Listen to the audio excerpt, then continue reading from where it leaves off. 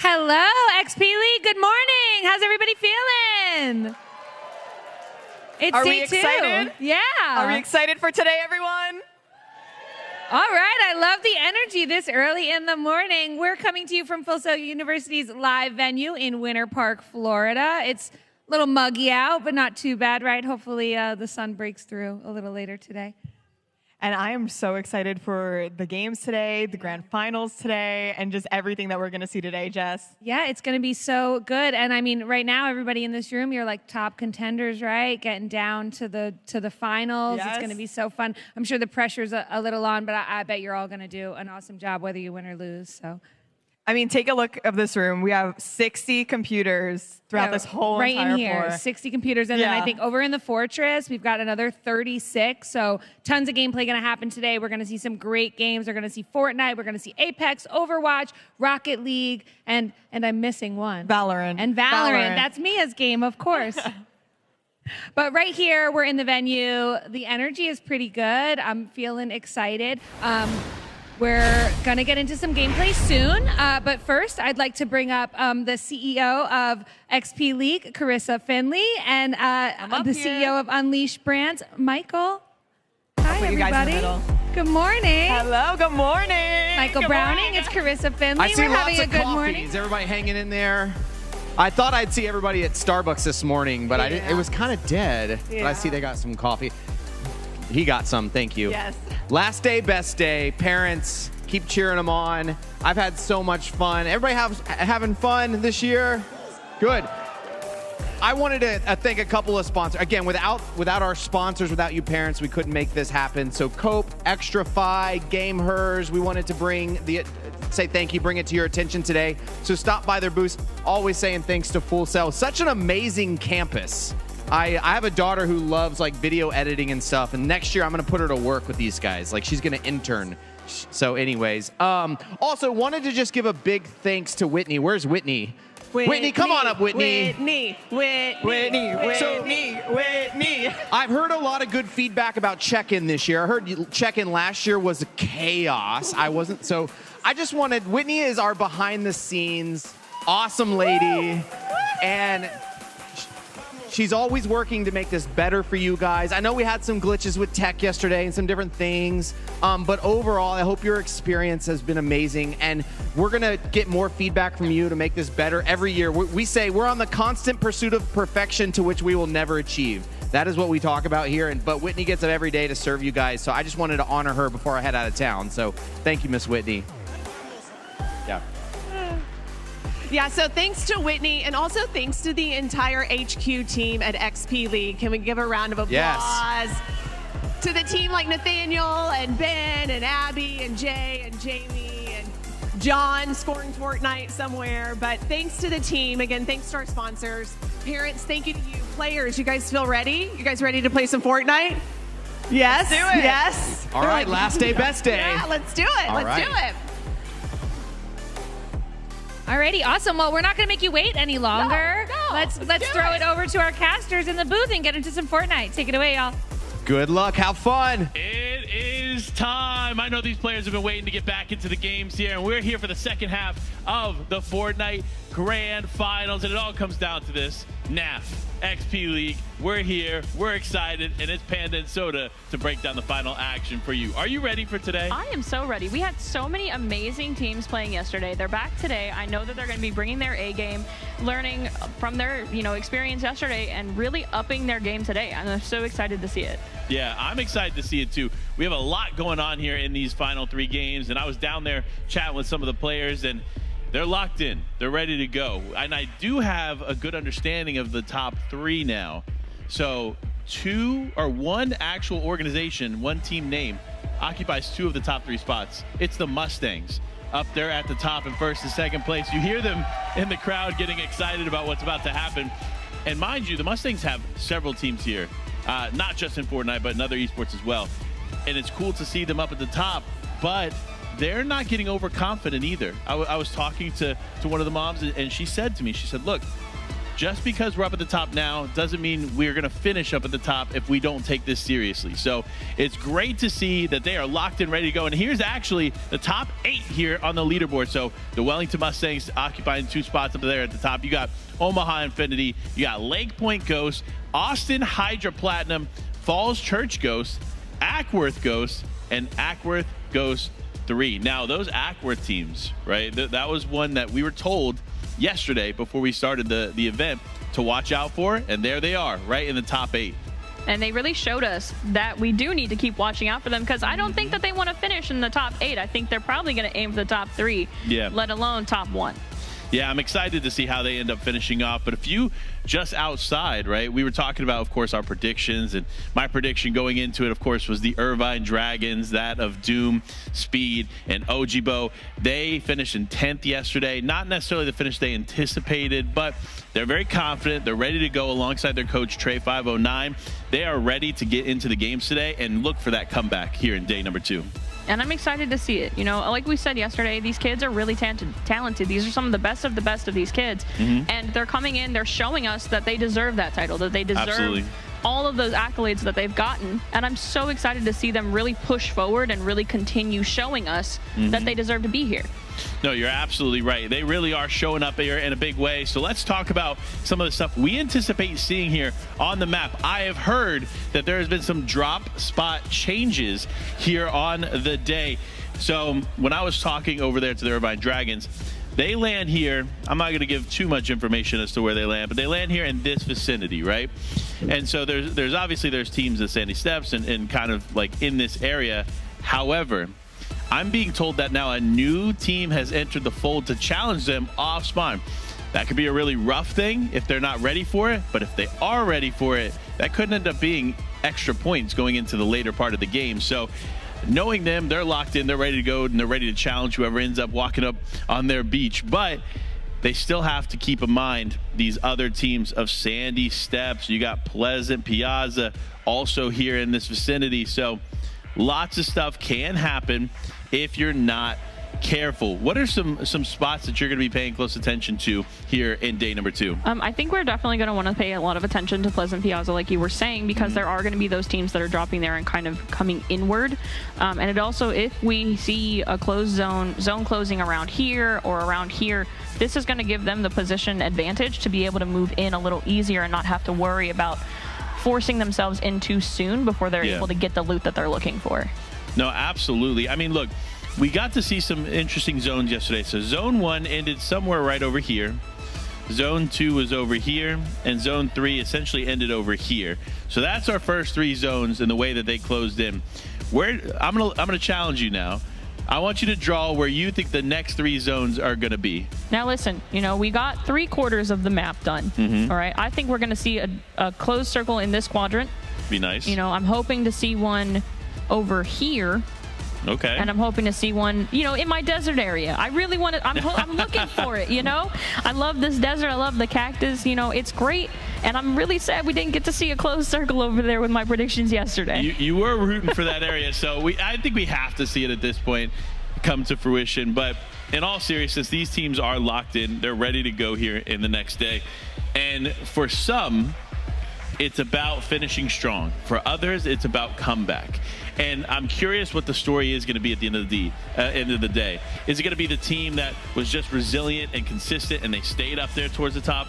Or is there a top 15, top 20 team that ends up having a massive day number 2 and climbs the top of the leaderboard? There's so many stories that can unfold because we've only seen 3 games. We haven't seen a full picture of what we're going to expect today. So I can only imagine how the day is going to end, but I'm excited regardless to watch these guys get into the game. You know, me too. And, you know, I know that these kids are just as excited as we are to get into these games and kind of show off their mettle. So I'm excited to see their mettle be shown off. Yeah. But it is one of those things where I'm curious to see if we see that top 20, that top 15 team coming back and bringing it back, you know, fighting for those top spots, because this is where it matters. It's absolutely where it matters. And again, there's going to be a lot of conversation around, okay, like we said before, the Mustangs, because they're close to the top. Ackworth has been challenging. They got a few spots there in the top 8. And obviously some of the other teams that are just creeping right outside of that top 8 that we didn't see in the leaderboard. There's a lot of conversation there of who can end up walking away with that final spot. But I think game 4, the one we're about to go into, will be the most indicative of what we're going to see on the day. Who spent the time to practice, get ready, and VOD review. Pay attention to what they did yesterday, maybe some of the mistakes that they made, and then kind of go from there. But in reality, let's be honest, I could talk all day about what we expect from the players, but we got to talk about why we're even here and how it's even possible. And we got to give a huge shout out to, of course, the sponsors. You got Cherry Extrafy, you got Cope. And listen, if you don't know about Cope, if you're a parent in the audience right now and you don't know about the Coalition of Parents in Esports, like, go check them out. They have a booth right over here. My man Chris, I believe, is sitting over there. So go have a conversation with them. Great resource for parents in esports. Go check them out. You got the Gamers organization, which, of course, such an impactful organization here. We got Raven, BDA, and, of course, all of our other sponsors in the house today. And then a big shout out to XP League and Full Sail for making this a reality. This whole show, if you don't know, is run primarily by students, which is an insane thought. You getting that real world experience, building out what it looks like and truly is a tier 1 experience from the top. Yeah, and you know, it's not just about, you know, the students, the sponsors, because at the end of the day, you know, what's one of the biggest, you know, determining factors here are these players and their parents. Yep. You know, that support system that they have, let's give a shout out to them too, you know, because it really is important to see like these parents here supporting their kids and the coaches and everybody who's been such an impactful part of this. Yeah. So, but you know, I know you're excited for some Fortnite. I'm excited for some Fortnite. These kids are excited for some Fortnite, but what about the crowd? How's the crowd feeling this morning? It sounds like they got some coffee in them. They're ready for the day. And listen, I'm ready too. Like, we are just moments away from getting into a game number 1 of the day, game 4 in the entire Fortnite competition. But before we do, you can actually kind of see it on the desk here. You might be wondering what peripherals they're using. Well, we got you covered. They are using the official keyboard of XP League right here. This thing is pretty sick. It's got great switches, great sound, and you can pick one up for yourself right over there in the Fortress in the merch area that they have set up right at the entrance. So if you want some of that, go check it out. Also, these mice. I said it before, and I'm going to say it again. This one is going to be missing after the Fortnite show. So when you tune in for the other esports, this one will not be here. But this is the mice that they're playing with. It is a Cherry Extrafy special. If you haven't checked out Extrafy, they're actually just merged with Cherry not too long ago, and they've been creating top tier mice for a long time. And this one in particular has this really unique design where you can essentially pull it apart. It's malleable. It's really sick. Honestly, I wish more companies would take on that idea of like, listen, one mouse fits all, because I know I've had my struggles throughout the days of like, oh, I like this mouse, but it feels good in my hand, but this mouse is lighter. Let me try this. Oh, it doesn't feel as good in my hand, but it's lighter, so it's a little easier to use. Like, there's so many things when it comes to mice. So finding the right one is key, and a mouse like this that is transformable and changeable just makes it that much better. Yeah, and you know, I got to mess around with these keyboards and these mice the other day, and the keyboard itself is so easy to use. It's the perfect size. It doesn't take up too much space on your desk, so you have that extra room for your mouse. And in those movements, when you have to flick really quickly in any game, that gives you the space to do so. Especially in Fortnite. Like, if you know Fortnite, you know these kids are throwing their arm across the table, building and editing and getting everything done that they need to do. So having that additional space is definitely really key. So shout out to both XP League on the keyboard and Cherry Extrafy on the mice. And if you didn't know, Cherry Extrafy actually has a stand downstairs. I talked about this a little bit yesterday, but if you didn't get a chance to check it out, go check it out now. They actually have an unreleased mouse sitting down there with 8K polling rate, which if you know anything about mice, that is like top tier level polling rate. Gives you the most responsive mouse potentially on the market, and of course a great weight as well. Challenges that of like the Logitech G Pro Wireless, a super light, and more. So definitely go check them out. I tried to get this. I'm going to be honest. At first, I tried to get the unreleased one. She was like, well, it's unreleased. I can't give you that one. So that's why. Maybe we'll have to stop by and talk to her after this. Maybe we'll figure something out. That's why, worst comes worst, I'm settling for this one. I'm telling you, it's going to be missing.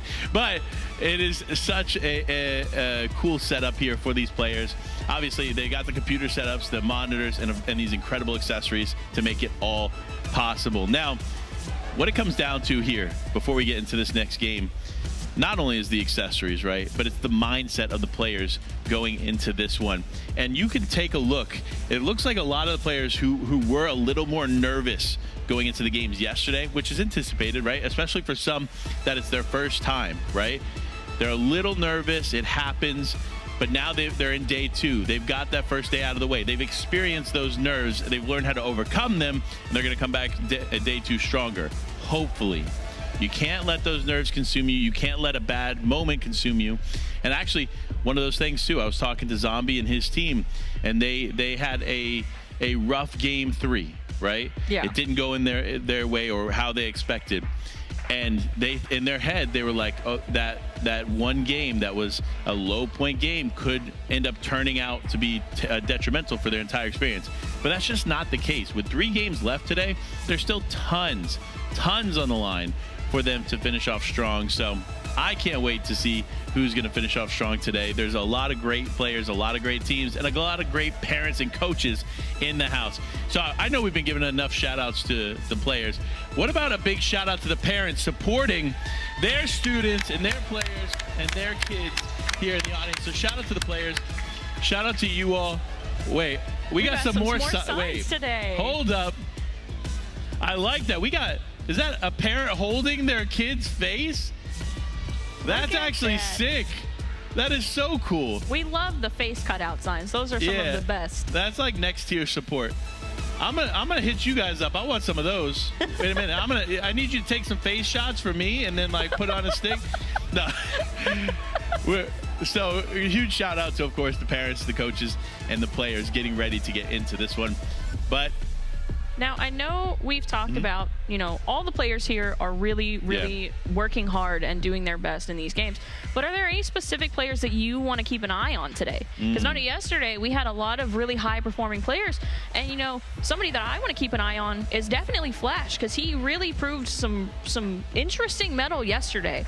Yeah. Forcing his team into positions that were positive for them and really pushing forward. Yeah, Flash's team was one that did exceptionally well. They did win one of those games yesterday of the 3.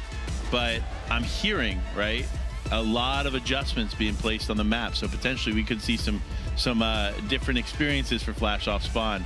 So they need to be ready, locked in, ready to go. Make sure they are taking that seriously. Hopefully not too much changes in their game plan, and they can still execute on that. But they're definitely, I agree, they're a player we have to watch and a team we have to watch as a whole. Like I said before, you have to watch the Wellington Mustangs because they are first and second place, right? And then, of course, I'll keep saying it because they came in second place last year. They're coached by one of the best mechanical players in Fortnite.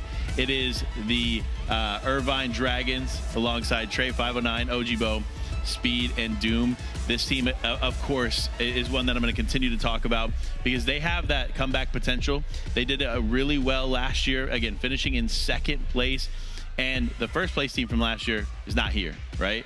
So it looks like that top spot is open. The top contenders are here to claim it. And I'm curious which organization is going to be able to claim it because there are so many up there. Ackworth is, again, another example of someone that could potentially walk away with that top spot.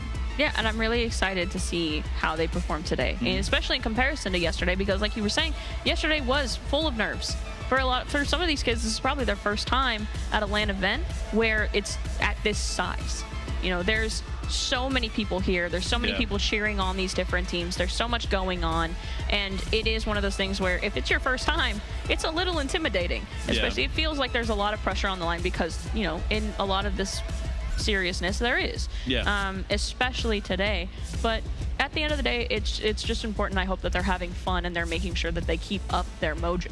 Yeah, keep up that mojo is definitely important. But I have word that the code has now been generated. So if you have not locked in your team, make sure you do that right now. Get with your station lead so they can get you sorted out with your code and get you loaded up for another beautiful day of Fortnite. Now, we were talking about players and teams that we want to talk about.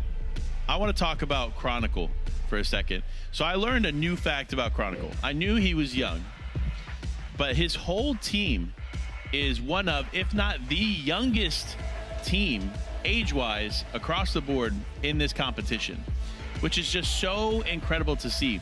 And when I'm talking young, I'm talking 10 years old. I mean, so pretty insane stuff. The traditional age to compete in Fortnite is 13.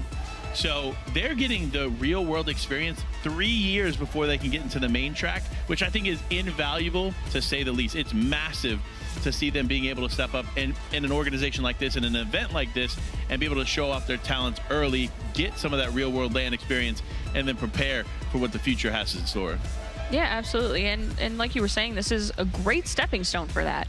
If in 3 years he decides he does want to jump on that main circuit, he's already got that experience. And it's so major for a lot of these kids if they decide they do want to go into the more heavily competitive scene as, 13, 14, all the way up to like 22. Yeah. It's going to be, this is their starting point. Yeah, absolutely. This is how you learn. And again, specifically this one, we saw yesterday, it's stacked, right? This is the highest level play that you can see. Surge every single game, issues that only the pros and the highest tier players understand were experienced yesterday. And that's not going to change here today. We're going to see more surge issues. We're going to see highest level play, slow play, especially in the early and mid game. And then, of course, things pick up there in the final moments. But I can't wait to get into it. I know we're just a few out there from getting that battle bus locked and sent in here. But again, for all of you out there that are still not quite locked in with your team, make sure you're getting your code from your station leaders. Wait, is that a flag? Wait, what team is that? I think that's the Horde. The Horde? Who's got a flag? Is that what it is? For the Horde, I believe. For the Horde. Okay, bet. That's actually a pretty sick flag. All right, next year, I'm going to challenge you guys, coaches and parents. I want to see next year, NAF, I want to see the coolest signs, flags, whatever you can think of creativity-wise. You guys are already on it. I want to see some insane creativity supporting your team next year for all of you that return for the NA finals next year. Of course, most likely a Full Sail. And honestly, it's exciting. There's going to be a lot of cool stuff yet to unfold, a lot of gameplay here. But we're just the first game of the day. We got Fortnite, we got Apex, we got Valorant, we got Overwatch. I mean, the day is going to be a stacked one. Yeah, absolutely. And, we see the performances of these kids in this game and the games after. Everybody is working so hard today from what they did yesterday. I'm sure a lot of these kids are exhausted. A lot of them probably had a lot of adrenaline after they got home yesterday. So they probably may not have slept as early as they should have. So hopefully everybody's awake, energized, and ready to go, locked in. So how are you feeling? I'm feeling good. I'm feeling good. It's funny. We got to talk about it. We have this incredible experience here at Full Sail that is truly a one-to-one experience of what those tier 1 pros experience or get to be a part of when they're competing for their esport at the highest level. Tell me a little bit about your experience at Full Sail. You're a student here. You're getting ready to finish up your degree. Yeah. You're right around the corner there, and you've got to work in production. Now you've worked as a caster. Tell us a little bit about that experience that you have. So a lot of that experience came over time. I have had the pleasure of working with a lot of behind the scenes up to this event.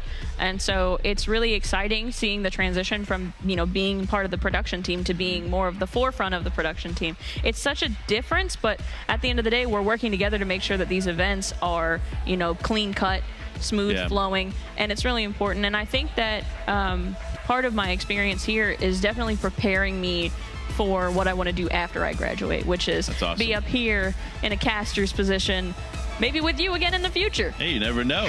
Honestly, listen, these experiences are super unique to what Full Sail has to offer.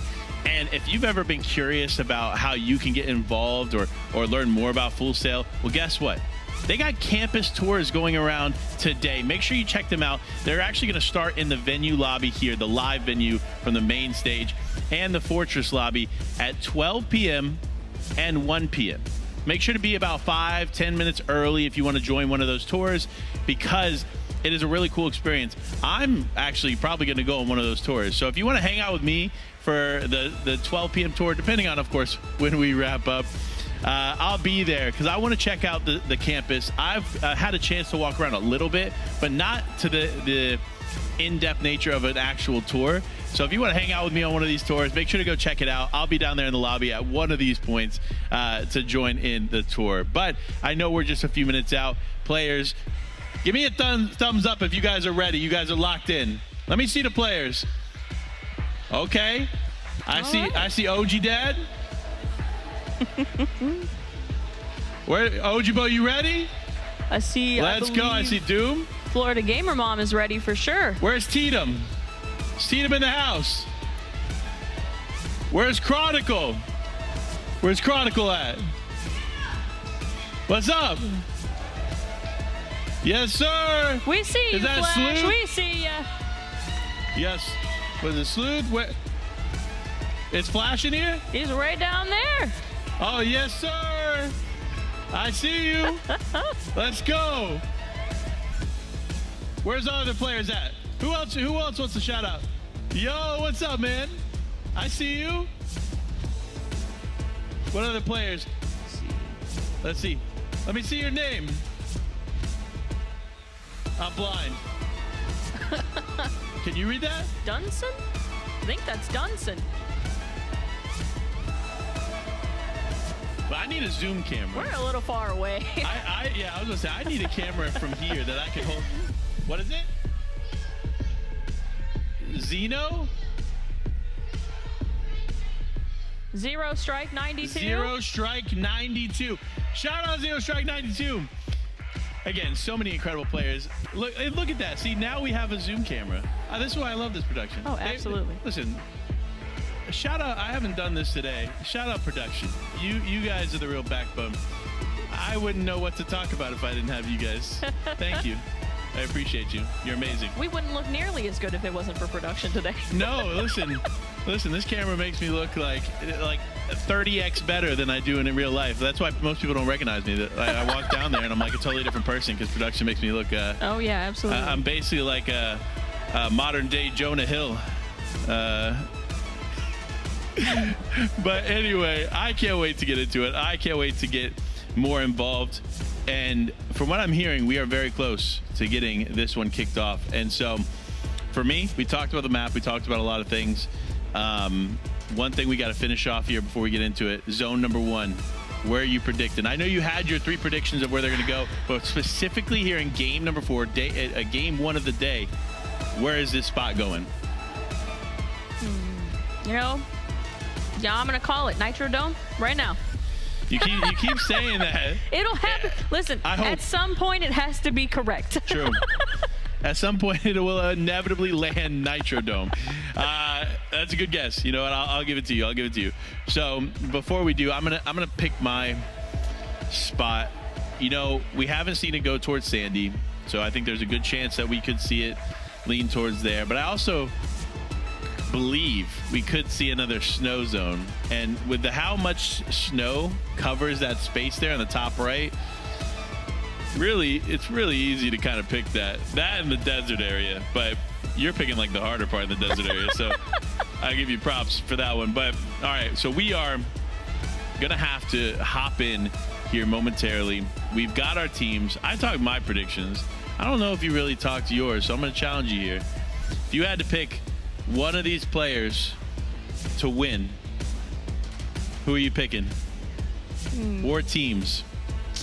You know, I think I'm going to join you on the Irvine Dragons. Yeah, Irvine Dragons over there.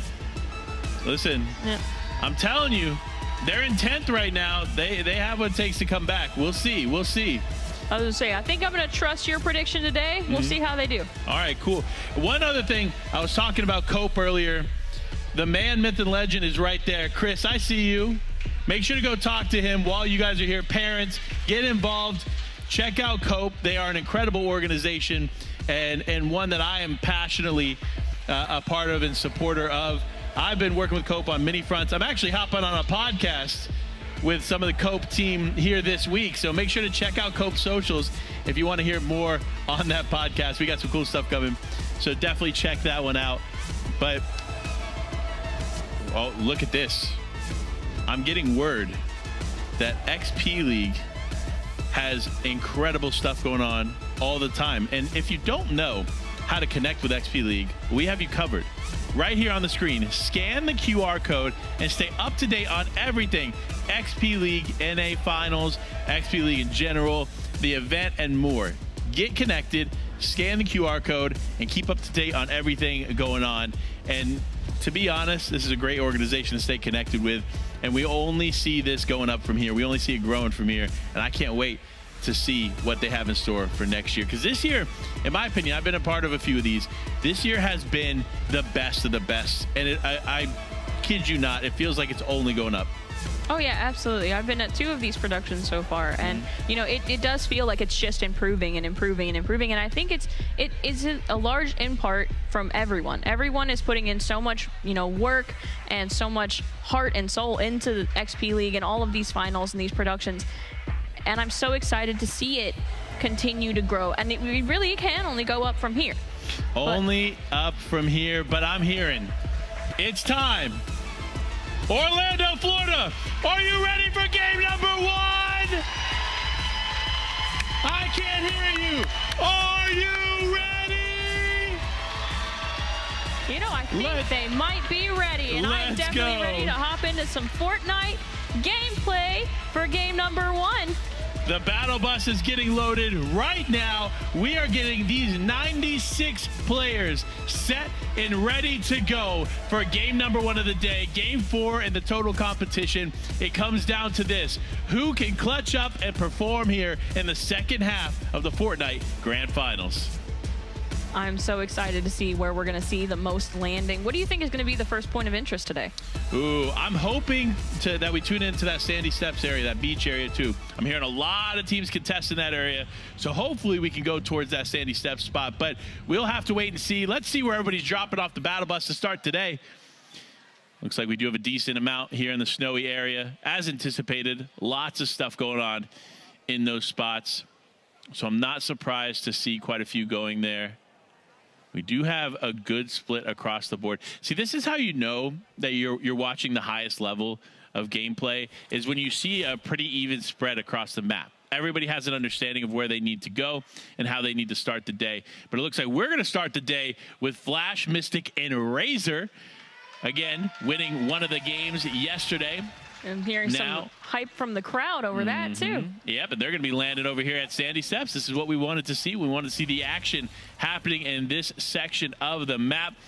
Rocking the new Reload umbrella. If you haven't seen it, folks, that thing is sick. Make sure to go play Reload, win a game, and you get that umbrella as well. So now, though, split across the map, we see quite a few getting ready. Players locked in. Look at the seriousness on their face. You know they are ready to take on this competition, but Flash now healing up. Getting to a good spot. It does look like they don't have really anything else going on too close to them, which is a good sign. Maybe just an NPC there in the distance that they might have to interact with. But nevertheless, going to be a good start. You see the legendary shotgun in hand here for Mystic. That's going to be a problem for anybody that goes up against him. because he can easily take out the competition with that bad boy. Yeah, and getting those legendary weapons early is so detrimental for these early fights because, you know, what can you do if you're running up to somebody you don't know? They've got those legendary shotguns, those legendary SMGs, and then all of a sudden you're taking way more damage than you were anticipating. Yeah, exactly. I mean, it truly is a different experience when you have the legendary kit in hand, and that's what Mystic's going to be rocking so far. So good setup to start the day for them. We also got Mr. Baz coming back here in day number 1 with Adrian and Rice. This is another team we watch closely. It looks like Mr. Baz may have taken a little fall damage. I'm not sure that another team is potentially near them. It could just be a fall damage situation, which happens. You can't lie. Sometimes people hit the ground. You know, I can definitely say I've probably hit the ground more times than I care to admit. Fair. That is very fair. You get so used to having those nitro jumps and then suddenly you don't have them anymore, and that jump is a little higher than you expected. Yeah, exactly. And so these players doing what they can to be prepared for the day. Adrian now looking for a shot there in the distance. Nothing, unfortunately, readily available for them. I do love that the shield bubbles have stayed in here in this format. With the tournament format, I was curious what they were going to remove this season, what they were going to make accessible. And sure enough, those shield bubbles, the shield bubble juniors, what those are specifically called, are readily available. And I think they have a place here in competitive. So we'll continue to watch how that plays out. Oh, I see Magic here getting an elimination early. That's going to be a good sign there for them over at the rig, your favorite spot here. And it looks like another team not too far out. I'm so excited to see how this might turn out because Rig, again, it's one of those places where you get that medal. And that medal is going to be something that these players are looking for to make sure that they have that in their arsenal for those builds because that is the strongest material in the game right now. And it's one of those things where it's going to make or break some of these fights. Yeah, I couldn't agree more.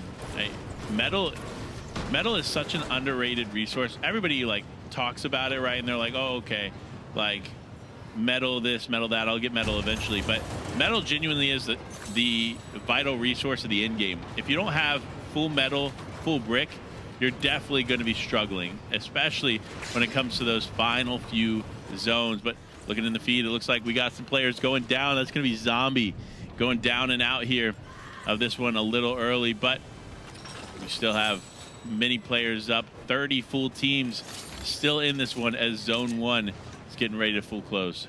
I know we talked about it a little bit yesterday, but that final game yesterday where we had 3 solo players, do you think we're going to see some of that today? You know, if there's ever a season to predict solo gameplay at the end, is this one. The way that the loot pool is designed and a lot of things have been structured this season, it heavily favors those of solo gameplay. So if you are a solo clutch artist on your team, this is one of the few seasons you can feel confident in taking on fights without your team because there's so many resources, utilities, heals, and everything in between that allow you as a solo player to find success.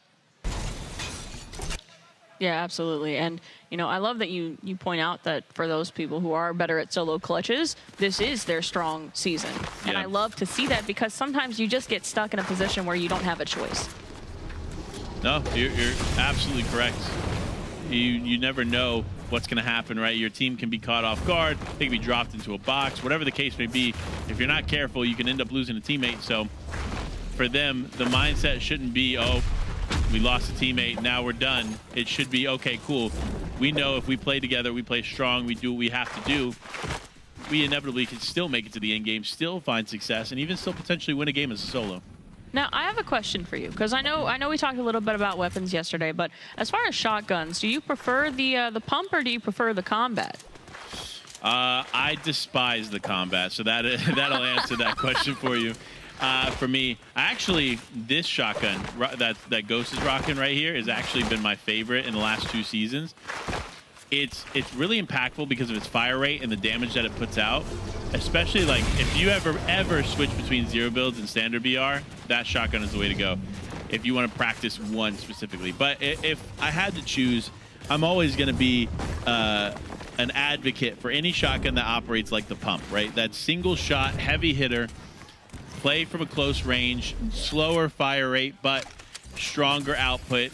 because I'm the type of player that will always shoot and then follow up with the SMG. I talked about it a little bit yesterday. My SMG aim, I feel, is the strongest thing I have in my kit.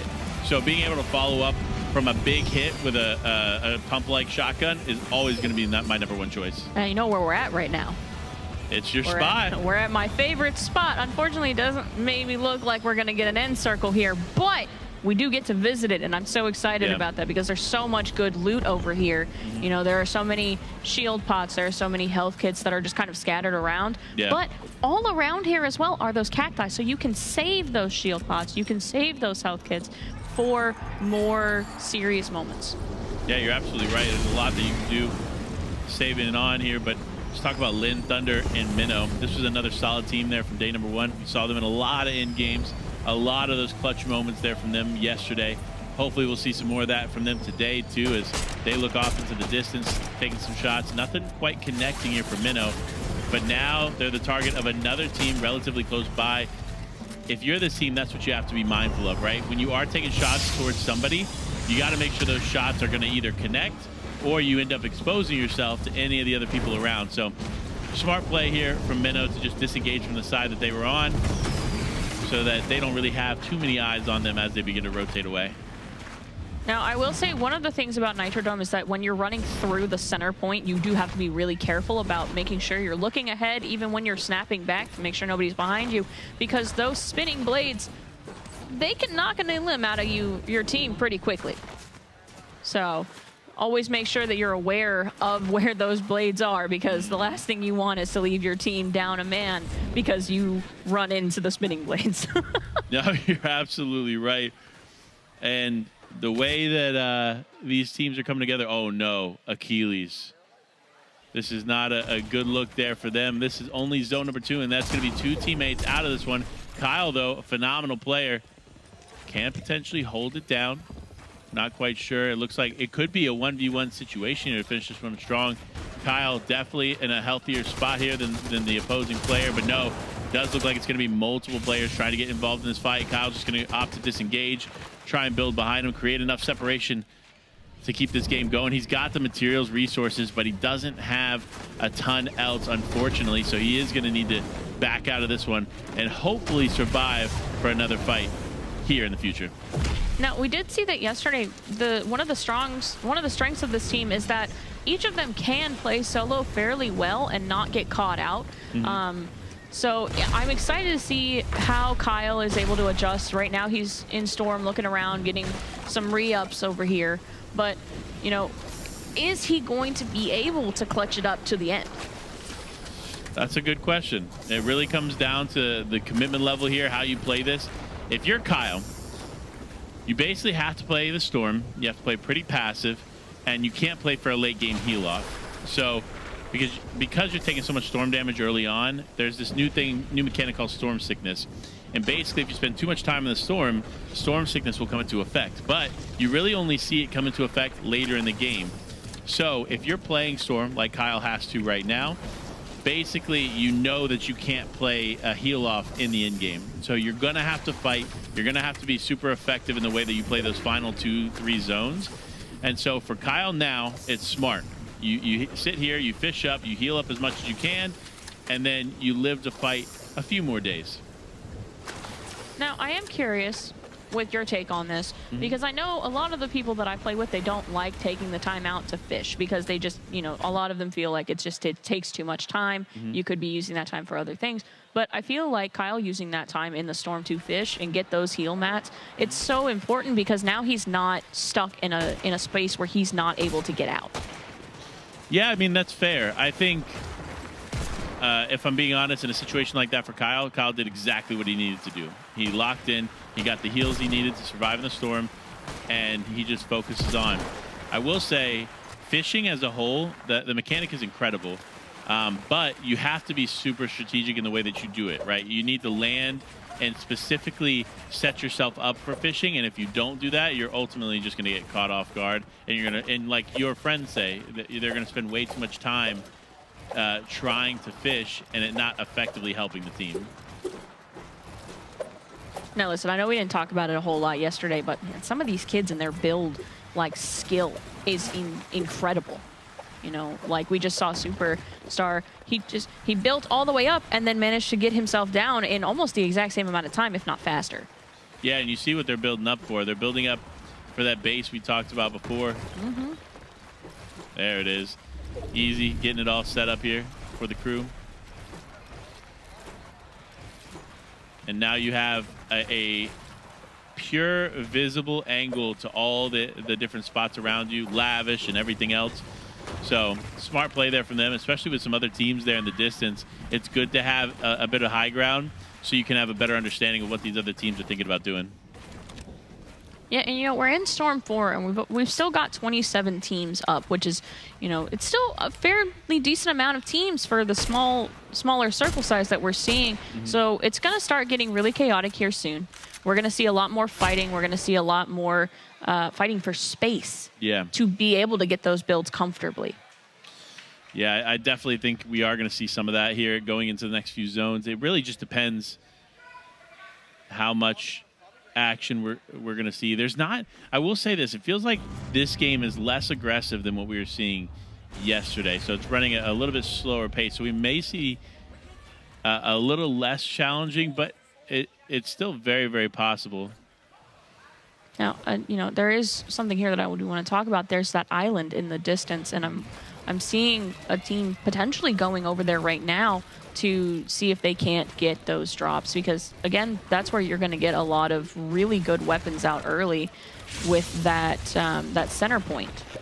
And I believe they still have the editing table as well to add to adjust your scopes and stuff on the island right now. That's true. That is true. There's a lot of value in the island, but you have to be careful and you have to be first to get there. That's why you see these teams racing. There's one team that looks like up there, one team below, and another one now approaching. And looks like they might take some shots, but ultimately it does look like they're going to have to disengage from this one. It's not going to be worth trying to challenge for the island when there's other teams already present. And, you know, I'm seeing, listen, I love Nitrodome. I love the season. I love the outfits we got this season. But this mechanic skin that we got, our outfit that we got, was amazingly put together. Especially with the mask on. I prefer the mask on personally, but it's one of my favorites. It's definitely a really cool one. I will say the outfit game from Fortnite always gets better. I don't see them really going backwards. They continue to impress me, especially with their more original stuff that they put in the Battle Pass. I believe we're getting like a Magneto outfit later on the season, or it might be coming here very soon. I believe typically like week 7 of the Battle Pass. So expect that here in the near future. But they always are doing really cool things. And actually recently, a big shout out to the Icon series and all the recipients of the Icon series. But most recently, Nick-A30 getting his outfit in the game, like a big, massive Fortnite creator, been around since the dawn of Fortnite. And honestly created one of the coolest bundles as far as Icon outfits we've ever seen. So big shout out to Nick-A30 and that outfit and the design time he put into it. Because he was talking about it on stream, and it literally took 2 years. Yeah, and you know, I feel like we can see when they do these Icon outfit collabs, we see the work and the effort that they put into making sure that they come out the best that they can be. So I love to see that, and I love seeing the creativity that comes from these creators that work with Epic to make these outfits work the best that they can, especially when they're on models that are constantly moving around. It's so important that you make sure that the functionality of those outfits is like pristine. Yeah, it's definitely a huge undertaking doing that, but oh my gosh, Razor with a beautiful knock, but not without being challenged here. As this player begins to build up on him, he's going to need to go ahead and take that cola, take the fizz, and hope to get back into this one as he starts getting some shield here. He's looking to pressure the box. A bit of a risky play, as he's not necessarily in the healthiest spot himself. He needs to be mindful of that, but the shots continue to come through. Razor takes a little bit of damage. Now on the back foot, getting back with his teammate, and it's med kit time. That's what you need to do. You need to focus on healing up, take the fight as healthy as you can, and take it alongside your team. This is a strong team in this lobby. The last thing you want to do is take a solo fight when you don't need to. And again, we see again kind of here what I was talking about yesterday with this Flowberry Fizz, where you make sure that your entire team is in a box where you can comfortably hide that geyser, and still everybody gets a little bit of that shield back. You're absolutely right. I think being able to use the Flowberry Fizz in that way and use the Nitro fuel in that way, like, it's just gonna make a big difference. Wait. Oh my gosh, that could have been terrible for Razor. I don't think he realized in the moment, but there was a full team in that bush when he dove in. But the team, instead of engaging and getting the elimination on the Razor, they backed off. That was really close. I did see that, and I'm wondering I wonder if that was a tactical choice from that team, or if maybe they just didn't notice either. I think they knew because of the way that they moved away, but I think they were just like, you know what? I'm unsure if this is a fight we're willing to take right now. We're doing okay. Like, maybe we have a good loadout where they felt comfortable just continuing to try to fight for the late game, and it just that elimination wasn't worth them trying to challenge for. And we've seen Assassin just went down, and so now Clue is kind of fighting on his own right now. Yeah, and Assassin is one that super talented. I chatted with him I think yesterday, or if not the day before, but I 1v1'd him last year. Yeah, literally, we had a setup in the Fortress where I was playing against some of the players. Him and I 1v1, and he beat me. I won't lie, he beat me. To be fair, I didn't have my mouse, you know, like, if I had my mouse, maybe it would have been different, but... Hey, you were using unfamiliar peripherals, I understand. Exactly. But he's honestly a super talented player, so good to see him back here this year as well. That's the first time we really got to tune in with Assassin and his crew. We've seen them a little bit around the island, but not like fully getting to watch what they have going on. And then we're getting to these circles where teams aren't going to have a lot of space. Yeah. So where these teams are going to need to get to that high ground for that advantage. Ooh, now we're switching over to Shark, J-Bone, and Diamond. This was a hype team to finish off the day yesterday, you already know. And we know that their crew is in full effect. They've been pumped to see their players competing in this one. I believe yesterday they were sat over here. They might be, maybe they're in the other side. Who knows? But J-Bone, Diamond, and Shark, phenomenal players, and had, again, a really decent day. Number one, finished strong to top it all off. But no, as I say that, Shark taking a ton of damage here. It's like potentially slightly separated too from the team, so they're going to need to reconnect here if they want to play this one out. Now, I love seeing them continue using that tunneling tactic, where they allow themselves space to move, but they also prepare themselves so that they're not taking those pot shots early. Yeah, they definitely are. They're doing what they need to do. They are sitting back, like not over-aggressing on other teams. They knew they took some damage there, so they said, okay, you know what? Like, let's be patient. Oh, but now that Surge is in effect, they need the shots. They're only 56 damage above the threshold, which means all it takes is one of those teams below the threshold to hit 1-2 shots, and now it could be a problem for them. So we're seeing it. The struggle is real here for a lot of these teams, Condog included, as they're only 68 above the threshold too. So they need to connect a big shot. They're looking for it. Could we see 1-2 headshots with that DMR is all it would take, but no, not going to be able to take those shots as the metal wall fully built there. So for Six Paths and Justin, now some of the pressure's on them as they have to continue to look to connect something, but oh no, Golden trying to hold on here. Lost his teammates, 1 HP in a dream. Can he do it? He backs up, he's on the back foot, but no, Golden's gonna go down.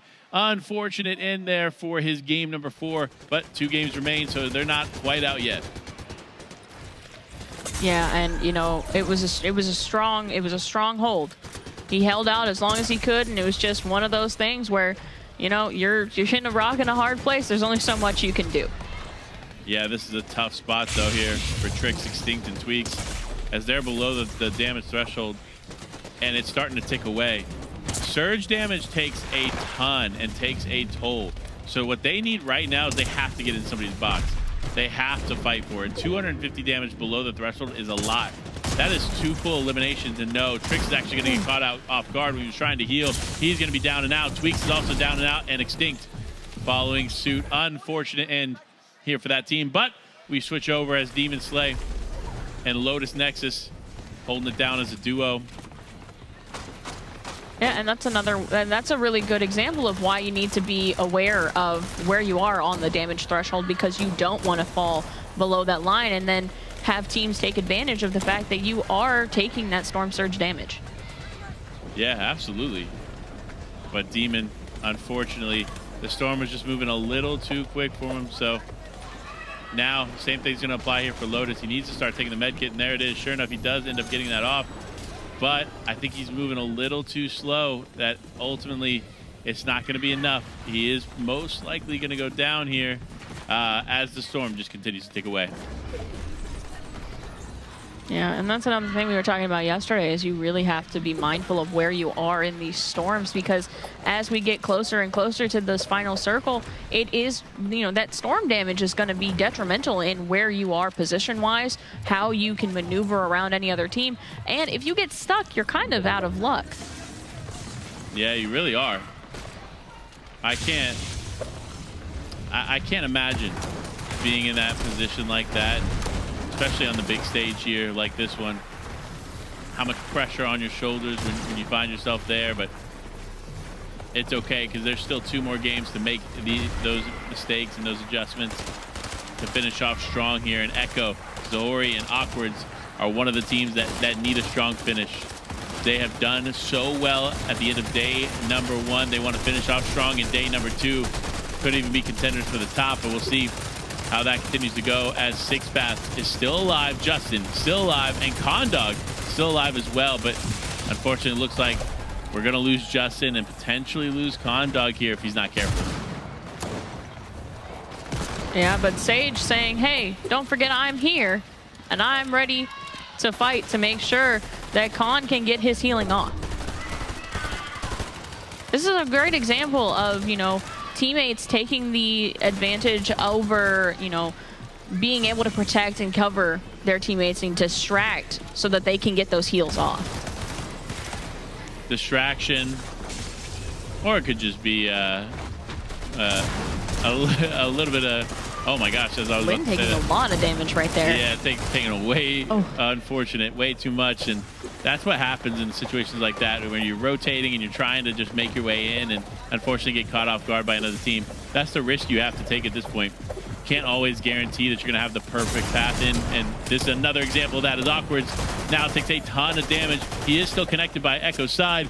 He needs to hold on and continue to separate himself from this other team. Sure enough, though, they're still alive for a moment as Echo, very weak. Neither of them have shield. Potentially need to use the Nitro here to at least put a little bit back, a little bit of an edge back on their shoulders. And there it is. He's going to go ahead and try to spray, and he does get some damage, but not enough to convert it into an elimination. Awkward's now holding onto the box. He just needs to make something happen if he wants to continue. But Flash, Razor, Mystic, all alive, healthy and well, but running a little low on material. We'll have to watch closely to see if they can finish this one out. Yeah, you know, we talked a little bit about the cluster of teams. We have a lot more teams toward these last circles than I feel like we did yesterday, and it's definitely showing. You know, you mentioned earlier these games feel a little bit slower pace, but, you know, that's something you have to look out for, is when these games are a little bit slower pace and not as aggressive, you end up with so many teams toward these last circles, and it restricts so much space that you have.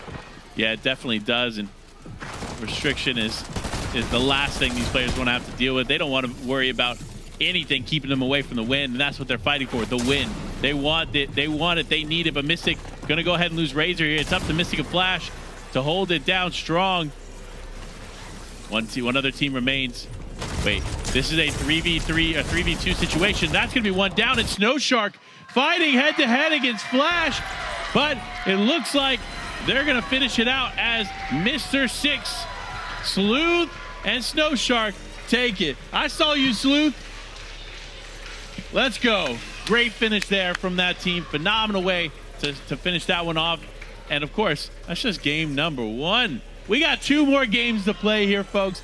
A lot more to cover and a lot more action to break down. I'm excited. That was honestly impressive.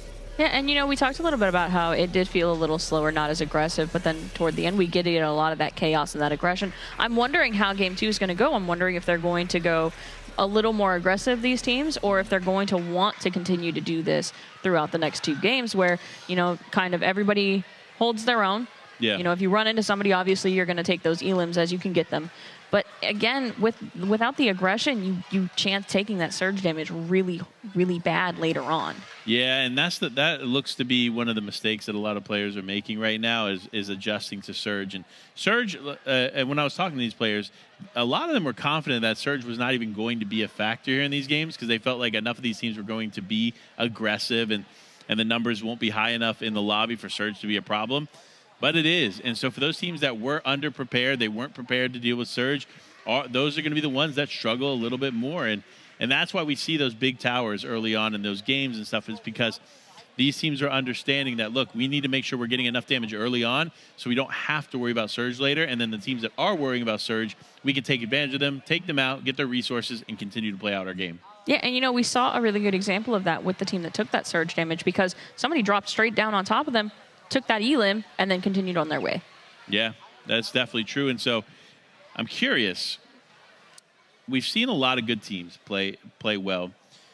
I'm curious if there's one of these underdog teams on the leaderboard that, they had a better game than we were able to see, and that it's starting to trickle them up the leaderboard. Because while we focus in on a lot of players, there's still so many other players in this lobby that we didn't get a chance to recognize, see, and support. So I'll definitely be keeping my eye on some of the fresher faces, maybe ones we haven't seen quite yet. But these players are excited. You see them here live in the event, ready to go. And, I can't wait. I can imagine. It's probably exciting getting to play not only on this big stage, but against the best of the best here at the XP League. Yeah, and I'm wondering if we're getting any of that trash talk that we were talking about yesterday, because they are right next to each other. A lot of these teams, are right next to each other. All they have to do is look over and go, "Hey, did you like that elim I got on you? I see you. I see you." Almost. But no, we got some replays. Let's take a look back at this game, dive in, and see some of the highlight moments that we were able to share with you all at home. And of course, I was just pointing to them. It's Flash, Mystic, and Razor hanging out here. They had a good moment there, but this was tough to watch. 1 HP in a dream. I actually want to take a look back at that highlight as well, because that was so close. Mm-hmm. Golden almost got out of there, but we see, he's starting to get those builds. He's getting the ramps up, he's getting the stairs up, he's getting the walls up, but he just couldn't get out at that last moment. If you pause it right as he gets eliminated here, I can actually point something out. So he did a really good job to look straight down and build that wall, but you can't really tell. His leg is phased through the wall. So that bleed damage from the SMG was just there, just enough to hit the final shot on him. Unfortunate way for Golden to finish it out, but it's still a great point to acknowledge. But let's look at the rest of the replays here and see some others. And of course, Tweaks, Extinct, Trixera. This is a team that was dealing with the Storm Surge issues, and unfortunately, their focus on Surge, or lack thereof, focus on early game Surge, ultimately was their demise. As they end up getting taken out. And then another example, Demon Slay and Lotus Nexus, not necessarily dealing with surge damage, but they spent a little too much time in the storm, didn't have enough heals to really get their way back into the game. So sadly, they ended up going down. But here it is. This Mystic was the moment.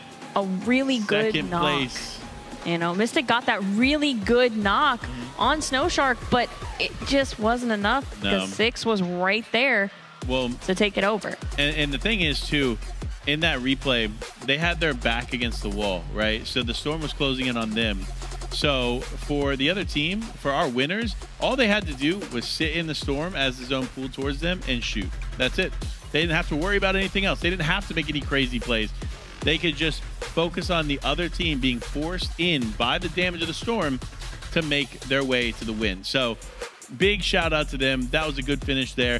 And I'm curious how that affects the leaderboard overall. I'm going to be keeping an eye on that as our games go on, and I'll try to update you guys at home too as I keep a close eye on what's happening there. But looking at these players, look at that relaxation. He's got his arms stretched. I think he's chewing a piece of gum. Yeah, that's you. What's up, We're man? looking at you. But no, I mean, you got to stay limber in these matches. You can't, you're hunched over, you're locked in. You got to get those stretches out. Pancake Ninja. What's up, man? I think you caught him a little off guard there. Yeah, listen, that's why you had to say it. But look, this team's excited. They're talking about what they can do for the next round. I like it. Now I know we're just like a few minutes away from the next load-in, but we have to talk about our circle predictions. Yeah, let's talk about it. So I went first last time. Let's hear yours. All right, so I'm going to say it now. It's going to go straight to Nitrodome, okay? No, I'm just kidding. I'm going to say... So that actually did end up finishing in the snow. Did it? No, I think we finished in the grass. You're right, I think. But let's pull up the map. All right. Since we didn't finish in the snow this time, I'm going right back to the snowy area yet again.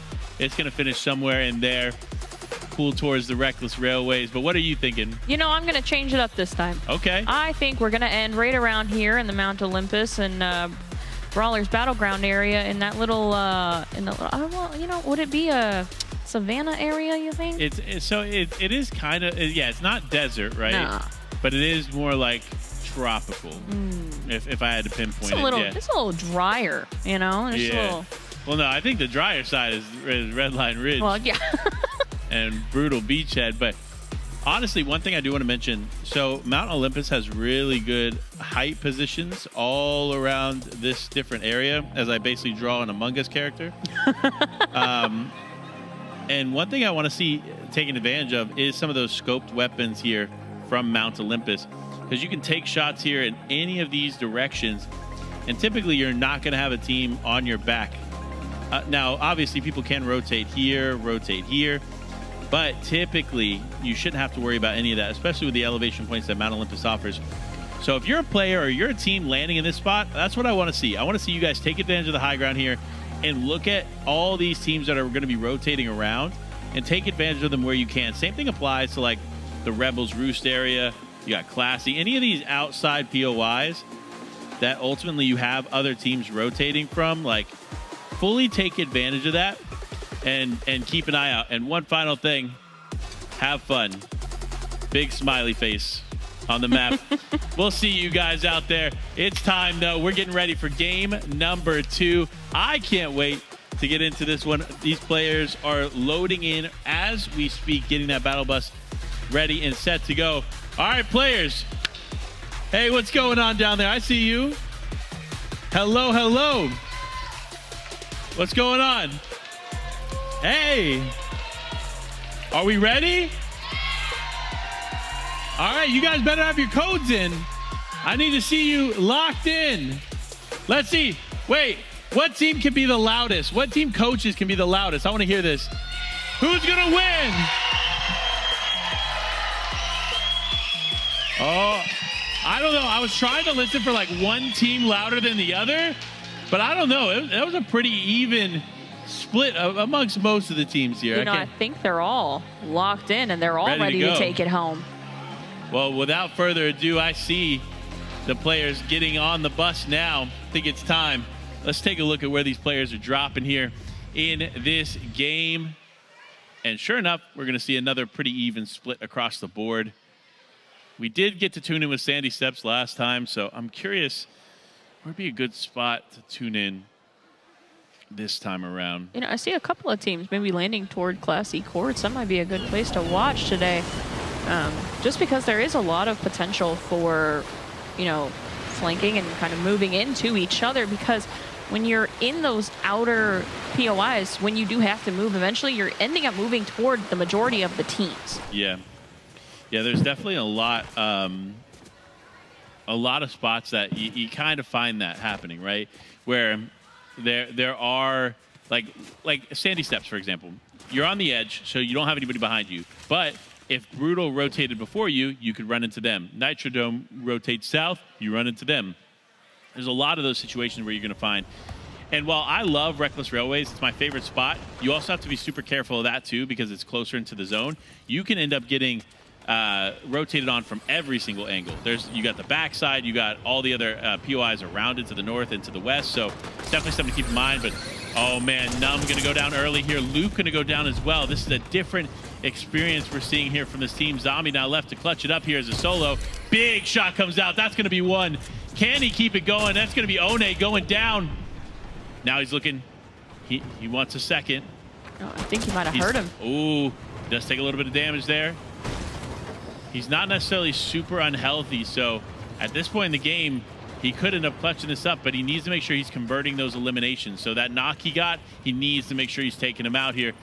As we prep in here at the rig, they're going to continue this fight. Oh, he does get that elimination. That's going to be One completely out of this one. Numb is still down too, so interesting choice there. He does get the minis from that, so he could potentially get Numb back into this, but I'm curious where the other player is, because Zombie's looking. He's ready, and that's going to be Numb completely out of this one. There it is. Oh, man. It looks like Magic versus Zombie. Two very aggressive and strong players going head-to-head here as they attempt to fight it out. But, oh, it was close. Zombie almost gets caught off guard there as the guards are starting to target him a little bit. He needs to find that other player, though, because that's where the real fight is. And if he wants a chance to get his teammates back into this one, he needs to take out this last remaining player and then, of course, go for the cards. Yeah, absolutely. And this is one of those POIs where it's a little bit more difficult to tell where a player is because there are those NPCs walking around everywhere. Yeah. So if you hear footsteps, there's no guarantee it's the enemy team. It could just be an NPC, and then you're having to, if you start a fight with them, then there's the potential of that enemy player coming up behind you. Yeah. Honestly, that's super fair. And the longer this fight lasts, the more those issues arise, where it's like they hear the shots going on in the distance, right? And they hear the action, and they're like, okay, maybe I can get involved in this. Let me see if I can rotate from Brutal or any of these other spots here. But so far, so good here for these players. If these other teams knew and they were paying a close attention to the elimination feed, they would know that now's the time to strike because they're dealing with so many issues. Both teams down to one player each, and that is not an easy spot to recover from. Yeah, and Magic is here, and he sees Zombie, and that was such a good shot from Magic. Now he is in the low ground, so we're going to have to watch out here. Yeah, this is a bit of a tough spot for him to transition from. Honestly, may be his demise, too, if he's not careful. Giving up high ground and the angles that he had is definitely rough. I see what he's trying to do, but I don't think Zombie's going to let him do it as he looks to drop down here. Magic holding on. He's going to go ahead and go for the disengage. Keep him steady and ready as he takes some nitro fuel. Ooh, this is interesting. Opting to disengage, going to try to return fire. Nothing fully connects, but looks like he may have enough just to slip away. And there it is, your Cactuses, one of your favorite additions here in this season, being fully utilized, and you love to see it. We do love to see it, and that's one of the big things I was talking about, is that can give you such a strong advantage in these 1v1s. It definitely can, and so we'll see how that plays out. But Zombie now has a unique opportunity to get the teammates back into it. The winner of the battle here at the rig. And he's going to go for it now. And honestly, smart play on his part. It does look like the only team they might have to worry about is Brawlers. But from the look of it, Brawlers is still preoccupied with what they got going on. Well, if you do look where Brawlers is, there's a team coming up behind them. Ooh, that's a good point. And it looks like we have Elliot Riot, Flix Shadow, and Maverick Flix all rotating to the battleground. This could be interesting. This is a fight that we haven't had a chance to check out here throughout the day, so I'm curious how this is going to play out. They need to be careful, though. The battleground is much higher, so if they're not careful, they can end up getting caught off guard from that high ground team, but they're still going to go for it. I love to see it. I love the play. And it looks like the way that the zone is pulling, we're much more likely to see that sand biome finish that you've been looking for. They see the reboot. But I'm curious if they're going to start rotating to it. And if they do, is Brawlers also going to start rotating to it? Because now they know there are 2 players over there who potentially have no loadouts. Yeah, you see it actually. You can tell that Brawlers took a look for a moment there. Those players acknowledged that they were there, but probably didn't see an opening enough to try and cross the desert. And I talked about this yesterday. I'll talk about it again today. The desert is a really cool area, and the rig is rated very highly on pros list of POIs, but, and it's a big but, the desert area is very flat. There's not a lot of natural cover when it comes down to it, and you want to use as much of that natural cover to survive, thrive, and rotate around. So if you can't find that, then you're just gonna have to more or less settle for something different. But no, Riot now, unfortunately, gonna be focused on in a fight. His teammate's gonna go down here. It's a 2v3 situation. One going in, big shots come out, nothing quite connecting as Riot ends up going down here too. It's all left up to Maverick. Can Maverick clutch up here? Oh no, unfortunate there as this team ends up taking them out. That's gonna be Tipsy Grayson and Corrosion and Lorax. So good finish there for them. I kind of had a feeling that Battleground was going to take that fight. I talked about it just a moment ago. They had the high ground spot. That other team needed to be really careful. And Tipsy, of course, and Co were able to just clean up, get this loot, and now they can continue to play the game effectively because the zone is still playing in their favor. And now they're sitting as a team at 6 elims as well. So they're already, building up those points, building up that damage. So we're going to see how that affects them later in the Storm Surge. Yeah. Not only how it affects them, but how it affects LeBron's legacy.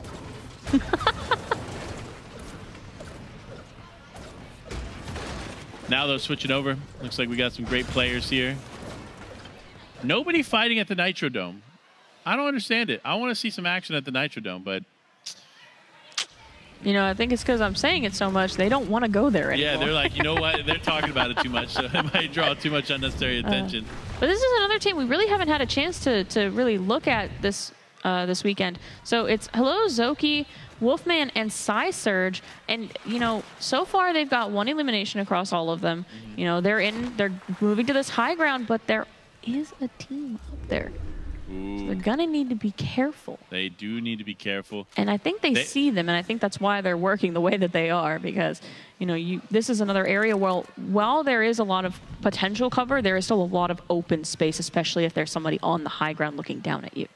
And I'm going to be honest, looking at Psysurge's inventory, me personally, I'd probably opt to make a switch, do a couple different things differently. But wait, oh my gosh, they're aggressive. They understand the assignment because the other team launch padded away. That means now they have the free rotation from the launch pad themselves to hopefully find a nice little spot in zone. Yeah, and they still have time. So, Storm is still a little ways out. They do have some time to, kind of cover and see as they're rotating up here if there are any players and any teams coming up behind them, coming up from all these other areas. And when they launch, they're going to get that advantage of height to be able to get more information. Interesting. Yeah, I mean, being on the launch pad and being able to look around, have a good idea of what's going on is so valuable. And that's why you see these players taking advantage of that now. But I have a challenge for you. Do you know what's designed in Sweden? Has RGB LED and it has adjustable sizes? If I had to guess, I would think it's our Cherry Extrafy mice. Yes, this one in particular, the M42 RGB Retro Edition. Beautiful mouse. Sorry, I'm trying to fit it in my pocket right now, but for some reason it's just not quite fitting. I'm just going to have to find a backpack or something to take it later. But now the focus is back on as, unfortunately, Grimace Gold goes down. His teammate going to have to clutch it up here. He takes a lot of damage too, and no, he's going to go down. It's left up to the Jimmy. The Jimmy 37 has an opportunity to pull something amazing, and he does. He disengages. I love it. This is the play you have to make. That's the Benji Fishy outfit right there, if I ever saw one. It's one of the nicest outfits I've seen of the Fish because it is so clean, it's so crisp, and you know that suit, he pulls it off so well. He does pull it off well. Shout out to the Jimmy for being able to get out of that situation and keep the game moving for them, get some more points on the board. But Bruno now looking to put some points on the board themselves, get some shots there in the distance. Good attention to detail there. You saw they were connecting those surge shots, which is important. The only thing that I'm gonna harp on here a little bit for Bryce Blitz and Flu here, they ended up taking that natural nitro without Bruno being present. So Bruno's gonna be lacking a little behind in the movement department, but as long as they don't get too separated, they should still be relatively good to go. And you know, shout out to Bruno there for hitting those shots with iron sights, because that was really far away, and it can be really hard to hit those shots because, you know, when they're further away, you have to predict where they're going to go. Not just where they are, but where they're going, so you can potentially get those shots in and have that damage input go off. And here we have the Sleuth and Mr. Six. Snow Shark already, you know, knocked. We'll have to see how they're able to kind of rotate out and back around if they're going to be able to get his banner. But Sleuth taking a lot of damage so far. I'm wondering how much of that is fall damage and, you know, shot damage. Well, based on them losing Shark there, I'm going to have to assume that it has to be from the fight. And another indicator of that, you see how he's got 4 minis in the inventory? That's 2 from Max. So that tells me he probably had to use those to get back up that 50 shield. But we'll see. We'll see how that continues out for them. Corrosion, though.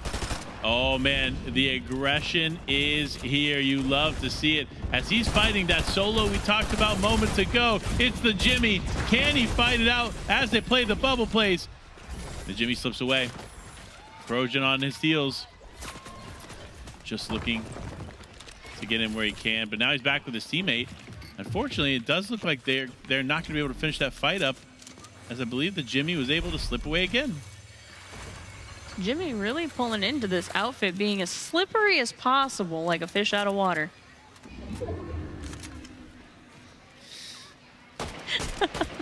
But now, you know, Corrosion's team at 7 elims across all of them. That is so solid for these early game picks. Yeah, definitely good looks here for them. You know, we talked about it a little bit last time. This game is already more aggressive, I feel like, than the last game was. And I wonder if that's just they're waking up, they're a little more confident in their plays, and they're really further locked in than they were in the game 1. Could be. It really could be. We'll find out, though. Superstar alone sitting at 6 elims for his team with JJ and Easy. Well, Foxy JJ is one of the most talented players I've watched in XP League history, right? Not just today, not just yesterday, history. This man is super talented, Foxy JJ, so it's good to see the team finding some success here. 8 eliminations as a total team, and Superstar, being a superstar, holding it down on the top of those eliminations is 6 here. And we're talking 6 eliminations in 4th zone. I mean, this might be the next Peterbot right here if I ever seen one. Already getting a knockdown on Psysurge as well, so pushing up to that high ground. They said, you're not going to have the high ground anymore. Oh, man, Superstar kind of building up for the clip there. I almost thought that's what he was going to go for, but he's going to maintain high ground. Nice little positioning here. He is going to look at the player trying to disengage 1 or 2 tags on that player, and it is wraps. But unfortunately, not going to be able to connect it as easy. Foxy JJ, though, down low. Oh, wait, no, this is that knocked teammate, so that's going to be a cleanup there. That's Wolfman, sadly, going to be out. But this team still strong. 7, 8, 9, 10. 10 eliminations. We're in zone 5.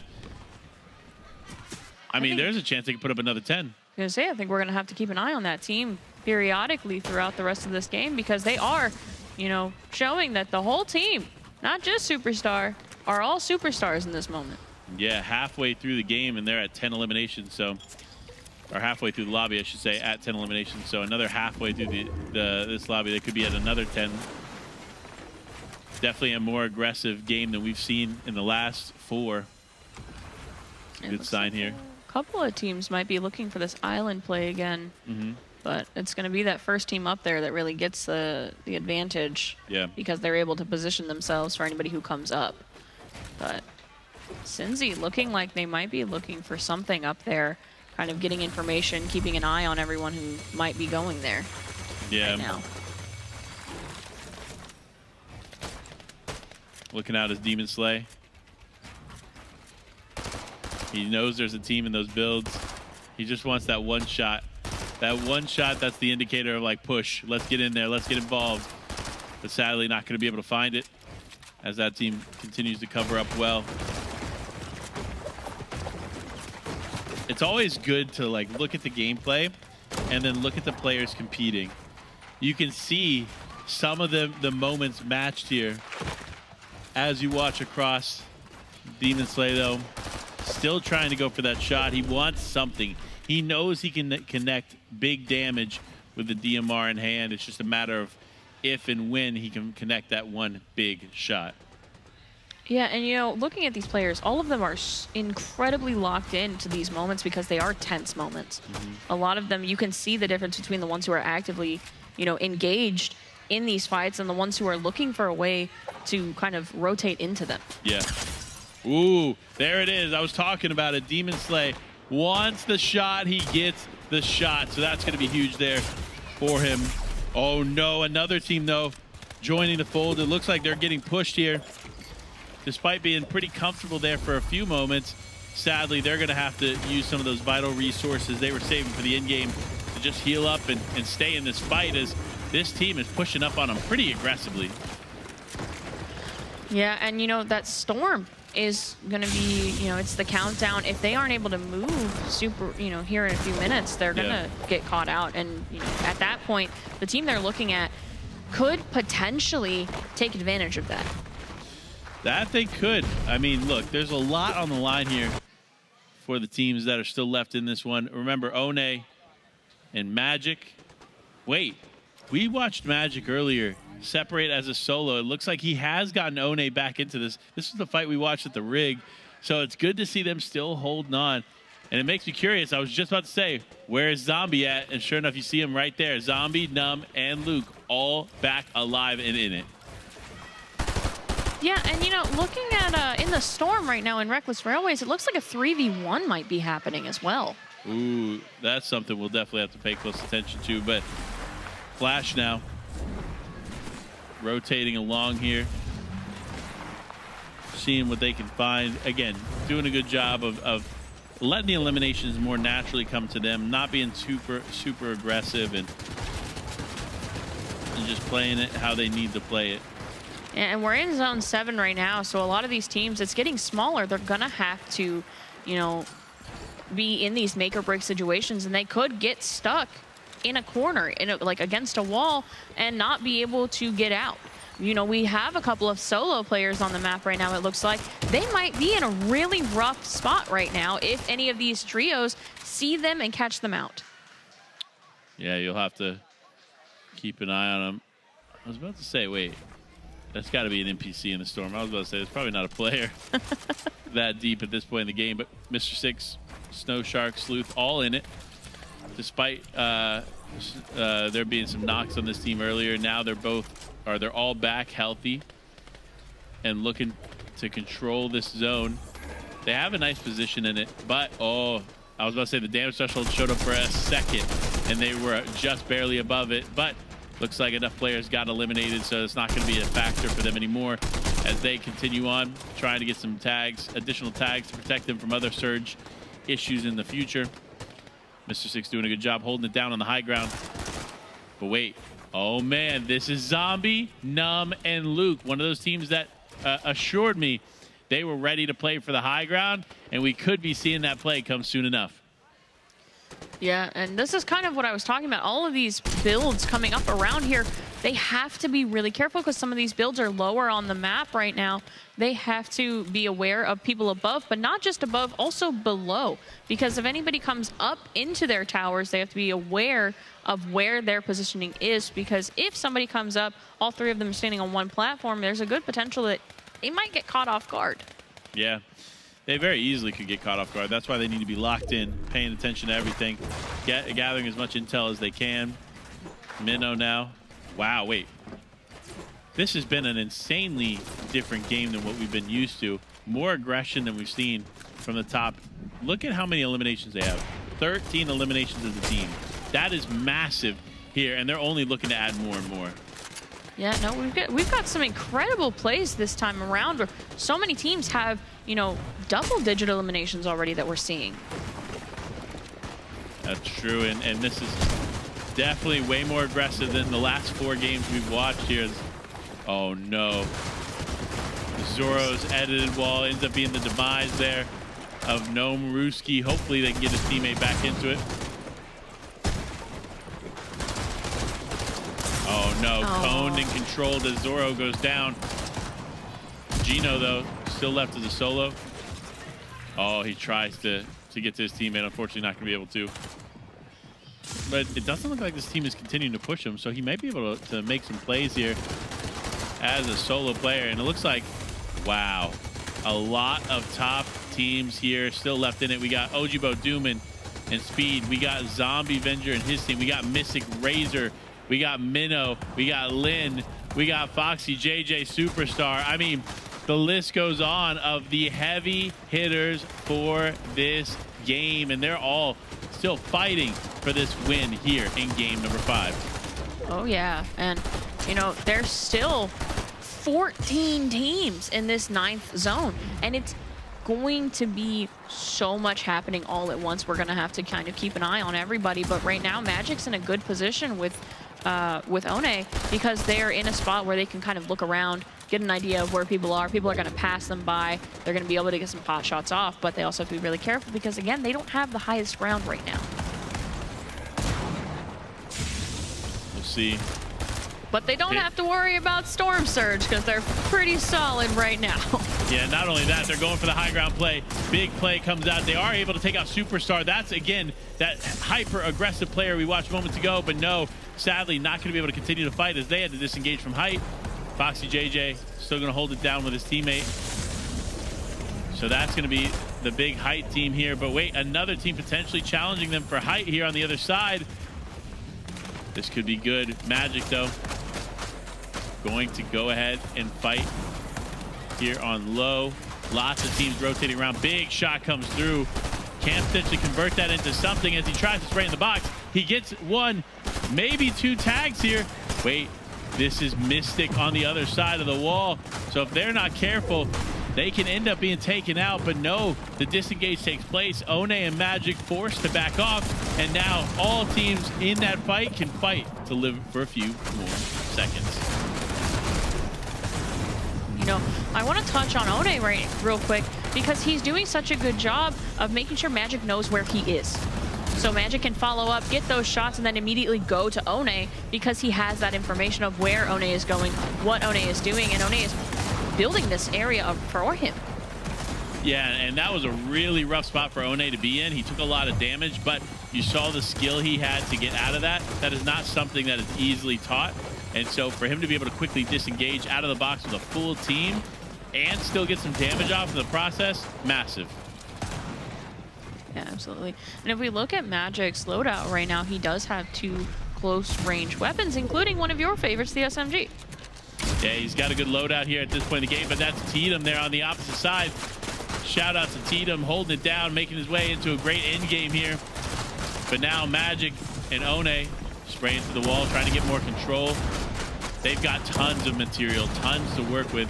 And honestly, if I were them, I don't know who's on hype, but I'd start looking at it. Got the Elim on Mr. 6 as well.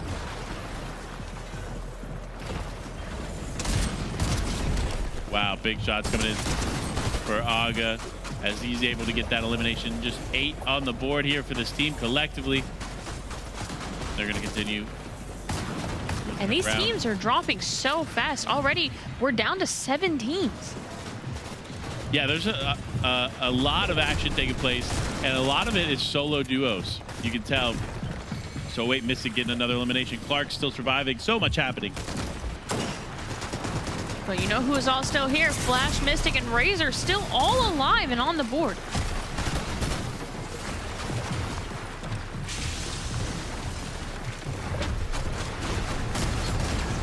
Flash now with a chance of a lifetime. He wants to get in. He's got the Nitro damaging through. He wants to make it happen, and he does. Finds another elimination. This team is on top of the world here as they go for a big, big win. But there's some other teams contesting them. There's 3 teams left in this one. And it looks like it might be 2 full teams. Flash goes down here. It's up to Mystic and Razor to clutch it up. Looking above. There's another team. They do get their teammate. Wait. It's Ojibbo, Doom, and Speed on the high ground with 7 eliminations in total. Looking to finish this off here in a strong, strong way. That's going to be a massive shot and a knock for the team. But with the control from high ground, I don't know if they can be beat here. As they drop down, they take the fight. Ojibbo goes down. Doom goes down. It's all up to Speed. Can Speed clutch it up? And no, he goes down. It's going to be Mystic, Razor, and Flash getting another win here in the NA Finals. Wow, what a finish, boys. Let's go. And look down there, Flash, Razor, Mystic all celebrating that win. We're so proud of them. They worked really hard. This is their 2nd win this weekend, and it's so amazing to see them doing that again. Great job. Great job to all the teams there in the final moments. Big shout out to, of course, the winners. Wow. When Flash went down there, I was like, okay, I don't know if they're going to be able to do this. Flash went down, and then, of course, we saw the Irvine Dragons on height there for quite some time. So I thought, okay, they're going to control the fight, but they were able to face that adversity head on and take a beautiful win. Yeah, and that's something we have to look out for here is that, you know, we talk about high ground, we talk about low ground, but sometimes that advantage isn't always your best bet, especially when it's the tiniest circle. Because if you drop, and you drop in the wrong place at the wrong time, well, you see what just happens. Yeah, absolutely. And honestly, it's great to see the camaraderie around these players, around these teams, the supporting parents, coaches, and everyone in between. And a big shout out to the boys here. I see you guys locked in, ready to go. Let's go, Echo. I see you.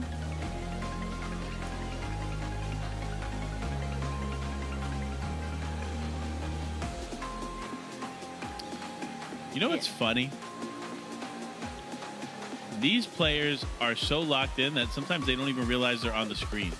Yeah, It's kind of fun. It's like Madrid here is hanging out. You got his team right there, Dark Shadow jumping off the stage. See Mirai, one of the coaches out here as well. Yeah. What's up, Mirai? Hello. What's up, Clark? You know, they're so locked in and they're so ready to get into preparation for the next game that I'm so excited to see how game 3 goes. Because we're coming up on the end. We're coming out on the close, and it's going to be intense. But I love seeing the excitement, not only from the players, but from their support. Yeah, there's definitely a lot here to figure out. But looking at the players, dude, how is his arms not sore? Swinging that flag. Sometimes the hype is what keeps you going. I mean, props, dude. He's gonna have like massive biceps by the end of this. He's just like, he'll be looking like The Rock. Who needs a workout when you have flag wave duty, Yeah, you know? for real. I mean, look, honestly, these players still locked in. You see that? Some of them even opting to just focus in, getting creative, make sure their edits are clean, the builds are clean. And of course, look at the excitement from the boys, Flash and Co. hanging out right there. Not much, I gotta say, it's obviously still anybody's game. It's not over yet. But if there has to be one team close to, if not at the top, it is Flash, Mystic, and Co. They have done phenomenal this NA Finals. No, I think we're looking at Achilles practicing right now as well. I like it. Achilles not settling for waiting for just the code to come out and things like that. They are actually prepared and ready to go. And looking at the leaderboard, right? Remember, going into the day, first and second place was occupied by the Wellington Mustangs, right? You hear them in the crowd. We also had Omaha Infinity Blue in third place, Lake Point Ghost in fourth, Austin Hyde in fifth, Falls Church Ghost in sixth, Ackworth Ghost in seventh, Ackworth Ghost in eighth, Triangle Storm in ninth, and then Irvine Dragons in 10th. That was the top 10 going into today. that leaderboard, throw it out the window. Who knows where these teams are going to finalize, but I can't wait to get into it. Let's take a look back at some of the gameplay we had from that game, and boy, was that a game and a half. So let's dive in. Let's take a peek here alongside this fight. So I will say, this fight, I knew from the beginning that this was going to be a tough one here for Maverick and his team. This one as well. As soon as Torbesu lost gold and he was kind of stuck in that box there alongside all the players' builds, it was kind of wrapped from there. But, you know, great on Jimmy. This is the second time Jimmy got out of something. Yeah, the Jimmy is slippery, man. He knows what he's doing. I'm going to say it again. He uses that outfit for good reason because he really is a fish out of water. I'm leaving.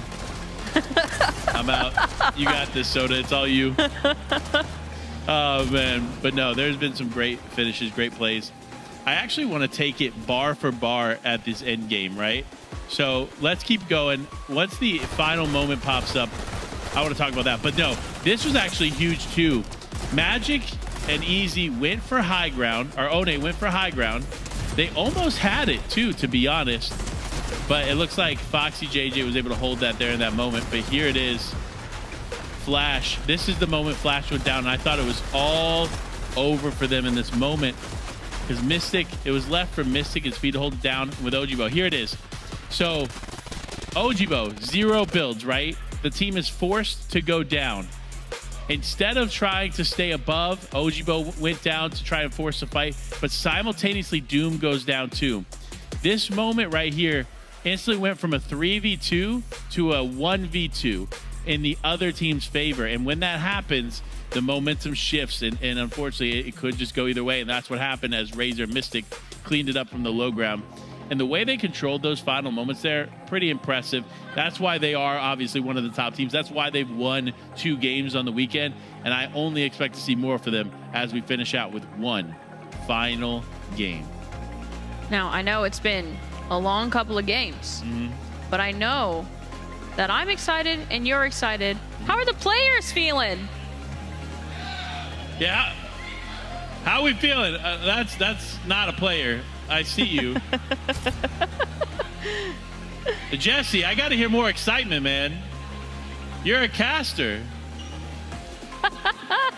There it is. I'll take that. Now the players are excited. How about the crowd? How's the audience feeling?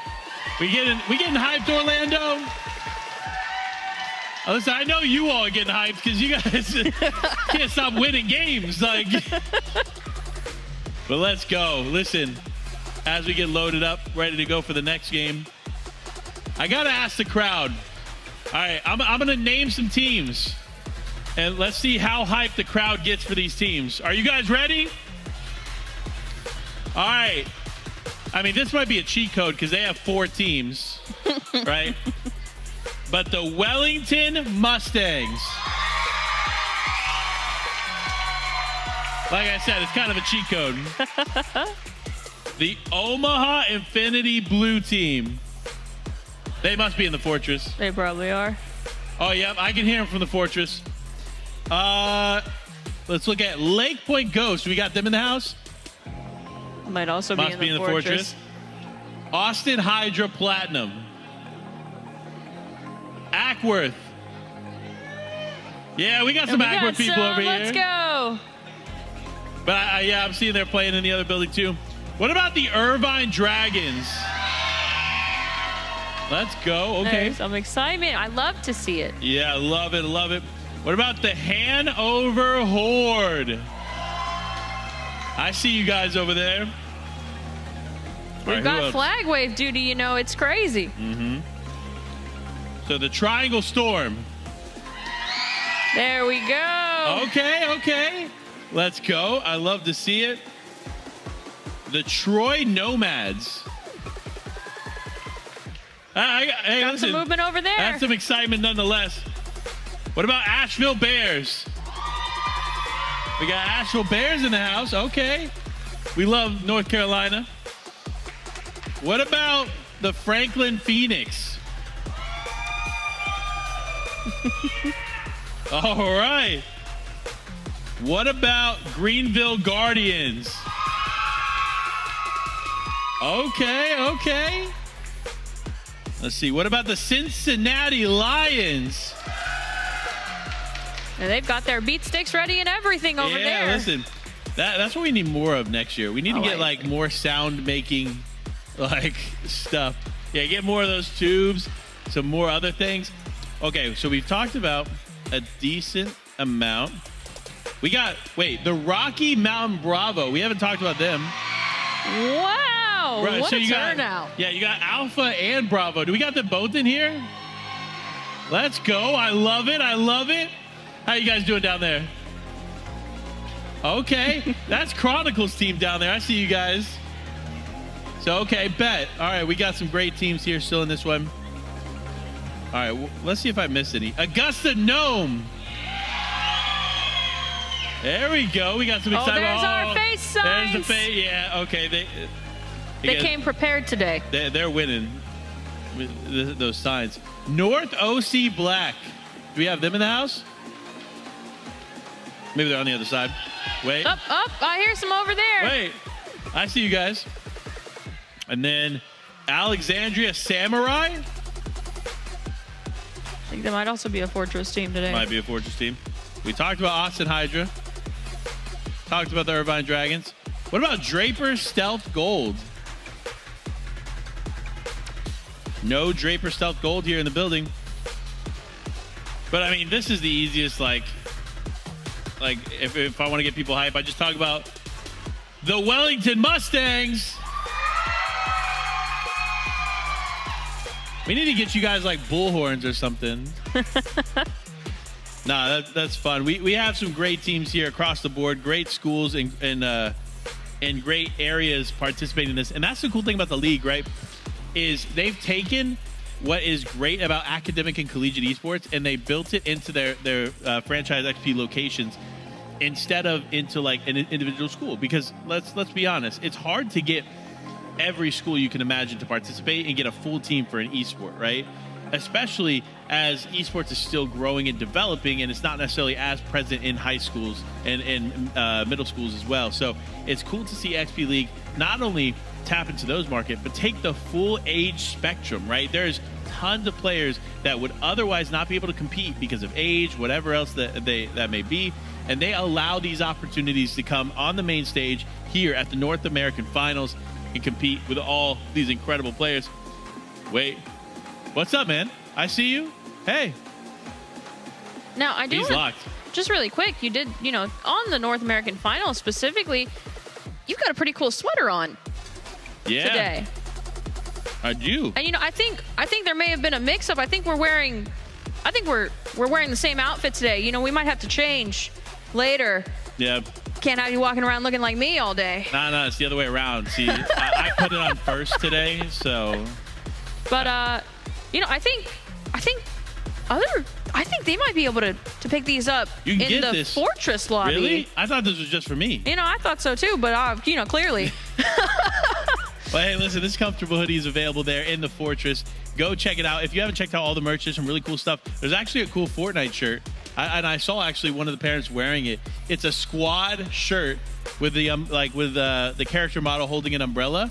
So go check that out. If you're a Fortnite fan, they got some Fortnite shirts and some other stuff over there. Cool. So take advantage of it as we get ready for this final game. I mean, look at this arena. Like, this thing is so sick. Like, being able to see like all the lights, the production, the quality, it's unmatched. This is not something you find every day or just anywhere in the U.S. So massive shout out for Full Sail University building out what is a really cool arena, multiple arenas, has a full production crew, students learning on the job how to create this incredible product that is the North American Finals alongside XP League. This is not an easy task. And if you know anything about production, you know how many hands it takes to make this a reality. I mean, you could speak to it on your own. You got observers, you got directors, producers, you got camera operators. Talk to us a little bit about all the people behind the scenes and shout out some people that you know are working on this and putting in all that hard work.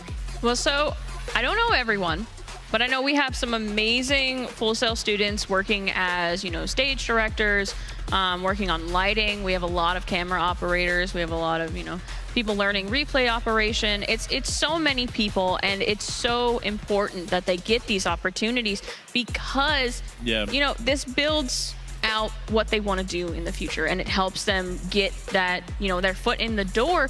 But, I think that one of the best ways to learn about Full Sail is going to be on these tours around 12 p.m. and 1 p.m. Because not only do you get to meet a lot of the students that are here today, you also get to see what they get to see every day. Yeah.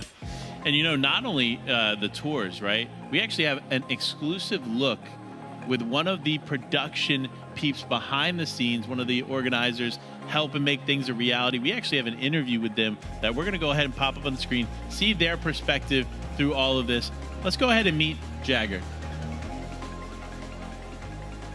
Well, Overwatch just finished over here, and what I've gathered is Dario is crazy on Ashe. No one's stopping this guy. No, not at all. Dario was actually insane in that last game, especially on Ashe, who's actually just, as people say, just a worse Cassidy. So anyway, well, I know who you are, but why don't you tell everyone here who you are? My name's Jagger, better known as Jagger Bombastic, and I'm the student president for Full Sail Armada here. So tell us, well, I'm going to ask you first to tell us about what you're doing for XP Lead. I'm the lead observer for all games playing, so all the gameplay you've seen on screen, on Twitch, YouTube, and everything along those lines, I'm controlling that camera. So what's the hardest game to spectate and the easiest game to spectate? Overwatch might be the most difficult. Valorant's pretty close, but I play Valorant, so I'm comfortable with it. But it all depends on how chaotic the game is and how fast-paced and whether or not you can capture everything. And what do you think is the easiest? Apex. Apex, yeah. Okay. And I know you said, obviously, you're the head of Armada. What does that entail? Just a whole lot of community aspects, making sure everybody's coming together, gets opportunities to game, gets work opportunities, just, I try to make Armada as best as possible for students here on campus. And awesome. You not hosted, but worked many events like this before. Tell us a little bit about your experience and anything that you've done at Full Sail with Armada. So I've been observing for a lot of events. I've worked as stage manager. I've been a player manager, stage tech, and doing all that kind of stuff. Usually always doing setup, so those days are pretty long but fun and exciting. Built a lot of good connections, have a great time with everybody here. Well, thank you so much, and we're looking forward to the rest of the games today. So Jagger made one fatal mistake. He admitted that he's the one putting the gameplay up on the screen. So now every time I want to see something, I'm be like, Jagger! Jagger, could you put that team up on the screen? Jagger, guess what? Buddy, I know you can hear me. We're going to have a lot of fun in this final game. And I'm calling straight to you. I just want to, point out, right, is that I'm also a part of the Armada Club, which is the biggest branch of our esports portion here. And Jagger does such a good job with the community aspects. And I really there's a lot actually of Armada students here working production as stage managers, as observers, as scorekeepers. It's huge. There are so many things that go into this, and so many of us are into esports. So getting to be here and getting to be part of the bigger picture is so nice for everyone. A lot of our casters too over here are on our Armada casting team. Yeah, shout out Kyler, of course. And I hear we might even be getting a new debut. I'm not going to spoil anything for Apex, but we might be getting a new production hand from Full Sail making his debut in the Apex. So you're not going to want to miss that. I can't lie. I'm excited to see him hop on the mic. He's pretty pumped to get into it too. So we'll definitely have some really cool stuff coming after Fortnite.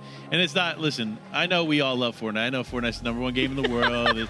It's better than any other game. And no other game comes close. But you can still enjoy Apex and Rocket League and Overwatch. Maybe not Valorant, but all the other games you definitely can enjoy. No, I'm kidding. I love Valorant too. But look, that's just me being biased to Fortnite and the Fortnite community. But I think it's time. We're about moments away here from getting into the final game of the day. Wait, I see some players that aren't very locked. Speed, where are you going? Speed, you got to be at your station. Getting locked in. Doom, what are you doing? You got the Doom. You too. I don't know why you're yelling at him. You need to get at your computer too. Flash, what are you doing? Flash is just hanging out. Why are you not locked in? He said he doesn't have to lock in. He's always locked in. You better. You should be warming up. What are you gonna gritty back to your? I thought for sure he was about to gritty all the way back to his Maybe seat not there. him, but we've got a gritty in the middle. I see it. Sleuth. Sleuth's locked in, man. He's dancing. Is that What's up, zero? man? Is that Zero Strike? Zero Strike was grittying through the lanes. Between Speed, we got Sleuth, we got Flash out here with Zero Strike. That was a nice catch. See, I'm distracting them now. Now none of them are at their computer. Yeah, see, now, also, side note, we have to go back to the caster room after this. Maybe keep it careful with talking about Valorant. I'm just gonna run out the front door. It's okay. Explosive and colorblind understand. No, I see Superstar down there too. How are you doing? How you feeling? Feeling good? That's good. Dude, what happened that last game? You got like 37 eliminations by yourself. He locked in. He locked in. I like it. We just had to let him cook. Yeah, I know. Let him cook. We don't have the let him cook sign today, right? We just have the faces. Wait. Do we have the let him cook sign? Yo, what's going on? Did you guys figure out? You guys landed Lavish, yeah? Are you figuring it out? Let's go. That's what I like to hear. I chatted with one of their teammates on Friday during the meet and greet, and it was really cool to hear some of the insight going into this, some of their plans here to face this one out. But wait, I'm hearing that we actually have a cool caster video. We've been talking about casters here for a little bit, especially some that are hanging out in the crowd, but let's check out this really cool video about some of the casters here with everything going on. Maybe just a nice little reaction. I like that. I like what we did with Jagger. Let's take a look, and I'm going to give my opinion here of the casters. Don't be too harsh. All right, they're good I know as long as everyone's it's not been Valorant. having a burning question today, and it's where does all the cool talent go to hang out? And me and my right-hand man over here, we're going to show you.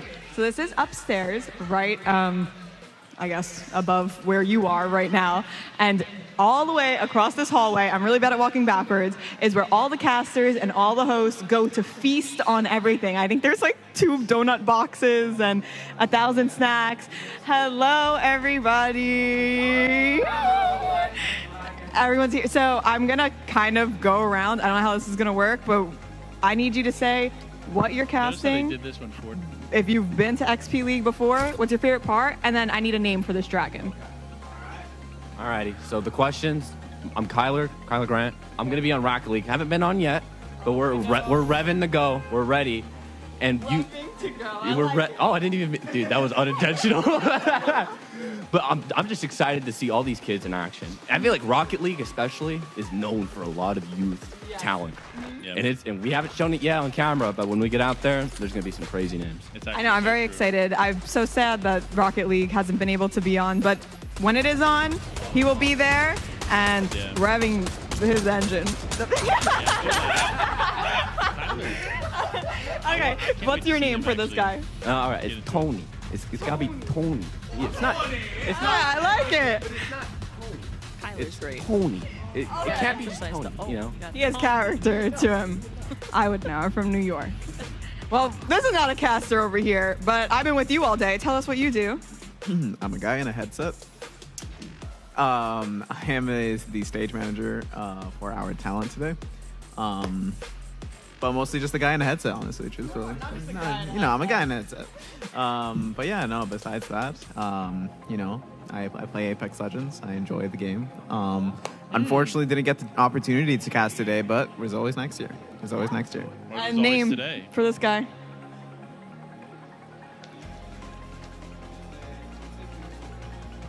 Randolph? All right. it's funny. Wait, like that's Dragon, from but I don't think he Monsters gave us his Inc., name. right? Randolph? Randall. All right, sir. Tell me a little about you. My name is Renner. Y'all just saw me on Apex a little bit ago, so I do that. I've been to Like a XP little League bit before. ago, I was here like last year yesterday. with Brian like 24 and hours ago. casting Rocket League. That was fun. So Kyler took my place. So did Mesby, but yeah, we'll get to him. Yeah, A little name for this guy. I don't know. I don't know. He looks like an Aragorn to me. I don't know why. Aragorn, Lord of the Rings. Aragorn, Lord of the Rings. I just watched that in the movies. All right. Hello, I am Mesby, and this is my third XP League, and this is actually a homecoming for me because North American Finals 2022 is the reason I'm at this school. I did about 3 years of college beforehand, had to drop out for personal reasons, and came back with a couple of friends of mine who were also working the event, was just visiting, and I made the snap decision at the end of that event that I was going to quit my full-time job, go back to school, and I made them a promise on that day that at some point during my career, I would be back at this event and I would be on a casting desk, and that's today for me. That's today. But give me a name. Missy? Mesby's a goat. Oh, Missy. Oh, that might be a winner. That might be a winner. Well, hey everyone, my name is Quinn, better known as Colorblind. It's my third year here, the three-peat. Super excited to be back casting Valorant, and absolutely my favorite event. He's about to kind of, he's fallen. He's fallen. Shout out to anybody that recognizes the name. That's Natsu right there. Shout out Fairy Tale. Okay. Best anime. All right, honestly, Missy might not be beat. I'm going to be honest with you. Unless Jess has one. Jess, who are you? Who are you? I'm Jess. If you don't know who I am by now, then you probably haven't been watching the show since this morning because I've been on camera a bunch of times. I'm a host. I also am a scriptwriter. I work for Full Sail. I'm having so much fun. Mia's so good at this. Thank you, Mia. And I'm going to name the dragon Shenron. Duh. All right. My favorite name goes to Missy. I don't know what your favorite name is. Maybe we'll take a vote later. I don't know. Put it in the chat. Chat, what is your favorite name? All right, on that note, Missy out. Well, I'm gonna be honest. Missy's not my favorite name. You know, It's the least amount of effort. I Did you know. read his chest? I did. MSI. You know, I get it. But we have a lot of great talent here today. Yeah, absolutely. We have a lot of great talent here yesterday. But you know who I feel like hasn't been shouted out enough Who? today? Mia and Jess. That's true. They are like the backbone. Without them, we wouldn't really get good introductions like I know. that. And then, you know, Mia's behind the scenes so much, talking to people. You know, they're both doing such a good job. Yeah. But also, a shout out to the casters. We do a lot too.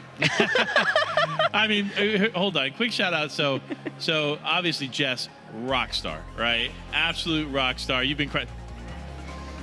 Yeah, come here, Jess. yeah. Come on. I was getting more like happy in the green room. We love Jess. We love Jess.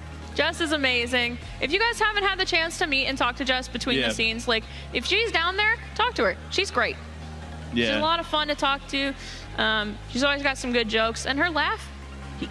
Yeah. You know, yesterday was super funny. I'll be honest, so is Mia too, but she plays like a lot of Valorant. Like if she switched to Fortnite, we gotta I'm go telling back you, Fortnite, in there. Fortnite just makes you better at hosting. It's a proven fact. Not really, that I just made that up. But let's take a look here out into the ethos that is us. Hey, what's up? Yeah, you know, we're so high up. Yeah. And you don't really get that perspective from in here. This is actually a sick angle. Look at how far we know. Hey. Like, look, and you get to see what's going on in the arena. Like, this is actually a good production shot because you can see all the crew down here making all of this possible. You got the players here involved here in the arena. Lots to do, lots going on as we prepare for that final game. Yeah, you know who I see right now? I see a couple of coaches. I see Lambo 2, Jumpfree, and I can't see the jersey next to Jumpfree, but you guys are doing a great job too. Is that Kaboom? Kaboom! Oh, they hit the Kaboom pose. Hey, okay. You guys are doing great. Keep up the good work. All right, guys, it is time. Lobby code is out. Players, back to your stations. Let's get this going. We've got one more game. This is it here as these players prepare for their final moment. We see them getting back to their stations, locked and ready to go. We've got them locked in. We've got the families locked in. We've got the coaches locked in. Everybody's ready. Yeah. How about you? You locked in? I don't know. Hold on. Let me get some more coffee here. Yeah, now I'm locked in. All right. And I'd be more locked in if we can hear the hype from the crowd. Who's ready to get this game going? All right. I want to hear team names for this question. Are you ready? Who's going to win the final game? I don't know. Wait, is it going to be Wellington? Irvine? All right. I don't know. You know, I think the Gnomes are demanding some attention right now. Are the Gnomes going to win it? Listen, this is it. It's the last game. Can you guys walk away with the final win of the weekend? Well, you don't have to wait much longer. Everybody's getting those codes in quickly. We see Trey there. I see AG Fetch down there. Yeah, we're getting logged a lot in. of hype in. Only a few teams remaining, guys. So if you do not have your code in, make sure you go straight to your station, put the code in, and get ready. The faster you do it, the more likely Trey509 is to get up on the mic and give you tips on how he has such a great jawline. Flash, Mystic, Razor, you guys locked in? We got 88 in right now. We need 96. Everybody lock in. Get your code in. Get ready to go for this final game. These are the final moments. Let's make it good ones. You love to see it. I see some of those squad shirts I was talking about before. I see you all there. One with the XP League hat. Hope you guys are enjoying it. It looks like, what team are they looking over right there? What's the name you see on that jersey? You know, it's a little far away.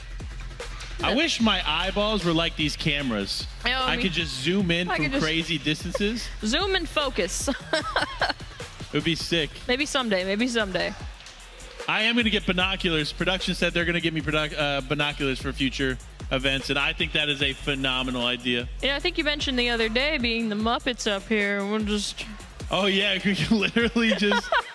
With the opera glasses. That's actually kind of sick. Oh, my... We should, like, for future ones, decorate the top here. Oh, absolutely. Caster Box needs to be pretty. Like a caster, little, like, setup. We'll put Missy up here. MSI the Dragon. That's his name. I wonder if MSI actually has a name for the dragon. Oh my gosh, there's actual binoculars. Okay, I think I did that backwards. Hold on. I can't do this through the glasses now. Okay. Oh wow, speaking of Missy. Yo, Bendy. We see Missy What's up, down man? there. I see you through binoculars. I can see your gold chain. I can see that freckle on your left cheek. Like, no, I'm just kidding. All right, wait. You see the gum on his shoe. Oh, there is gum on his shoe. Yeah, you might want to get that checked out. Wait, let's see. Look at this. There's Mystics. Is this Mystic's parent? Yes, I see you. Now, because I have new eyes. So Mystic is locked in there, ready to go. We got the crew ready. Now, how are those face signs with the binoculars on? Like, look at this. Let me take a look. I'll give you. Oh my gosh, I feel like I should just have the binoculars attached to my face at all times. There they are. I see you guys. I think. Oh yeah, the faces. Hold on. Oh yeah, no, you gotta get they're detailed. Very detailed. Look at that. Wow. You know, I can see the freckles on the noses. This is actually insane. This is such a... Oh, I see the heart in the back there. What's up, man? We see you guys. Let's go. Keep it up. All right.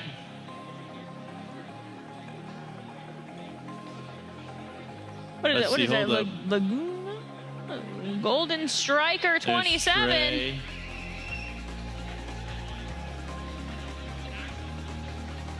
There's a It's lot of good crazy that- teams out here today. Oh, absolutely. It's crazy that I'm actually so blind that even through binoculars, I can't read some of these names. You know, if it's any consolation, I was also struggling to read the names through those binoculars. Some of them are easy, but it depends also on the angle. Oh, for sure, and the lighting. Yeah. But Pass those on. let's see if I can pick any out. Let's see.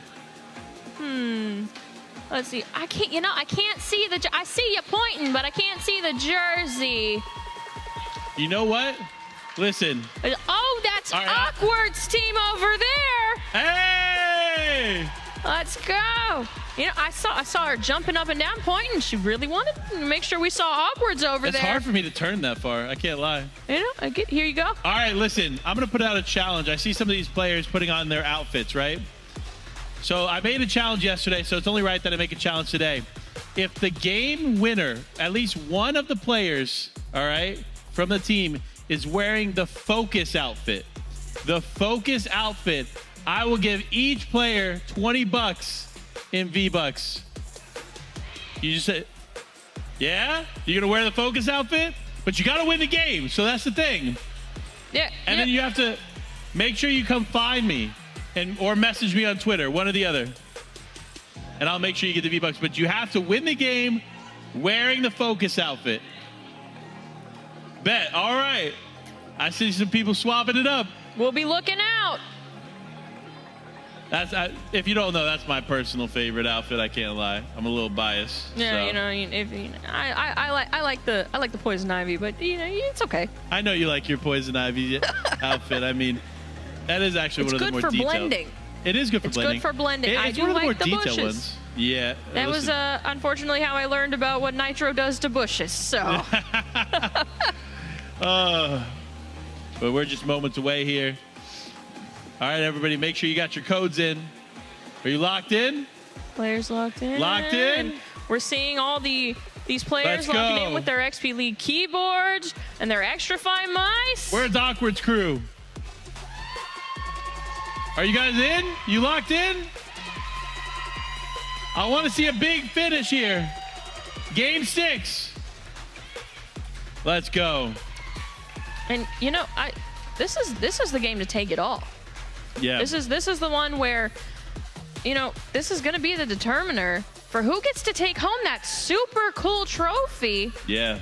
today. Yeah, listen, that trophy is sick. Honestly, again, we're going to have, Soda and I were talking, we're going to have a bidding war to buy first place trophy off somebody.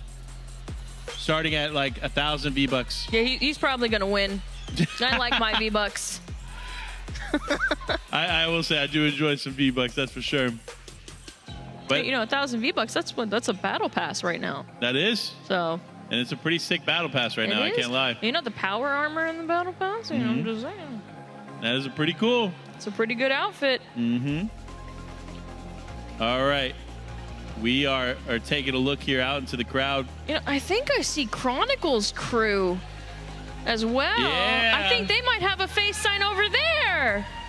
That they do. I met Chronicle on Friday. Young, bright kid. Bright future ahead. Committed to esports. Can't wait to see what he does. So let's give a big shout out to Chronicle. Super young, too. Making his way to the main stage. That's so sick. Yes, sir. What up, Slurpee boy? Let's go. I see you. All right. We are moments away here from getting into this one. Let's do one final map analysis if we can. Let's take one final look at the map before we finish up. But we can actually, you know what? Let's discuss it ourselves. Yeah. I think we have a good enough insight. We don't even need the map. I think we're good. Let's talk about where we think the zones are going to end. After, though, another shout out from Mia. Mia is like, I'm telling you, she probably runs faster than Usain Bolt, the way she's getting these interviews done. So let's take a look at, well, she was talking with a family downstairs. Let's go ahead and give a listen in. We're here with the whole squad right now. What's everyone's names? What's your name? Atlas. And what's your name? Violet. And what's your name? Lennox. I'm Damon. Nice to meet you guys. Who are you guys here supporting today? We're representing Achilles from Falls Church, Virginia. Oh my God. Well, I love all these signs. Who made the signs? Did you? Oh, you all made it. That's so cool. Show it to the camera, the sign. And show these. They're all so cool. Well, when do they play? Right now. What? You helped paint it? Yeah. What colors did you make it? No, I didn't choose. Oh, you didn't choose? Somebody painted it for me. Oh, okay. I picked the dragon. Well, it's so cool. I love it. Have a great time supporting your brother. And, well, we'll get back to you. Peace out. One beautiful interview to finish off the Fortnite series. And Achilles is one that we've been watching very, very closely. So it's cool to see the family supporting in full swing. You love to see it. And that's what it's all about. Esports bringing not only the players in, we got families coming together to support. I love it. This is so cool to see, because when I was young, it was a very different experience for me. I didn't have this in schools. And so to see this made reality is just amazing. And we're just moments away. There it is. Final thoughts. Where's the last zone going? You know, I got to go back to my original. You know, we said Nitro Dome. It's got to be Nitro Dome. Oh, man. All right. You know what? I'll give it to you. I'm going to say we're going to get a Reckless Railways finish going towards that side of the map. It's going to be on the right side, right middle side. I'm saying is going to finish it off. But it's almost time. Wait. Now, if it's not Nitro Dome exactly, I will give it the desert. Hold on. I got to get back on my... Let's see. I can see the screens here. I do see them on the loading island. That means the last game is almost ready to go. Trey rocking his head back and forth. He's ready for it. Let me hear you. Game 6 is here. Let's get started. Who's ready to play some Fortnite? All right. Now here we go. One final time. Pushing strong. Now again, we're getting so it's still even for the most part, but there is a little more people dropping early. Yeah, there definitely is. And so we see them splitting some of that desert side. We knew it was going to be a thing, especially here for the final game. Lots of switch ups in the final moments. Some last like redemption attempts to take out some of the top teams. We'll see how it plays out for those that are challenging them. Now though, we tune straight in. It's One, Magic, and Pixel. One of the stronger teams here on the weekend. Landing over here near Rebel Roost, but it looks like they're not going to be uncontested. There's a lot of people landing on the side. That could be a problem for them, but we'll see how they play through this adversity. Yeah, and now this is the final game, so I'm sure teams are going to be a little more aggressive here because it's going to matter. Jimmy already going down. Jimmy, no! He wasn't slippery enough this time. Dang, I was rooting for Jimmy, man. I was hoping he was going to slip his way into an end game, but sadly that team looks like they're I think they're completely down and out here of this one, so that's going to be a rough way to go out. You know, maybe he should have landed at Grimgate, get a little moisture back in his skin. No, true. Oh, soda. Now, though, coming around the corner, it's One.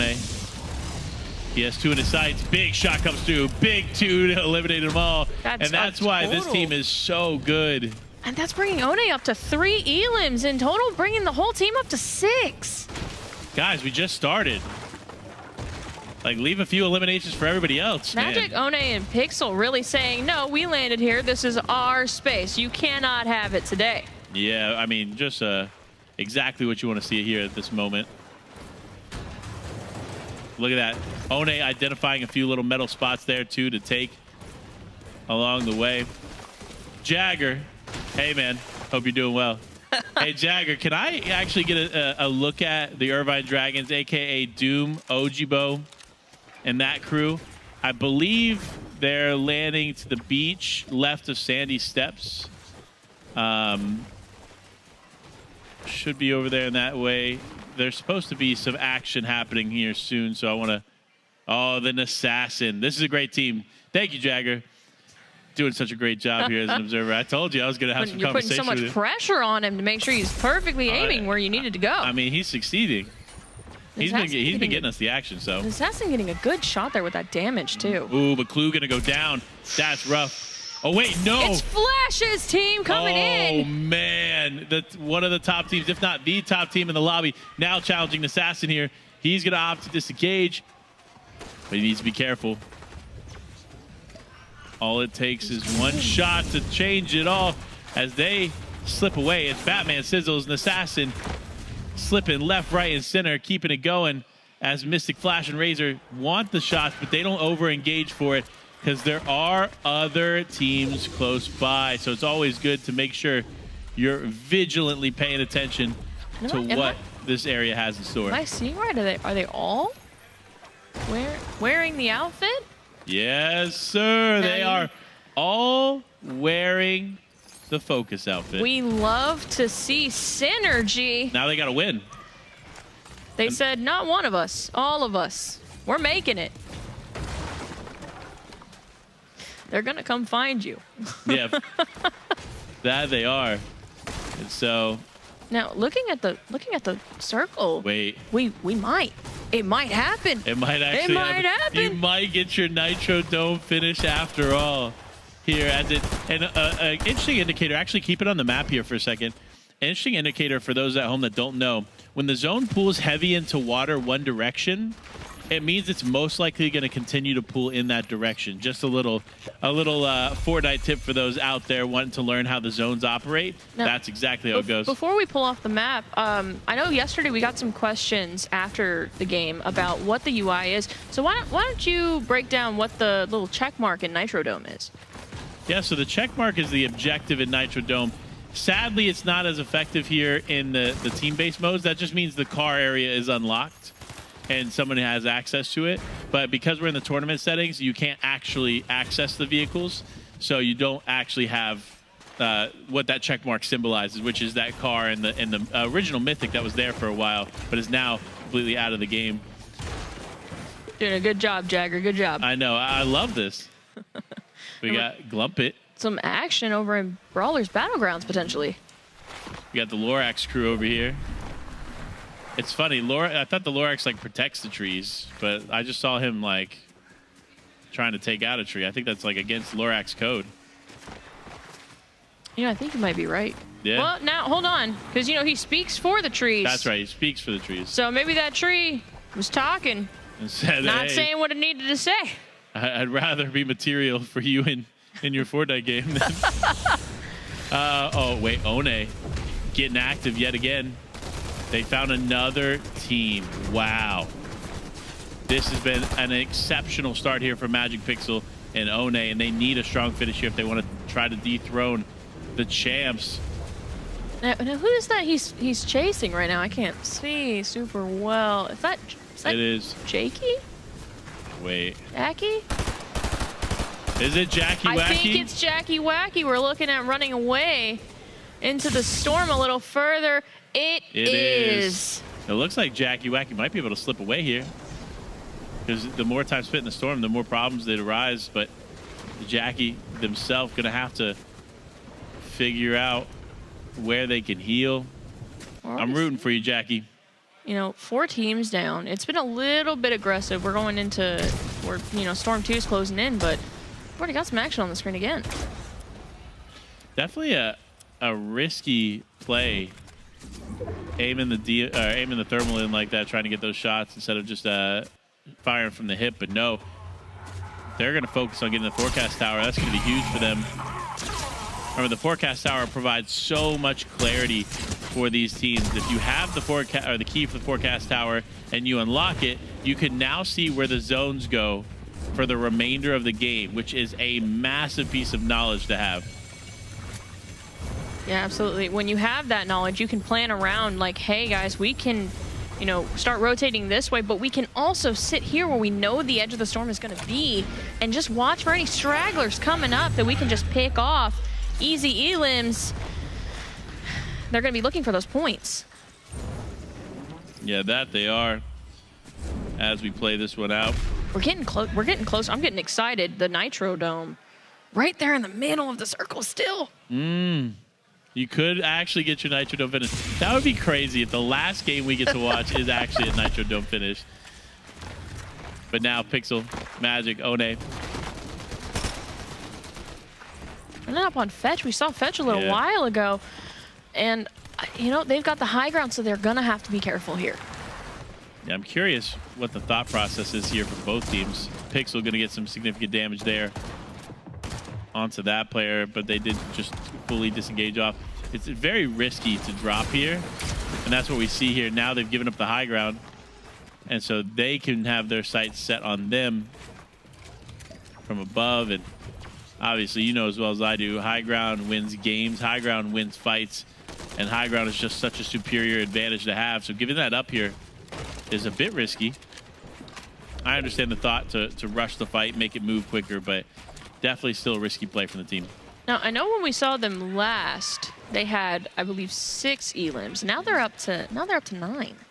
Which is insane. We're only in zone, zone 3, maybe? They've already taken out another team, potentially.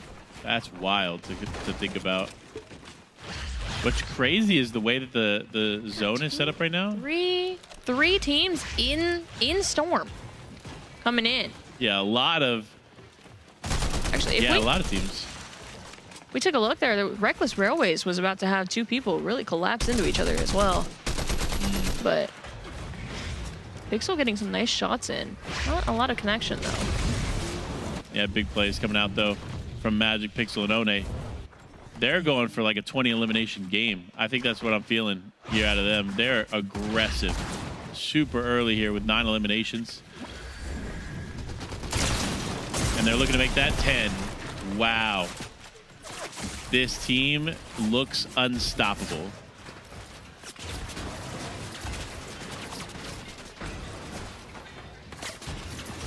You know, Flash might have to look out. Magic's team might be coming for that top spot. That top spot. Mm-hmm. I can see it. I don't know though. The boys of Flash and Co have been locked, just like the boys of Doom, Ojibo and Speed, making their appearance here in the final moments, rocking the Nick 830 pickaxe. That thing is kind of sick. I can't lie. But the focus is in. I like what they're doing here. They're playing on the outskirts, just kind of picking up what they can around the back. And interesting, though, they are kind of going far out, so it might be a bit of a risky play for them, but I know they're kind of locked in. They know what they're doing. But Tatum, also another phenomenal player. Tatum, the rock star, right? He's like right there. Yeah, I saw him earlier. And, you know, they are rocking and rolling their way between... are there 3 teams coming up here? Wow. Oh, but you know what? They're building right around those cacti. Infinite health, basically, because They know keep what's throwing up. back. And you know, cactus fruit, those are the quenchiest. They are pretty good. Avatar reference there for you. What's an avatar? Well, you see. Is that the blue people? No. You're thinking Avatar. I'm talking Avatar: The Last Airbender. That's where, you know. The blue people couldn't air? No. They That's didn't why they breathe? had the little dragon things. Oh, okay. Yeah.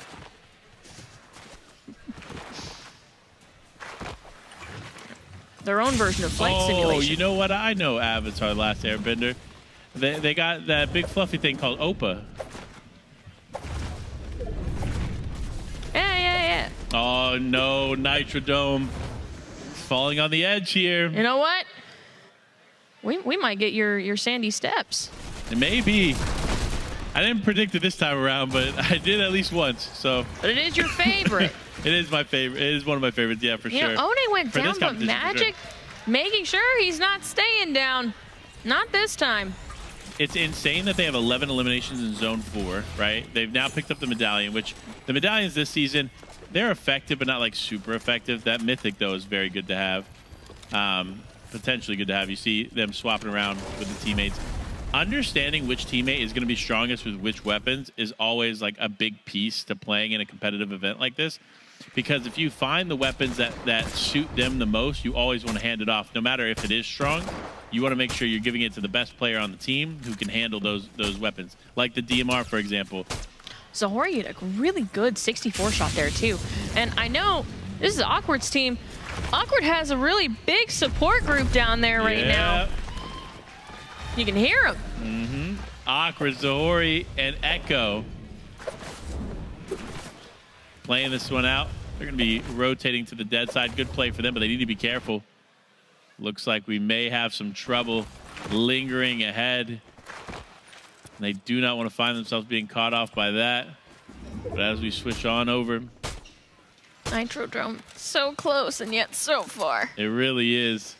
But it looks like there might be some action getting ready to go down over there, too. Desert is such a big open space. Like you were saying earlier, it's really detrimental for these teams to be able to build in a way that gives them the height advantage, but also cover advantage. Yeah, that's very true. And looking at the way this is going to be set up, a lot of line here for Cincy, Demon Slay, and Lotus Nexus. The difference in placement can mean the world here in the final game. Lotus is going to have to be really careful right now because he's so low. He's getting that med up, but he might not have time. Oh man, this is rough. A lot more aggression here in this final game. I think a lot of players are like, you know what? We need big elimination games if we want to climb the leaderboard. And so they're taking the risk, some of them falling, some of them finding success. But nevertheless, you still want to play responsibly because this is the last opportunity to play in the XP League North American Finals for 2024. So, yep. And you know, I'm wondering, I haven't seen Shark in a while. That's a good point. Wondering how he's doing in this round. But a lot of action about to be coming up here soon. That there is, and down the list. Looks like Wait. Shark might have gone down. It's not a good look here for them, and oh yeah, Looks like he's out. Could potentially be out of this one unless, I mean, we are kind of blind, but now we switch Here's over to Flash. Razor, and Mystic rocking the focus outfits. Playing this one strong. I love this variant of the focus outfit too. Like, I've always been a fan of the focus outfit, and then they just made it better by doing like a black and white theme to it, which is kind of sick. Of course, yeah. you know, panda theme. Oh yeah, Panda. You know. I'm just saying. So that's your go-to outfit, right? Is the makes sense. You know, it's funny because there is an actual panda outfit too, but it's too bulky. Yeah, this one's just better. Yep. But you know, we were talking about icons earlier. I'm waiting on yours. Yeah, you're gonna wait a long time. Because those outfits they go to the elite of the elite. Oh man, but speaking of elite, it's Demon Slay picking up a big elimination there. Now looking back, he needs to get that full elim. He knows he wants it, but he can't afford to spend any time in the storm. Any more time there at least.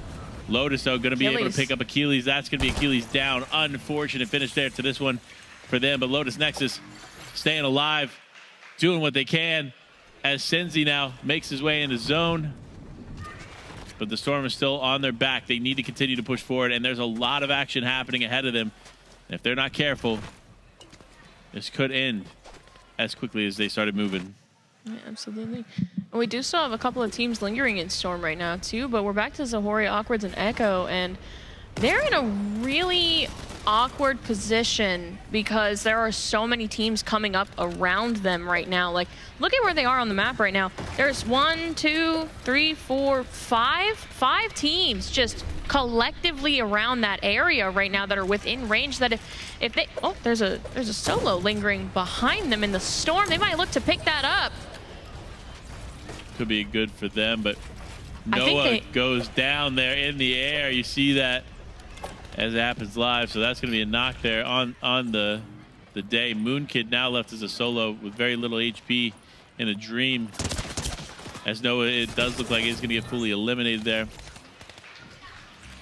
Now we got Tweaks, though. It was Demon Slay that knocked him in and got him. That's a good play there from Demon Slay. They've been doing very, very well this game. They're playing strong. Despite them not having a ton of eliminations, they still are putting some numbers on the board, which is really nice. Now, we are coming up on Storm 6 closing in now, but we're still at 19 teams. It's going to start getting real difficult for these teams here soon because they are, oh, we're up in Sandy Steps area, but it doesn't look like we're going to close out here. Yeah, it does look like it's going to pull away, but Trixera is trying to get a big shot there through the door. Extinct as well. Playing the angles right, get some damage. Went to go for the fight, quickly realized, like, hey, I should probably heal up a little bit. Got the Elim, though. Did get the Elim. That's always important. I hear some cheers in the crowd, so some of these teams must be finding Elims and doing work. Gonna finish it off, but Trixera, Extinct, Tweaks. Flowberry fizzing it up. Looking to just rotate to the next position here.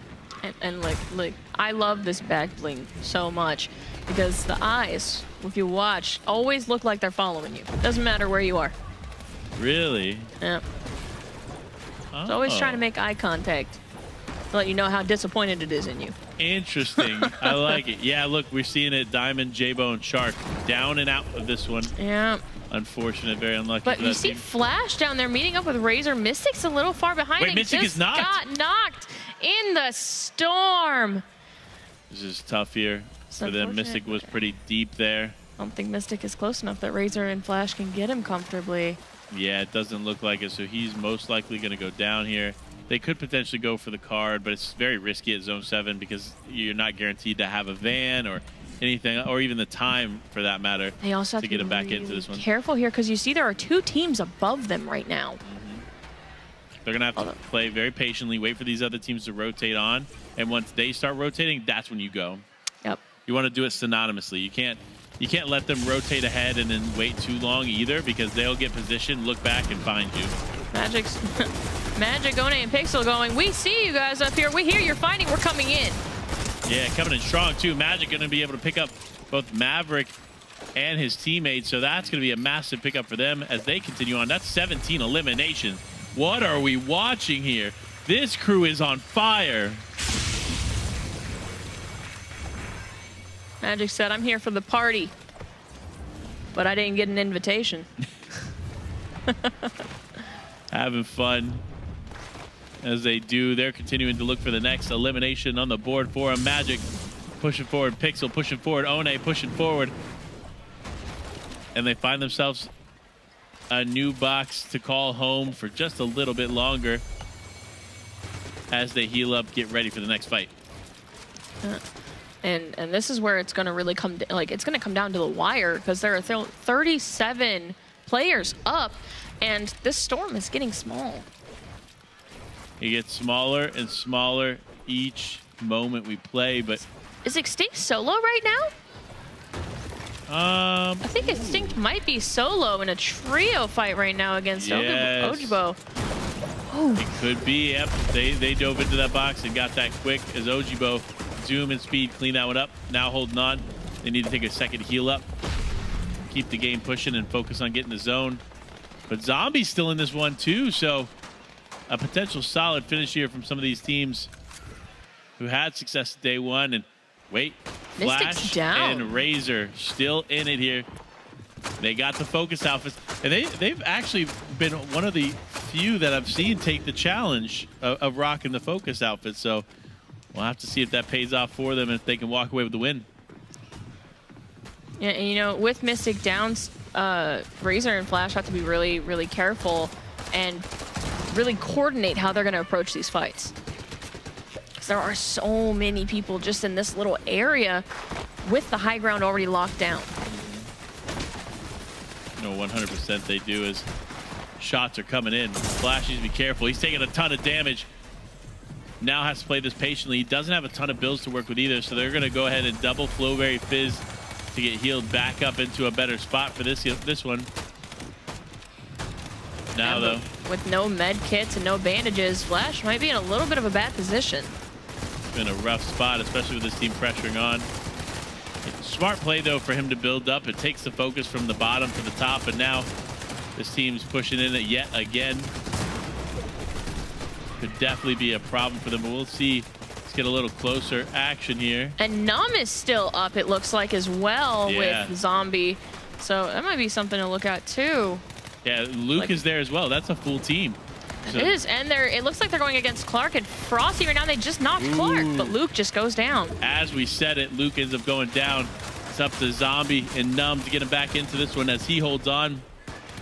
Looks like they might be able to get him back up, though. Yeah. That's huge. That is huge. And Superstar goes down. Oh my goodness.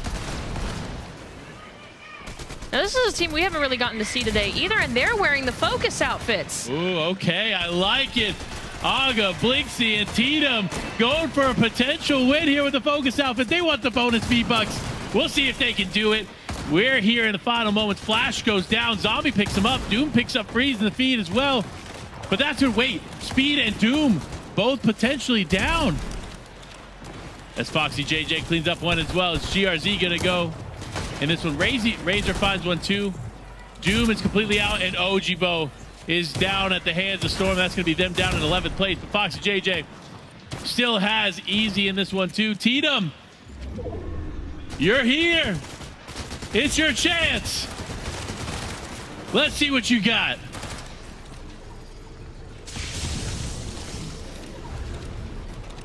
Now they push on. The next target in their sights as Blixie goes down. It's all on the back of Tatum. Can he hold on here for just a moment longer? The movement is insane. He's doing what he needs to do to stay up and alive. You just need to be careful of that wood wall. All it takes is one replacement, and he could have some problems. But no, a player dives into the box with the Nitro. Now he's breaking out to the back. As a solo, you just have to hold on, play to the back of zone, and stay alive for as long as you can, but they are so close. Oh, Huge jumps into the box. Could be the refresh he needs. He gets one, He got but a no. knock on Bryce, but he goes down from Flu. So Flu takes him out.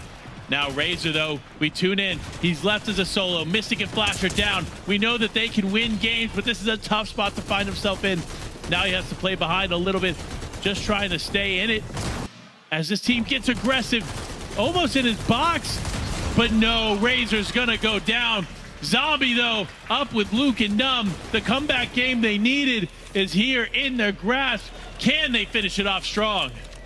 And Magic, One, and Pixel. Magic and One still up, and they're still in this. Lots still alive here in the finish.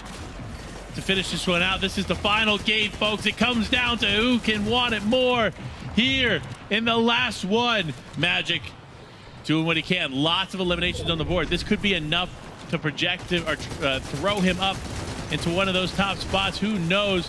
But Frosty and Clark now here still in it too. Vaxify is down, but that doesn't mean this duo can't clutch up and make something happen. Now we're down to 4 teams, and it looks like it may just be a couple of solos, maybe some duos. So we only have 8 players left on the board. Yeah, with only a few left. That's the average of 2 players per team. Could actually be the case as well, but we'll have to wait and see. But Magic, Mr. Six, up on the high ground, uses the last of his material to try to make the fight happen, but no, he goes down. And Luke goes down as well. Zombie and Numb, though, in a nice spot to finish this one strong. They need to take off the team. They need to play this right, but Numb goes down. Zombie holding on. Ooh, Zombie is in a great spot on Hype, but needs to be mindful of getting chopped out. Here it is. He's going to go for the medkit play. This could be the heal off that wins it all for him. One, though, he's still alive. It's a 1v1. We got the 1v1. One versus Zombie. Let's see how this goes. And it looks like it could be a heal off, a one-on-one heal off at that. But wait, no. One, he makes the misplay. If he does, Zombie has enough here. He could potentially out-heal him to finish off the day. Zombie, strong day 1, didn't finish how he wanted, but he finishes day 2 exactly how he needed. A big win here for Zombie and his team. Massive plays from all these players, with Zombie taking it home for his team in the best way it could have ended. And we got the 1v1 we were hoping for. Yeah, that's just massive shout out to Zombie. I see you on the screen, man. Let's go. Huge shout out to Numb and Luke as well. What a great way to finish off the game. Honestly, Like, they played so well there in the final moments. You saw Numb go down to kind of force the fight a little bit. Zombie stayed up on height. He had 3 med kits, so he had the heal advantage, and sure enough, he was able to take it, despite having to start the heal off a little early. But, you know, at the end of the day, him starting that heal off a little early still let him get that advantage, because at the end of the day, he was the one with the med kit left over. Yep. And that heal off went in his favor. But I'm gonna be honest, I had to stand up for that last game because there was no way I could sit down for the rest of that. Yeah, so honestly, so much stuff going on with all of this. But listen, we continue to get to celebrate the incredible talent here at the XP League North American Finals. It's hard to say they don't have what it takes, because they do have what it takes to be at the top level. They're going to continue to climb, and with opportunities like this, they're just going to get better and better. But I got to look back at this final game, the emotions, the drive, the moments from these players. Let's get into this replay and take one final game to break down. Because there were so many amazing points during this game with One and Magic, especially, you know, these two, this cleanup from One in the very beginning, putting his team at 6 elims within the first couple seconds of the, or like full minute of the game. And keep in mind, this team had a lot of eliminations and have been fairly consistent throughout the weekend. So with that massive amount of eliminations, that could be enough points to push them up even in the top spot, if not very, very close. So we'll have to tune in and figure out the leaderboards later on. And of course, make sure stay till later on tonight, where we do the award ceremony for all the winning teams across the board. But now, Extinct. That was a tough finish there for them. But Magic also picking up so many. I mean, look, this team was so cohesive. It was, at that moment alone, it was 7 eliminations for Magic and then 5 for Numb, or 5 for the other 2. So it really is kind of insane to see that incredible performance there for them. And then, of course, the boys, Flash, Mystic, Razor. Unfortunate finish for them, but you know what? They couldn't win every game. Yeah. And you know what? They've got 2 wins under their belt this weekend, and that's something to be proud of in and of itself.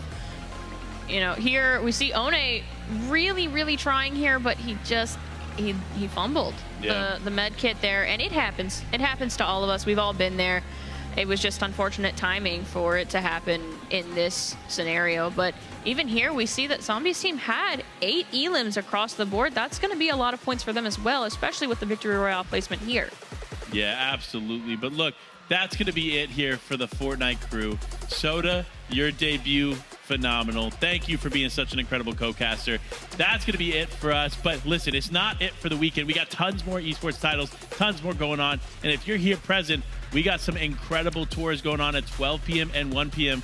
around the Fortress and the Full Sail Live stage here. So make sure you're getting involved in those tours. And if you wanted some more information about those tours, well, guess what? You know who it is. The superstar Mia has a wonderful breakdown explaining the value of these tours for all of you here. So let's go ahead and check out what she has to say about the tours.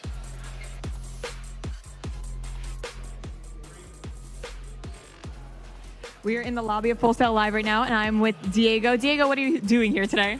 So, hi, thank you so much for having me here. So, I'm just here having a post for Full Sail, representing here. We're actually also having our tour times at 12 and 1 today. Just kind of, you know, being ambassadors for the school, talking about all of our degree programs and also our camps. We actually have a flyer right over here that parents, players, and anyone can get. Our camps are for 7 to 17-year-olds, and they include a variety of different degree programs that they can do.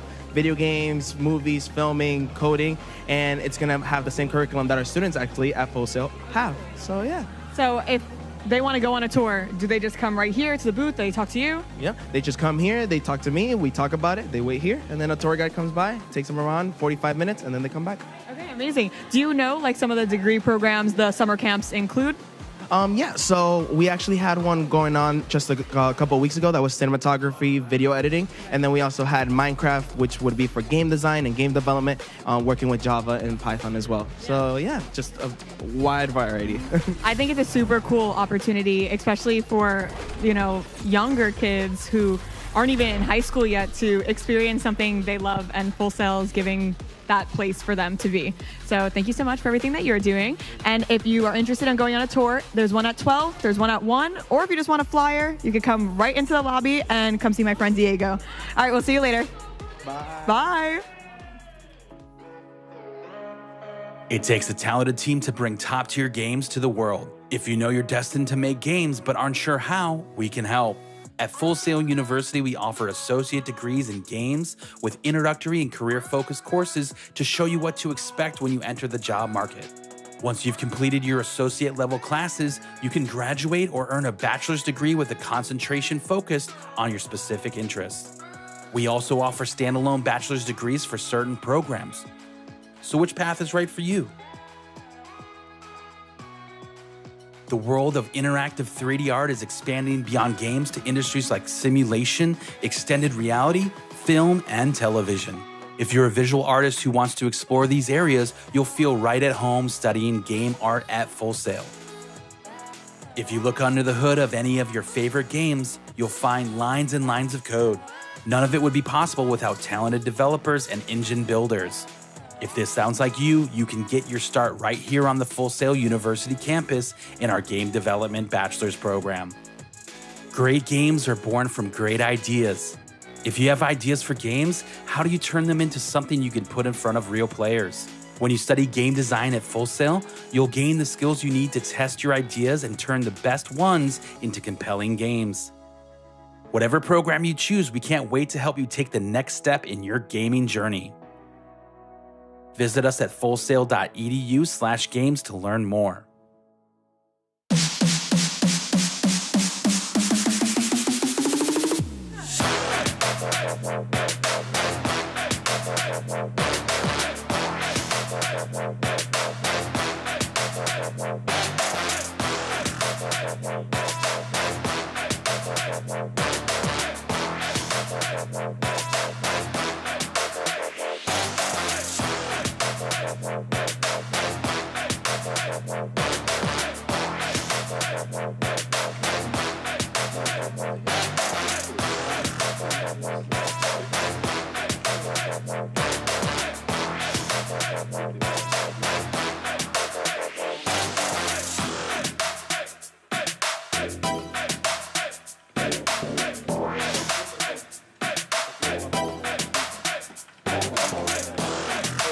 Ja, jag skickar flash.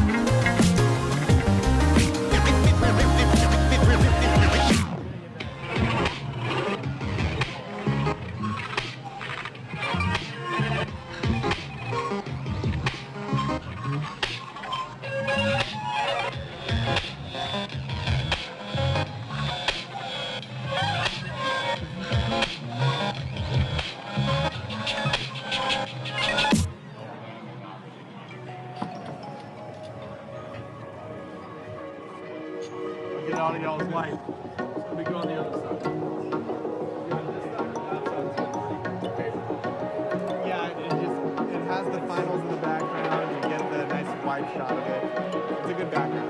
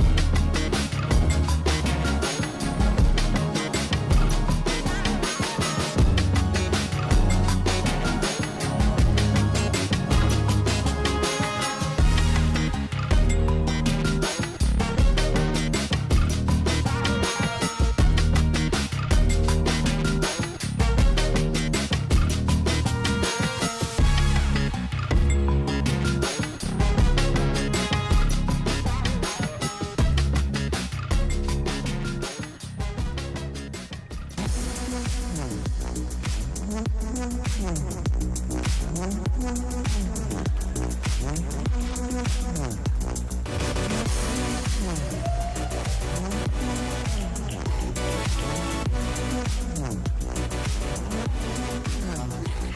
everybody. How are we feeling in the live venue right now? Pretty good? We saw some Fortnite, but the Battle Royale action isn't over. Am I right? Am I right? Because what are we going to play right now? Apex! Woo! Yes, so excited. And we've got more games coming later. Mia, you want to hype us up a little bit about what we're going to see after Apex? We're going to play some Valorant later, some Overwatch later, and then some Rocket League as well. And I heard in the Fortress they're doing some really cool smoke for the players to walk out. Oh, that'll be awesome. So cool, just like the pros. So I'm so excited to watch that. But right now, we're here to play some Apex. One of my favorites. Let's make some noise first for some Apex. Yes. And we have a new caster joining us, actually our stage manager, because one of the casters could not make it. So John, I just found out your gamer tag. Let's welcome PB and John and Runner to our Apex casters. Let's play some Apex. Today is a good day. It is a good day, everyone. My name is Runner the Rabbit, Runner the Rocks, Noah Bray, or Noah Bray, whatever you'd like to call me. Today, I'm joined by my boy. Thank you very much. I'm PB and John. Hello, everyone. You might have seen me around the venue, but between today and yesterday, I was the stage manager, but I am an avid Apex Legends player. Have my fair share of hours on it, and you know what? When I was offered up the opportunity, I was like, well, heck, why not? So today we're going to be playing some Apex Legends. I have a lot of insight to share with everyone. I hope you guys are as excited about this as I am. Oh, I am. I know I am. Yeah. I'm the guy that knows positioning, but he's the guy that knows the macros, the micros, all the minutia, the beauty of it, the beauty of the game, the inner workings. Love that. Yeah, most definitely. There's just an absolute beautiful thing about just the battle royales. You never know what's going to happen. You never know how the game is going to play out, where the ring is going to pull. And I just think, being able to be thinking on the fly, making these micro adjustments, talking with your team, it's team play at its finest. And that's the beauty of it. You said that it is the beauty, and I can't help but exemplify that. The beauty of the game is that split-second decision. Like you're in a gunfight. Do you switch to your other gun? Maybe it might be better for that gunfight, or maybe you stick with what you have, push up, have your team use their tactical, or maybe just throw it down and alt. You need that. All sorts of factors go into this game, and it is impressive what can happen. Yesterday we saw some amazing stuff. We saw Gnome Darts, they were absolutely killing it, and then suddenly Wellington Mustangs, Troy Eagles, Bravo, all these teams were coming out of the woodwork and just showcasing their skills, their abilities all over the map. Like round 2, the Troy Eagles Bravo running through zone after 4 to 5 different rotations yesterday on Storm Point. It did absolute collapse on the Franklin Phoenix, that map. Right, going from squad to squad, eliminating high KP games. I think we're definitely going to be seeing some strong teams and some strong showings, and also the occasion and the opportunity for other teams that didn't quite get to show up yesterday, make this their game day. So, that being said, let's take a look at some leaderboards and see what happened yesterday. These leaderboards are quite exciting. Obviously, we have the Augusta Gnomes in first place, 51 points. But this is really interesting. We have a 3-way tie for third. Franklin Wales, Wellington Mustangs, and New Wichita Bearded Dragons, all with 28 points. And they are, so far, pushing their way through. They're getting kills. They're becoming aggressive. And we can't forget second place with Franklin Phoenix. They are absolutely killing it. But one team I want to keep an eye on is that Troy Eagles Bravo. Mm-hmm. Right, most definitely. I mean, look, honestly, there's just such a tight gap between third all the way to sixth place, where just a couple of KP, a couple of placement points is going to be an absolute game changer, changing up the leaderboard. And not to mention, first and second place, only a 3-point gap between these two teams, between Augusta Gnome Darts and Franklin Phoenix. So I think, depending on how the compositions are going to be played here between Storm Point and World's Edge, one might come out on top over the other. Exactly. That's the kind of excitement we are here for. And every team has these chances, because composition and gunplay are the most important factors to Apex. And real fast, I just want to say, who's excited out there, folks? Come on, raise the roof if you're excited. That's what I like to hear. Who's got the most excitement? Come on. Right over there. I see y'all. Okay. I see y'all. Yeah, that's it. That's what we like to hear, especially for Apex, folks. This is going to be exciting because we have 3 drops today. Storm Point, going to World's Edge, and then we're going to Storm Point once more, because that's that's our setup today, and we're going to see a lot of interesting stuff on Storm Point. A very vertical map, as we have been talking about. As we have the map here, there's a lot of verticality to it. Most definitely. We've been seeing probably a little bit of a trend. We have only had one Storm Point match yesterday, but depending on where this ring is going to be pulling here towards the north side or even the south side, we'll probably be seeing a little bit of change with the topography. Specifically, the zones that I'm going to be very worried about for teams getting into here is on this north side zone, where the choke points are just extremely tight, not very easy to get into. The teams that are already going to be here might not have the best amount of loot. Lightning Rod, of course, being an absolute S-tier location, but it's a little bit difficult to play out of if you don't know what you're doing as far as micro goes. So, I mean, listen, what are your predictions? What kind of zones do you think we're going to be seeing here? I'm going to be honest. Down Beast, like we see, this is my take on it. We tend to see a lot of Down Beast Dam. Just with those canals, with those tunnels, the ring seems to favor the western side of the map, really wanting to lock down into the trench warfare style of gunplay, where you run through and you're just blasting people, you're smoking, you're using your recons, all sorts of stuff. Yeah. And we tend to see that a little bit more. But another prediction I'd have to say is right here, just this open area of water. I don't know the exact name for this location because Storm Point has so many good POIs, but this one right here, there's something about that water that just makes players so much more aggressive, so much more excitable. Right, most definitely. I mean, honestly, as far as the ring pulls go, I'm honestly really hoping we can maybe see something sort of center zone. Probably over here in Cascades, where, very limited amount of buildings. Very, very difficult to push into this area if you don't already have your, your building.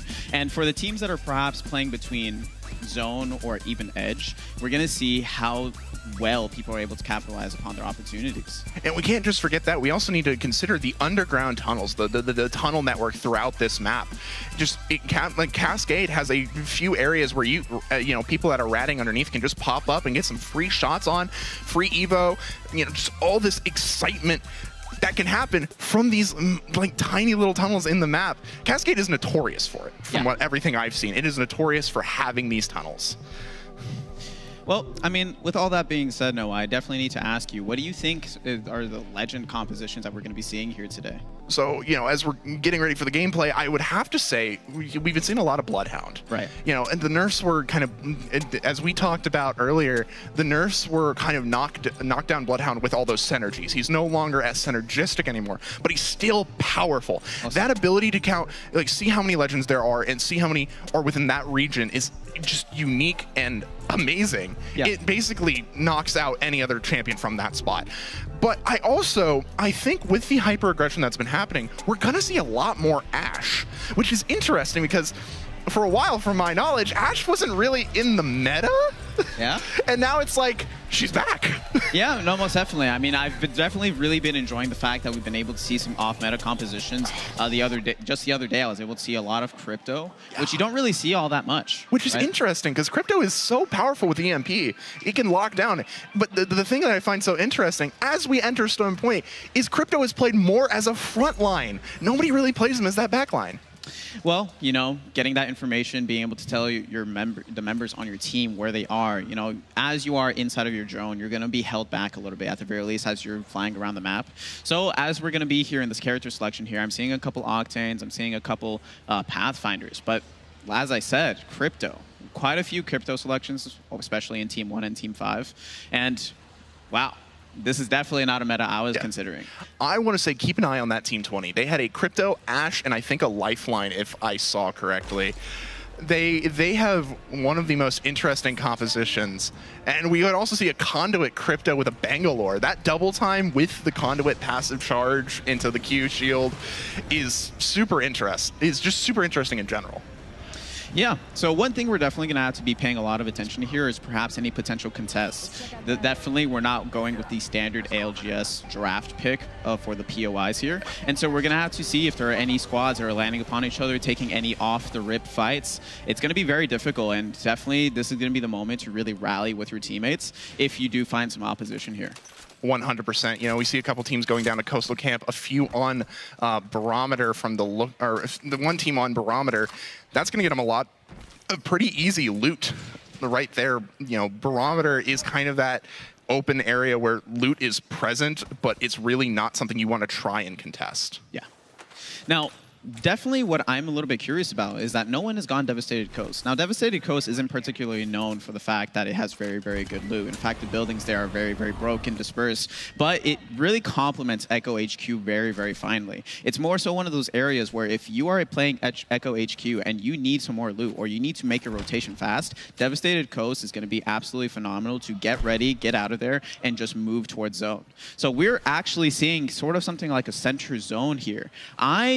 I'm going to make my prediction here, Noah, and I'm thinking it might pull towards Cascades over in the middle of the map. Well, honestly, John, I will agree. Cascade looks to where it's going. That ring is kind of favoring Cascade into, you know, Lightning Rod kind of general area, but we might see it move somewhat south going down.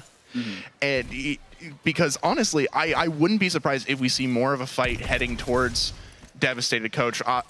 Devastated Coast. Obviously, like, the ring won't push down there because of where it's landing right now, but I wouldn't be surprised if we see a lot of heavy fire come from that region. Right. So we're going to be looking at some of the other teams in the area. This POI here, I believe it was called Thunderwatch here before the entire POI was just wiped off the map. Not really the best for just a full squad to loot up. You probably get out of here with a little bit less heals than you would probably expect. Not very many batteries, not the very highest tier loot zone, I'll be honest. But what you do have is a lot of zone priority rotations using the gravity cannon, and you're even able to go through the top of Command Center. Command Center is extremely important. That one's a relatively high loot area from my knowledge. Command Center is notorious, but it's also notorious for the massive amount of gunfights that can happen. If multiple teams land on this general area, you're going to be seeing a lot of spraying and praying in that general fight. So we're going to have to see if there are going to be any team fights happening here. Currently, there's a lot of teams that are a little bit dispersed around the area. I'm thinking maybe on the west side, we might have those two teams. I believe that's the red and orange teams that are right there on the map. They may or may not be having some sort of confrontation happening here. But talking about Team 3 here, very risky jump, but I like it. Risk it. Not just risky character choice, like Revenant? You know, Revenant, despite being a little bit of a weird choice, I feel like I understand what they're wanting to do here. I think I saw a lifeline. Now, we are seeing a confrontation here. What seems to be... Oof. Getting out of the Trident. I don't think this Bangalore is going to be able to get out of the Trident here in time. Ooh. The movement abuse for a solid second was just trying to avoid those shots. But pot shots are difficult, as what looks to be A1 Demolition, I think, was the player taking out that Bangalore with a flatline. One of my personal favorite guns. Then again, I'm a Titanfall player. I come from the Classic where the flatline is amazing. Well, it's very reminiscent. You know, Apex Legends pretty much continuing off the story of Titanfall. Absolutely amazing campaign, absolutely amazing game, and just kind of that feel. I find personally Apex Legends is just kind of unmatched as far as that freedom of expression and just kind of the movement, right? The movement and the gunplay are unmatched. The fact that you can have such consistent firing with most guns and not have to worry about recoil nerfs or buffs as often as other games, it really allows for a lot more setup options for a lot of teams. Right. You know, one thing I've definitely noticed right off the rip here, Noah, is that a lot of these teams are being a lot more conservative with how they're playing. Yesterday, we were seeing contest after contest. Usually by the Ring 1 closure, we had about maybe 3 or 4 teams that were eliminated, but up until now, we've only had 1 elimination. I don't know. I think that's another one going down in the kill feed, but I'm really not sure here, Noah, if maybe teams are going to want to take a fight here anytime soon between Rings 1 and 2. It seems a lot of teams are really, as you're saying, wanting to back down a little. They're not wanting to take these fights, risking the lack of Evo gain for, I think, conservation of ammo. But then why would they try to conserve ammo when there's spiders, there's prowlers? You can get a bunch of ammo from them. You know, talking about Evo, pretty much for everyone in the audience here, with the shield system here in the game, you're able to gain points towards your Evo through killing you know, environmental enemies such as the spiders, the wolves on the map, and even just dealing damage. But there's also the Evo harvesters that contribute 350 points to your overall Evo gain, which is absolutely huge. I think on white armor, that would almost instantly put you on. It's an instant, I think, blue for the entire team. Almost exactly. But the big thing is, when you think about it, right, the big thing when it comes down to Evo is also care package Evo harvesters. They can give a much bigger amount, instantly taking somebody that might be like a quarter of the way on purple straight to a red. You know, that's actually a really, really good point here, Noah. I think the teams that are going to be playing Lifeline, if they're able to capitalize off of their Evo gain, somehow make their way over to blue or even purple, they could really, really rapidly, almost in the mid-game, get up to red armor, and you would almost have a tank. So capitalizing off of that Evo, especially if you're playing zone where you may not be taking as many fights or looting as much as you would maybe like to, is going to be really essential for the teams running Lifeline here. Yeah, I think I saw a Gibby just a few seconds ago. I think I saw a Gibby, a Wraith, and a Bangalore composition. More defensive, more, you know, laid back, trying to play those, you know, rat plays. Nothing wrong with that, as I keep exemplifying throughout the past couple, or throughout yesterday. Rat is fine. But competitive gun game basically in this, where you just shoot and, you know, manage your ammo. That's what you want to aim for because of that Evo. Now I'm really curious about Team 4 here. So I think that was the Bangalore and the Bloodhound that did die. So the Octane here is going to be playing as a rat. It's going to be very difficult for them to get into zone here, and especially here with Team 2, as we're seeing a confrontation with Pylon and what would be the wall here over on Jurassic Park. Jurassic Park is another one of those high contested areas. Pylon being another notorious area. You know what? That's where I think the ring's going to end. Pylon. You know what? I think I'm saying it now. It may or may not be pulling towards Pylon here. I think Pylon is just barely outside of the ring. So it's going to be pulling towards Jurassic Park, actually. Jurassic coming from Pylon onto Jurassic is going to be an interesting cross as well when you think about it. So we see around like it looks like 3 or 4 teams are kind of within this general area. I don't think they know. What are you I don't think doing? this Wraith knows. So we have a little bit of an R-line clip. Now they know the team that's inside of this building, holding up with Catalyst. This Catalyst is definitely going to have to use their Q. Got to seal up the doors, seal up all of the entrances. We got a full squad here, and they're definitely wanting to take it. Do they stick? They don't. Doesn't stick, but they do have, that Wraith has their squad with them. That Wraith ult is going to be extremely useful to get into that building, in my opinion. But the problem is timing it right to where your team can distract them long enough for you to use that. Now, what I would almost disagree here is with this team getting out of the building. Now, we are going to see a knock on the team that was holding this building. This Catalyst absolutely needed to throw down more mats. I think the Catalyst can throw down up to a maximum of 3 mats plus the seals on the doors. So here they're going to try to reset, but I don't think they're going to be having the occasion to. It's going to be a 3v2 going into this fight, and this team is going to try to make their way outside of Jurassic. That's one knock. And that was a satisfying capitalization on that retreat. You don't want them to get away. You gotta let them. As another gunfight initiates, what looks to be 2 knocks now. Well, we're going to be, I think this is the point here now. And that's a full squad wipe right there. That's a full squad wipe. We're going to be seeing this, at this point here now, we're going to be seeing a lot of these teams converge on each other as these rings continue to close. I think we've got about 1:39 before ring 2 closes here. And after that, anyone who's outside of the ring, they're going to start being a little bit low on syringes. They're going to want medkits. They're going to want more things if they're playing hardcore edge. And so definitely getting into this Jurassic Park, if you're not playing Valkyrie, or if you don't have any evac towers, it's going to be a challenge. You're going to want to be playing zone here, and at the very least, you need to make sure that you can take these gunfights, because otherwise, I don't know how you're getting into this place. You know, Jurassic Park, one of those areas where you have like maybe 1 to 2 entrances. That positioning is going to be the most important factor with that. But we see a gold longbow, one of my personal favorite guns in the game. I like the longbow. It's a funny shotgun, in my opinion. Most definitely. It's a sniper, but it's a shotgun. Now let's talk about the gun meta here, because traditionally in competitive Apex, you know, right now it's heavily reigned by what would be the Havoc and the Hemlock. But we've seen a little bit of the unconventional picks. We've seen a couple Volts, we've seen a couple Cars, even an L-Star.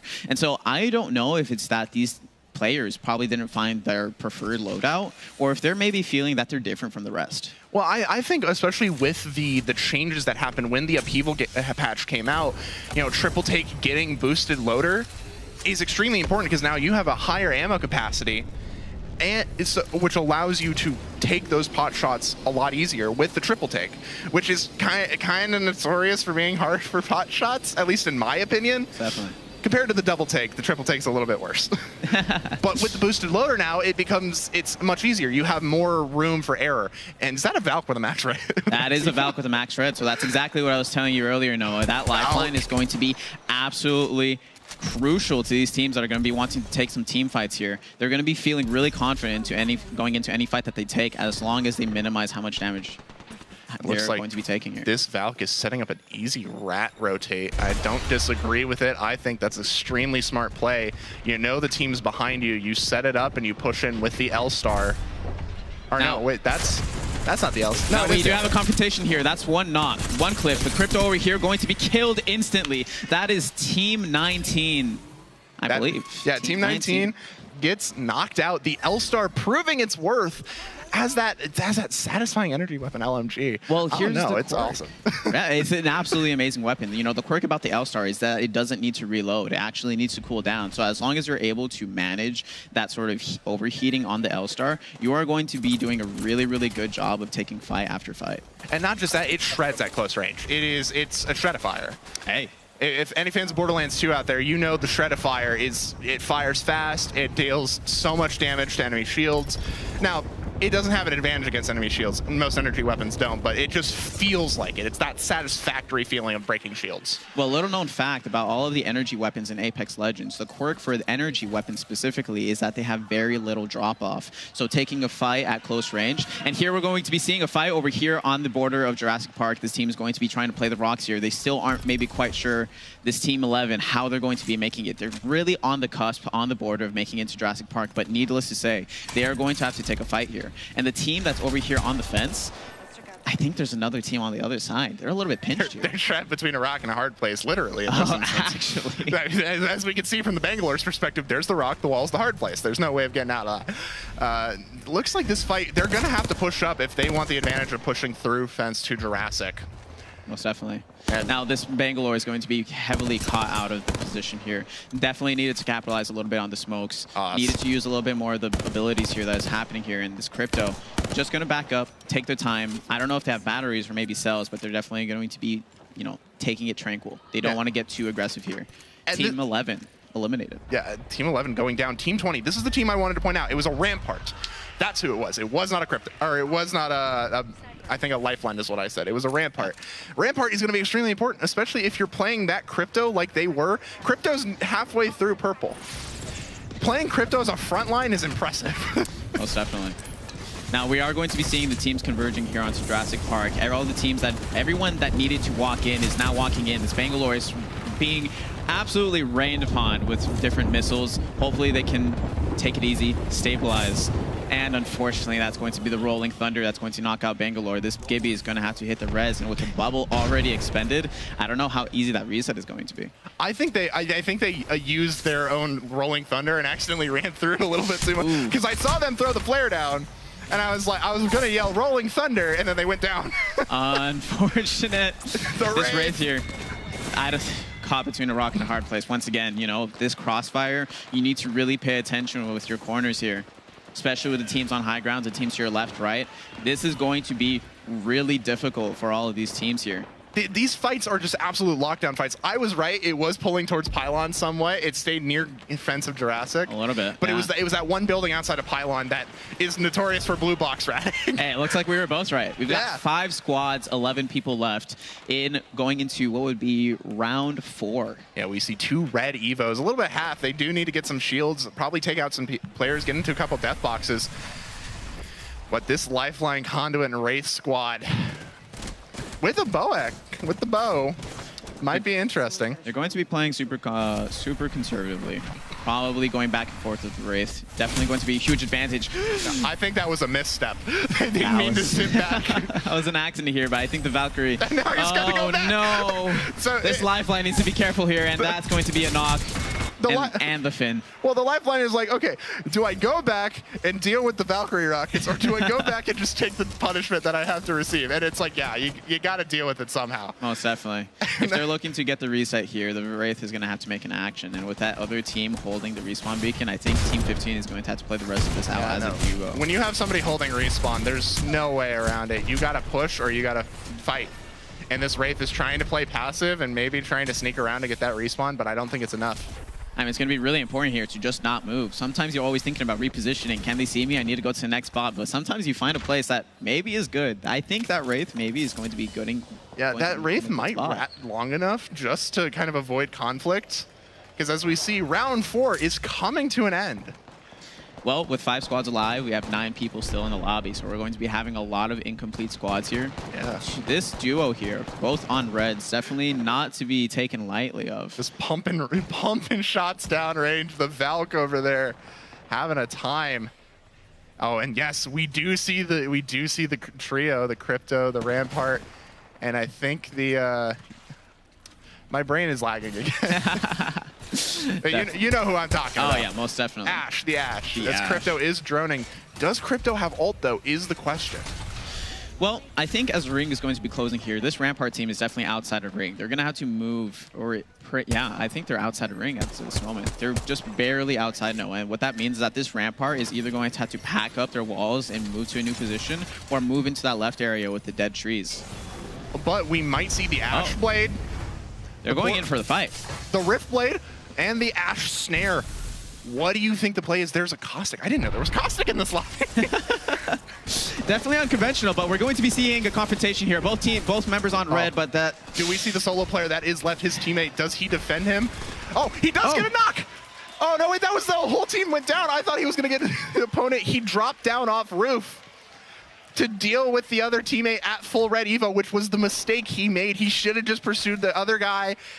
It happens, though. We make mistakes in the heat of passion, Jimbo. Okay. Oh, most definitely.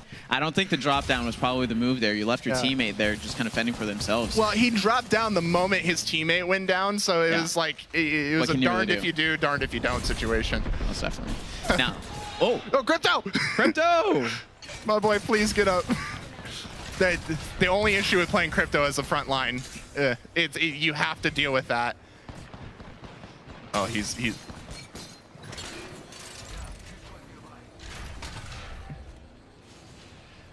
so this is just, we see a good rat setup right now.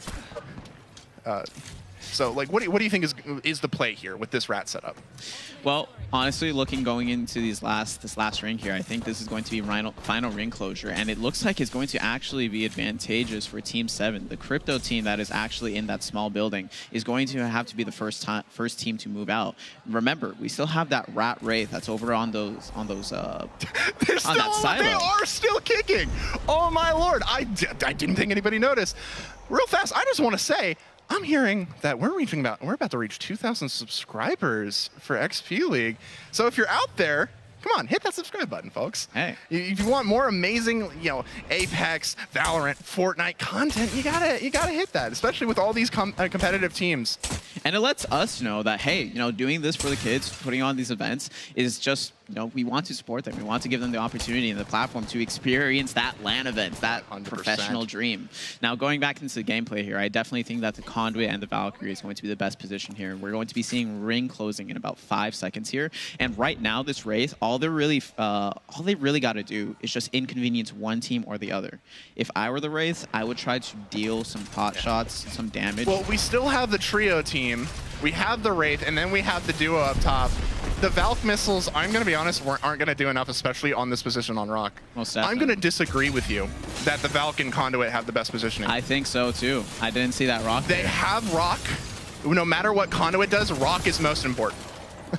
And they're going to be walking in here. This Crypto is also going to be dropping the EMP. And both it's going to be a confrontation. Whoever can get the knock first. And you're going to be seeing the Wraith coming in on the side. Oh, the Wraith. wait.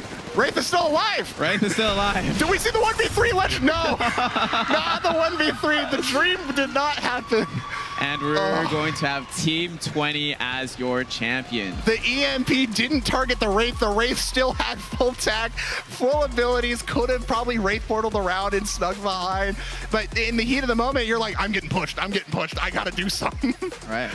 That was class. Team 20 taking it. Solid stuff coming out of Team 20. I saw Dr. Igneous. He was showing up a little bit yesterday too. I actually saw him in the kill feed. I think he's actually one of the top fraggers in our lobby, if I'm not mistaken. Now, notice, one thing I really didn't expect is that Team 20 was coming in playing Edge. They came in from the far side of you're Pylon. right. They pushed that building where that Caustic was able to flush them out, wipe the squad, take that position. So really, this macro, having a guess of where this ring is going to pull is going to be huge for these teams. Sometimes it's not about playing for the kill, but playing for the placement. And I think it's even better that they didn't have any legends that had ring console access. I don't think, unless Rampart does. Rampart is actually a controller legend, which would mean that she would have access to a ring console. So that is likely a possible influencing factor as to why that team was so well positioned going into that end game. But I don't think the side they were on had any ring consoles though. So I don't think they had that positioning advantage with the ring consoles to know. So they were just playing off pure blind faith that their IGL knew exactly where to go, and it worked. And I'm not going to call it blind faith because, predictions and, you play the game long enough, where the possible ring spots are. They eventually get in a common pattern after a while. That is good old intuition right there. Good old intuition. We love intuition. Team 20 taking that. An exciting map. I had to yell the EMP because it didn't affect the Wraith. That's the entire thing. It's like the EMP, I thought it was hitting everybody. And then the Wraith was just like, I still have tax. I still have my tactical. I still have my ult. You didn't shut that down. Well, I'm sure the Wraith is going to be very, very happy with the placement for that team there. I think going into that last moment where both of their teammates got wiped out, that was only still top 6 going in that last portion of Jurassic Park. And being able to steal a second place, that is 9 placement points onto a leaderboard. That is significant. That is going to shoot them up the leaderboards. And if that's one of the teams that are in contendership between 3rd to 6th, that's going to solidify them. Completely change their point total. Who's coming up in the round now? For those of you that want to get a snack as we keep watching more of this exciting Apex, Dippin' Dots ice cream outside is now free at the concession stand. Oh. I like Dippin' Dots. It reminds me of old home, Silver Dollar City in Missouri. They always had Dippin' Dots. I don't know why, but that's for sure. Made for a nice day. Well, it is. It is free. That's the exciting part. It's free. Dippin' Dots at the concession stand. Go on and get some, folks. Come on. Hey, today's a hot day. Today's a hot day. We got to cool off, and especially, it's getting pretty intense over here. Oh yeah. I'm getting hot just it's excitement. The radiation of the excitement is making me warm. Now, everyone, I definitely want to ask, what did we think of that match? Let's go! All That's right, it. that's what I'm talking about. Yeah. That's it. We love that. That was pure excitement. Yeah. Team 20, I don't want to hear you. I want to hear everyone, but Team 20, where are you at? Come on. Raise the voice. Raise the hands. I don't know where Dr. Igneous is. Where's everyone? Come on, guys. That was an exciting match. I hope you're excited for more, honestly. I think people are probably a little bit nervous. 100%. Battle Royale is definitely not easy on the heart, definitely not easy on the soul. People, we want to see our kids succeed. We want to see, people get that win. But ultimately, it's a Battle Royale, and there can only be one champion. Yeah, but that's the fun part about Battle Royales is that you never know who it is until that final round, because there are people that are going to be clawing their way, and that's what I think everyone here understands when they play these Battle Royales. It's like no matter how bad you do in the first 3 drops, it's those last 3 drops that could absolutely change the game. That leaderboard could look 100% different by the end of these 3. Yeah. In these grand finals. Because what we saw was just those first 3 drops yesterday. Today, that's a whole new story. It's a whole new chapter in this book.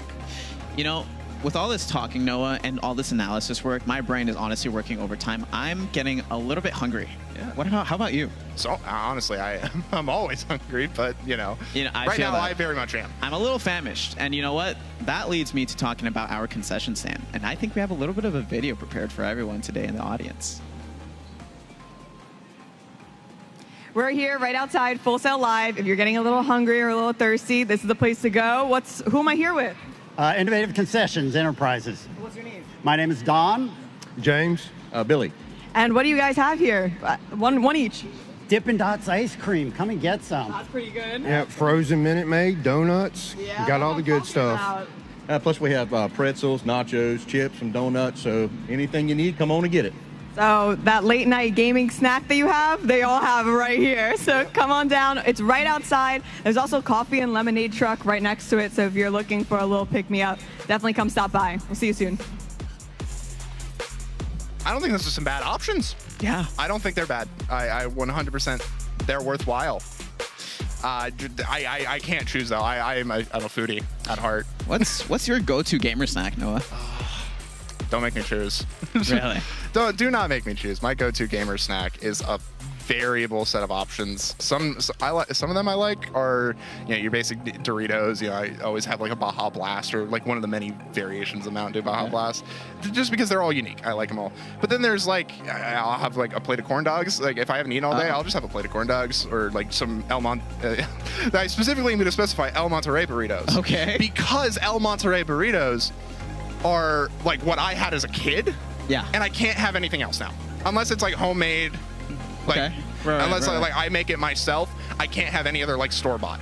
I don't know why. My brain just will not let me. So you're definitely a little bit more on leaning towards the end of like always having a good bev with your gaming sessions. Always a bev. If even like I don't have to eat as long as I have a good beverage. I'm having fun. Most definitely. Like if I'm having a good bev, I will have more fun than I will be if I have nothing at all. If I'm just like full on sweating and just like going in like let's say Counter-Strike and I'm just sweating and I'm like IGLing, I don't have that beverage with me to take a sip from in between rounds. It's chalked. My mental is gone. I mean, you get a little bit parched, man. You get a little bit too into the moment. Oh, You yeah. get it gets warm, man. You get stressed, and I personally need to. Yeah, I'm always on the bev side. What about you though, John? Well, about me, I think personally, I am more so leaning towards the gummies and candy. I love candy. Those are always good. But, talking about beverages, we have juice. And I think we're going to be leaning into the juices that we have here. We have some of a juice stand, and we also have different options for beverages. And I think I know who it is, but I think so too. So let's take a look at that. We are right outside the Fortress where there's a bunch of different food trucks, but tell us a little bit about you and this food truck here today, or drink truck. So we are the Florida Juice Company, and we offer all natural juices, teas, and lemonades. Our top seller is the strawberry lemonade, one of my personal favorites, but you cannot beat the Pin Pin. It's our signature blend, orange, pineapple, strawberry, and lemonade, all put together. It takes you like, right to Florida. Yeah. So if you had to give your top 3 juices, what would they be? I'll say the mango is one of my personal favorite, followed by the flamingo punk. Okay. And of course the Pin Pin. You cannot beat the Pin Pin. Well, I think I'm going to have to try one. If you want to come try one as well, again, we're right outside the Fortress, and there's a bunch of different food trucks you could try. Come stop by. all sorts of great options. I've had quite a few, and they are all great objectively. Getting into this, Florida Juice Company is just great in general. I can't exemplify that enough. But also, once again, I want to bring up those frozen treats outside, that Dippin' Dots at the concession stand is once again free as we're entering the next game, the next drop on World's Edge. Get yourself a snack. Come on. Treat yourself, people. Treat yourself. Like, come on. You're over here, Orlando, Florida. Come on. Sunshine State. Like, it's going to get warm here. It's going to get warm. Dippin' Dots is great to just have to cool down as we, just all sorts of stuff. I mean, speaking of cooling down, I think we've cooled down enough, and we're going to be going into the next set of matches here. I'm excited. The World's Edge is a very interesting map for me, in my opinion. World's Edge is one of my favorites. Right. But that's because it's also like it's kind of like the one everybody knows. I think it was the map that the game started with. Unless I am wrong. That would be Kings Canyon. Kings but Canyon. I haven't seen Kings in so long. World's Edge did come into Season 3, and now as we go into the dropship here, it's been through a number of changes. Haven't seen a couple changes on World's Edge in a while. I think the last edition was Lava Siphon and Climatizer. But here we're going to be seeing a couple of teams spreading across the map. Definitely the POIs that I'm looking out for are going to be Skyhook West plus Bloodhound Trials and Big Mod Stacks. Honestly, Big Mod Stacks it's the one everybody looks for, though. Big Mod Stacks is like you go there to get good loot guaranteed. Most definitely. And now it's a little bit of a difficult situation because with Mod on its own, there's not enough loot for a full team. Yeah. But what you can definitely get is upgraded weapons, tier 2, tier 3, right off the rip. Oh, 100%. And that's why it's so good. That's why you see a lot of teams dropping it so consistently. You know, Big Mod by itself doesn't, like you said, doesn't have the loot, but those upgrades. And then with stacks right nearby, you can finish up your loot pool. And another area I would say is at Thermal Center, because nobody wants to drop there really due to the lava and just that damage, unless you're running Fuse.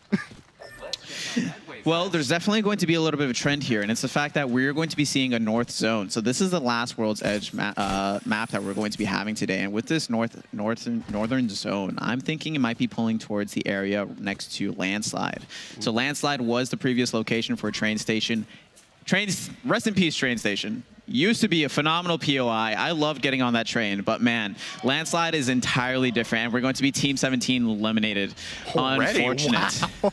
This is the map that really brings out the competitiveness, I think. I always thought that was Storm Point, and we did see a little bit of that yesterday where more people were getting aggressive on Storm, but I think World's Edge does it more. I don't know why.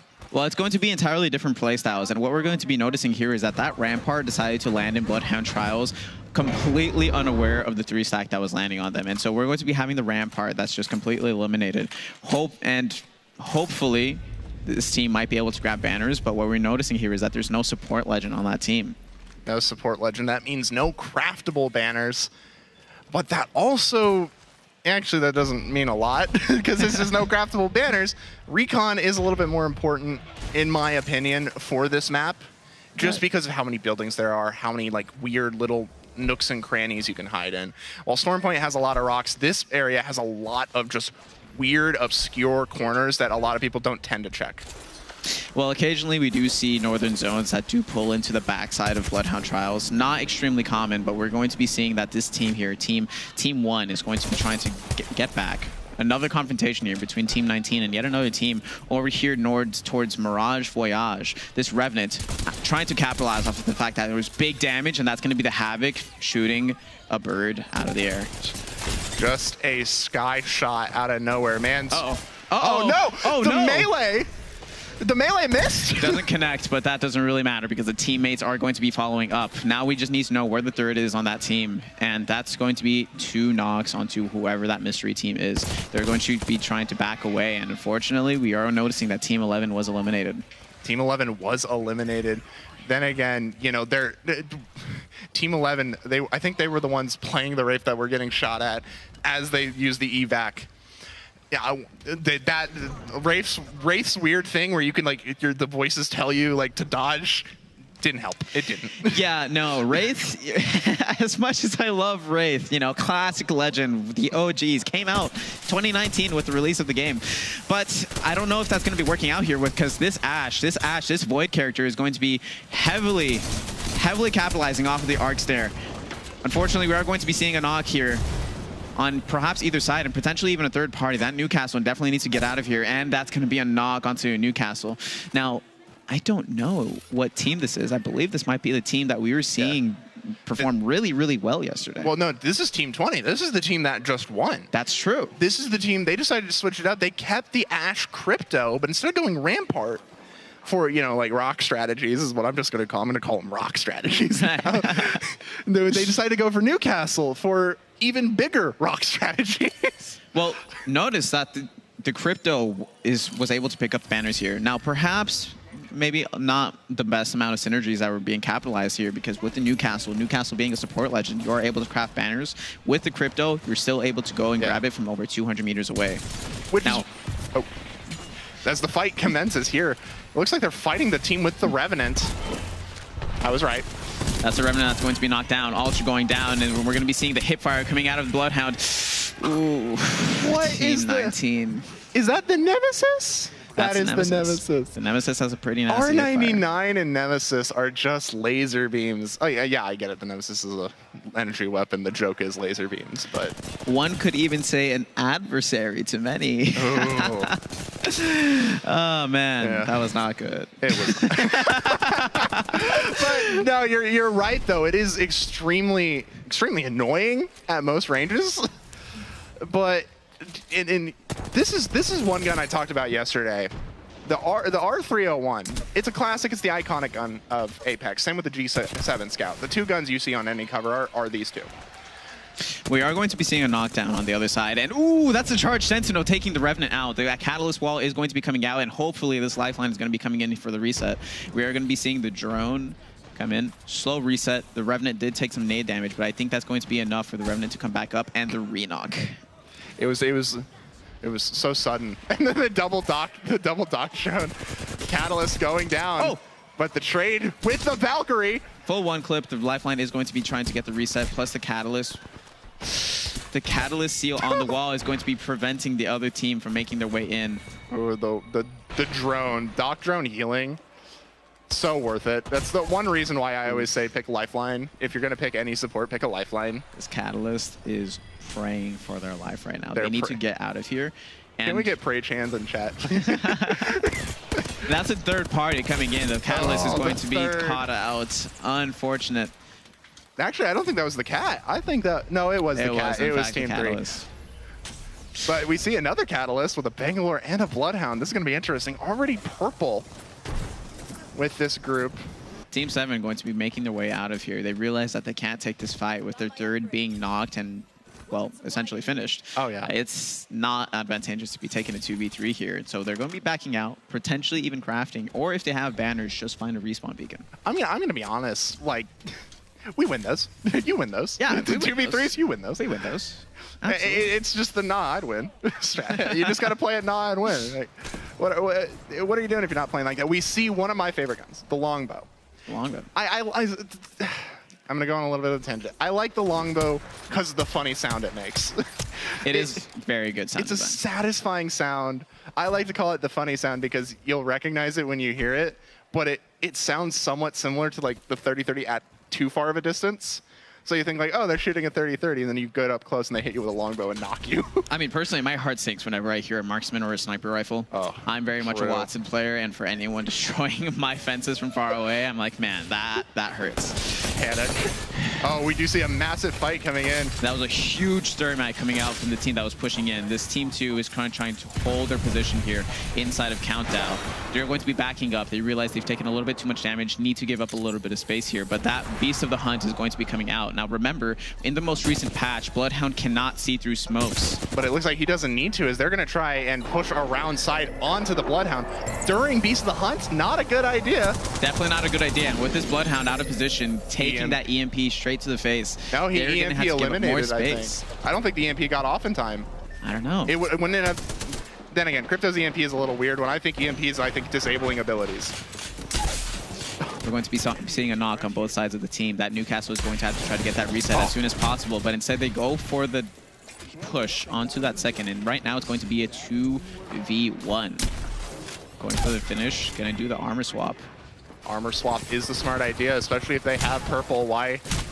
Oh, that Lifeline pushing in with an unreloaded Rampage. Now that was truthfully I think it's even funnier when the Newcastle is coming in with like a lever action. It's just like, what do you do? It's a shotgun that's going to do more damage the closer you get. Like, there's not a lot you could do about that. Well, I'm truthfully very surprised about the shotgun plays. With World's Edge, you're definitely going to want, at the very least, a medium to long range weapon. Now, of course, we do see the longbows. We see the G7, which was recently getting a buff in the most recent patch, going from 32 to 33 damage per bullet. Yeah, but it also, like, didn't it have increased fire rate as well? Slightly. I think its rate of fire was increased, and ROF over everything. that's the way I put it. The faster the gun fires, the better it is. Hey, that stonks. That's stonks. Net profit on the damage ratio. EA literally said, hey, you give me recoil, I give you increased rate of fire.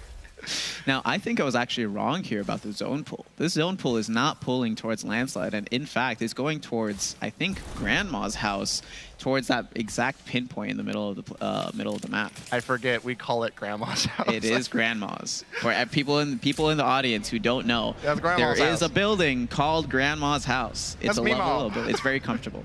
It's very cozy.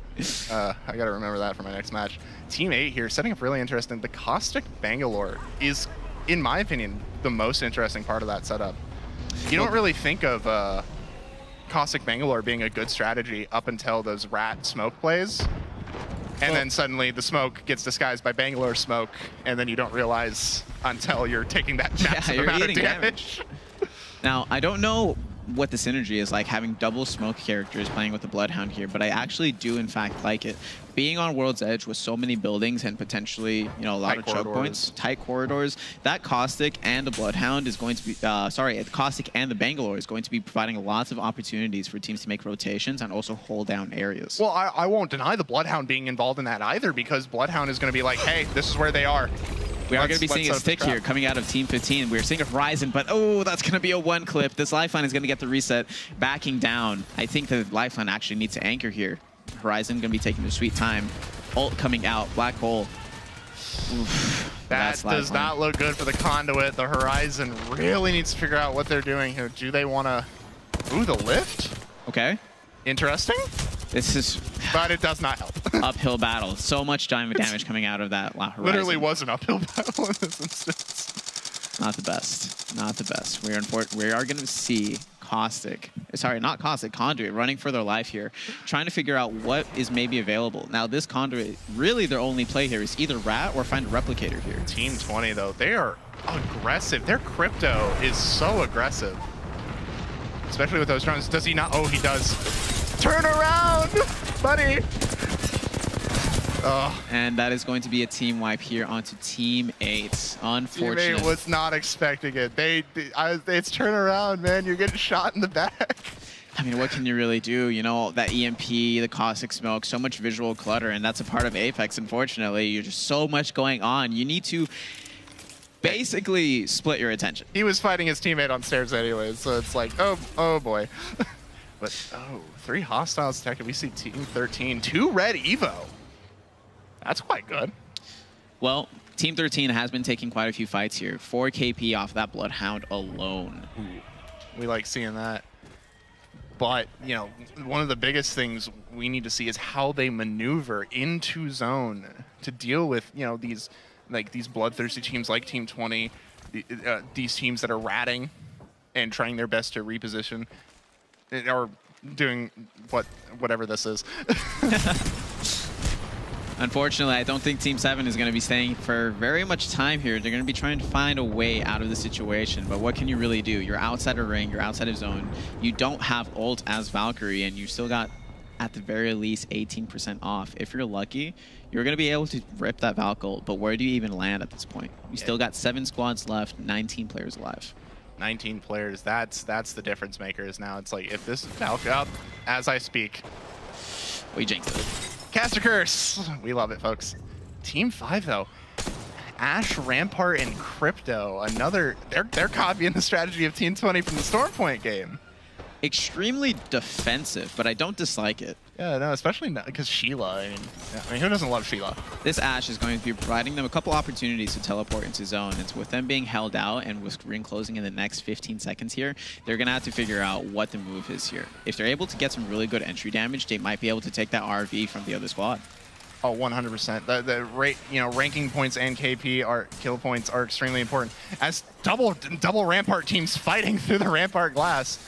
Oh, was the Arc Snare just shot out of her hand? I don't think I've ever seen that before. The Ash Snare not being shot out of somebody's hand is interesting. You know, I always love seeing Ash. As a huge Titanfall fan, you know. I still don't know how she survived that. I don't know either. You know, you play as Jack Cooper, and I think you know, something happens to Ash. Something happens to Ash. Not going to spoil that for the people who haven't played Titanfall 2 yet, but we are going to be seeing 5 squads converging here into this final ring. Now, the zone is looking like it's going to converge onto this mountain peak here. And so whatever team that might be able to get a hold of that high ground, get on top of that mountain that's covered by the banners, will most definitely be really well positioned for an end zone here. This is really interesting, though, seeing a Horizon with a Conduit and a Lifeline. We're looking at really more of this movement-based team rather than like a positioning-based team, in all honesty. Definitely. Because you're looking at the vertical jumps with the Horizon tactical and Conduit's Q being able to keep that shield up. Now, we did see 2 people die to zone here, and that's exactly what I was meaning. We're getting into the zone here is going to be extremely difficult. That Horizon is going to be put down to 1 HP, and that's going to be a fight on the east side of zone. Well, east side of zone fight. Looks like that was Team 13 going down finally. And a long and hard battle, sadly lost. This team that's on the RV is definitely going to be the best position here. They have views over all the choke points, both front and back. And that team that was on the backside, that's over on the east side of zone, may or may not be able to pick this RV, you know, completely off guard. It's definitely going to be up to how they're going to approach the situation here. And with the Crypto EMP being completely destroyed, those Rampart walls are going to stay up. Rampart walls are one of the most interesting factors about this matchup. Rampart walls, they increase damage shot through window, but only on the side of the person behind them as Rampart goes down. Yeah, exactly how I said. That team that was over on the east side of zone, they're coming in. They're coming in for that fight. They want to kill that team that was over on the RV, and that's going to be a huge fight. That team that was looking at them from the north, they're thinking they want to capitalize on this, and it's going to suddenly be a 3-team fight here. We're watching a massive chaos here. Shots going out, EMPs going off, arc snares going down.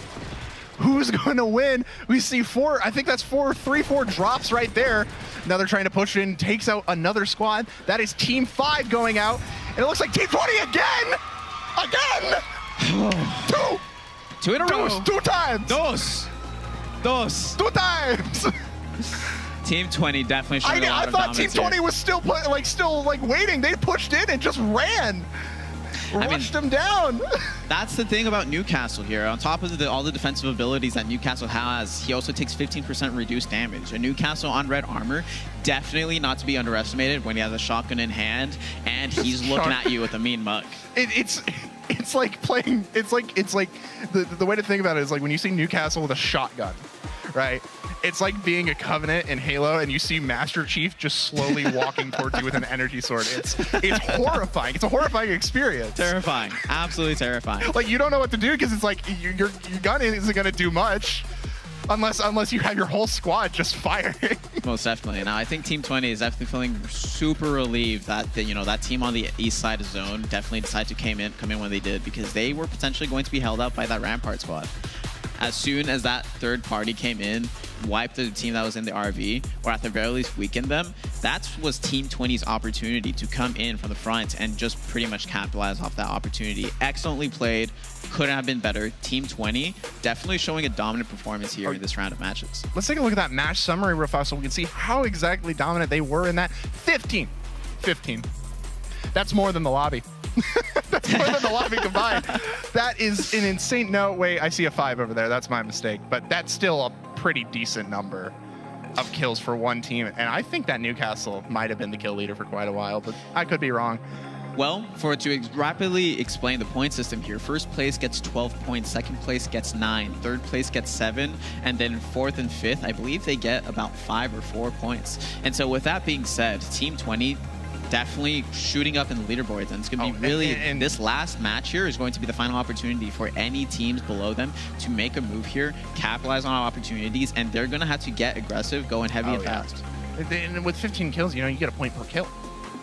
Point per kill plus the 12 they get for first place. That's definitely 2 in a row. I don't know how many they had in on Storm Point, the first Storm Point, but they had a lot when they won.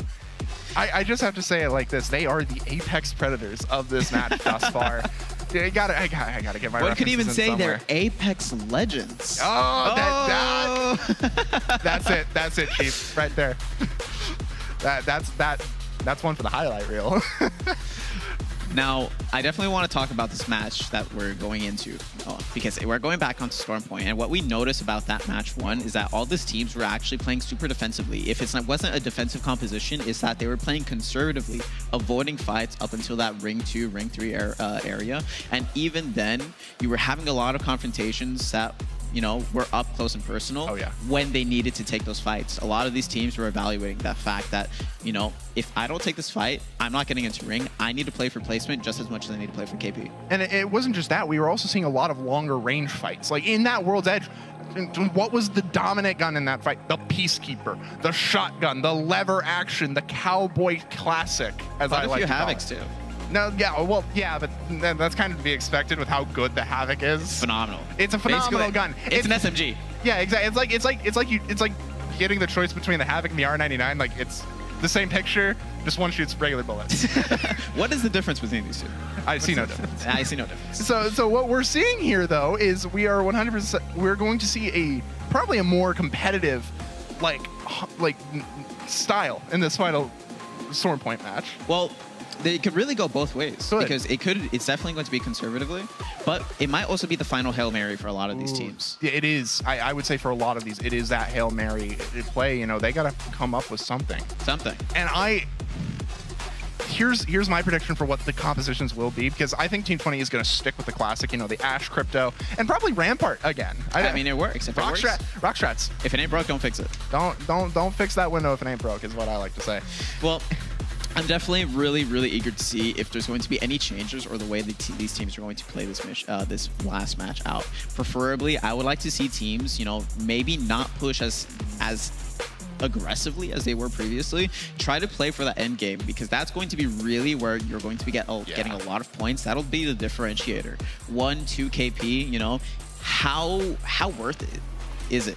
I think it's a lot more worth it when you realize that on Stormpoint, if you're to play that close range meta, you're able to get more fights. You're definitely gonna have to be really hybrid. You're definitely going to have to be very hybrid in how you want to take these fights. Because if we're seeing a lot of long range weapons, if we're seeing a lot of longbows, a lot of triple takes, and a lot of 30-30s, 30-30s don't have skull shatter rounds, right?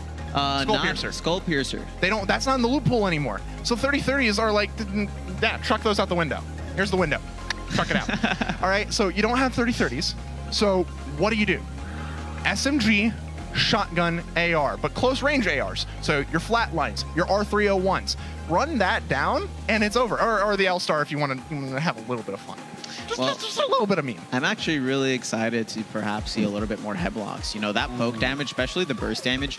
Burst damage is going to be extremely vital, especially if you're noticing a lot of Rampart in these lobbies. If you're able to take small little pot shots, destroy those walls, not really give them the time to breathe or at the very least set up these walls. Yeah, sure, you're exchanging bullets. You might get a little bit low on ammo count, but you don't want to give them enough comfort to feel like they have area control. Yeah, I can see that. I can see that point of view. The big thing for me when it comes to these guns, the gunplay, is it's really going to come down to who you pick as a champion. Exactly. So you have, who you pick as a legend. You got what I think the best would be, especially for a close range meta. It's going to sound weird.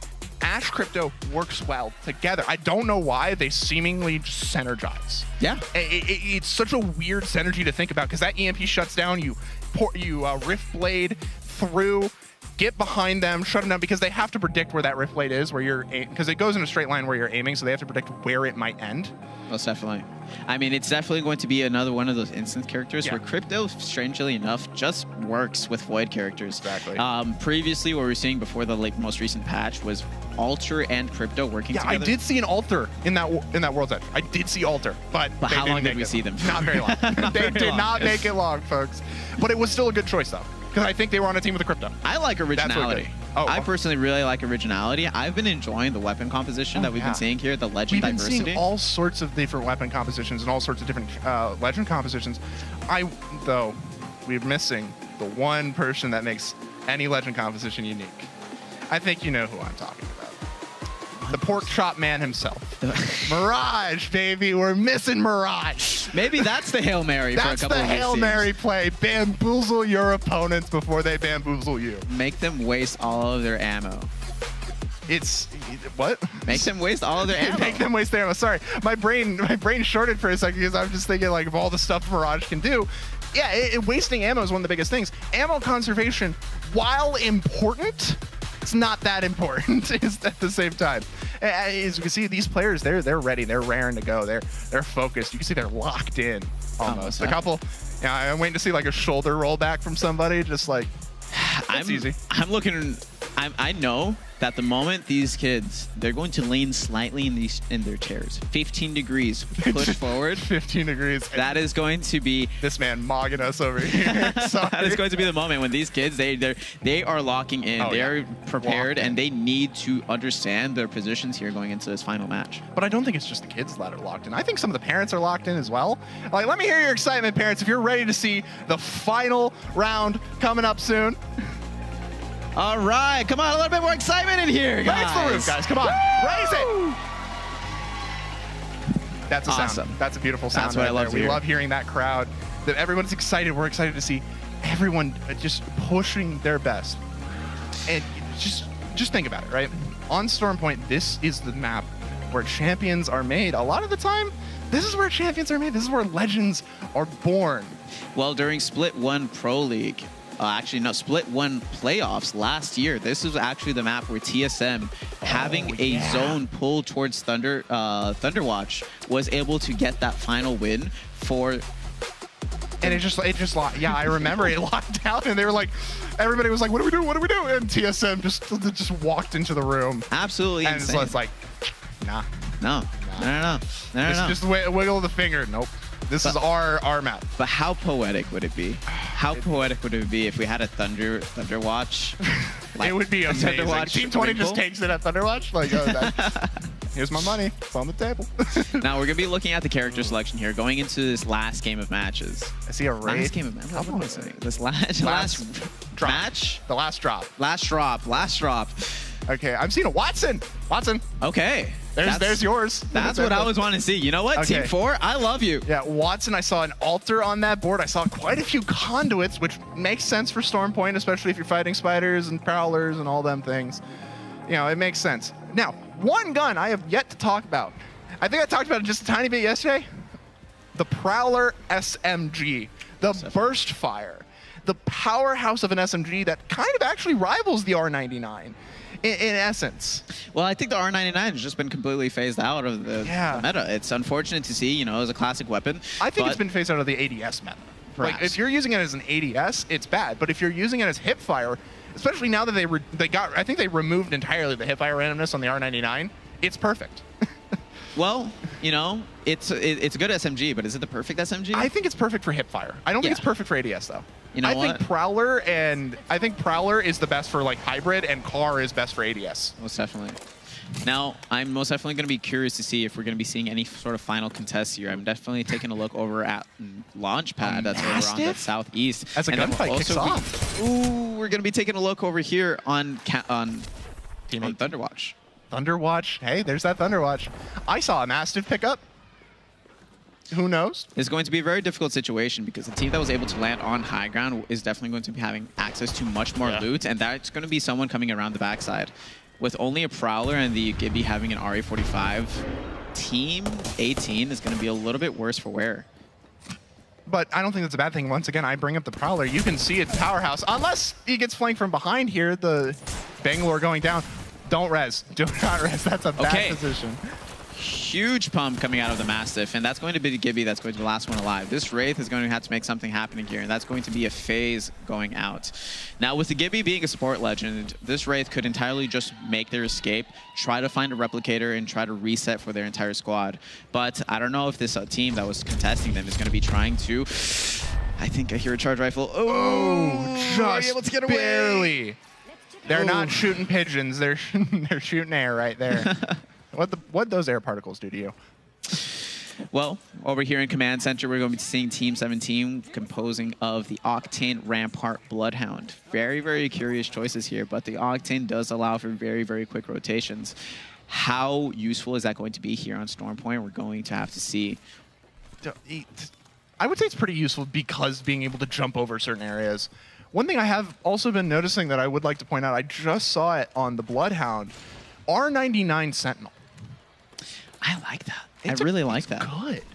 Well, the Sentinel is definitely going to be one of those weapons that we won't see it much, but the people who are going to be using it are going to be hitting hard. A full charged headshot with the Sentinel is going to be a 156 damage. That is pretty much a Kraber to the dome.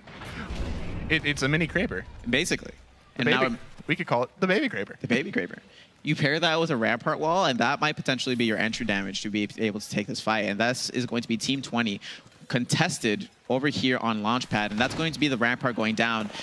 Ooh, but it looks like they could I do see a Rampage R99 combo. It is currently a 2v2, and this Catalyst is going to try to reset, try to deal as much damage as they possibly can. And Team 20 is going to be trying to make it as... Ooh! Team 20. Trying to make as much of an exit as they possibly can, and that's going to be another knock onto Team 20. Team 20 might possibly be going out early here. The Ash, the only one alive. Ash with the alternator. Ash with the alternator. Catalyst wall coming up, and Team 20 eliminated from the lobby early. And that makes Team 13 the new kill leaders. The Bangalore execution with the triple take. Just walked up slowly and just domination with that triple take. It's a shotgun now. It's joining my classification of sniper rifles that are used as shotguns. That's a shotgun now. You know, the other thing that has to be said is that was a 2v3 coming about of the other team. That Bloodhound was completely dead, completely gone. And with that 2v3, to just...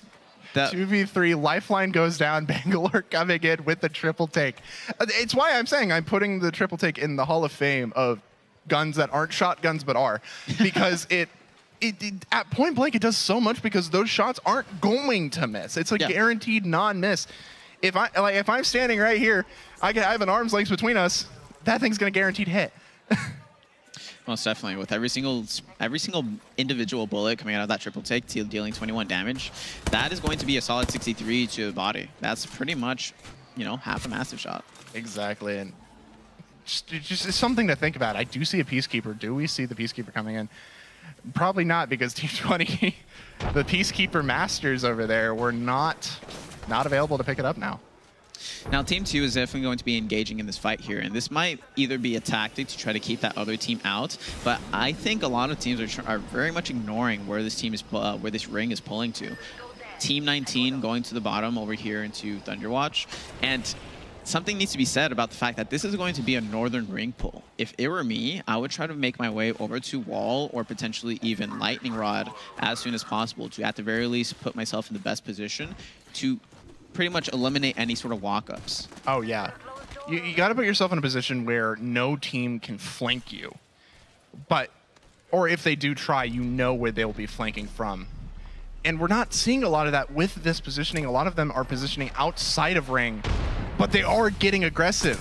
With Beast of the Hunt coming out, this Bloodhound is trying to take angles, dealing a solid crack to blue armor, and this is going to be a really, really good position for Team 2 here that's going to take this downhill battle against this other squad. They're going to chase, and I think this might be the opportunity here for potentially a squad wipe.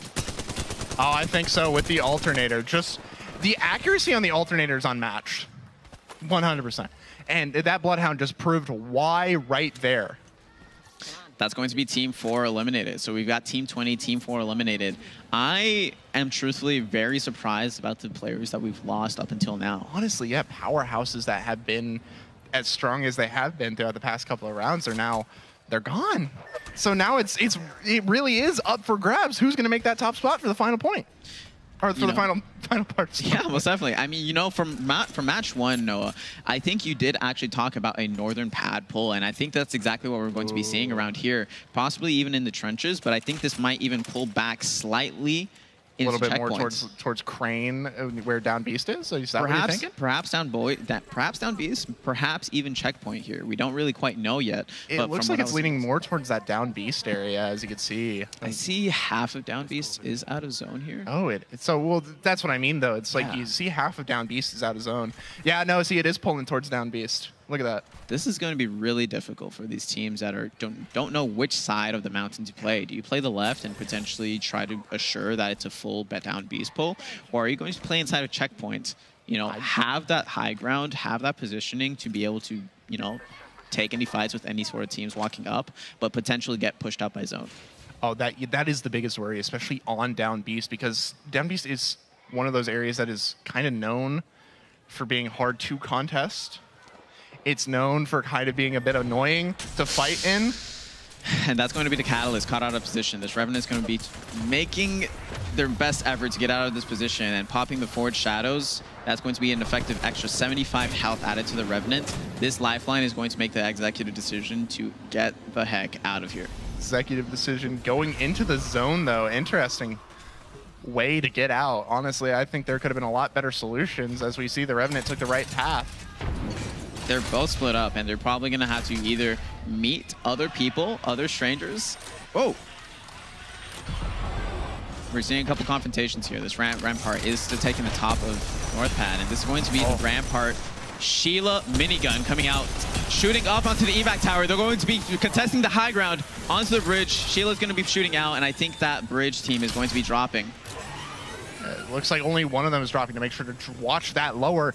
That looks like Caustic Gas being a detriment, but it looks like the Caustic team is down low, faking them out. Well, They're getting panicky over nothing. Well, with that Caustic taking as much damage as they did, do you capitalize off of the elements of surprise, or you try to reset, try to make sure you are as fit as possible for this battle? Yeah, well, my favorite element on the periodic table is the element of surprise. Oh. So. Oh, this is an interesting Rampart wall setup. Why, you have two Rampart walls facing elevator, the elevator shaft, right? And then you have one in the back facing bridge, and then two on bridge. That's such an interesting Rampart wall setup. It's creative, most definitely. Yeah. I'd actually never seen that before. That's interesting, though. It's good for ratting up top there, especially because what the looks of the zone here, it looks like it's going towards Crane down Beast area, a little bit further away from checkpoint. And I think you're right about that. It's going to be a knock on this Bangalore that was caught out of position, and this Bloodhound's going to get that armor swap, continue on to the next. Team 11 eliminated. Team 11 goes down, and we're watching a masterclass of just, we don't know who's going to win until somebody wins. Well, you're absolutely right about your prediction here, Noah. It's going towards down Beast and that sort of choke point. It's going to be really difficult for any team getting out of checkpoint here because after that downhill, pretty much that descent out of checkpoint, it is just open water. Any team that is currently playing buildings in down Beast is going to be setting themselves for a really, really good position here for the end game. Oh yeah, especially right now. I think Team 9 is not realizing that down Beast is the way to go. Yeah, see, we can see the ring console. Where the prediction of the next ring is going to be, it is right on down Beast. You got to be ready to push right about now. Do we see the pot shots? Unfortunately not. 30-30 is not as good. Absolutely not. But hey, we are going to be seeing this team coming out of Cedo Station, making their way over towards down Beast. It's going to be a really, really good rotation here. They're going to have Spider Den, plus on top of that, the Flyer. They could even farm a little bit of Evo points here. Evos, Flyers, all sorts of things to consider on this rotation. Flyers carrying death boxes, I think, of players of the last match played on the map. I believe so. I think that's how it works. And it's one death box, I think, or death box per Flyer. And then Evo Harvesters, you got to know when to take those rather than just kind of hoping that you have room to take them. Well, personally, in my experience, Evo Harvesters, they just entirely ruin your rotation. You get a little bit too greedy, you want to level up a little bit too quickly, and then you just get caught out. Yeah. For the teams that know how to capitalize off of the mistakes of others, you get out of position, and it's going to be really difficult to pretty much compensate for that. And as we just saw, there is that Crypto level 3 upgrade. That one where a drone is destroyed by any means necessary. You get that speed boost. It's a very good speed boost. And it gives the Octane jump pad sound. I absolutely love that Team 5 has a Mirage. Wait. That team had a Mirage. That team we were just looking at, they had a Mirage. Now, I don't know how how that's going to work out in their favor here, but I love the pick. They've already got the strategical advantage. Mirage is the strategical Tactical advantage. Mirage? Tactical Mirage. Tactical Mirage going out. Oh, this is going to be exciting. Now that I know there is a full Mirage squad, this is quality. Oh, Ash Crypto Mirage, the team I talked about, the type of discussion I brought up. I was going to bring up. That's who you need on that. We're going to be seeing a really, really interesting fight here. That team that's on top of down Beast is definitely going to have the advantage here, but they also don't have much to work with here because, you know, The moment you run out of loot, the moment you run a little bit too low on resources, there's nowhere to loot on Down Beast. Looks like they just have 2 Phoenix kits now. The one shield battery going on used by the Caustic. Phoenix kits are going to be what the resort is. Unless I'm reading that wrong. No, that is a shield battery. It looks like the little icon looks like a little bit of a Phoenix from this distance. So right. That's why I thought. With this Down Beast zone, I don't know if this team here that's going to decide to play the little pizza. What is it? What is it? Like a little, basically a cake. You know, it's a circular thing. You know, this little bunker. That's what it's called. It's a bunker. We're going to be seeing a team that's over here on the high ground and the low ground of Down Beast. Will this Crypto be able to get the reset as comfortably as possible? Perhaps not. That Bloodhound scan did come in. Will they drop? I don't think so. I don't think so, but they did get on the Trident. That means they might be pushing in from an awkward angle with the Trident coming in to give that really aggressive feeling. The sonar just goes out, right? You make the team think that they're, being pushed pretty heavily. So with round 3 going to be closing here, we're going to be seeing what's the result of round 4. Where is this going to pull to? And Ash goes down, but Crypto and Ash might be able to save him. A huge pinch going to be coming out here. This is going to be a 3-way fight between Team 5 and whoever else is on their back. Now that's a really huge Thermite. Perfectly placed. Are they able to capitalize on the damage here? But this Crypto is just going to take too much damage. Didn't get any support from their teammate. Probably a little bit of a miscommunication right there. Either a miscommunication or the Crypto said, hey, I'll push up. You res, right? I don't think it worked out. I mean, I wouldn't. Hey, once again, we've been seeing a lot of Crypto DPS for some reason this week, like major frontline. Most definitely. Now that's going to be the Sheila coming out. Too many massive shots that were whiffed, and that's going to be Team 5 that was eliminated. Darn it. That's the Mirage team I really wanted to see into endgame, but that's okay. We're going to see 9 squads alive. Well, hey, at least they made the top 10 with the Mirage. Hey. That's what you got to do. You got to have placement. That's placement. We love placement. All right, and we see here, this is the interesting thing. This is Team 13, the team that wiped Team 20 with the duo. And they're going to continue wiping more people. As these teams are converging onto Down Beast, we're going to be seeing Rolling Thunder coming down here, trying to steal positions from the other teams that are currently in these buildings. And these teams are most definitely going to be a little bit antsy here, starting to rub shoulders a little bit, kind of saying like, hey, how much do I give? How much do I pull? And maybe even just stay in their positions here. Is that Team 15 goes down? I don't think that was Team 18, Team 15. That is, in fact, 2 squads that are going to be But that's not our duo team of Team 13. With a Rolling Thunder of their own. Team 19 hanging on for dear life. Maybe the Bloodhound just being able to camp down there is the viable strategy? What do you think? I think so. Truthfully, the people who are best positioned in this spot here is probably going to be Team 2. Team 3, definitely a little bit worse for wear. That's going to be a solo Revenant. And with no more mobile respawn beacons on the map, I don't know if any resets are going to be coming out here. The teams that are definitely going to be a full 3-stack are going to be the most advanced, having the most advantage in this position. Bottom and top Down Beast, what else do you do? I mean, top Down Beast is just, it's high ground. But the problem is, because they have that high ground, everybody's going to be gunning for them. Everybody wants that. Everyone wants it. That's a position everybody wants to be in. Now, I think the position you need to be in, Team 3 going down, the position you need to be in is those buildings. Yeah. Definitely not the position that Team 3 needed to be in. They made an attempt. The team they learned what happens. With 6 squads in our final zone, 15 players alive, we're going to see a couple of squads that are incomplete. A couple of solos, perhaps a couple of duos. I think they did. It looks like the duo down there did spot out somebody. And that was a solo from Team 19. Yeah, 5 squads alive, 14 players with only 1 duo. Everyone else is going to be a trio. And as this zone is going to get tighter and tighter, it's going to be a matter of time before we see a lot of Rolling Thunders coming out. And it looks like they're getting pushed off Down Beast. They need to move because sitting up top there is no longer the advantage. Yeah, they have that wall of cover, but for how long? As we're exiting round 5, or as we're, I think, about to enter round 5. No, exit. Timer is weird. But you get my point. It's not a position anybody wants to be in. They're trying, really what's interesting here is that these teams are trying to deal as much damage as possible instead of just waiting for zone to close. They're putting themselves a little bit of a precarious situation by revealing themselves to perhaps a top-down beast and perhaps anyone else in the area. That team in the bottom of down beast, they're probably going to want to swing around the side of that carapace on the down beast. 100%. One of the things I notice here is our duo team, they have not made a sound. Nobody knows where they are. There is a team right next to them, right above them, and the enemy team is none the wiser. You can see it on the map. Team 8 is Team 8's playing in that building I say you need to be in. Looks like red fighting orange is where that is going to be. Team 9 by the looks of it. Yep, Team 9.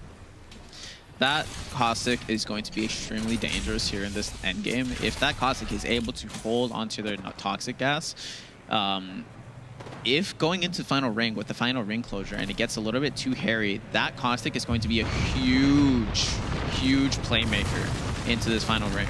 As we see a Rolling Thunder coming out, Conduit ult coming out, we're going to be seeing a lot of utility dispersed over here.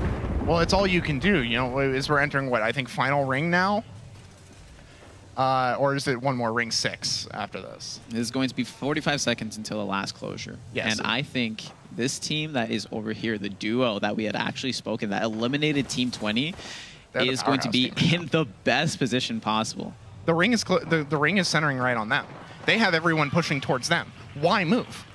Well, right there on that car is our duo team. They actually have a really good walk-up. They have a little bit of cover. I don't think the top of down beast sees our duo. They don't. I'm really curious to see if our duo team is actually able to make that top 3, stay alive, get as much damage or KP as possible. Well, that's what they have to aim for, especially because, you know, with that trio in building in front of them, they're currently in a gunfight with them. They have the position of the car being able to block every shot. Somebody has to run up, make them come towards them. Except we see, Catalyst wall goes up. This trio is definitely going to be pushing that car. That duo needs to get out of... And that's Team 13 gone. That's Team 13 gone. What? Who became the new kill leader? Retro 9 becoming the new kill leader? Oh, Lord, Retro. Well, hopefully Retro 9's team is able to get the reset here, set up for this, you know, this inevitable situation here of all the teams converging on their position. Top down beast and also bottom down beast, they're most likely going to be meeting each other. Play building, stay strong. As another Rolling Thunder goes out, see they're having to drop off down beast. They have no choice. From down beast they fell down. They fell or jumped? I think they fell down. And now we're also going to be seeing that team on the east side of zone. They're going to be converging on Retro's team. Because they're fighting down beast. There's going to be two isolated fights happening here. Top down beast reduced now to a solo and also a team 2 wipe. It's going to be a 3v3v3. 3v3v3. Say that 5 times faster. A lot of there's a good thermite going out. The conduit ult still happening over there. The team that's on top of the building, unfortunately, is going to drop down a little bit too early, and I think that might potentially be a team wipe on Team 8. It's going to be a 3v3. Who is going to die? A Lifeline Res is trying to come out as much damage as possible, and Team 7 is your champion. Team 7 pushed. They knew. They walked in like it was nothing, capitalizing on everything, trade after trade after trade. And the Lifeline Res tried to come out. It did not work. I'm sorry, Doc. Absolutely well played out of Team 7. I truthfully was not expecting that from Team 7. The position that they were in, I didn't really have much faith in it. With Ring on their back and having to exit that building, they were a little bit worse for wear. Worse for wear isn't a lot, because as we saw that when they jumped off roof, the team in building was firing out and taking out the people that just jumped off. They had to turn around and they had to position. But because they were so focused firing on that, they didn't see Team 7 pushing up and just absolutely boom rushing with their firepower. Definitely super important to note that with that one of those squads in play. We see you. We see you. Ooh. Yo, okay. Matt mugged the camera, my guy. Well deserved. Well deserved. With those death boxes coming onto the floor, there was tons of shield swaps that were there available for the people who were willing to risk it for the biscuit. But you can't always do that. While it is viable sometimes, risking it for the biscuit you know, sometimes you get a Trisket, which is it's subpar. Definitely inferior. But I was really surprised out of Team 7 here. They were pretty much silent for a majority of those games, and they come out swinging. And they were pretty consistent too. They were never like first eliminated. They've been all these the past 2 days of all these grand finals.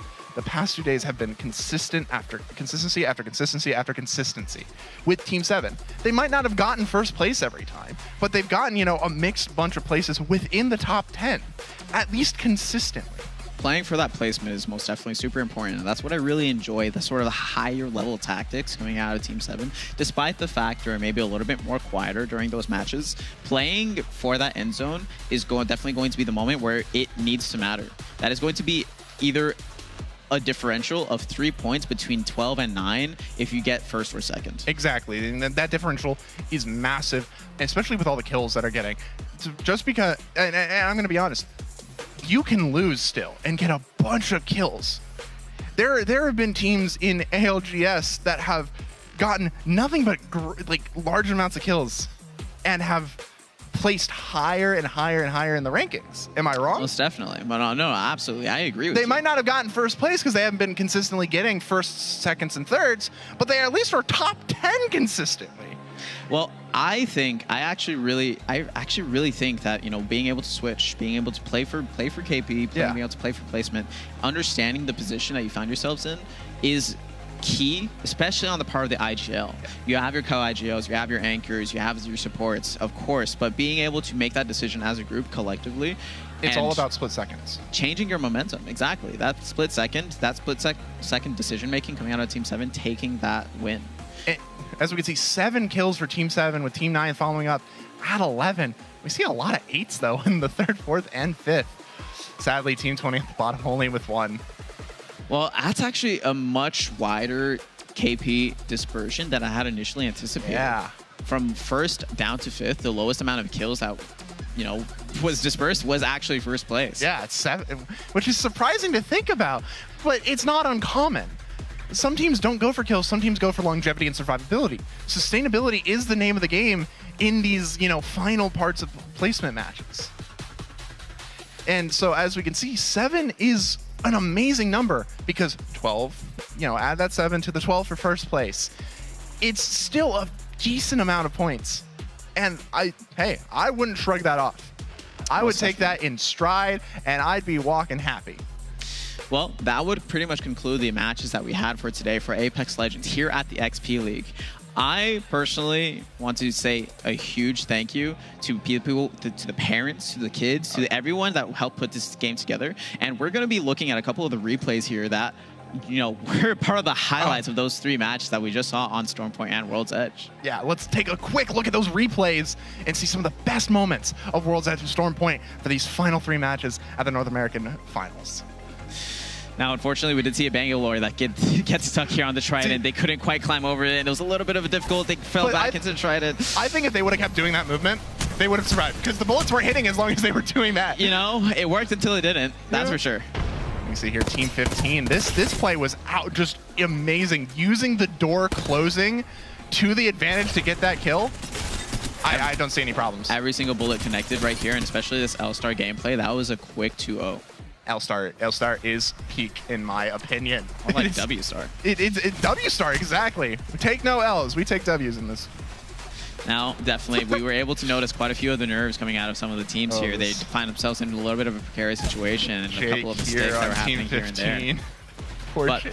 Something to be said here about holding your composure, taking these team fights when you needed to take them. We were able to definitely notice when these people were able to shift their priorities. And now, as we can see here, this is when Team 20 took it first. This was the insanity I was talking about. EMP goes off, they push in, and the Wraith, out of nowhere, instead of wrapping around with the Wraith portal, just decides to fight on front. I mean, what do you do? Nothing wrong with that. Absolutely what do you do? wrong. But like, and we're coming on to World's Edge here. As we can see, Havoc and Nemesis are just tearing up the meta in guns. I just really like the way that Team 13 was fighting here. Team 20, definitely we had a couple of kill leaders, very recurring trends here. Right here in the final ring for Team 20 of when Team 20 was able to capitalize on that position from the push of B side. What do you do? What do you do? What do you do? Especially with the ring doing as much damage as it did. You know, I think what they did was knocked him and just let him bleed. Let's see here, finally on the final storm point, the elimination of the Kings. Team 20 going down to Team 13, which then became the Kings themselves. And this was the moment all Kings fall at Team 5 with the Mirage. I think that's Sheila. Any team that plays Mirage is a king. Any team, in my opinion. They're a winner in my heart. Winner in my heart, because Mirage, man, we love Mirage. Final ring, Team 7, absolute insanity. Masterfully played. That lifeline alone, trying their best to get the reset. You can see what I mean, though. They were so focused in building that they didn't see Team 7 coming in and taking it all. Zooming in on AJ. AJ Shea. We had so much fun here. This was going to be awesome. Parents, everyone, I want to hear how excited you are for those Apex matches. I want to hear how excited you were. Come on. Raise the roof. Come on, a little louder, guys. So, I have been Brother Rabbit, Brother Rocks, Noah Bray, caster with the fluffiest hair in the nation. Currently not right now. I'm here to say goodbye and, passing on to you, John. I just wanted to give a massive, massive thank you to people here at XP League. I want to give a really, really big shout out to Carissa and Michael, owners of XP League. Merci beaucoup, je vous apprécie. Bom dia a toda a gente. Y bueno, muchísimas gracias a toda la gente que estaban aquí en el edificio. Trying to flex a little bit of that multilingualism, but I did owe a little bit of a segment to some of the people here. So that is all for us. Thank you, John, for joining me. We have been Apex. Rocket League is coming up just after these words from our sponsors. Rocket League Finals specifically. After the word, I don't know.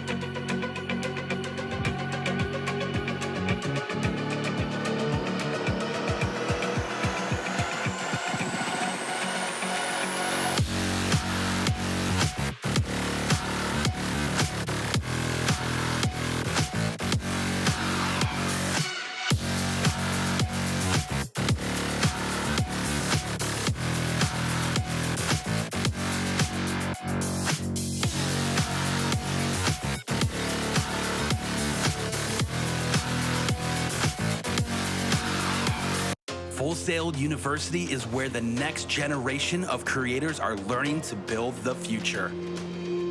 It's where artists and creative thinkers unite with technologists and engineers. It's where you will get hands-on experience developing entertainment media and emerging technologies. If you have big ideas and even bigger dreams, start right here.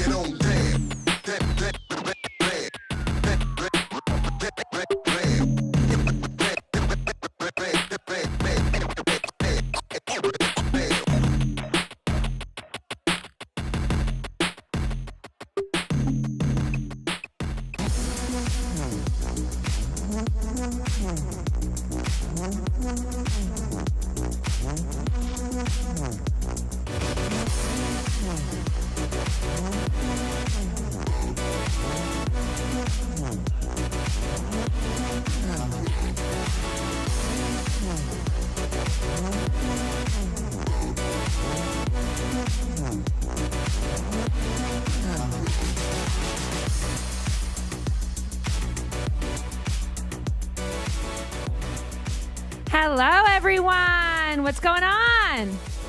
Yeah, okay.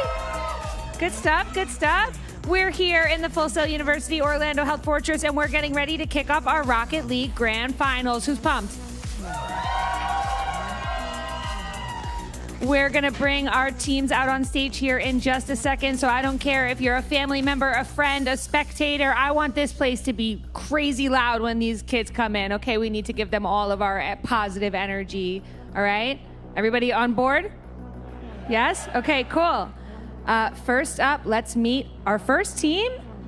Give it up for the Macomb Heroes.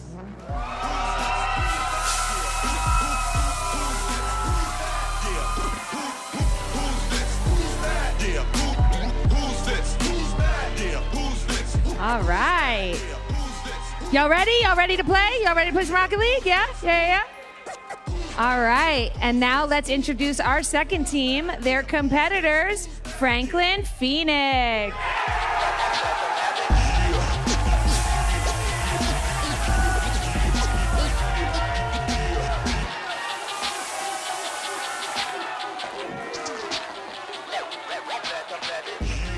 Okay, Shades, you blocking out all the haters? That's what it is? All right, give it up. Macomb Heroes, Franklin Phoenix. We're about to get into some Rocket League. Is everybody ready? Do we want to wait or no? We want to play.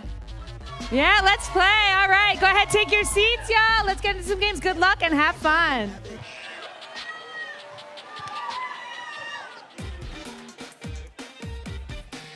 Welcome in, everybody. We've got one of the more anticipated events. I've been talking to some fans. This Rocket League rematch is looking spicy, and it's not just a rematch of the winners final that was played yesterday. It's pretty much just a rematch. These are the top two teams. We just saw them on stage. It's Franklin, it's Macomb. It's the battle of the best. And we're looking maybe at a bracket reset. We could be seeing all sorts of different stuff today. Talking about storylines, this is the epitome of a dynasty. Almost of XP League. Third consecutive year that this Franklin team, albeit under a different name this year, have this same matchup for 3 consecutive years. And it's not just been one team winning every year. It switches and forth trade. So we can look at this as a bit of a mini series at this point in the XP League North American Finals, Grand Finals for Rocket League. Both these franchises sitting at 1-1. So this is the decider. Well, let's go ahead and take a look at how our two teams got to this point here in our bracket. And it has been drama. Round 1 really was just a lot of 3-0s. And then it just started to kind of ramp up in terms of competition. Franklin Phoenix, they were able to defeat Rocky Mountain last night. We saw that on stream, taking them down 3-1. But that semifinal, it was a 3-2 between Franklin and Macomb. And now we are getting a replay. We do have bracket reset. And that's what will be required for Franklin to go through this. And it's going to be interesting to see if they can do that. And that's what happened last time. Macomb was able to come from the lower brackets and bracket reset Franklin. And now the roles are reversed, but it's still the same matchup. Now, they may have changed names, but it's sort of a similar narrative. Last year, they stormed their way through the bracket, and this year, they are rising back up from the lower bracket like a phoenix from the ashes. So I like, kind of what they've got going on here. It's almost like they're a little bit cerebral with their name choice. They know exactly what's going on here, but semifinals was a banger of a matchup. And the grand finals is going to be the exact same thing. Yeah, in on-stream elimination finals, Franklin, their goal scoring was insane. They were just scoring left, right, and center. And they're going to have some momentum coming into this game against Macomb. They're going to be feeling ready to go. But Macomb also has so much star power when you're taking a look at this team.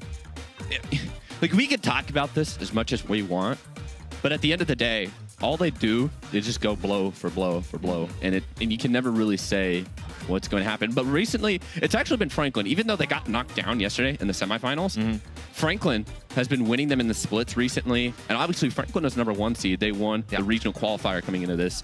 So yes, Franklin has had the momentum, but now it's kind of within Macomb. But then again, you got to also look, they just got a good win in the lower bracket against Rocky Mountain. So you can't necessarily say, like, oh, this team has this. There's reasons to pick anybody, and no one truly knows who's going to win. Now, speaking of these two teams, if you've been paying attention to the Twitch chat, there's been a lot of hype over a couple of players. Yags and Dap Dap. And speaking of these players, let's go ahead and take a look. Let's see what they're setting up for as we move towards game time. Yeah, and we have not seen McComb yet, and we're looking at him now. But I've been down there watching them while they're not on stream. Some of the tech. Oh, yeah. The tech that these guys have in their cars. I mean, Dap Dap is 13, and he's been here. This whole team. 10 years old. Started at 10 years old. They've been here 3 times. So a 13-year-old that's seasoned and invested in this, and his teammates are as well. You can't remember that. It's just, you would imagine that they have like the mental fortitude, but then you look across. Franklin's got the same thing as well. They're also seasoned and experienced. They're just 2 titans. Exactly. Forces. Exactly. It is the Clash of the Titans. Seriously. Episode 3.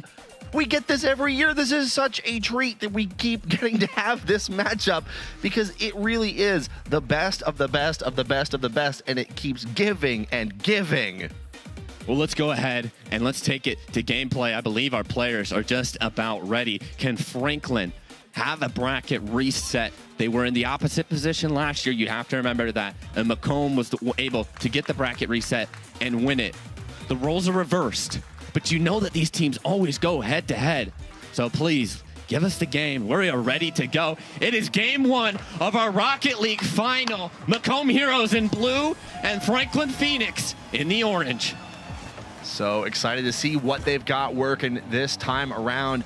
Now, if you remember from yesterday, Greed and Decagon were utterly tearing it down during their matchup with Rocky Mountain, and I think they are going to be looking to have a bit of a repeat performance. And Deco especially, I actually caught him on my way out to my car last night after the event. I was talking to him, I'm like, dude, I don't know what you did, but you just activated another level. And he's like, yeah, I played good, but I could play better. I'm like, what? And his mom's right there. I'm looking over, I'm like, this dude's got confidence. And he feels like he could deliver even more. He had multiple games where he got a hat trick or 4 goals. What a save there from Yags as he keeps this one at 0-0. But then on the flip side, Dap Dap has been the goal scorer for Franklin. And Decagon continues the lad, he's to here. do it. And he's going to put his side up 1-0. Bracket reset is on the cards. Yeah, we do have, let's say we get the perfect world where we go to a game 7, we finish in a bracket reset. We could be looking at 14 matches of Rocket League. There's a lot of Rocket League to play before that, but that is what Franklin essentially has to do. They have to win this 4 and then go another. And now it's what a chop the dribble Tony, chop off the the Tony. wall. It's Look Dap at Dap this move. versus Deco. And look at them, they're so cool and calm. I hyped them up. I'm like, these are the 2 goal scorers. And immediately, we haven't even played 60 seconds, and they're already both on the board. Rick 16 with such a good pass there. The double off the wall just delivered right into the hands of Dap Dap. Like, as a caster, we dress this up, and immediately they deliver. And now it's Greed. That was the tangent yesterday. It was Greed and Deco. They were working so well that they had those defensive moments as a team, and then they were able to link up in the final third. Catches out the McComb defense. Great shot at that close angle on the near post. And Franklin instantly reclaimed their lead. We are exchanging haymakers here in round number 1. My God. We are going pound for pound, bar for bar, blow for blow. And right now, Franklin, with a very, very early start, they have the lead. And it's just a taste of what's to come. You can just feel the tension every time these 2 teams take the stage. And it usually results in fireworks. Here comes someone dribbling up the right-hand side. However, it looks like he's not going to get his car to land properly. Gets a great interception from Rick, and he's put his team into a good position on that pass. However, that was Yags who was able to kind of break that one up, Mesby. Now Dap Dap moving his way down the field, is going to back off just a little bit as Decagon again with the approach. Gets the pass in, but just barely taps off the crossbar. Another shot on goal, gonna be blocked. Dap Dap with the save. Yep. Great denial of Greed on that near post, and that was exactly how they created that second goal for Franklin. They were able to work it at that near post on the tight angle, and now it's Greed who makes the save onto the player who just did it to himself. Now he's launching a great counterattack. Gets that one to kind of fly up into the air off of that corner, and they're living right now inside this blue half, and this is what we saw a lot against Rocky Mountain. Oh, and Greed's going to want that one back, Mesby. Just a little bit too low there. Missed on the aerial. Goes for the repeat, but that one's going to be a little bit off to the right again. The ball again in the control of Dap Dap. Yeah, but he tries to play that forward pass, and his teammate was just a little bit behind there, and now immediately they're back under pressure. Macomb kind of has to get the ball and start dribbling. That's a great pass up the field from Rick, and now it's Macomb's turn to try and put some pressure onto this Franklin defense. They do have the ball there, but great control from Yags as he's going to launch an attack for his side. My God, DapDap just soaring through the air like a defensive angel once again, defending his territory. I was going to say he's an angel with the defense. I think he already has 3 saves, DapDap. And now he comes on the attack, and it's Dekogon with his turn to show his goalie keeping abilities. And it's still 2-1 after that electrifying start. We're now starting to see goalkeeping at its forefront. Dekogon going to be eliminated by someone named JT. Now the ball loose here in the center. Yags with the pickup, makes a shot towards, going to be deflected again, and he comes in with the demolition. Ooh, DapDap got caught out, and that's a nice backward save. However, the ball is still bouncing inside the blue box. Franklin still putting pressure onto Macomb. Are they able to get this one out of here? That's a nice pinch, and that should alleviate the pressure and allow them to start putting some on their own. Minute 30 now left to play. What can they make happen here in the final 90 seconds? Dekogon again on the attack, runs it towards the center. Yags with the deflection, now in front of the goal, going to be deflected again by DapDap. Macomb, they haven't really had a clear moment where they're just shot, but that's been Franklin's recipe, and we saw how well it worked against Rocky Mountain yesterday, so they got to continue to go to that same formula, especially at Dekogon. And their clearances, they're just much more calm. They're able to find teammates that are already down the field, and it looks like Macomb's a little bit nervy. 1 minute left to play, and Macomb, they've got to find the shot. They've got to find their comeback angle to tie things up and send us to a potential round 1 overtime. But as the clock continues to tick down, the door is closing yet again. There's still time, and we saw 3 goals in 40 seconds pretty much at the beginning, so you know that at any moment there could be a sudden change in direction of the momentum. With 30 seconds remaining, Macomb just has to get this ball out of their half. They got to find some teammates, as I keep saying. And when you have so much pressure on your goal, it really does kind of force you into this mentality of we just got to get it out, and you see a lot of rush clearances. 15 seconds and they can feel the panic. Another shot towards an open goal going to be deflected there. Someone named JT off the top of the crossbar, goes to the shot and going to be deflected, now under 10. Yeah, you've got to keep it up for Macomb. That was a good sequence of 2 shots. Nothing's going to come from it, but it looks like Franklin's going to punch this one. Oh, he faked it. Doesn't matter. Franklin is going to take map 1. Macomb put up a good fight, but the constant pressure on the offense from Franklin Phoenix is going to give them their first map and that start at a bracket reset. Now, all of last night, we were discussing the finale of that series against Rocky Mountain, the double back-to-back finish of a 7-0, and we were discussing how that momentum would play a role moving into the grand finals today. And it appears that that is exactly what that was, the establishment of that momentum to now take this first game against a team that they already lost to. And when Greed is wearing shades like that, you know he's going to be locked in, dialed, and super chill on the stage. I mean, they might have to come off if they win the whole thing, just to unleash all of the joy, but still a long way to go until we get that. And there's rewards on the line, there's bragging rights on the line. There's so much for these teams to play for. Take a hint from these players, everyone out there. Please remember to hydrate yourselves. It is so important. Oh my goodness. Drink some water, drink some juice, crack open something, get out some popcorn, sit back and relax, because we are only 1 game deep into what promises to be a thrilling series. You know what? I'm gonna take my own advice. Well, while you do that, I think it's so storytelling-like and just typical of how this matchup plays when within the first minute, DapDap and Deco both score. It's like you already knew It's a that handshake. You knew that was going to happen. And DapDap is starting to build up this reputation. I mean, I wasn't even here last year, and I already knew about what DapDap can do. They're really cementing themselves, and this is becoming a highlight fixture in XP League. You talk about something that DapDap has in spades, it is aura. The kid has an aura everywhere he goes. He's got that like main character, I wonder where the stand user is kind of thing going on, and you just see him walking out of the back of the house with a flaming aura around him. It's crazy. Yeah, I mean, when Greed also has those shades, True, it's like an the aura shades. off. Oh, it's dirty. It's so just pew, the buff. It's the shades buff. Well, 30 seconds into this one, and it seems to be a little bit more tempered as there's a lot of jostling outside. That's a great cross from Greed. He was able actually to get around, but a lot of pace on that. and nobody home to try and punch that one in. Here comes Dap. Oh my gosh. What the fake? Oh, the fake! Dap created that. He got it still.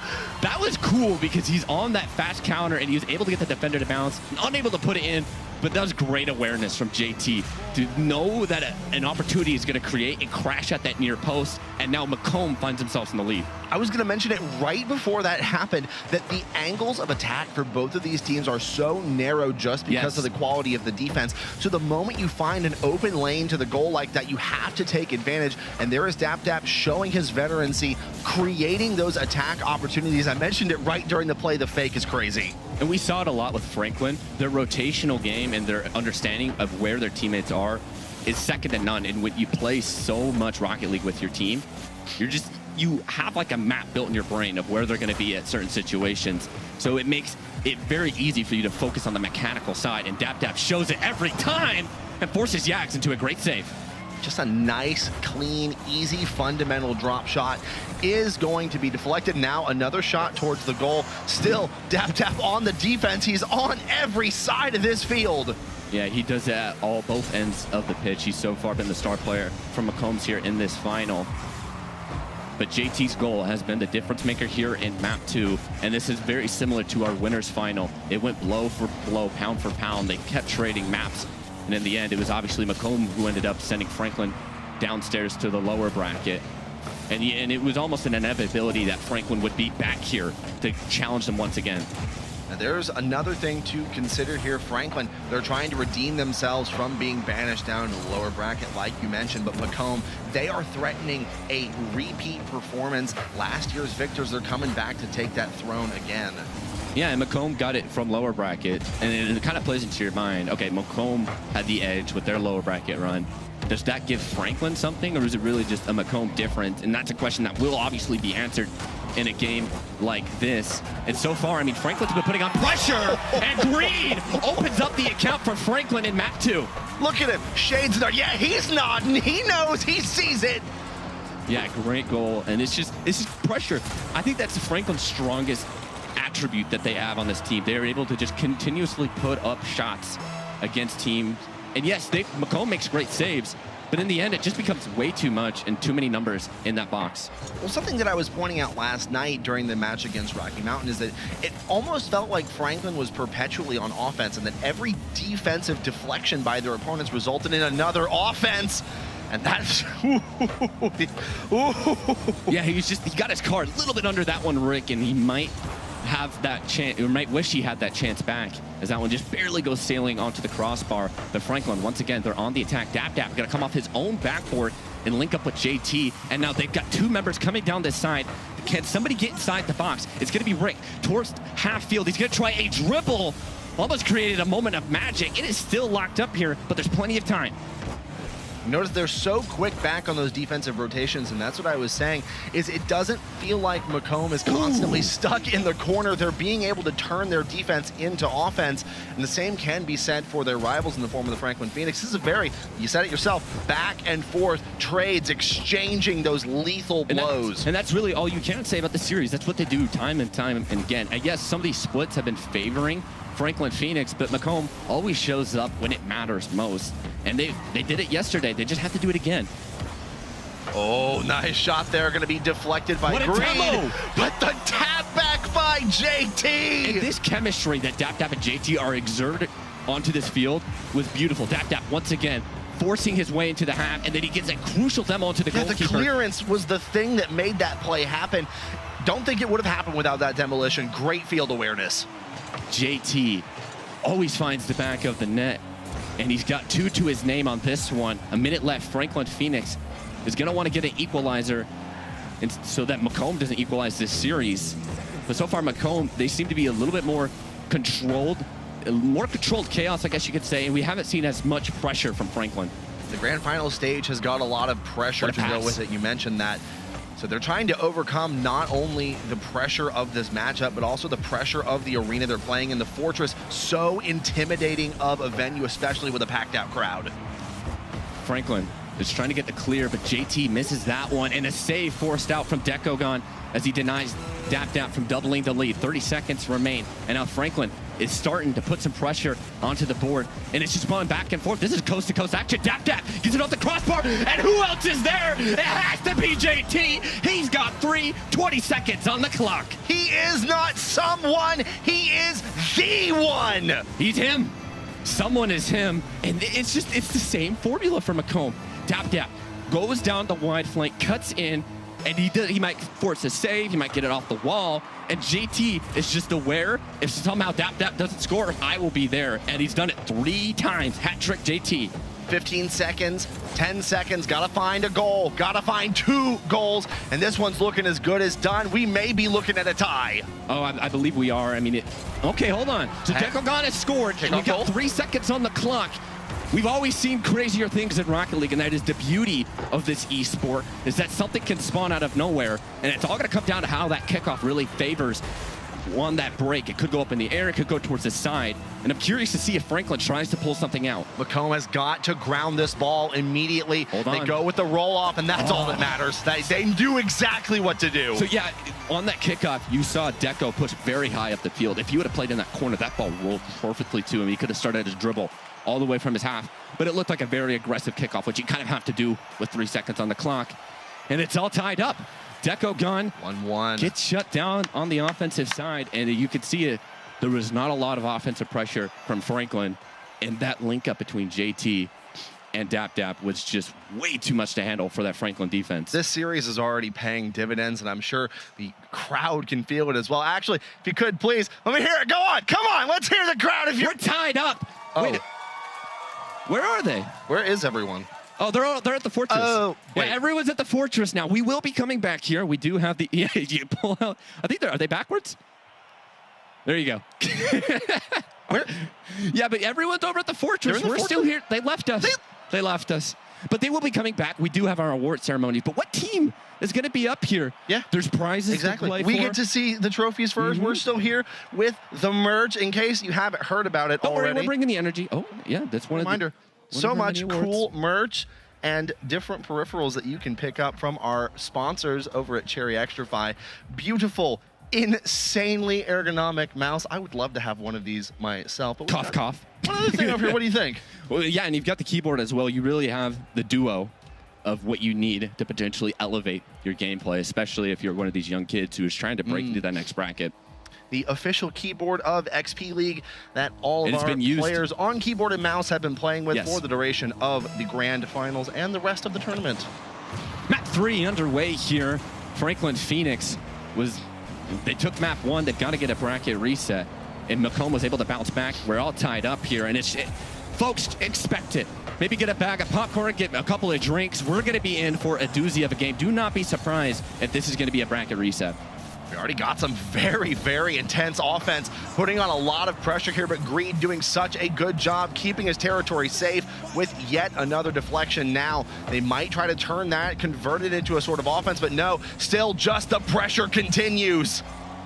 30 seconds played, and it's McComb that has been living rent-free so far at the beginning. This is for DapDap! And it pays off. What a tight angle, almost on the wall, I believe, if I'm not mistaken. And it catches out everyone on the side of Franklin Phoenix.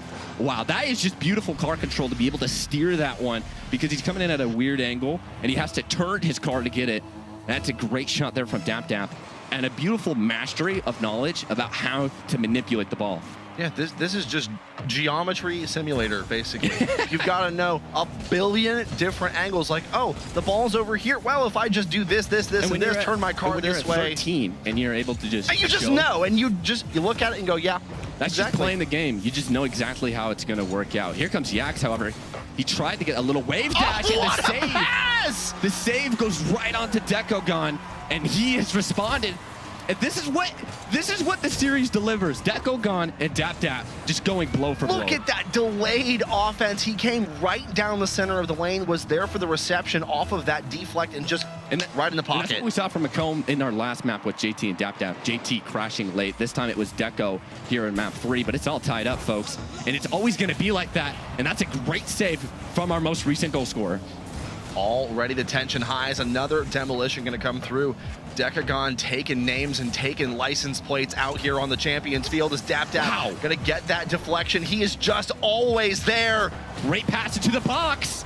And it looked like, I don't know who saved that, but somebody did. But going back to that Dap save, he was able to use his crossbar to advantage to get that one out from the danger zone. And with 3 minutes and 20 seconds on the clock, this one has felt a little bit more tampered in terms of tempo. We haven't seen too much in terms of offense. Macomb did have that stint at the beginning, but right now we are a little bit in a back and forth game. Kind of these teams are starting to feel each other out.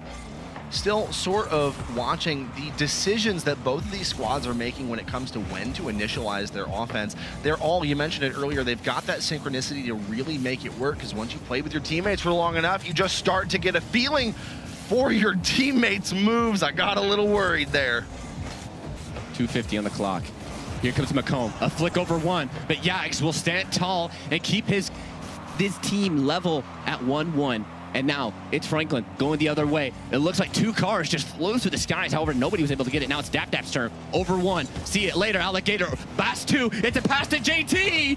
No one's there, but it's still alive for Macomb. Anybody going to keep it alive? Dap tries to get a pass out wide, and now it's Franklin right the other way and into the corner. And this should be a nice safe spot for Macomb to try and gain a breath of air. But I say that off the bar, and it goes back into play. And it looks like both teams are going to stay alive. Now, it's been about a 2-minute drought since the last score at this point. It seems like maybe the offense has stalled out a little bit there. Rick with another save, and now another pass off the top here. Greed gonna go just wide. And now Franklin, they're going back to their formula. They're putting a lot of pressure onto this Macomb team. They're getting it off the wall. They're getting it off the roof. And there's another shot that Dap has to save. And can he go up into the sky?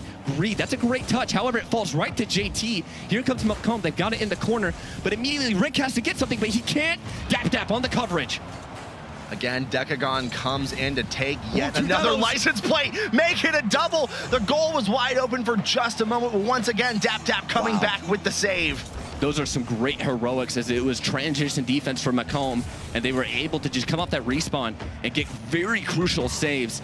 Still 1-1, and yet this is our lowest goal scoring game. It feels very tight, and you can feel another goal coming. Every single goal thus far has meant something. You have those stakes that you get one goal and that can convert into 3 minutes. Another good shot just off the side of goal. Now gonna go back into enemy territory. Yags there with a deflection. Tries to take it back down court, but gonna be taken out of his hands again. Dap took the corner boost and it costed him his life. That might slow down Franklin's play, not getting that boost off spawn. And look, JT, they're kind of boost capping right now. Franklin Phoenix, and that might allow them to have some aerial dominance. But as I say that, it looks like Yax has some gas left in the tank. Rix is going to meet him, a great aerial challenge, and Franklin's coming the other way. This is all going to come down to a single goal. Dap again with a miracle defense. Now 30 seconds left to play. At this point, it's going to be whoever scores next takes it. Rick, he's going to make a dribble. He's only got 12 boosts. It's a pass to JT. He can't really do anything with it. And now it's Dap. He's going to come through. He's got very little gas to work with. Trying to get off the wall, but the shots aren't coming so far. JT puts one, but low, and an easy save for Greed. 15 seconds left now. Deco gone. He's coming from his corner. He can't get around JT, though. Under 10. Now Greed caught center court. Ball in the middle of no man's land. Deflected yet again by Jags, being taken towards the ground. Off the wall. 2 seconds. They've got to try to find the shot here with the aerial. Tapped across, but no. Overtime. Rick puts that one to the floor and sends our map 3 to extra time. It's golden goal. We await someone to take the advantage, and it has gone to a more nervy, defensive structured game, but you still feel the offensive presence is lurking and waiting. Dap had one, Deco had one. Who can be the difference maker here? There's 6 potential heroes for map 3. 4 minutes full since the last goal, and next goal wins. We've been talking about it for a few minutes. The defense for both of these squads has been utterly stifling, and somebody's going to have to be the one to be the hero. That one goes wide yet again. Now high over the goal here. The shot down is going to be deflected by Greed towards goal. Rick finds it. Oh, great play in the air right above Franklin's net, and they're able to just collapse into the sky. And it's very difficult when it's directly above you to defend it. And it goes to Macomb, and they take advantage. My. That went from nothing to everything in the span of like, what, 10 seconds? Yes. It was tension, it was build, it was excitement for almost a full 5 minutes. The duration of an entire match of Rocket League. We sat and waited for one goal. And that's what happens. I mean, in soccer and Rocket League, you're always just waiting on that one moment. But on that last goal in overtime, that was just team play. Every player was getting involved. They're throwing their car. The 50-50s went their way, and it created a good moment. And it's just chemistry. They know exactly how these players play, and it created a nice double tap off that wall from that corner falling in. Nothing Franklin can really do.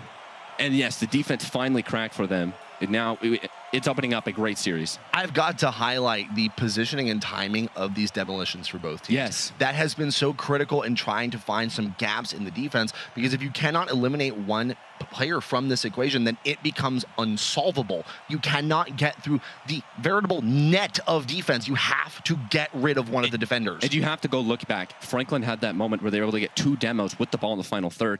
However, you could just saw McComb, they were coming off spawn, making these acrobatic saves. And that split-second decision-making is what really XP trained all about. They just make your players so alert and hyperactive. Now, all these players, they have fought so hard, and we've mentioned it being the same 2 teams for 3 years. They know what they're fighting for. But for those of you who may not know, what are we fighting for here at XP League? What are the prizes? Well, you've got obviously bragging rights and trophies and medals. There's all sorts of awards. You can see it on your screen right now. That's not just for Rocket League. That's every single competition at stake here. We've already crowned 2 winners, and that was in Fortnite and Apex. Those really did go the distance. Plenty to play for here, and we are awaiting our 3rd winner. It's beautiful, beautiful trophies. You can actually see it behind us there up on the stage, where we are going to have our award ceremony this evening after the festivities, after we get through Rocket League, after we get through Valorant and then Overwatch. And finally, we will crown the champions of XP League North American Finals 2024. And it all comes down in the Fortress. Everything's going to be settled out on the main stage, and it's the perfect place to host it. But we've got Map 4 coming our way. Yeah, quit talking, Kyler. We're ready for some gameplay. Let's get into it. Folks, if you're cheering Macomb, I want to hear you. Can you make me hear it all the way over at the live venue? Where's our Macomb fans? Okay, we've got some Macomb fans. Okay, but Franklin, if you're a supporter of Franklin, let's hear it. Where are you, Franklin? Oh, we've got Macomb, I guess. Macomb was loud. I couldn't really hear Franklin. Maybe it got over to the live venue. They're reserving their energy. They're like, we're going to win. We got to save that energy for the award ceremony. Is underway. Can we get a bracket reset from Franklin, or is it going to be Macomb? They're going to get it done in one series. Now up by 1. They've strung 2 wins together back-to-back. So Franklin, they're going to have to break that winning stretch. Either that, or they're going to have to find a way to prevent a critical finish. They'll be on match point if Macomb takes another. Yeah, remember, this is a best of 7. So far, our games have been a best of 5, but now with this grand final, we got to play some more maps. We got to see more of this tightly contested offense. And you talked about the demos. There's 2 from Macomb. However, Rick, he just misses the shot, and that could have been the nail to go up in this one. Now, we must point out, again, we do have the opportunity for that bracket reset. So let's say that Franklin makes the miracle comeback. That's only half the battle. They've got another full best of 7 that they would have to beat Macomb in again if they want to be the ones on that stage. A minute played. We haven't seen too much in the way of offense outside of that one opportunity from Rick. And it is still at a dead level. It's starting to really slow down in this. However, the ball has been living in this orange half. And we saw this in overtime. It went into the air. However, it looks like Franklin is able to defend that one. But still, they've got to get this one out. JT is going to send this one on over to the side. And it's going to be a 50-50 up high. And it breaks away of Franklin. This has been much more of sort of testing each other. This is much more akin to the pace of the latter half of game number 2. They're just sort of feeling each other out, trying to figure out, well, who's going to break first? And seems like thus far, it's neither of them. Yeah, 2 minutes played, and really we are starting to see these red-hot offenses tamper out, and it was a little bit on that last one, and now it's really coming into effect on this. We haven't even seen any shots on goal, if I'm not mistaken. And here comes one, but Rick flies across his net to deny Yags. It's our first save of the day, or of the map, I should say. Ooh, make it 2. Decagon with one of his own. And you notice every single time the ball breaks into the box, all 6 players are collapsing on top of it to try and prevent any sort of forward momentum. And thus far, that has gone in the way of the defense on either side of the field. We've mentioned it time and time again. They have got to find a way to break through the battlements that both of these teams are creating on defense. And for me, yes, Dekogon had an absolute monstrous performance, and this is a more difficult opponent. But I'd like to see a little bit more from the goal scoring department, because he talked a lot of talk to me yesterday. And yes, he has scored and come up in big moments, but I know he's got more in his tank. We saw it yesterday.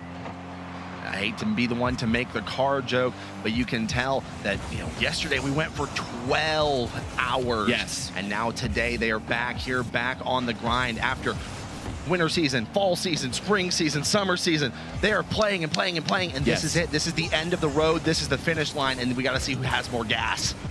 Greed makes a save and keeps this one level. We have passed the halfway mark, 2 minutes remaining to be more exact in this one. And DapDap trying to come down the left-hand side, but he's just a little bit too over it. Now JT's going to create one. That's a good block from DapDap. However, Greed was also in the area to protect their net, keeping this one at a deadlock. Now it's Rick's turn. He's got no boost, though, and it's going to get his save.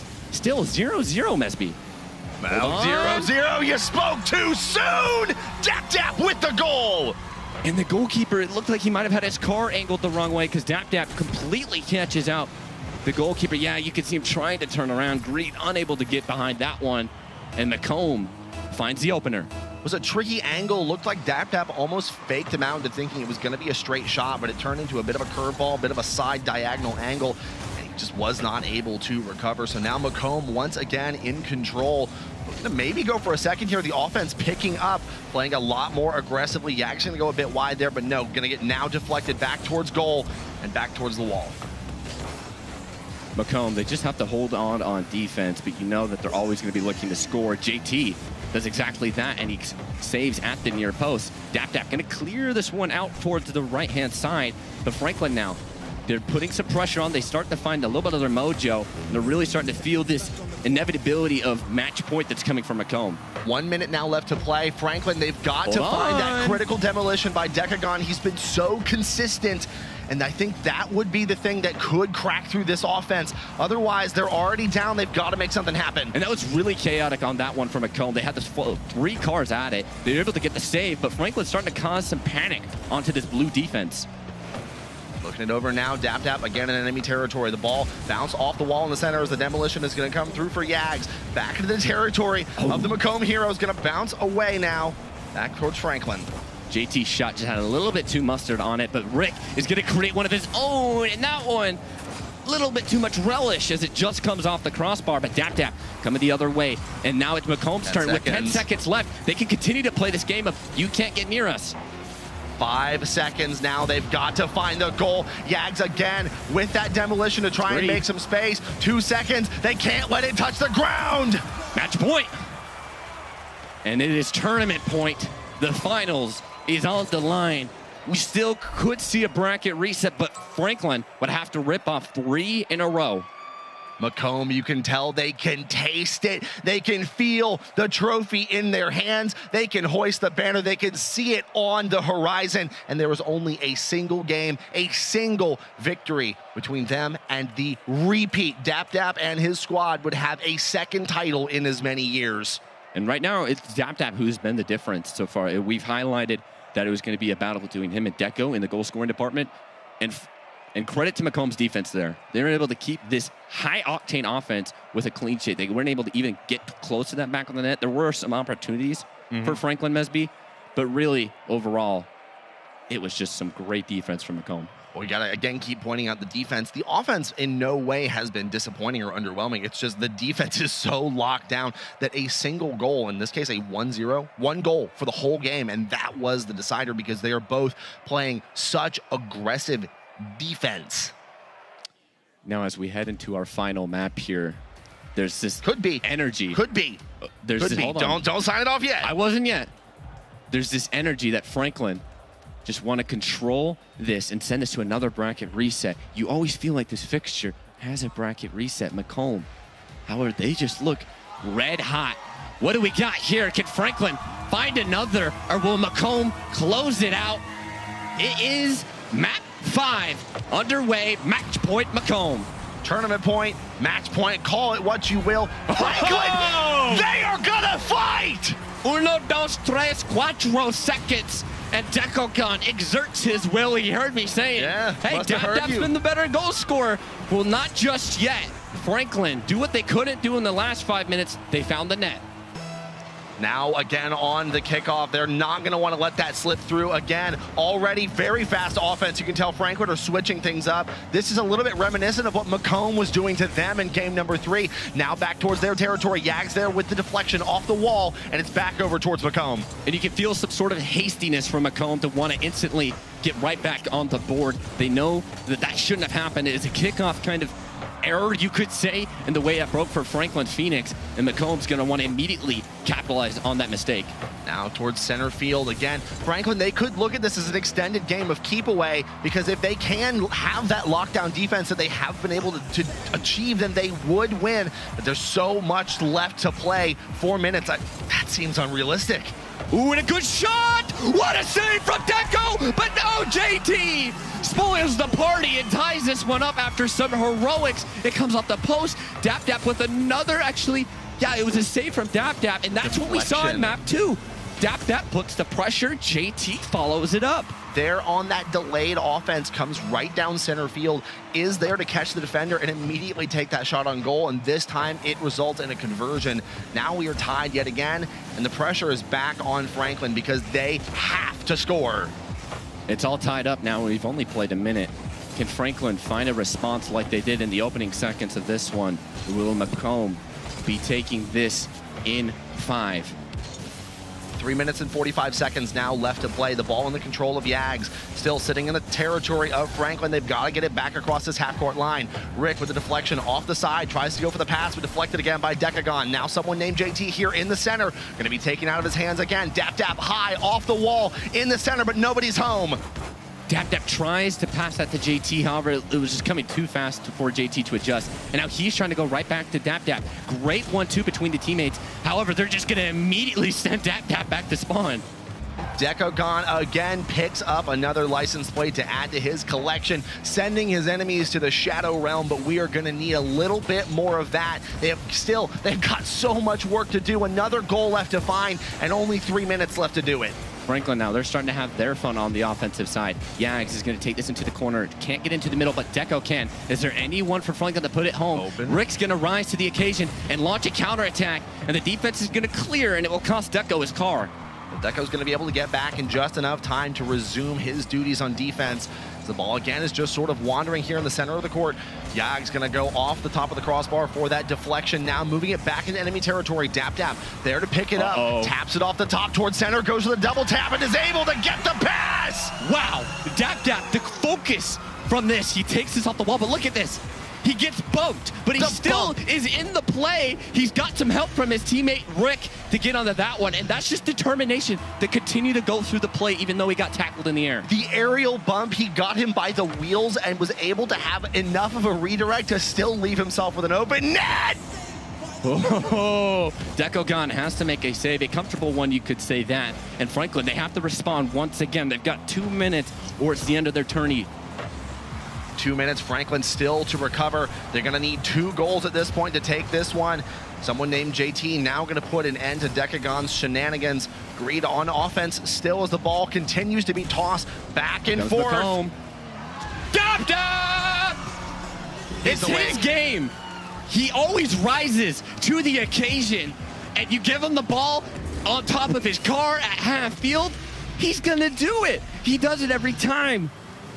What a goal from Dap. Clockwork, and speaking of clock, only 2 minutes. Franklin, do you have it? Do you have the tenacity? Can you survive? The neutral fan, they want a bracket reset, but Macomb is going to play spoiler and end this one in 5 unless if Franklin can fight back into this one. But so far, it has just been blue car offense. They've been putting so much pressure onto this Franklin defense. Can they find something to maybe launch a counterattack? Well, they're doing so as they're going to enter the blue half. You can tell they need it. You can tell that they want it. They're trying so hard to mount some sort of an offense here now. Back towards the open goal. Decagon there with the save. And now Franklin, they're starting to commit a lot of numbers forward because they are starting to feel like, wait, we need to go get a goal. And Macomb might be able to find something on a counter if it doesn't pan out. 1 minute and 15 seconds. The clock is winding down, and it is not the friend of the Franklin Phoenix. Yeah, 'cause that was a great shot, but an even better save there from Rick as we about to enter 60 seconds, double digits. And Macomb still, they're controlling the tempo. And as this game has gone on, that's what they've been able to do. They seem to just be one step ahead of Franklin at every corner of this game. But as I say that, Deco gone with his second. 54 seconds. The comeback is in jeopardy. Franklin Phoenix, they do not want to be denied, but they are not done yet. They still need 2 more. We want more. We want more. We want more. Franklin Phoenix, they're starting to feel that chant, that call, because they really do need it.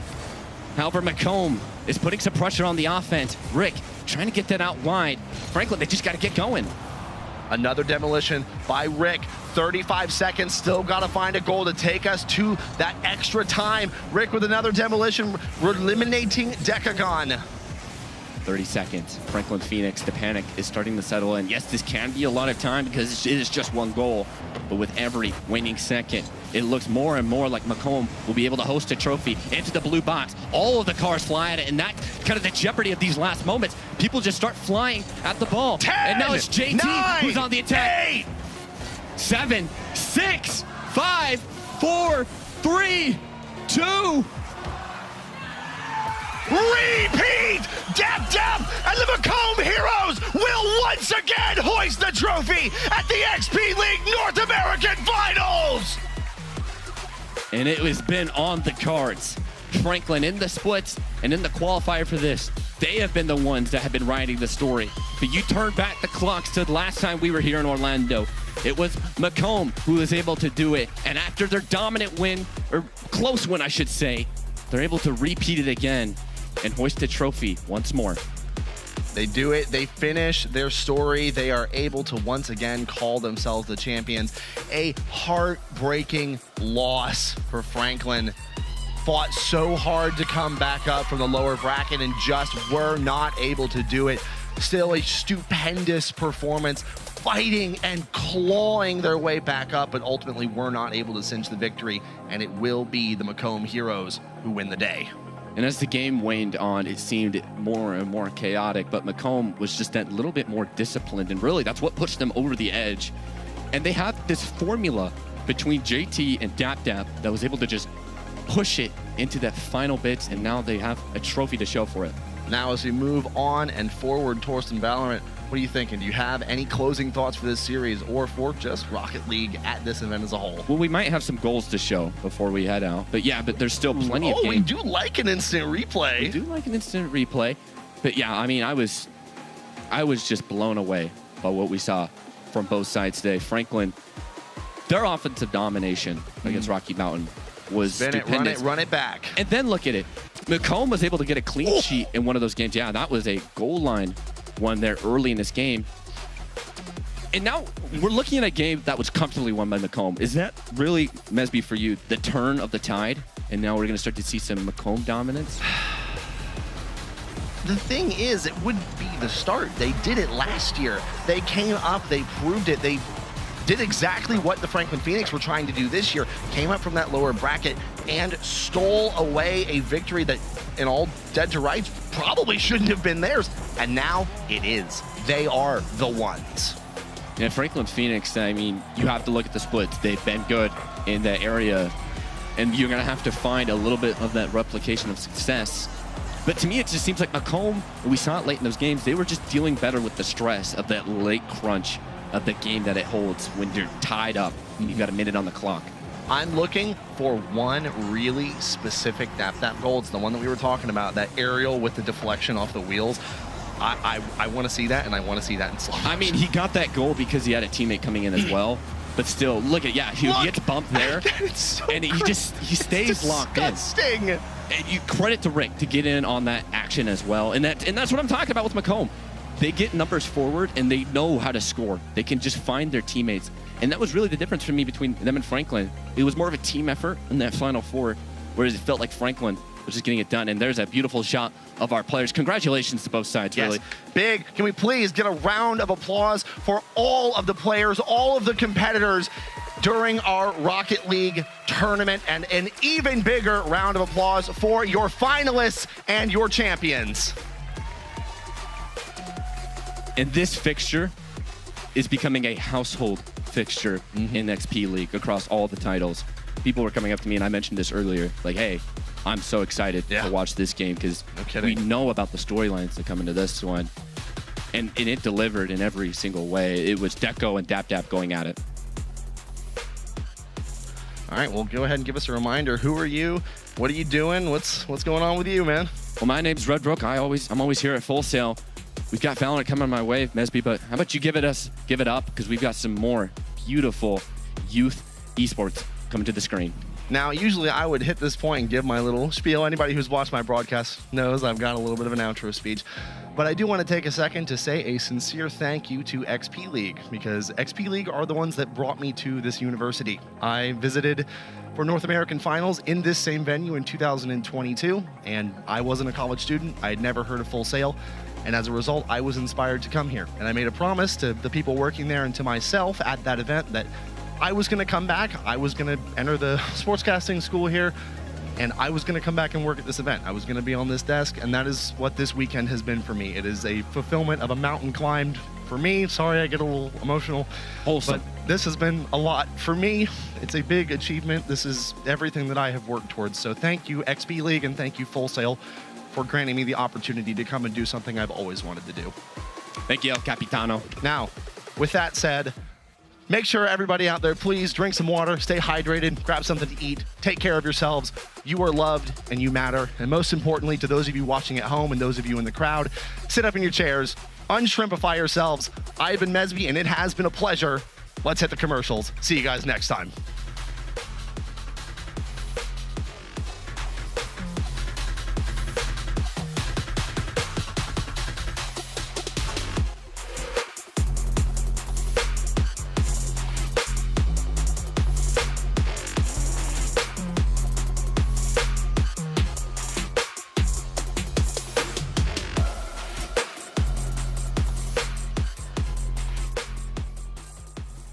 Full Sail University is where the next generation of creators are learning to build the future.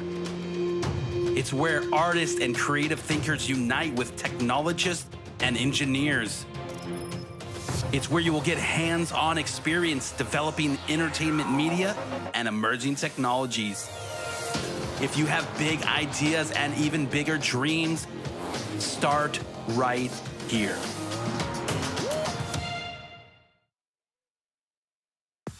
Gaming, esports, performance. When we started out, it was nothing like today. For us, the mission to create the best gaming gear never ends. Our goal is to eliminate anything standing between you and the game. And you're never faster than your equipment's ability to turn your movements into action. Crafted with input from the best players in the world, our 6th generation of gaming mice are designed for superior control and faster than ever before. M64, M68. Available with true 8K wireless technology. Cherry XtraFi. In it to win it. Planning for college?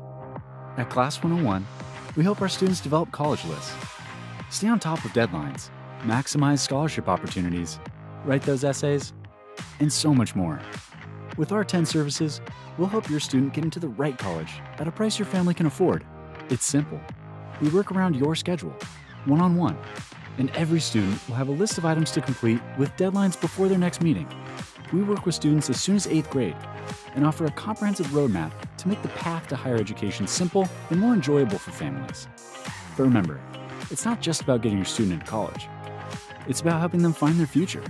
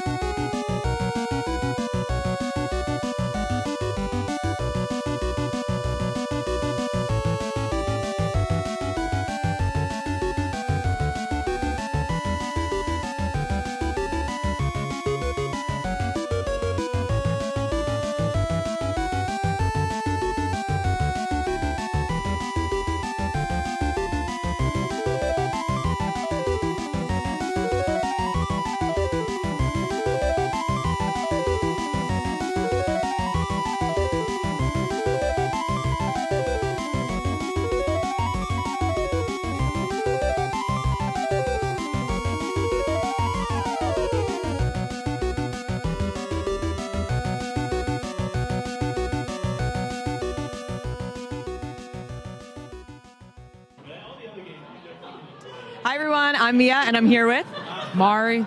And what is your job here today? So today I'm an A2, so pretty much I'm involved in most of the sound and making sure all the sound, microphones and everything is batteried up.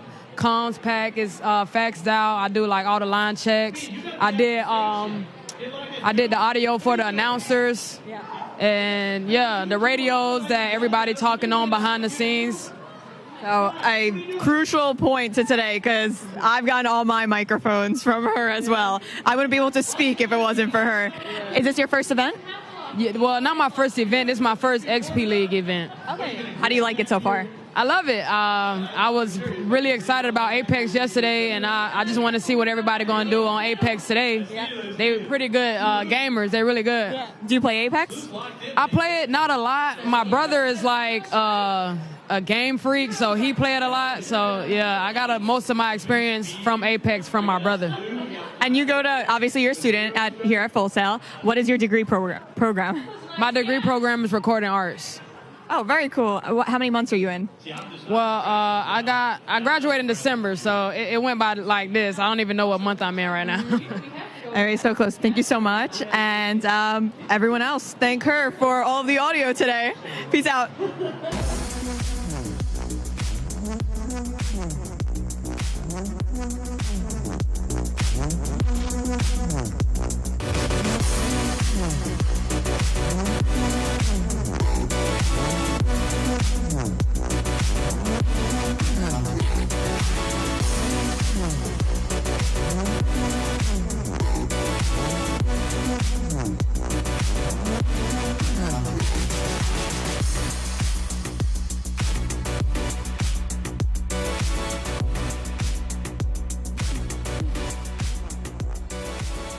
All right. Hey, everyone. How we doing?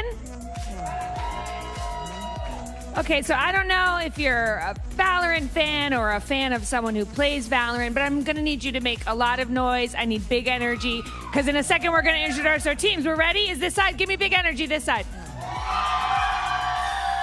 They're pretty loud. How about this side? Can you match it? To be fair, there are less people on this side of the room. I just want to give them the benefit of the doubt. All right, well, we're ready for some Valorant, yeah, everybody? All right, let's get into it. Let's introduce our first team competing in the Valorant Grand Finals. It's Ackworth Ghost.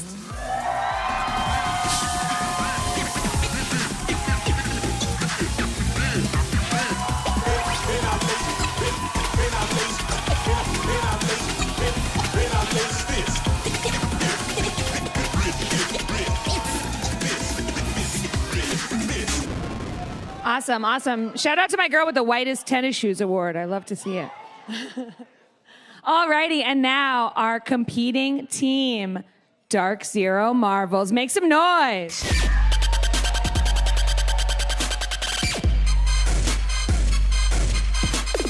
There they go.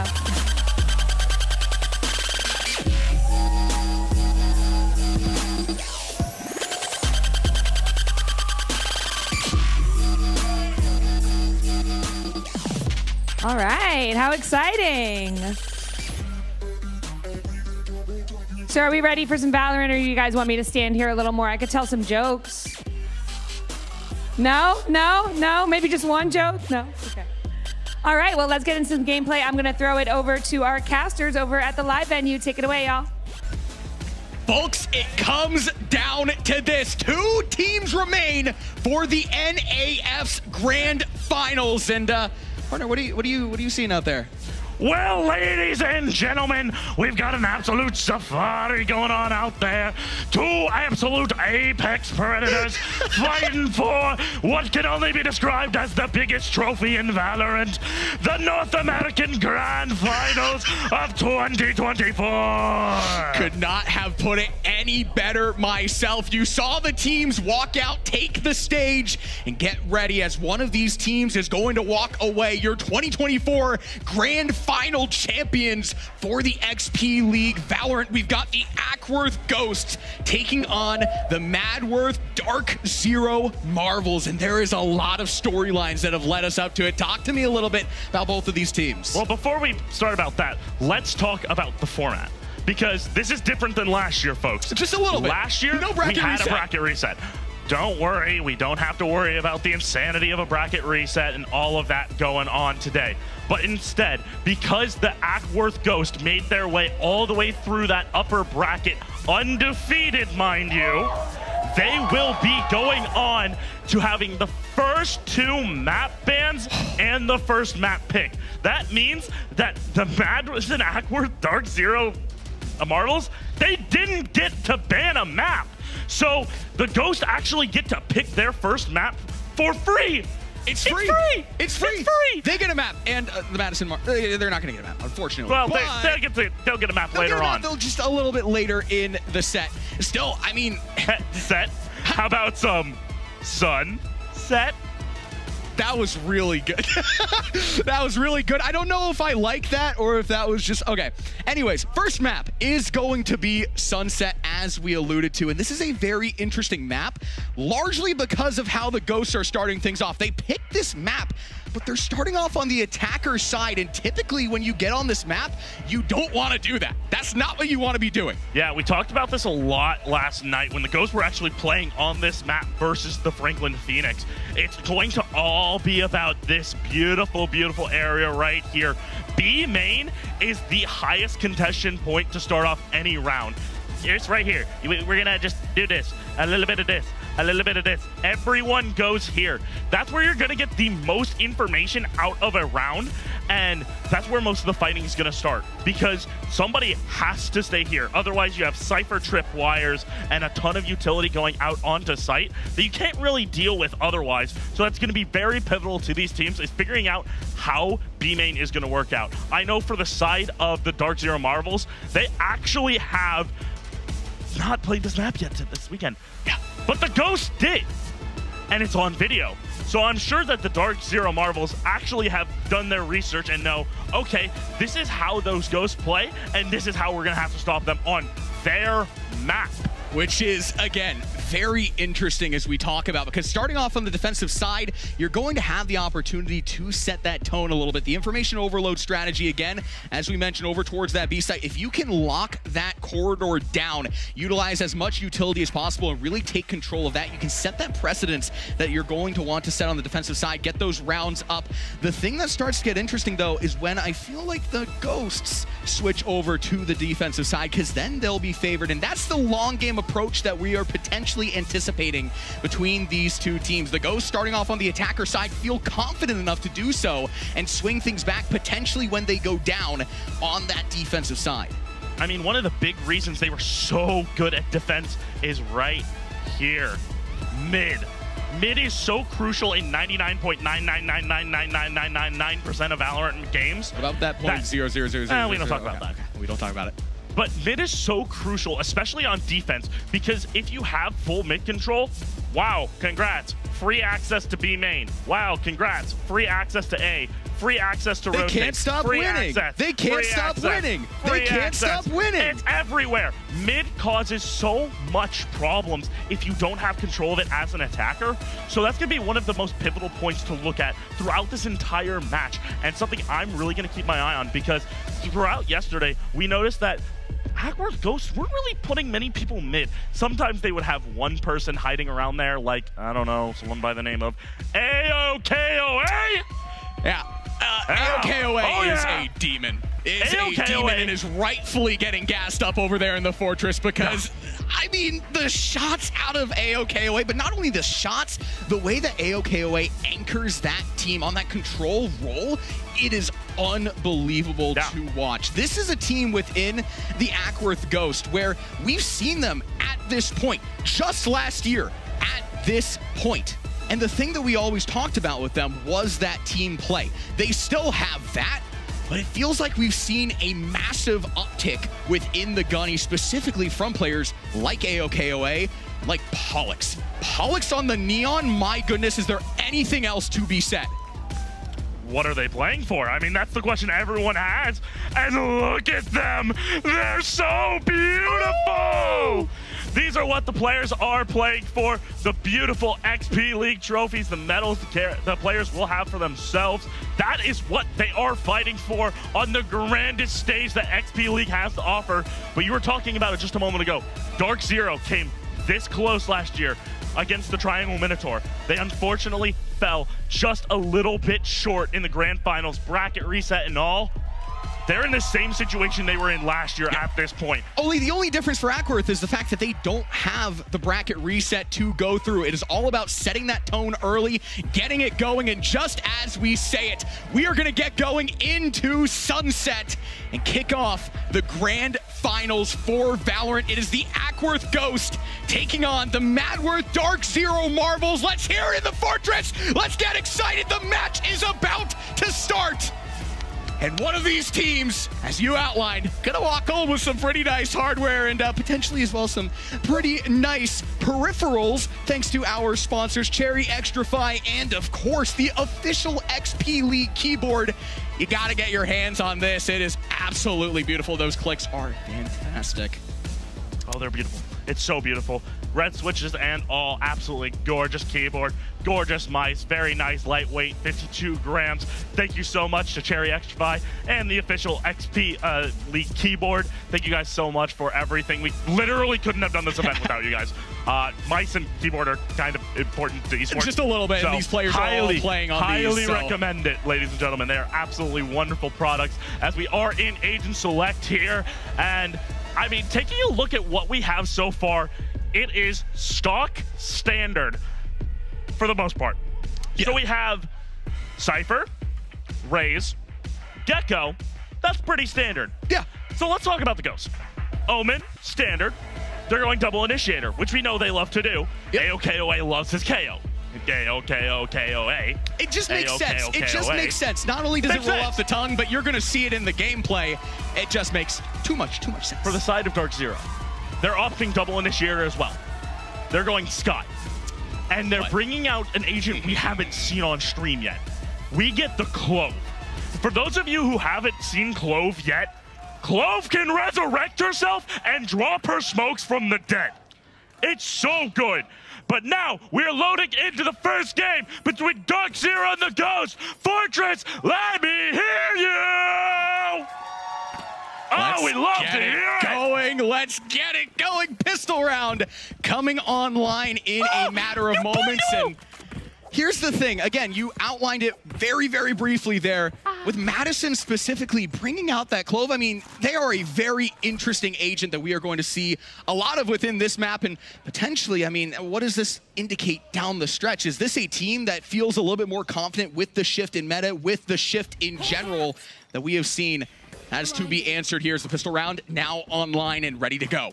I mean, they're heading straight for A. I mean, with this comp, you have to be aggressive on the defense. You do not have a Sentinel outside of Cypher to hold it down, and your smokes is Clove. So her dying doesn't mean anything. This A hit coming out from the Ghost is going silent but quick. They know what they gotta do. Gavin is gonna get blinded out. You can't see anything on the screen. One will fall right off the bat. Make that two. Pollux will find one of his own, and Spike is going down. Full sight control granted the way of the Ackworth Ghost. Paradise able to get that spike down.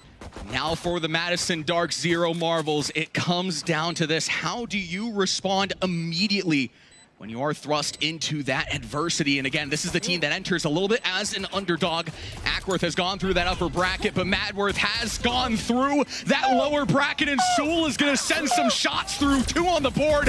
Pollux, though, gonna find one. AOKOA, round the corner he goes. Will do the rest for the Ackworth Ghost. I mean, kicking things off right where they left off. The man of the Ghost is AOKOA, getting the things done, day.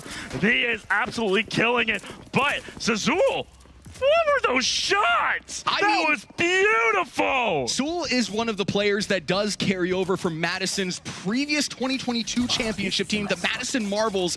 And again, this is a guy where you have to look out for him. You have to look out for the operator, because if Sewell gets his hand on one, I have seen it. It is scary. Ackworth gonna have to be mindful of that. Sewell's gonna have to be mindful of the Boom Buddy able to get it dealt and done with. Yeah, he's got to reload. Only 2 bullets left as the guns are out for the side of the Ghost. They are pushing through the smoke. They are going to take control of B main. They do know one is here, so they just got to make some pressure. Time is up, and here they go.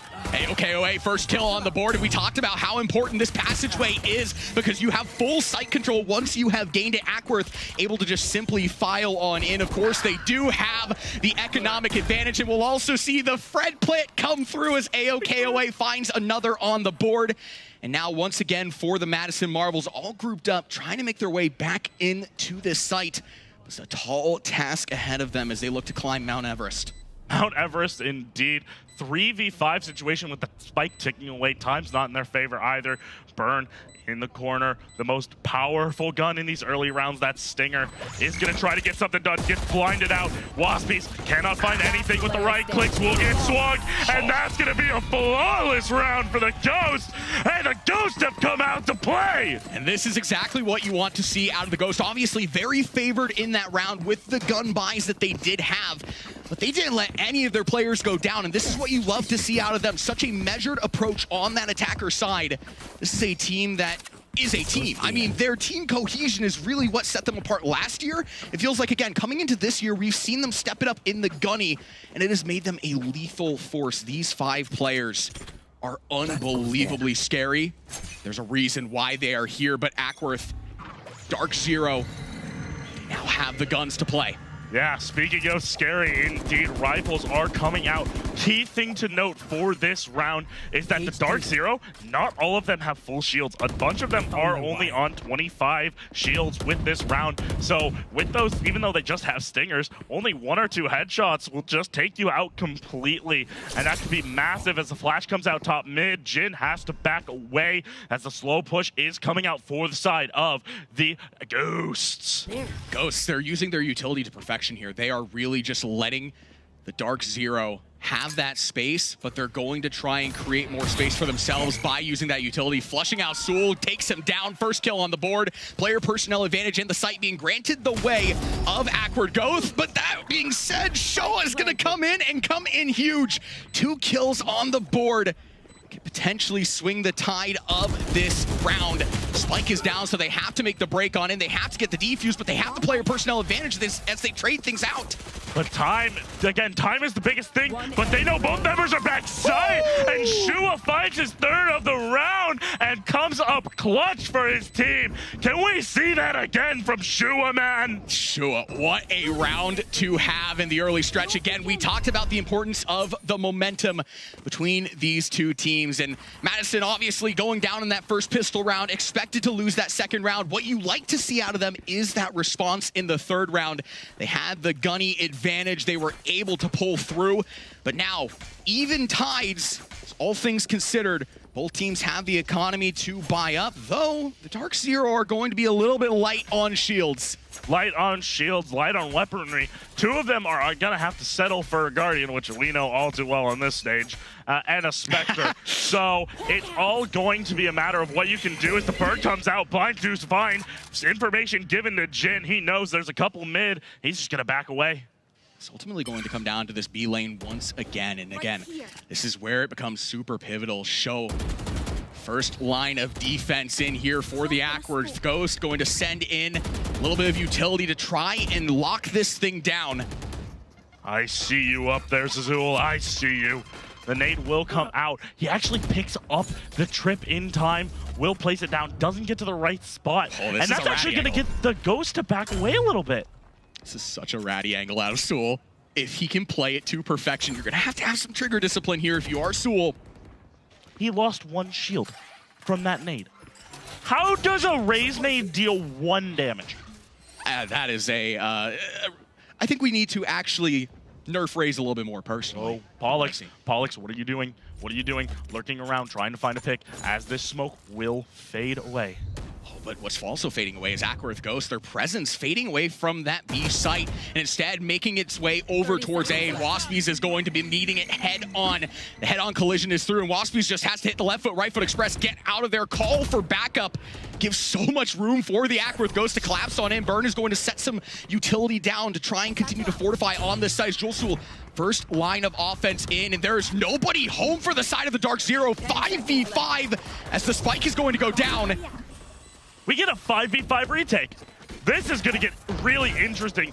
Rarely do we get to see these fully as Zulu gets caught lacking out in the middle of sight, trying to take that tracking dart out as time not in the favor. Shua! Shua! You can't be doing that! Another will fall! Shua finds another, and Jin will pick up the last. 5 members strong. They take back the site, all thanks to Shua. I mean, why would you ever watch a 20-minute Clove guide when you can just watch Showa play in the NAF finals? I mean, this is a all-out clinic in the early stretch of this map. Have that new agent as well. Oh my goodness. We need a replay. Absolutely. That flank was gorgeous. Look at it in the little box. Look how beautiful. Thank you so much. We love you, Prod. We absolutely love our Prod. Shout out to Grace, our fantastic replay operator who is putting in the work, putting in the hours, and taking what is hers. As the Ackworth Dark Zero take another round once again. And now this puts the Ackworth Ghost in a very interesting situation. They don't have a whole lot to work with in terms of utility, in terms of economy either. No, but this they is kind of unprecedented. Rocket Fuse popped. This looks interesting. Nothing to be found. They just fall away. We're going back to 5v5. Again, we saw the Dark Zero do this before. Can they do it again? That becomes the question. They're now tasked with the 5v5 retake, but Chosul is going to find his way around the corner. Finds one, but Showa is still alive, and as long as Showa is still alive, Showa is inevitable, much like Thanos. Sul as well will pick up the pace, and Ackworth, Dark Zero, wow. One enemy remaining. They just sprayed through the smoke. It doesn't matter. They don't care. Fair 5v5, we'll take that all day. The Marvel's really showing up right now. This is the thing where it starts to get very concerning on the side of the Ackworth Ghost, because the Madison Dark Zero Marvels, they have proven time and time again that they can take that site of interest back. Regardless of the situation that you put them in, they're going to fill in, make that retake. Someone's got to shut down Showa. I mean, 7-2 in the early stretch of this, really putting the team on their back. Ackworth now have the opportunity to respond, though, with the utility. Granted. You know what this is really reminding me of? Last year's grand finals after the bracket reset. This is exactly how it broke down in rounds to start Lotus. It was 2-0 to the side of the Ghost, and then Minotaur wins 3 straight and ends up winning the map. I'm getting shades of what happened last year all over again. Oh, it's starting to get a little bit shady here. Ackworth, obviously on the attacker side as well, and we outlined that in the early stretch, not necessarily the favorable side, so this is starting to kind of pan out what we thought it would. The Dark Zero Marvels coming out to an early lead. Ackworth Ghost obviously will have that defensive side to reinstate their presence. If things get much more dicey than this, though, you're gonna have to start asking some questions. Like, the question is, Pollux, how can you live right now? You're at 39 HP, trying to get the site. It turns out he won't, actually, as a matter of fact. Waspies will take him down, shot through the boxes, and the spam's just coming through. Dark Zero Marvels, they are liking this situation right now. Spike goes down, Josol peeks out, finds one, but there's the global. AOKOA will find one for himself, evening it up, but Clove, very pivotal. She needs to get a kill or she's gonna die. Feels like the Ackworth Ghost, they have some control over the site. They have a couple of angles, and they're finally set up in a way that favors them. Josul and AOKOA will capitalize with 2 kills on the board. Gavin will find another, but Burn will continue to burn him to a pulp as the Ackworth Ghost swinging back, keeping things all knotted up and stopping the potential snowball that we were seeing develop there. The snowball has been stopped. The bleeding has been covered for now. But it's now the question of what can you do after that round. Take a look at the weaponry. It's going to be full 5. Everyone's going to have full weaponry this round. So it's all anyone's game. That being said, though, the Dark Zero Marvels have 4 ultimates online to be used. Lot in the ult economy to the Ackworth Ghost's 2 ultimates. And looking to see how they want to use that to, again, hold control of this map. I mean, this map is so pivotal. It starts off the momentum. Reminder, this is a best of 3. We have up to 2 more games after this. Yeah, no more best of ones, no more immediate eliminations. These teams have a little bit of room for error, but at the same time, not a whole lot. It's a best of 3. It can get mixy very, very quickly. It gets mixy, it gets dicey. We're heading towards mid. It's about to be a party. Burn. Heading on in, a little bit of a different angle approach out the side of the Ackworth Ghost. Does Jin anticipate not 1 but 2 players? Can probably decipher the fact that there is at least 1. I mean, 1 you find, but I don't know about anything else, as the first kill of the round is going to go over to Gavin. We'll pick it up onto Pollux, but not without merit. The nade will be a little short from AOKOA, but man, lit up in the back of sight is Shua. Shua not looking too great, about 50 HP, but the shot won't land! The shot will land from Koa, as looks like it's still going to be a sight take. Blast into sight. The tripwire will be hit. Flashes do come out. Koa finds 1, and they're going to try to get this bomb down in time. Paradise finds another. 19 seconds. Spike is planted. 4v3. Dark Zero going to give them a lot of room to work with here, but you see on your map, you do have a player that you kind of have to account for from an interesting angle there. Cypher on the side of Dark Zero. Potentially could catch the Ackworth Ghost a little bit off guard coming in from behind. It's a matter of the timing. Jin will find 1 on the board. Starting the approach back into the site, but the suppression is going to make things a little bit difficult. Not a whole lot to do in terms of utility, as Jin will also lose out on his player personnel. Has a 1v2 to deal with here. Spike is down as well, so that's an additional 3rd player on the board. Another player about to come back into the fray here from the side of Ackworth Ghost. Just trying to make something out of nothing, and there's not a whole lot to be gained here as Dark Zero lose out on the round, and Ackworth now rattling off the last 2. MVP of that round, AOKOA. Oh, 100%. AOKOA has 39 HP.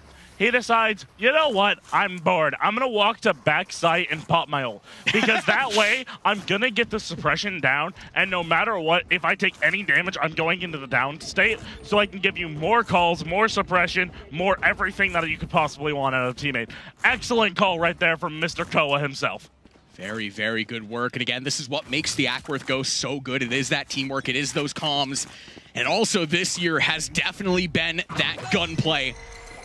In terms of gunplay, the Dark Zero Marvel's not going to have the opportunity to do a whole lot of it, barring a miracle here. Not a whole lot in terms of the economy, not a whole lot in terms of the gun. The Ackworth Ghosts are set up really well here, and gaining that middle control could really take this anywhere. I mean, financial economy disaster is one way to put it for the Dark Zero.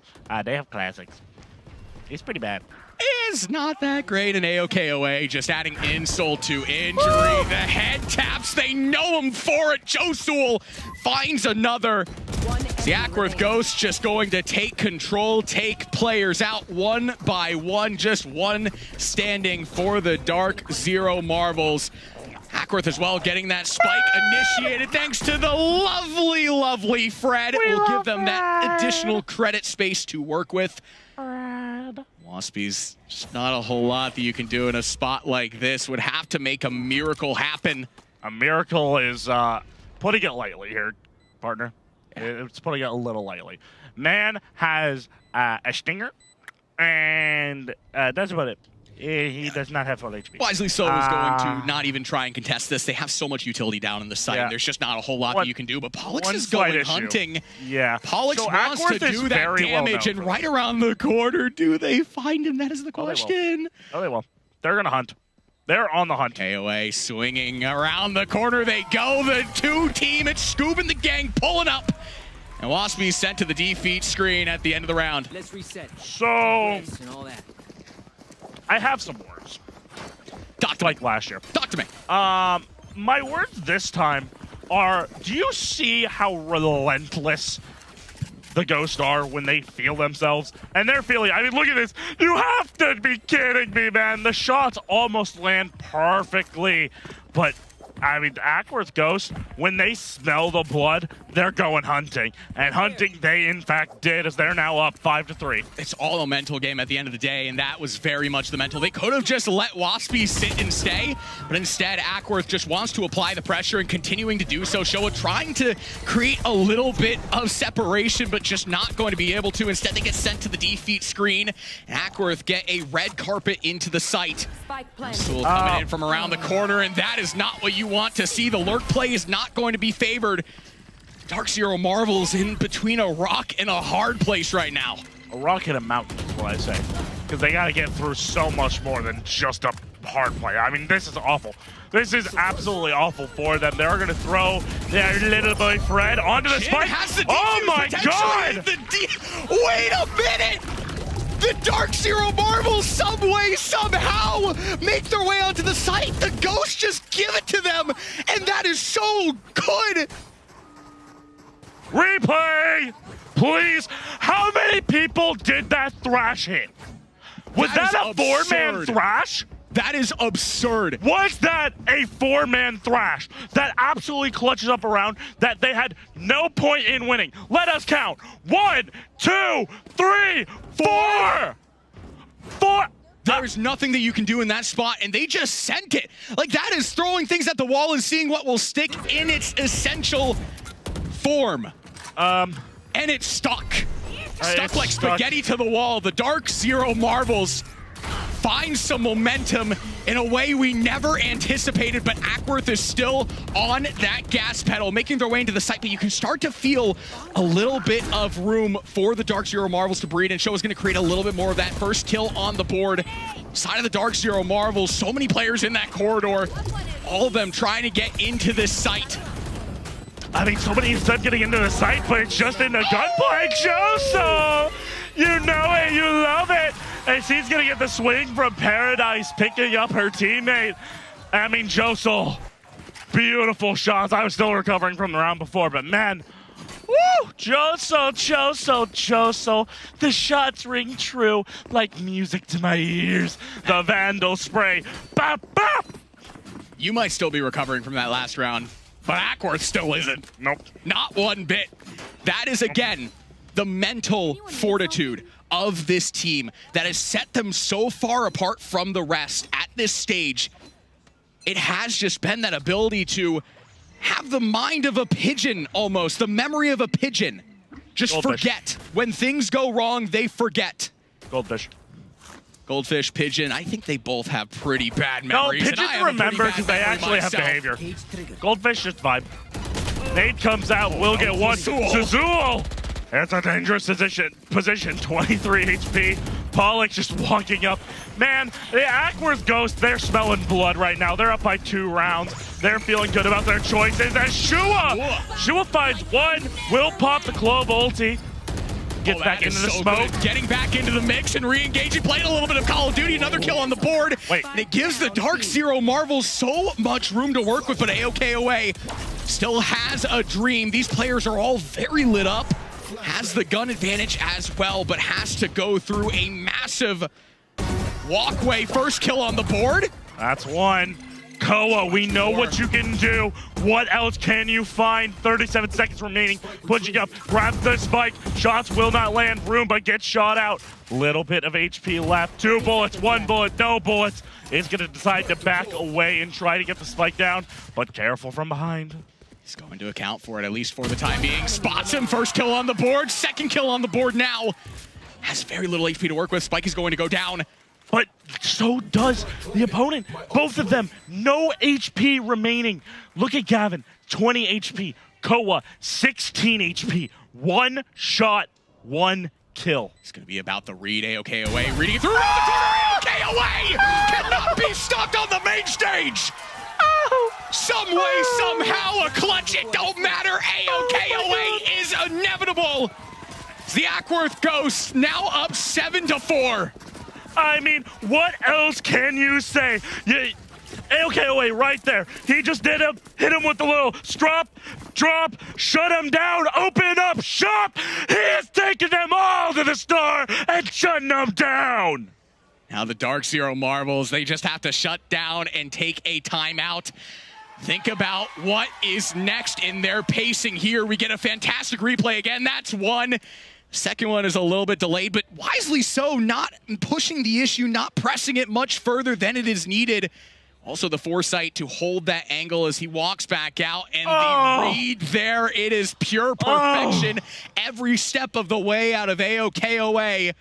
And this is just a player that I have absolutely loved to follow throughout this tournament. I mean, go back 2 years ago. This is a player that has made their mark on XP League. I absolutely love this out of our observers, but AOKOA, this is a player that I have followed, that I have watched throughout these tournaments grow. The gunny that AOKOA has brought this year is absolutely insane, complementing their team so well. And this Ackworth team, I mean, they have fought through it, the adversity to get to this point. 7-4. We are sitting at 7-4. Now, the best that the Dark Zero Marvels can do right now is 7-5. Down by 2. That's fine. We've seen bigger comebacks than that. I don't know if 8-4 is going to be really on the cards right now. All of the momentum, and I mean all of the momentum, is on the side of the Ghost. Oh, but Gavin is going to try and swing it, not able to center for more than one. Pollux will drop, but that's just going to give Ackworth the opportunity to hit the left foot, right foot express, hit the gas, and go on in. Might have not been super advisable, though, as Showa is set up in a really ratty angle. He's able to find an additional kill. Yeah, but pivotal to note, Shua accidentally used the overheal. He was still at full health. That is very pivotal later into these rounds because you can just refresh yourself up to 150 after a kill, but Koa doesn't care. Koa's just going to straight up take him down. 3v3 now for the side of Ghost. Popping up the KO ultimate. Null and silence. You will not speak in my territory. Ackworth. Spike goes down. Now again for the Madison Dark Zero Marvels. So many questions. How are you going to break into this site?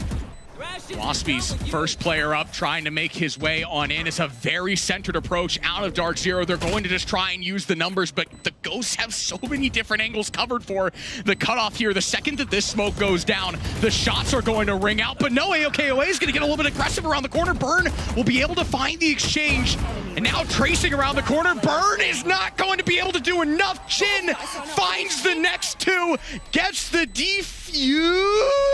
He's gonna get it. Ackworth will lose out on the round, and the Dark Zero Marvels bring us to 7-5. 0.6. Switching sides. 0.6. And again, that is what you want heading into this next side of the map. We talked about it. Ackworth probably favored on the defensive side, given how Sunset typically plays out. But Dark Zero Marvels setting the tone in that last round. Want to talk about setting the tone? Koa versus Shua.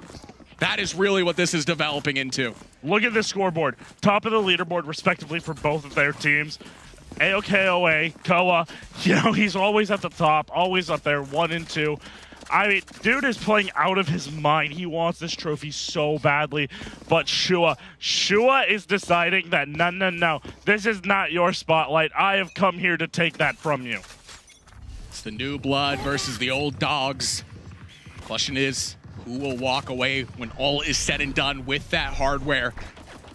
Now he's dropping into this pistol round here. Ackworth, Dark Zero, the opportunity to really set some tone on this pistol side round, and they are going to need it because things, again, can get very, very quickly out of hands when you're on that attacker side. The Ackworth Ghosts, this is where I like them most because on their defensive side, they're not going to press unnecessary issues. Instead, they're going to hold their angles, they're going to hold their post, and they are confident in their ability to let you walk straight on into them. The Dark Zero Marvels are going to walk straight on into the site.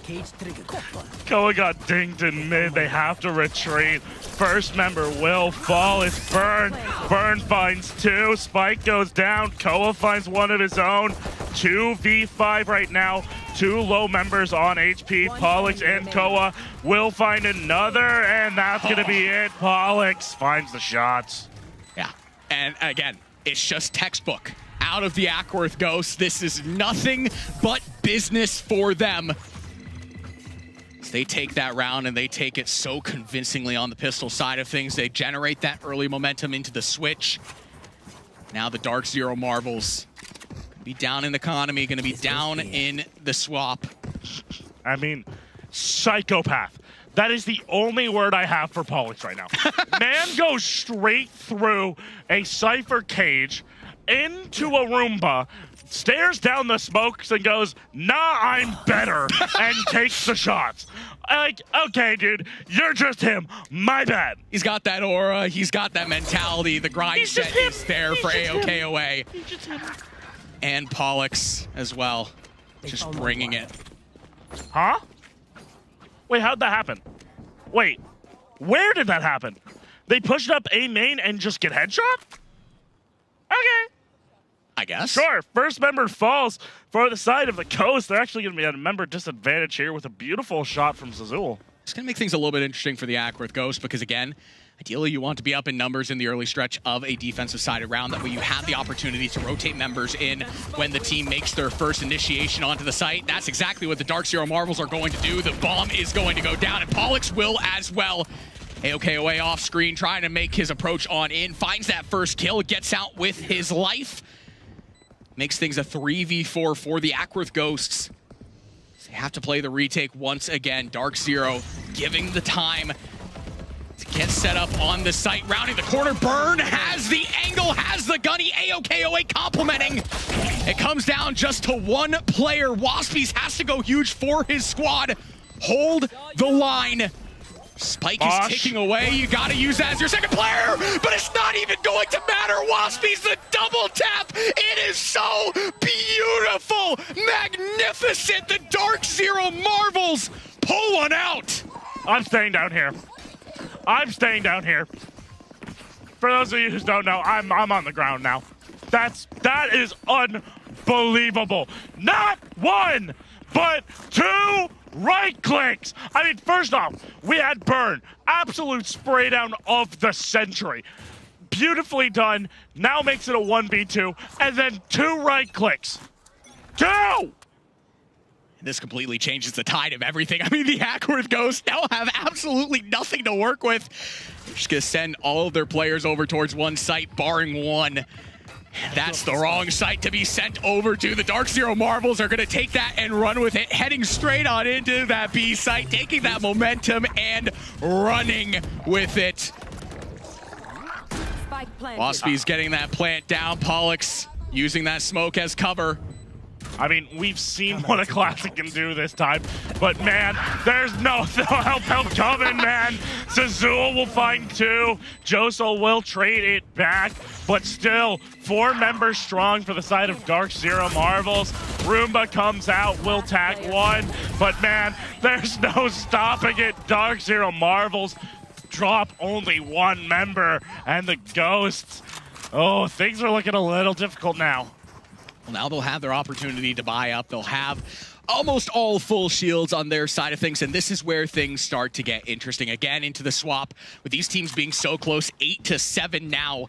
This is where the momentum is really going to start to be gained in the downstretch of this map. You take this round, you have the economy in your side, you have the opportunity to really play dictator on this map.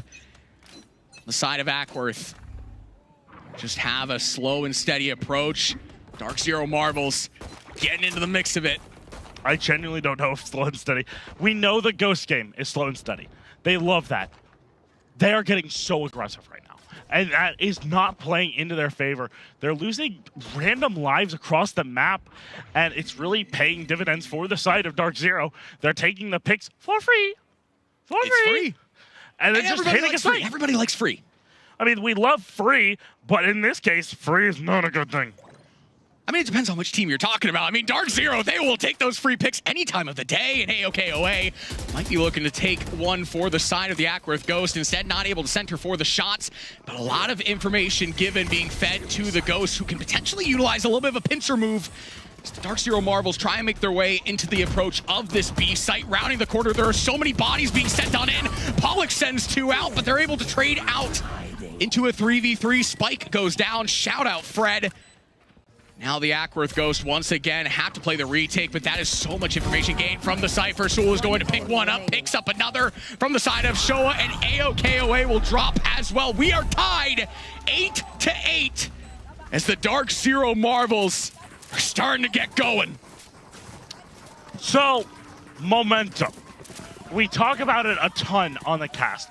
What does it mean? Momentum is the snowball. Keep it rolling, keep it going. Look at this Trigger discipline, waiting for his teammate, keeping the momentum rolling throughout the round, hyping his teammates up, saying, yo, buddy, play with me, we got this. And Shua being the beneficiary of so many kills. You know this Dark Zero Marvels team is so hyped right now. And rightfully so. The only question is, are they going to let it get to their heads again? You don't want to do that. You just want to remain calm, cool, and collected. The side of the Dark Zero Marvels looks like they will do exactly that. Again, these are some seasoned veterans on this team. These are some players on this team that have done this, namely Sewell and Waspies. Again, these are players that won in the 2022 Grand Finals, already champions, looking to cement their names in the history books once again. For the side of the Madison Dark Zero Marvels. It's a 5v5 retake. We've seen this on the opposite side. Now, how can you hold it, Dark Zero? Ackworth Ghost, they don't have a lot to really retake this with. I mean, classics and stingers are not necessarily what you want to have in a spot like this, and just gotta throw things at the wall, try and do any damage that you possibly can, any kills that you can possibly pick up, and that is one for the side of Josul. So hold on, wait a minute, that's a Vandal that you could potentially pick up, but picking up the kills are the Dark Zero Marvels from that point going forward. Things starting to get a little bit dicey. AOKOA trying to keep the hopes alive, but they will be vanquished as the Dark Zero Marvels now jumping out to a lead.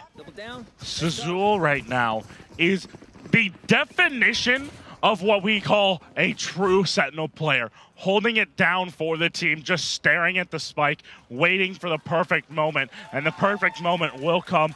I mean, Prod, we love you guys. We love you so much. Oh, we love ask Prod for some replays? That would be fantastic because, quite frankly, I mean, we need a little bit of an opportunity. These teams need some opportunity to reassess the situation, and we need to take a look at what we have seen thus far. I mean, in the downstretch of this map thus far, it really has just been from the side of the Dark Zero Marvels. Obviously, haven't seen a lot of full gun rounds, but the ones that we have seen, very, very convincing. And when they have been on the side of not having the full guns, oh, by the way, Waspies has a classic, and he's gonna put it to work. There is not a whole lot that you can do if you can't stop that. Now for the side of Ackworth Ghost, as they take this timeout, it's all about resetting that mental. Again, this is a team that thrives on that mental, and we thrive on shots like that from our Observer team. Those guys are absolutely killing it. Shout out Jaeger. Shout out Jaeger. You got a lot of flack early. We love you, buddy. Absolute shout out right there, back there, as well as Garrett back in the Observer room. You guys are absolutely killing it back there. Shout out to you guys as we're getting into this now. First lead of the game for the side of Dark Zero. They are getting a little aggressive. Zazul pushing out is going to spray out, try to peek out something, but that is scary. That is scary, and it's in the hands of Josul. So that means that Ackworth means business when you're going to put those credits in. I mean, credits are in, but guess what else is in? Fred is in the site. The spike is going to get planted down onto the B site. It's another 5v5 retake. Pollux is going to be the first line of defense, sending those shots in. Not able to center for a whole lot, but both teams are going to trade out. Showa's going to keep their life alive, at least for the time being, but you have to back out. You have to wait for your reinforcements to come on in and provide that additional support. You also have another player on your squad that's very low, but it's not going to matter if Josul can't center for the shots. Showa will drop, but he'll be right back into the match. Waspies as well putting in the work. 1v1. AOKOA versus Waspies, and that spike definitely being the secondary factor here. AOKOA doesn't have the clearance, and Waspies just centering the shots on in. There's not a whole lot that you can do in a spot like this, and at some point you just have to tap the defuse. Not going to be able to, as Waspies walks away with the round. Unfortunately, not the gun, but the ice is in the veins. Feel it. Feel it. It's cold. It's so cold. Ice cold in his veins. Waspies. I mean, look at the replay. It's so perfect. Also, can we talk about how cool this picture-in-picture replay is? Oh, it's fantastic.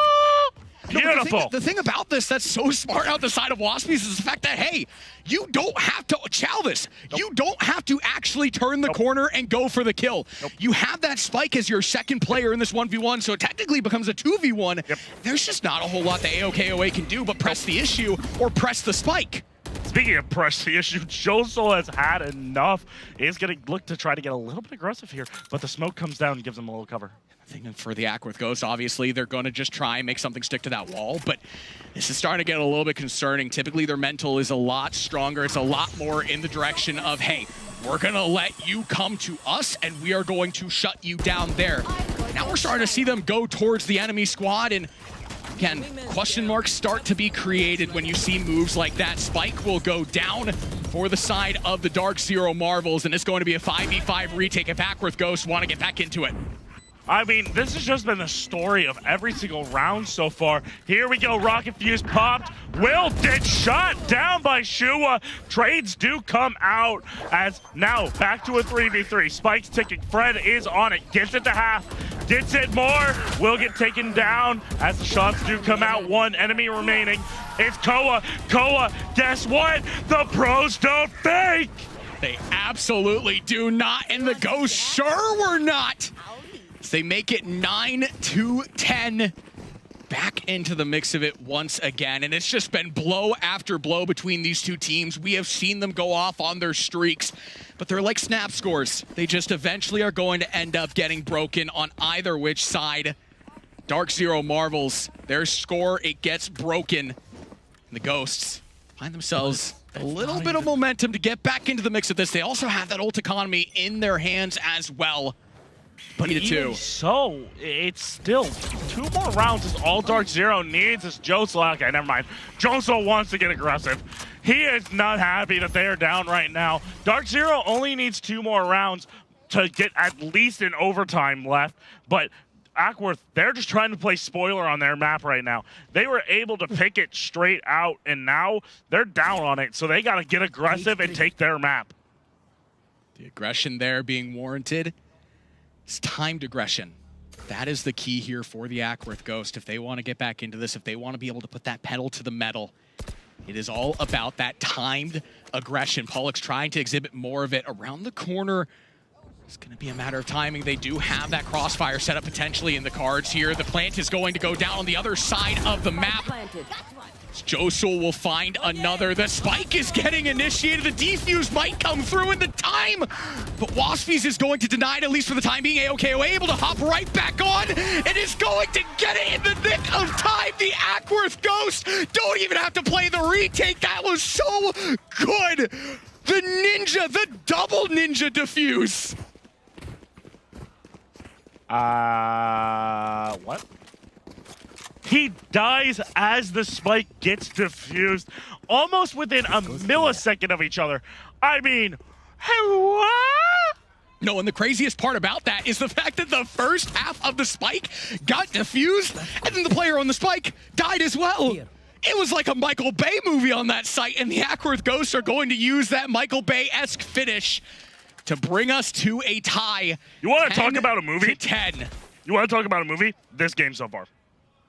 This game has been the first game of our best of 3 series to determine which of these teams is going to walk away and be crowned your 2024 NACE Grand Final champions. And the Dark Zero Marvels once again applying that pressure. They want to get back into this. Don't allow the snowball effect. Gavin with the nice movement, but it's not going to be enough. Will buy his team the opportunity to get on into the site, though.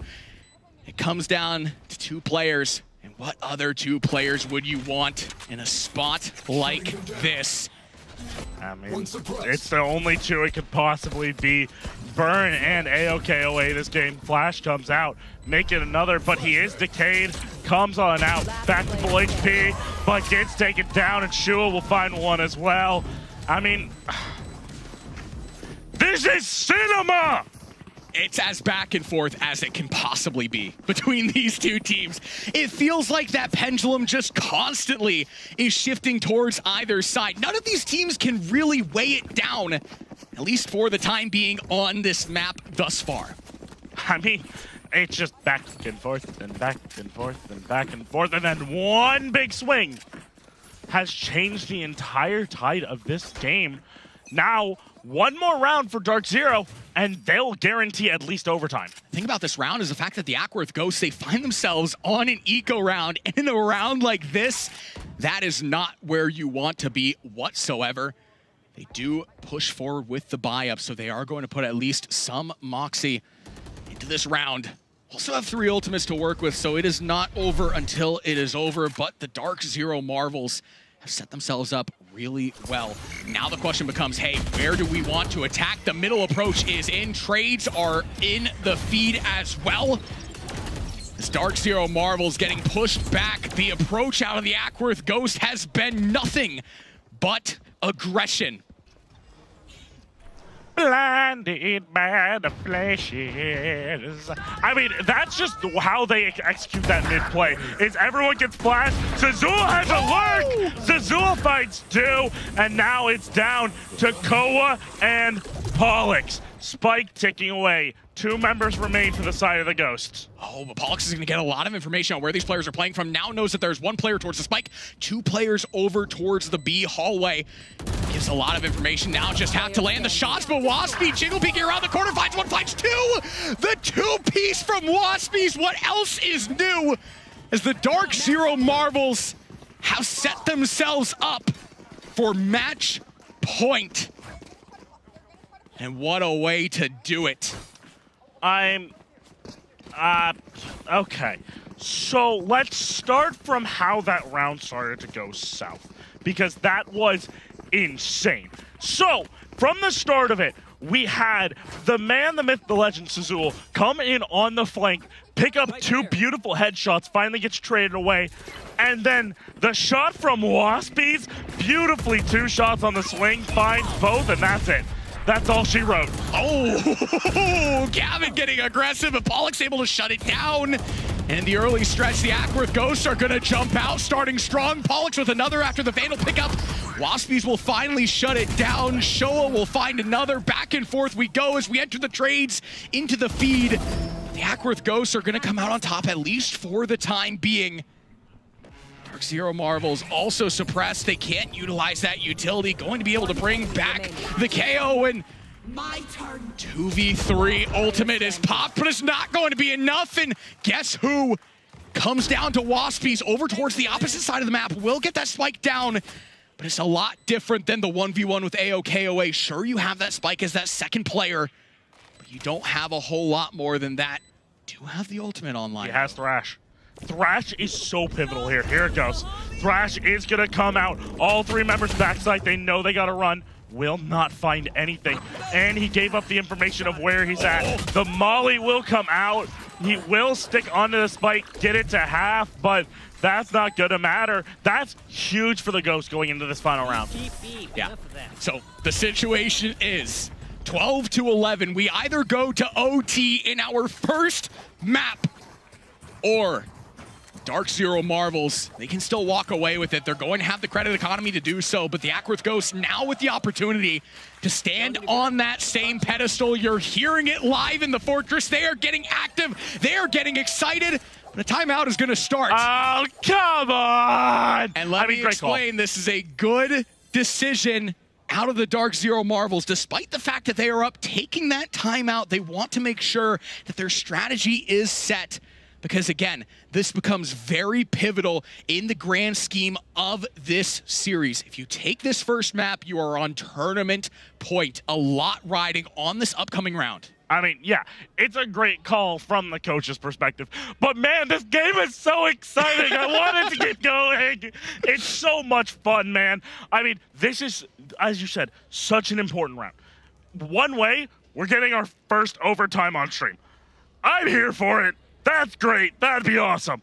However, if Dark Zero managed to pull this off right here, right now, tournament point, I have a weird feeling Ghost has read this story before. Yeah, no. It starts to get a little bit dicey again. They were the runner-ups last year, and it was very similar after that bracket reset. Yeah, and what was the scoreline of that first game after the bracket reset? My memory's not that good. 13-11. It is I've the read same this thing. story before. Different font potentially here, but the Ackworth Ghost have the opportunity to rewrite this storybook here and now. Pollux is going to be the first lineup to do it. The shoddy in hand and a dream. Ackworth Ghost, again, so much riding on this round for them. They do not want to be sent home with that second place again. They want this here and now, but they're going to have to go through previous champions, players that are already written in the storybooks to do it.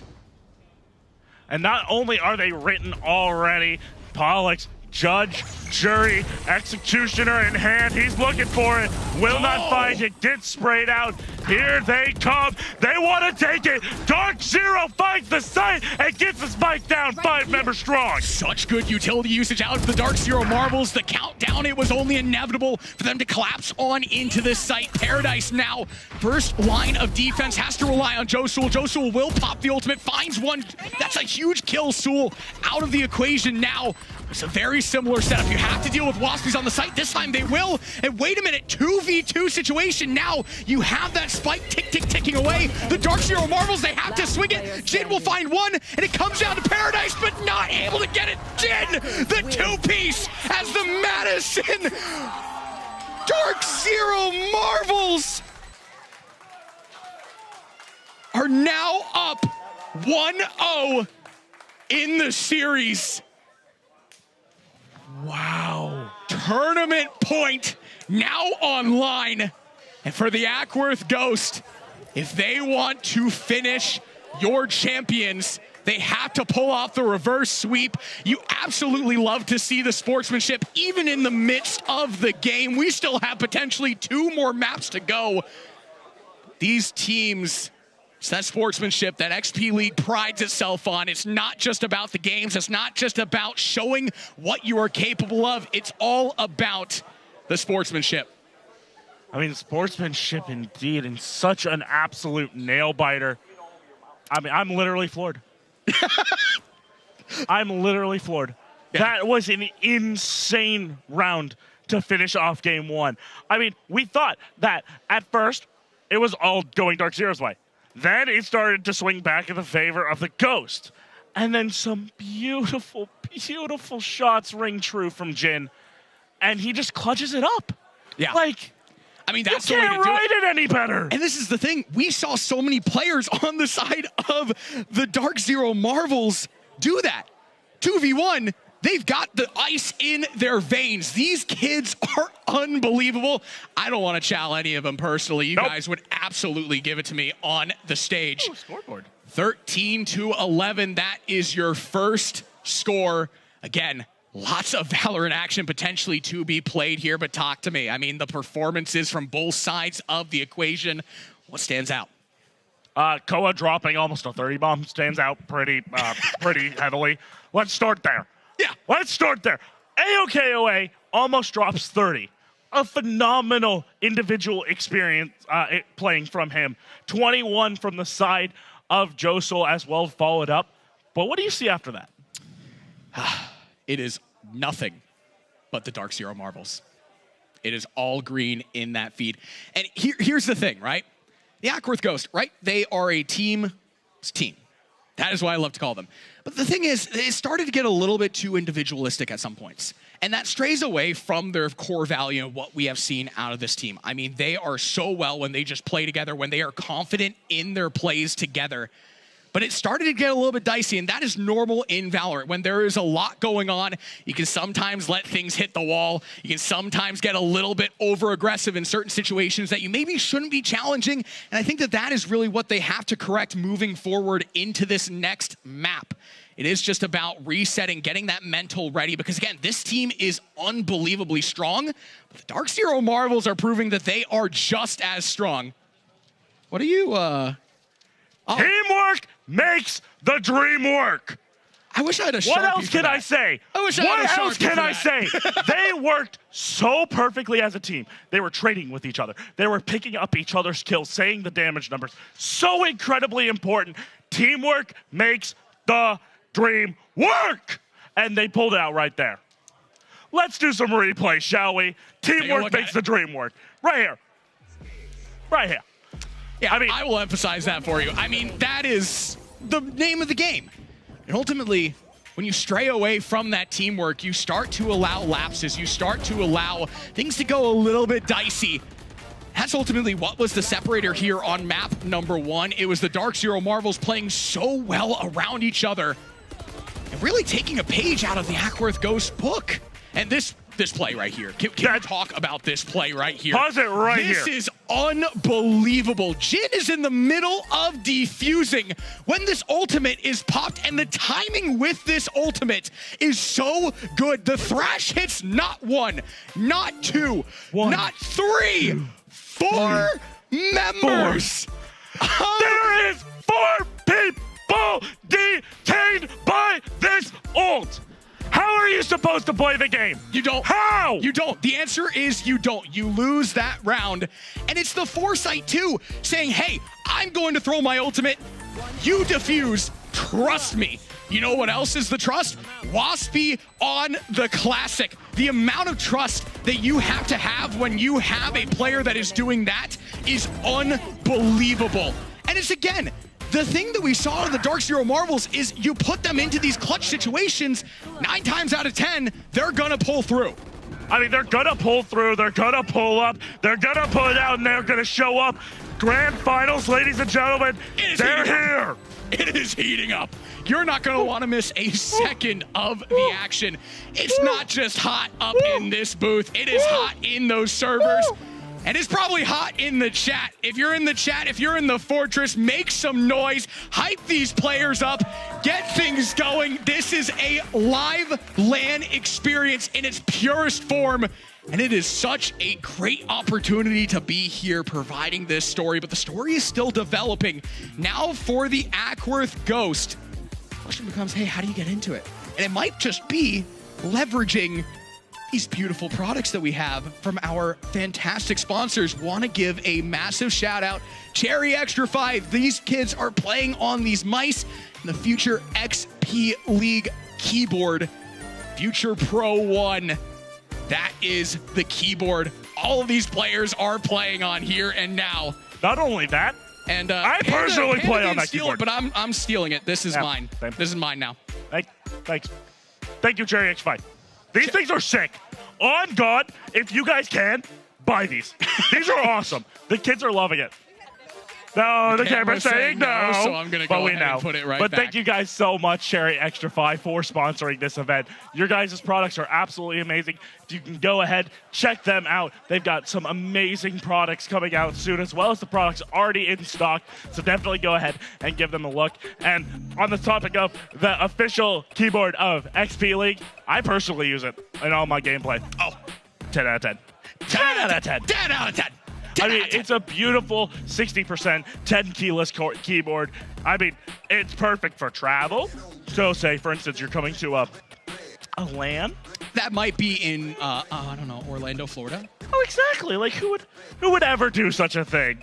But it's perfect for travel. It's perfect for home play. It's perfect for your everyday XP League events. So definitely pick it up. And speaking of XP League, if you guys want to know more about XP League, head on over to xpleague.gg, learn more about us, and there's a QR code. Wow! Woo! If you want to know everything that has been going on this weekend, including brackets, rule sets, if you're interested in joining on next year, go ahead and go over to xplnafinals.com. Scan that QR code. I know he's scanning the QR code. Yeah, I'm going to grab that QR code really quickly. Yeah, you'll take a look at all the brackets. You can see how we've gotten here through Valorant, through Overwatch, which is coming up soon, by the way. Don't forget about that. That's coming up later. What happened in Rocket League? What happened in Apex?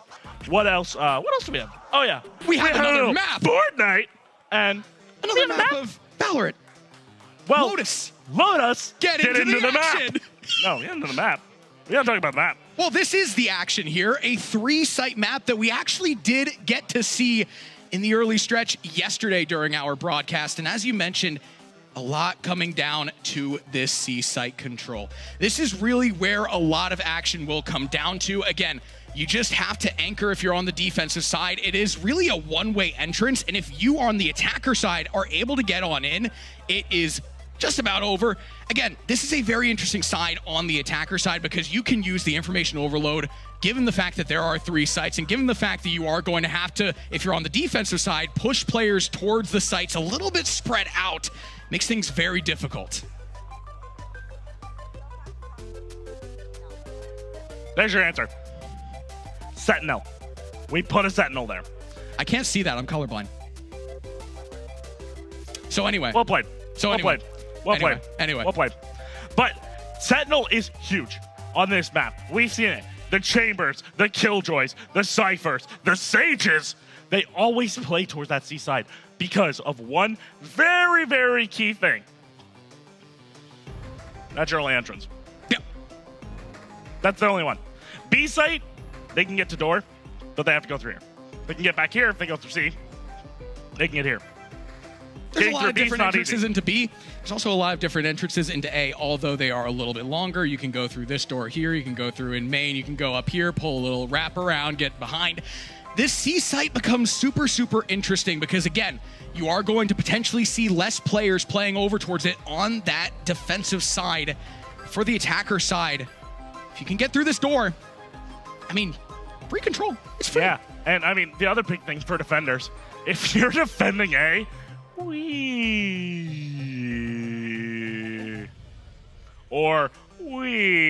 It's a long rotation. Or, continuing off this path, it takes forever to get across these sites because these maps are so big because they're designed around the 3 sites that it is pivotal to hold these 2 corners. These 2 corners, C and A, huge. Huge. 10 out of 10. So those are going to be the big things to look out for is how well can you hold A, how well can you hold C, and the other thing to look out for, gameplay. Let's get into it.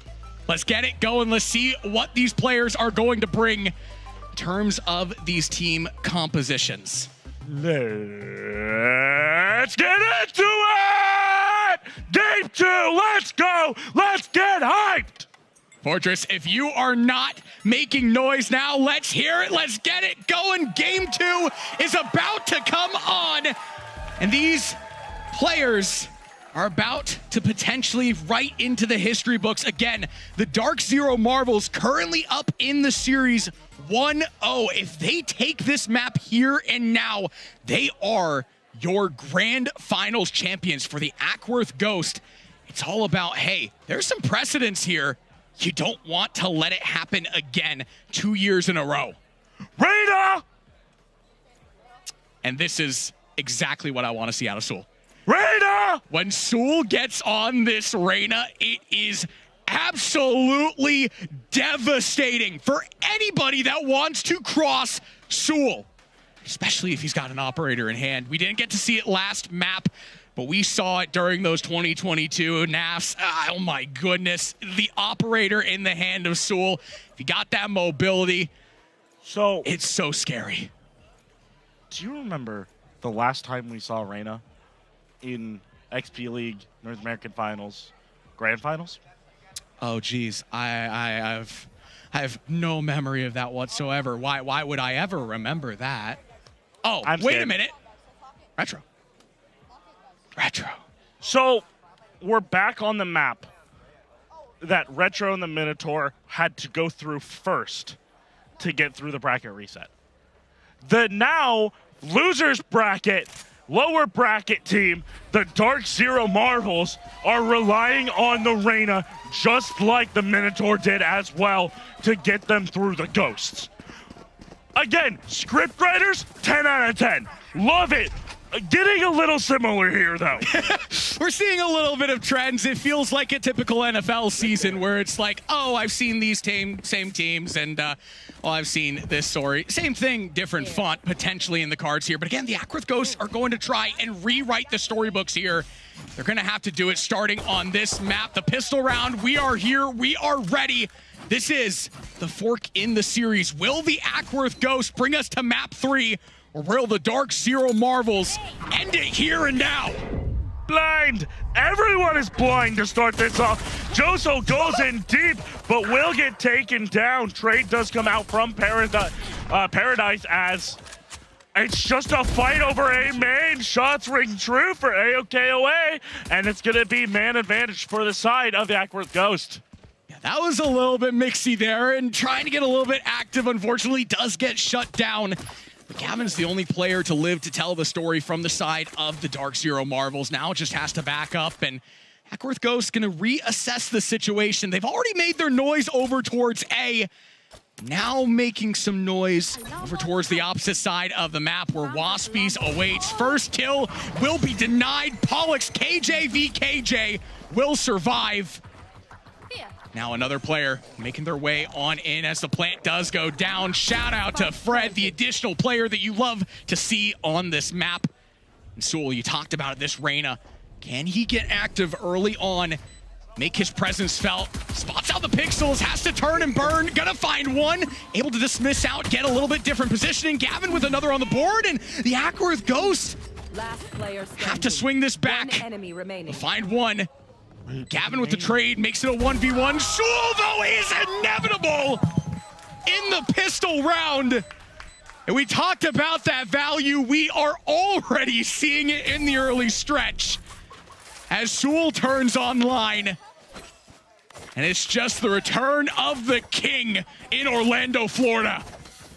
Take a look at this replay. Those shots, absolutely crispy, clean, beautiful.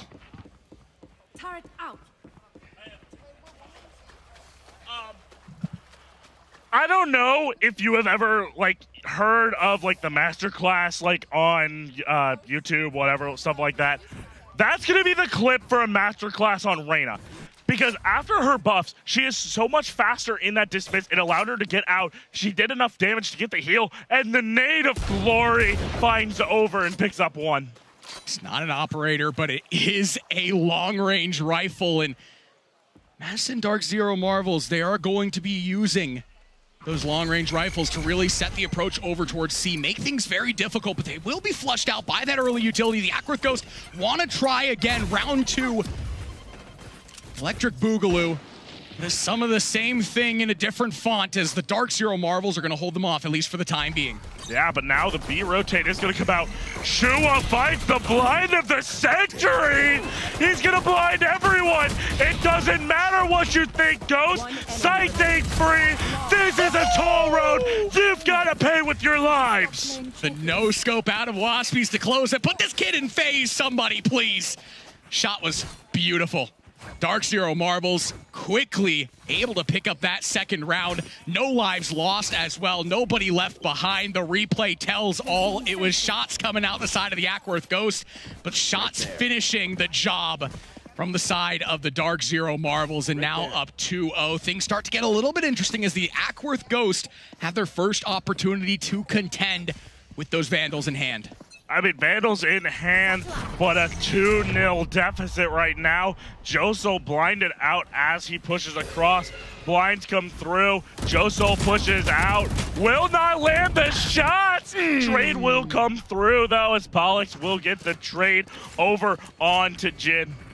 And that A side is completely wide open. The rotation has to come through here and now from the Dark Zero Marvels if they want to even contend with this. The question is, does Ackworth know they're going to get their plant down? They're going to go through their progressions.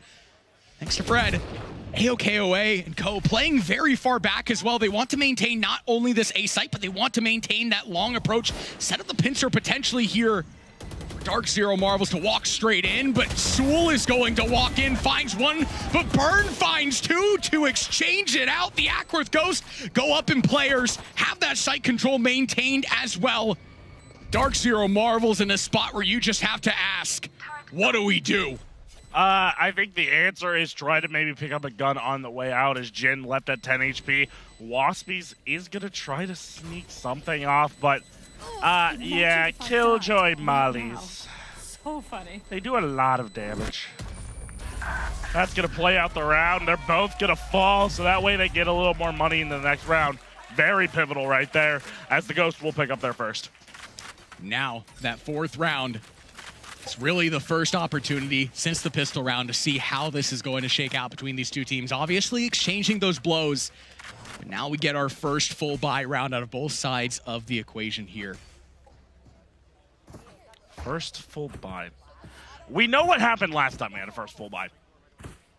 I'm not sure how this is gonna go. I genuinely, normally I'd give it to the Ghost, but Dark Zero is pulling up like no tomorrow and absolutely playing spoiler to the Ghost's run. These aggressive approaches, these aggressive angles like what Gavin is holding here that really are setting things apart, because on the defensive side, you typically expect a team to just hang back, really settle themselves into the sights. It's a very dynamic approach out the side of the Dark Zero Marvels as well.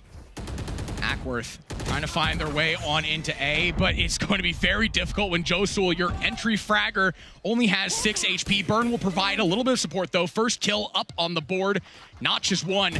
Jin still alive and well in the site, does get that first kill on the board for the side of the Dark Zero Marvel. Spike goes down, but now has to deal with 3 different players. Paradise, she will find one.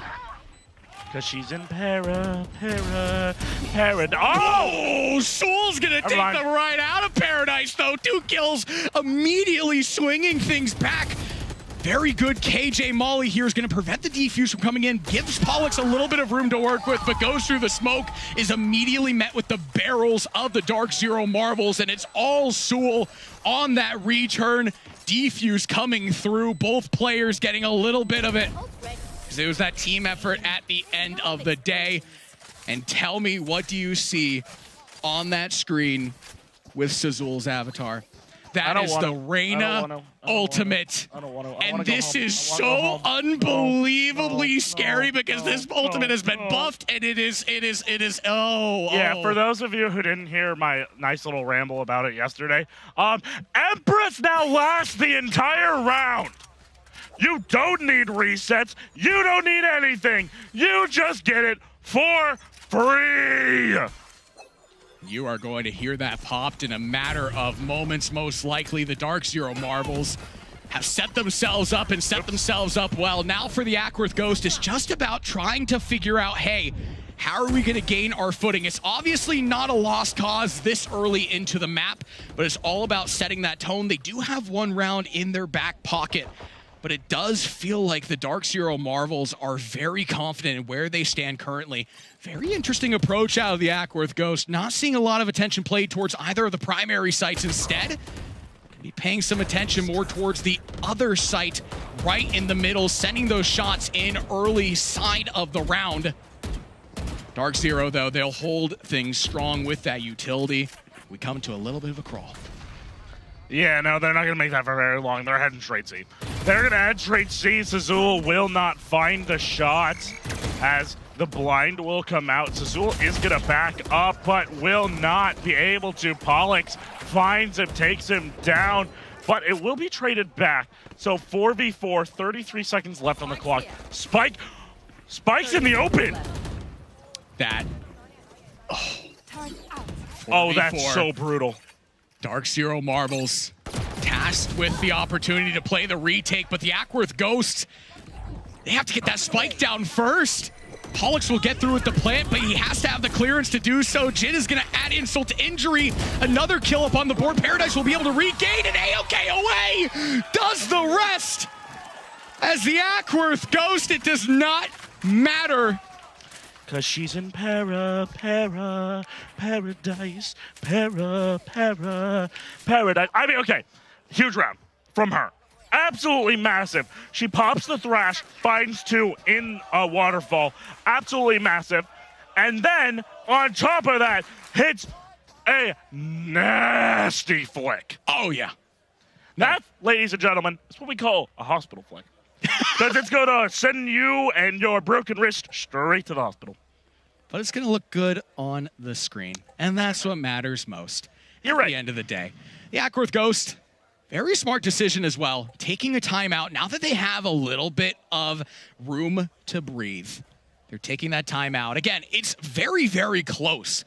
But it has felt like in the early stretch of this, Dark Zero Marvels really have had a lot of control. Now with the Ackworth Ghost taking a round like that, where they were able to overcome a little bit of adversity, they want to use this opportunity, take this time out, really center themselves in this moment right here.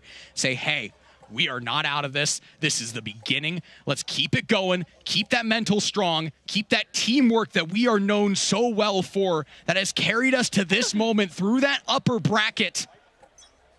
Really instill their will. 3 ultimates online to work with as well for the side of the Ackworth Ghost. I love how much fun our observers have with They're doing the God's work. They're having during so much these fun during downtimes, timeouts. by the way. They find Shout all out of to it. Prod. Shout out to our observers. Shout out to everybody who's putting this show on. Matt, I know you and I both know we'd be nothing without these guys. We love Prod. Shout out Prod. Shout out Prod. But speaking of shout out, oh my, they need to slow this down. The Ghost, 3-2 right now. They do have a round. Timeout now initiated. Jhin gets stunned up and naded out. 50 HP remaining just about. And here comes the initiation. Lockdown initiated. Another aspect of this is the fact that the Dark Zero Marvels are on a light buy here. Not a whole lot that they can do but use that utility. The Killjoy ultimate is going to come in, create a lot of space, but the Ackworth Ghosts are just going to hit the left foot, right foot express all the way over to the opposite side of the map. That is completely vacant for their taking. I think the Dark Zero Marvels are starting to read into this, but the timing not going to be there in time. So Spike gets downed. This is what with Ghosts we know. This is the Ghosts we know. They do this every time with Killjoy. They'll pop that ult and wait for you to make a decision. If you attack it, they'll punish it. And if you don't, they'll sit and wait, go to another site, and mow you down like fresh cut grass. Dark Zero Marvels just getting absolutely dismantled in this round. The Ackworth Ghost, as you alluded to earlier, it is just that fantastic strategy. It's definitely coming from that timeout that we just saw take place.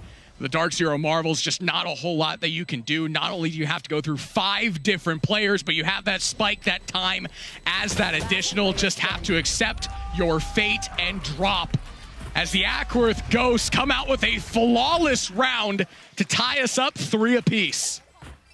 1, 2, 3. 1, 2, 3. These two teams just cannot get away from each other. The largest round lead we have seen is 2. Yeah.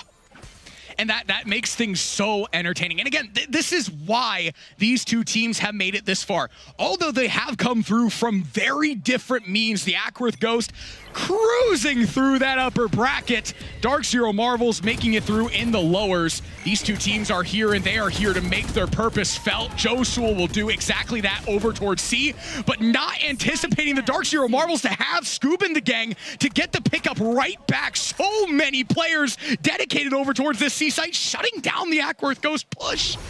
There were 4.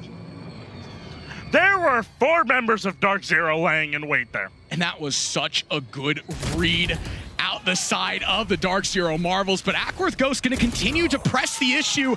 Paradise and Pollux will find 1 minute and wait. The Ackworth Ghosts have some way, somehow found themselves back onto the C site. The spike is going to go down. The remaining players that weren't dedicated over towards that C site hold have to hit the rotation on over to provide that support. Ackworth Ghost playing very close together. It feels like they know exactly where these players are going to be playing from. Paradise finds 1, Paradise finds 2 in the round. And the Ackworth Ghosts have the lead. I mean, that is textbook higher, lower, textbook Ackworth Ghost. They get the bomb down, they have the man advantage, plus the additional bomb timer ticking. So they're just going to get aggressive. They're going to run it straight at you, and they're going to say, hey, you need to fight us to even get close to the bomb. So they play higher, lower. Yeah. They play higher, lower on top of the box as well as down below and say, listen, you have 2, we have 3. Let's see which one's better. And I think 2 is not really going to stack up to 3. That's ultimately what it comes down to. It's a numbers game. It's not just the economy, it is the player personnel as well. Now the Ackworth Ghost, just the aggression that they have been afforded, because again, the Dark Zero Marvels, after losing that round, find themselves in yet another economic disadvantage. They're going to have those sheriffs, they're going to have to rely on those head taps, and it is a tough spot to be in. Ackworth creates so much space with that ultimate, though. Back into the site. Sewell trying to pick one up. Does find one, dismisses out, and gives a little bit of room for the Dark Zero Marvels, although still going to have to be a massive trek.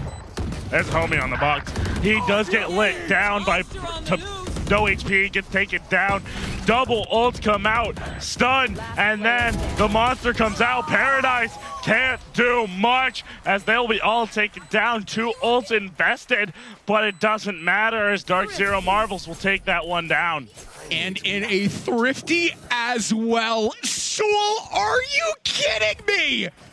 Opens that up completely for his team. It doesn't matter. Not only that, we saw the 2 ults at the end towards the end of the round, the Breach ult and the Thrash being used. But also we have a shout out to Mia Mouse ult, completely whiffing everyone. Yeah. If you want to see more of that, check out Mia Mouse 14 on twitch.tv. I'm sure she will very much like that if she is listening right now. Dark Zero Marvels swinging back and swinging back big. That being said, they have 4 ultimates online for this next round. Are you kidding me? There is so much for them to work with here. And they just have full control. There's not a whole lot if you're Ackworth you can really use to create space in terms of the ult economy either. You're just going to have to use that utility. I mean, they do have a space-making ult. In the fact that the space is the amphibious blob known as Omen's TP. But that's it. You can't use that. Oh, no! And this is what we've been waiting for. This is what we have been waiting for, and you see the immediate hesitation out of the Ackworth Ghost. They hear that Empress get popped, and you have to just second guess everything in that moment. Sewell is gonna get that information around the corner, trying to fly on in as Joe Sewell gets the information as well, but just gets stunned out. Not a whole lot that you can do. Sewell just trying to keep his life alive, but it's ultimately going to be the information overload. Dark Zero Marvels committing so many ultimates, and none of them seeming to work in this situation. The Ackworth Ghosts find themselves into the site so quickly. Now with the opportunity to set this thing up and fortify, you have the Defender Killjoy ultimate creating the space for the Dark Zero Marvels to come right back in. Yeah, and the Defender Killjoy ult will find none. But Pollux will find 3. And do we have a replay of that? If we have a replay of that, I absolutely need to see this. This is textbook Pollux. We talked about Pollux. The journey of this player has been so awesome to watch over the years. Going from that anchor to really a player that holds his own in the frag department as well. Take a look at this. Swings around the corner, finds 1, finds 2. The lineup is beautiful. And again, it's just so awesome to watch these kids through the years as they grow, not only as students, not only as players. It is just all out growth on their side of things. I mean, not only is it growth, but they're still having fun out here in Orlando. Oh! Joe Sewell's having a lot of fun over towards A main. I mean, there's not a whole lot that is fun or more fun than those head taps. Complete A site control gained, as well as the Dark Zero Marvels using that information to make the rotation over. Sewell will find 1, but it's not enough as Paradise with the immediate follow-up. Spike gets planted. The Dark Zero Marvels with these classics in hand have a whole world of work to do if they want to find this round. 4v3, not very much time remaining. Spike is ticking away, about 28 seconds remaining on that Spike, and it's not looking great. You don't really have the guns for this, but we've seen weirder things. Burn will find 1 for himself. Another one will fall. Burn finds the second of the round. Pollux will find 1. And, this is a weird scoreline that I've never seen before. Never, not once. This is totally not something we have ever seen before in XP League. Hey, script writers, I get it. We want to run it back. Oh, it's beautiful. I love this. This game is so back and forth and back and forth. It's amazing. These 2 teams are absolutely killing it. They are playing so controlled against one another. They are trying their absolute hardest to keep composed, but man, you can definitely tell these nerves are getting there. Yeah. I mean, the thing about it, again, is the fact that the pendulum has just been shifting nonstop either which way. Both of these teams, realistically, have not necessarily made a definitive separation between each other. I mean, when one team jumps out to a lead, the snowball gets shut down, and the next team jumps out to the lead. And then it happens again and again and again, and that is what is so great about two teams who have made it to a grand finals like this. It is the fact that they are so close to each other in terms of prowess. It's everything from the team play to the gun play to just the mental fortitude to swing back when you are down. Ackworth Ghosts in the driver's seat. The Dark Zero Marvels, if we have any indication based on the last rounds and how they have gone, are not too far behind them. Not too far behind at all, man. I mean, each of these teams, one after the other, it's just so impressive. I mean, I can't take my eyes off the screen. I don't know if you guys, viewers at home, viewers in the Fortress, I know you guys can't take your eyes off the screen either. This is absolute cinema we've got going on right here as Joe Soul's pushing up the mound. Oh, and Waspies, the positioning here, it is so aggressive, but it is potentially so unbelievably smart because if they do make the ploy over towards that C site, it is so easy to not anticipate a setup like this. The thing is, Ackworth, they're a little hesitant towards that C site. It might be working in their favor. They sussed it out. They definitely sussed it out. They didn't see anyone on C site and were like, that's fishy. Let's go somewhere else. Let's go somewhere else, indeed, taking a trip over towards the other side of the map. Utility being dedicated as they want to get right in. Business as usual for the Ackworth Ghost. Busting on into the site, but the thing that makes it different is the fact that the Dark Zero Marvels have read this rotation, and they've read it so well. Killjoy Ultimate will create so much space, and that is a great opportunity that they have created for themselves. Spike will inevitably go down, but coming in from behind is Waspies, and you have to be very careful with this player here. You have to deal with the players rotating in from that C site. The pincer that is being created from the Dark Zero Marvels here is something that the Ackworth Ghosts are going to have to shut down and shut down fast, but Waspies still showing up in the feed. Jin now getting aggressive as we checkerboard things out into a 1v1. Burn versus Waspies. 30 HP on the side of Burn. He has to play around this spike. Here's the tap on the defuse. Ring around the Rosie, whose pockets will be filled to Posey as Waspies trying to reduce him to ashes, but ultimately the spike will do that to both of them, and it will grant the Ackworth Ghosts the round as they go up 7-4. So, I know that hindsight is 20/20. You can see perfectly behind you. What about caster hindsight? Like, us looking back at something someone was doing, is that like 100/100 because we can see everything? I feel like we are, yeah. That was pixels away from being over. Burns pixels almost fell out the back. Now. We have Soul on the operator. We have Code Red. Cut all the narratives, throw everything out. Soul is on the operator, and if you were here in 2022, you saw this man put on a masterclass on this gun.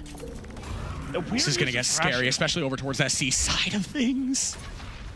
Interesting use of Thrash. They're going to clear out this aggressive push out into A site, but Dark Zero really hasn't been doing that all game. So they're just going to have to re-pick up the Thrash and use it later in the round. Dark Zero allowing a lot of space to be gained onto the site. They feel very comfortable playing that retake on in. Allows that spike to get planted as well. Shout out to Fred, who will disappear in time. Waspies, though, coming in from behind, and this is going to be the pincer that the Dark Zero Marvels wanted to create. AOKOA still hanging in from behind, but it's not going to matter with Gavin finding another kill. You still have to deal with AOKOA and Sewell putting on the clinic with the operator in hand. 2v1 now. Still have to deal with that spike. Paradise has to use that spike. It's the second player to maximize the opportunity here, peeking through the smoke, but there's just not a whole lot you can do when you are staring down the crosshairs of Sewell. The Dark Zero Marvels swing us back 5-7. I understand now. I understand why we don't want him to have an operator. I understand now. It's that scary. flick was nasty. Woo! That was beautiful. So, we're now done with the half.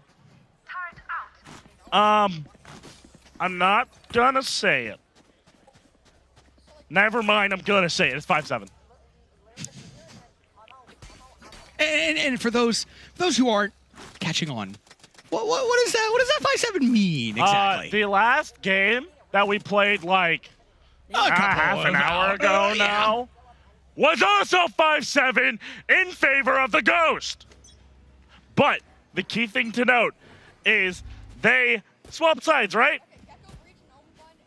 Yeah, it's the same sides that they were on in the second half of that first game too. Yeah, script writers. I understand, you know, we love consistency, but this is starting to become something else. Pollux has to duck, dive, and dodge as the Dark Zero Marvels are just going to get full site control right away. Spike goes down, and now they have the opportunity to play around their tempo. Sewell can get very aggressive, but he will be blinded out, and that gives Pollux the opportunity to try and play the re-entry on in. Loses his compadre. Has to play against this wall of Marvels. Back and forth we go in the kill feed. Now AOKOA coming in from the opposite side, trying to utilize Burn, who is so far played up, to try and create some space into the site. Not anticipating Burn. 1v1, but Gavin will close. And the Dark Zero Marvels are going to pick up the pistol round. Script writers, can we please see something different? No. I wrote the script. No. You did this? No. Okay. I wish I was the scriptwriter. This is really interesting, though. Man, this is so weird. It's just running a replay on what we had earlier. I don't know what else to say right now. Madworth has it in the driver's seat with the momentum. They do have the guns. Josul and Burn are going to back away from this right now. And oh boy, it's not looking good. Sewell with the Guardian in hand as well. This man is known for his one-taps. Trying to make the approach over towards that A site. Madison is set up so well for success. Kills matriculating in the feed their way as well. Pollux will find one, but that might just about do it. It's AOKOA, the last player standing. Just has to grab the Bulldog. A Bulldog and a Dream for the Ackworth Ghost, but that Dream might surely get vanquished if Showa has something to say about it, which he does. But this time, here's a good point. They actually got 3 of the guns out. So only 2 of the side of the Madworth Dark Zero Marvels actually made it out of that round alive. So their gun situation, unless they are forcing up, which it looks to be they're doing, looks like they are going to be forcing up here, it's not going to be pretty. And meanwhile, the side of Ackworth, money. This again just creates that opportunity to see the same thing happen again. And it has just been back and forth between these two teams, as close as it gets, and that is all you can possibly ask for in a grand finals matchup. Tied 7 apiece. First gun round for the Ackworth Ghost. What can they do? Burn.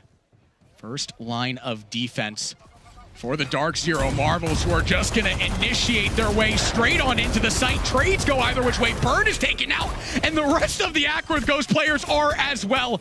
AOKOA and Pollux now have to play their way back into the site, and that is one way to do it. Pollux, 2 kills on the board, equals things out 2 apiece. Sewell is still alive in the site now, and Sewell is inevitable.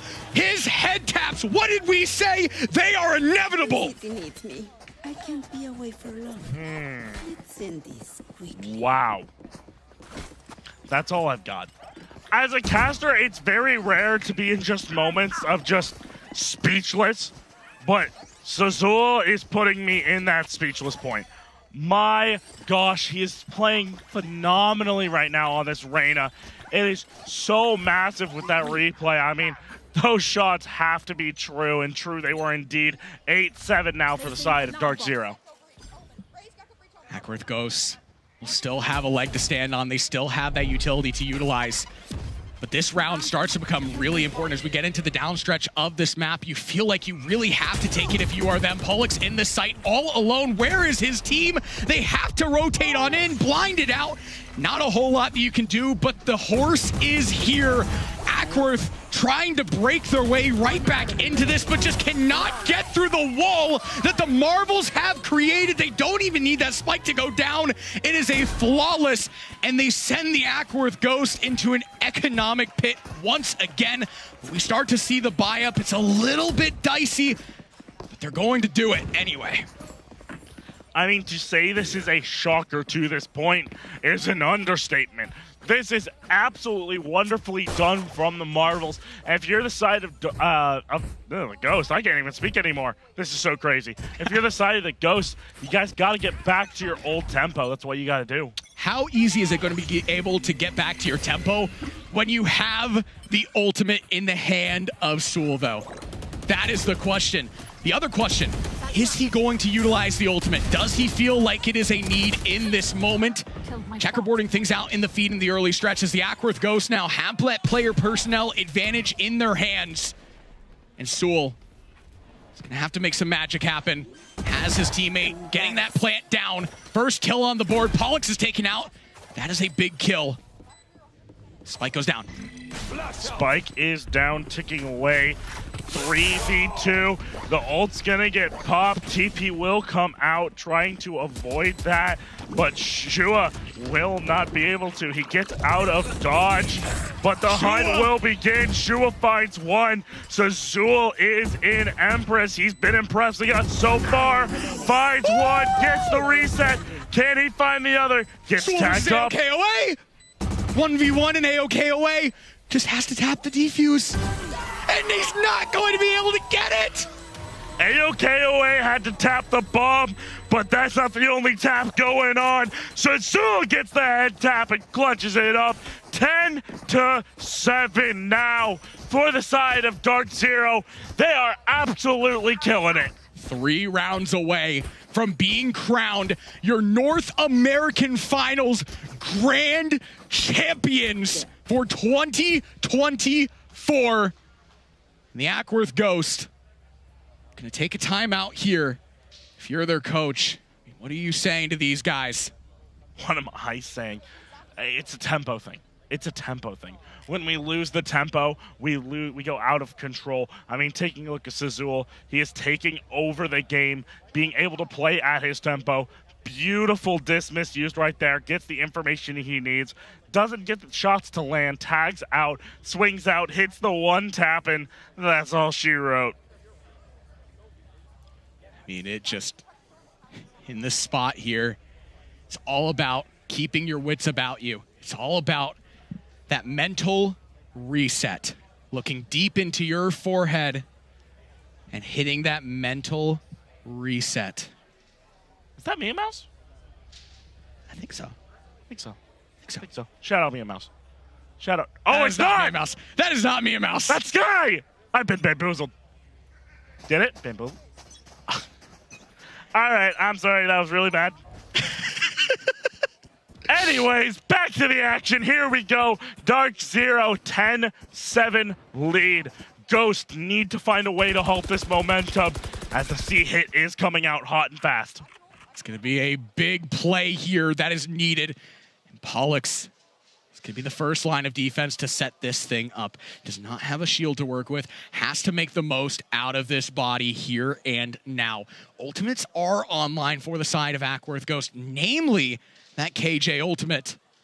Just as we look over to the side of the Dark Zero Marvels, they have the exact ultimate if they really just want to hold the line. I've got your trail. The trail has been popped. Dark Zero want to get in, hit fast. Pollux will get blinded up. Shoddy in hand, will not ring true. Burn gets the trade out. 4v4 now on this eco for the side of the Ghost.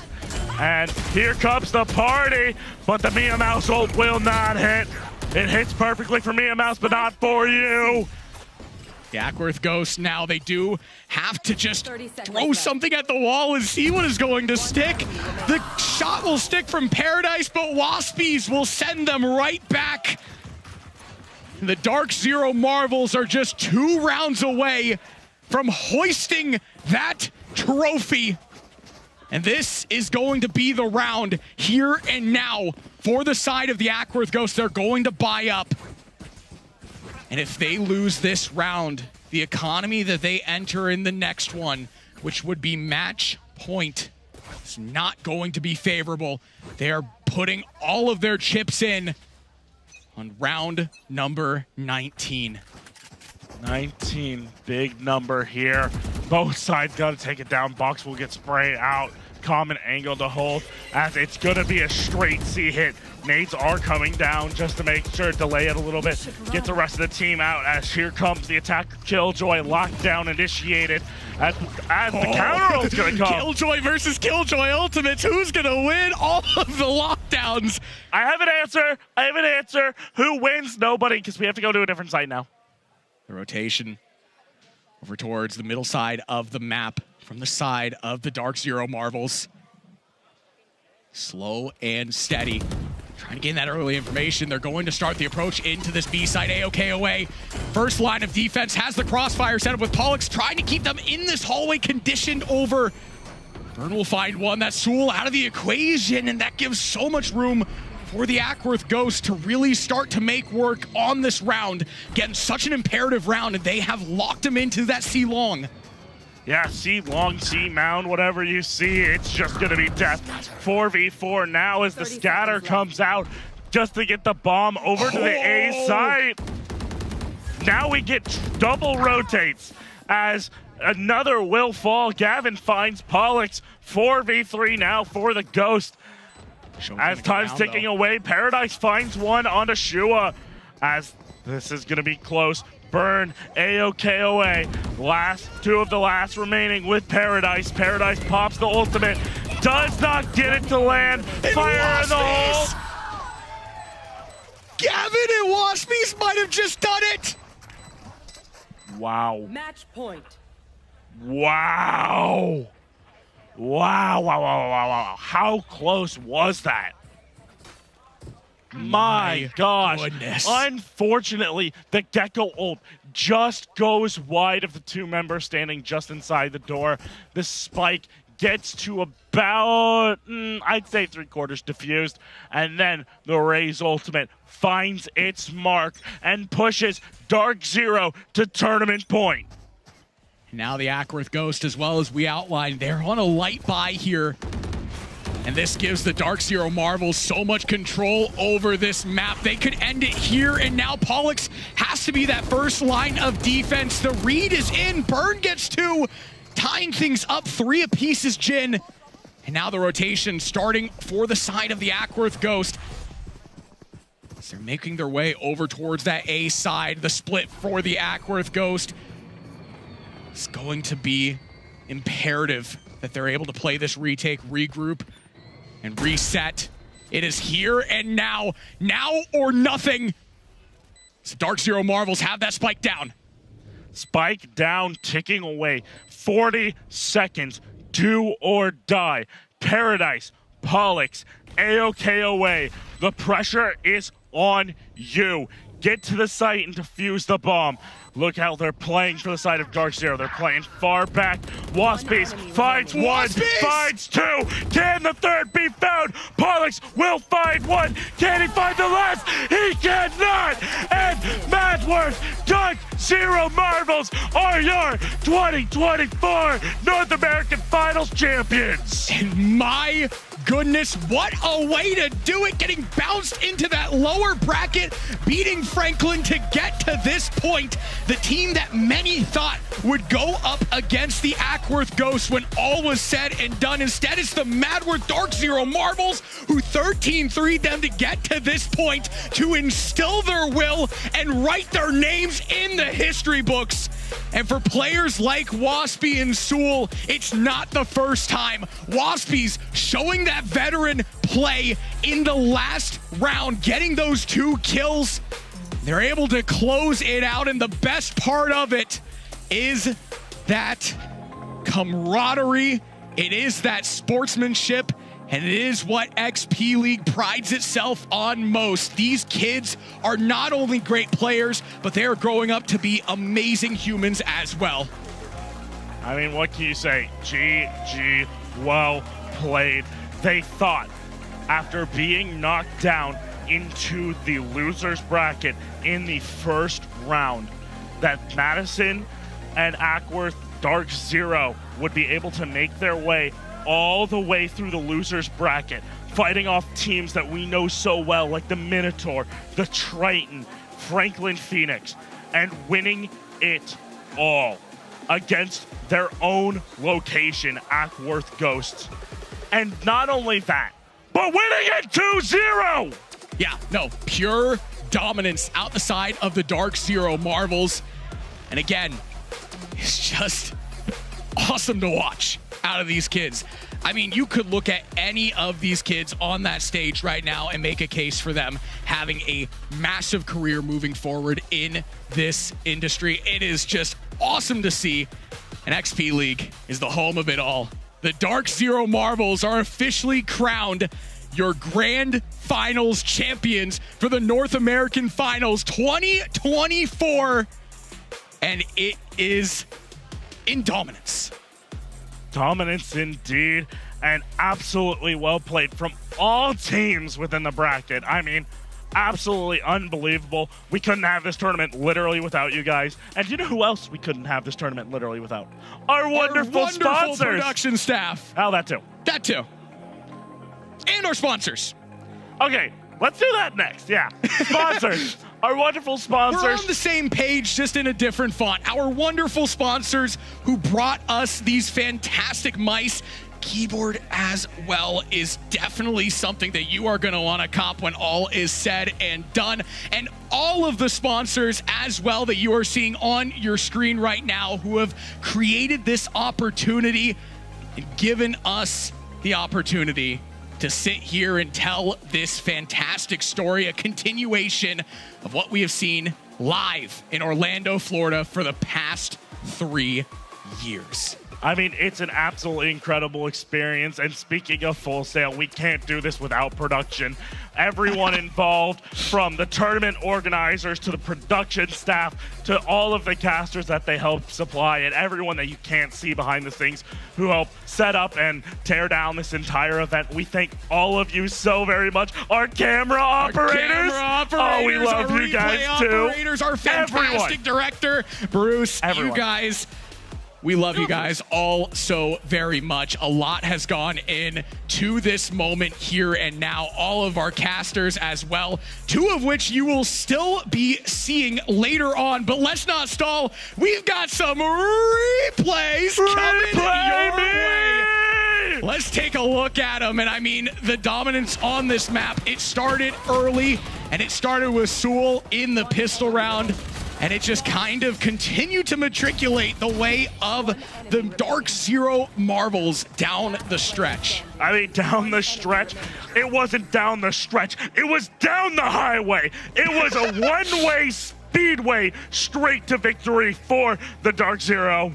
I mean, words cannot explain how well they played as a team. Zazul, MVP, my friend, this crown right here, it's for you. Take it, King. It's yours. Take it, King. Absolutely well played. Insane series. And they pulled it off. They pulled off the upset no one saw coming. The 1 seed. Down and out. Unbelievable, man. Yeah, that was pure pandemonium. That was your 2024 Valorant Grand Finals. Once again, making it official, the Dark Zero Marvels are crowned after winning it 2-0. Matt, it was an honor to run it back with you, buddy. This was the dynamic duo that we were so excited to see and have the opportunity to bring back. We are still not done, though. There is a lot still to come within Overwatch. We still have to crown one more of these teams here tonight. But I've been Quinn, better known as Colorblind, joined with Matt. Matt, where can they find you? Well, they can find me over at XP League, of course. I work with them, help them stream and whatnot, as well as at Explosive Cats on Twitter. So go ahead, I'll be over there. Thank you all so so much. As Quinn said, we do have Overwatch 2 Grand Finals coming up next between the Franklin Phoenix and the North OC Kraken. Another beautiful run back, so we can't wait to go see that here in a little bit, but we are going to take a little bit of a commercial break, so stick around for some Overwatch and the award show coming up later.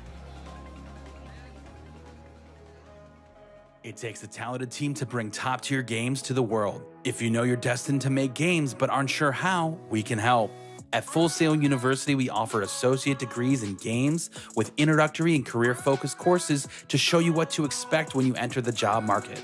Once you've completed your associate-level classes, you can graduate or earn a bachelor's degree with a concentration focused on your specific interests. We also offer standalone bachelor's degrees for certain programs. So which path is right for you? The world of interactive 3D art is expanding beyond games to industries like simulation, extended reality, film, and television. If you're a visual artist who wants to explore these areas, you'll feel right at home studying game art at Full Sail. If you look under the hood of any of your favorite games, you'll find lines and lines of code. None of it would be possible without talented developers and engine builders. If this sounds like you can get your start right here on the Full Sail University campus in our Game Development Bachelor's program. Great games are born from great ideas. If you have ideas for games, how do you turn them into something you can put in front of real players? When you study game design at Full Sail, you'll gain the skills you need to test your ideas and turn the best ones into compelling games. Whatever program you choose, we can't wait to help you take the next step in your gaming journey. Visit us at fullsail.edu/games to learn more.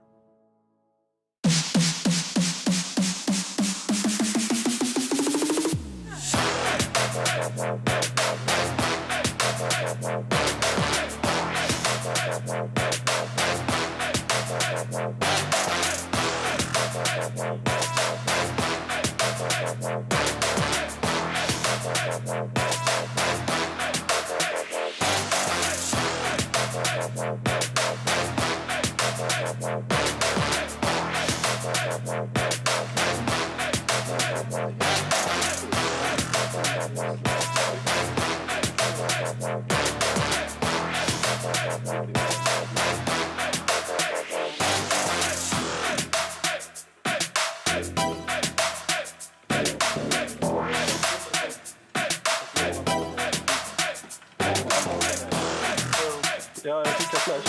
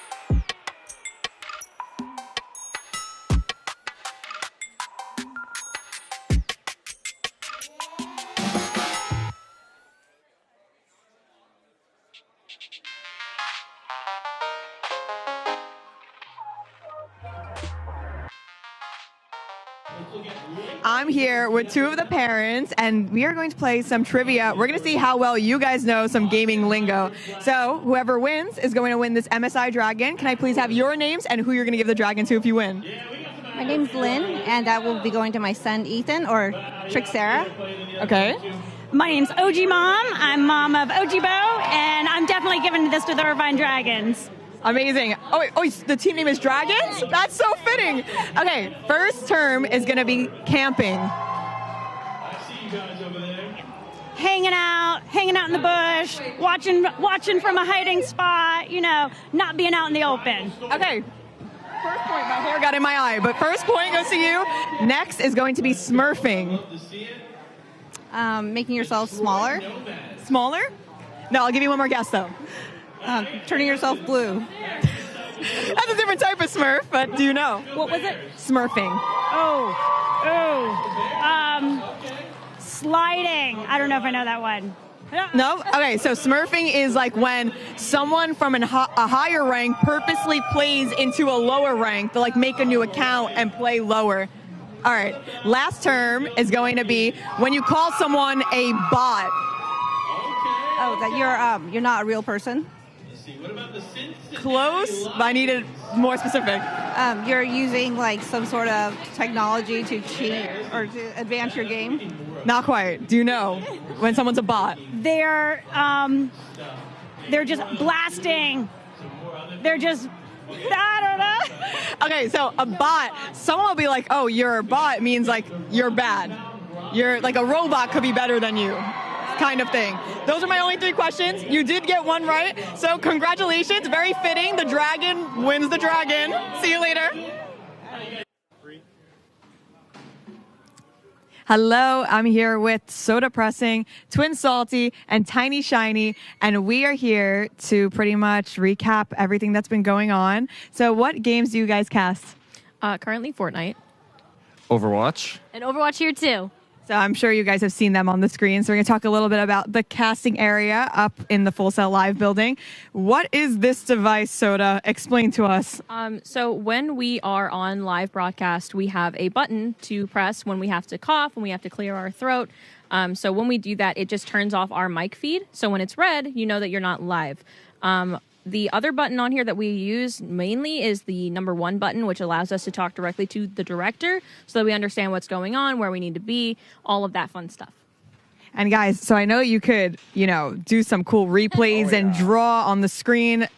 Tell us like what this is all about. So this is my first time actually getting to use something like this, but we've seen it a couple of times now. We get to doodle on the screen, so it's easier way for us to illustrate kind of our thoughts. So it's been really fun to experiment so far. Yeah, for sure. And Tiny, I know you've worked like other events as well. Like, is this your first XP League? Yes, this is my very first XP League. I've been saying it all weekend. I'm constantly blown away by the passion and the skill that these kids have, and just having this be the beginning of their esports journey. It's just an honor to be a part of it along with all of you guys. Yes. Well, I'm so excited. I loved watching you cast Fortnite. I'm so excited to watch you guys cast Overwatch again. And yeah, I just can't wait for the rest of the day. Have a good day, everyone.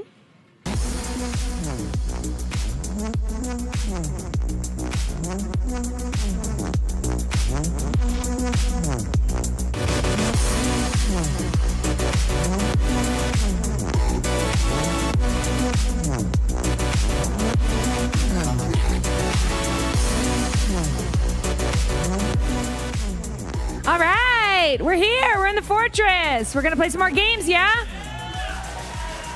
I just want to say, can we get a big round of applause for my co-host, Mia Mouse, who has been running around doing these awesome interviews. Like, how amazing is she, right? Also, our casters, we just got to learn more about the buttons they press. I have so much admiration for them. I get to stand up here and read words off of screens. They have to just do it all on the fly, off the top of their head. So please, a big round of applause for all of our talent working this weekend. Thank you, thank you. All right, well, it's been a long 2 days. We've seen a lot of gameplay, but it's finally time. It's time for our last grand finals matchup. Are we pumped? Who's an Overwatch fan in here? Who's a support main in here? Give it up for my support mains, carrying the team. Let's go. All right. Well, without further ado, let's introduce our first team. From Franklin, it's Franklin Phoenix. Make some noise.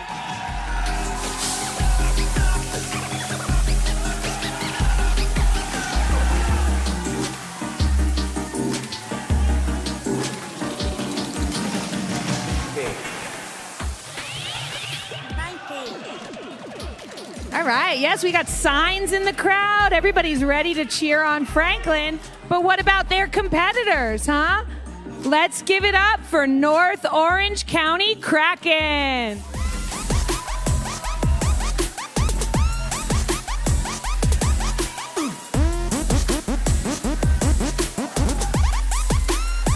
All right.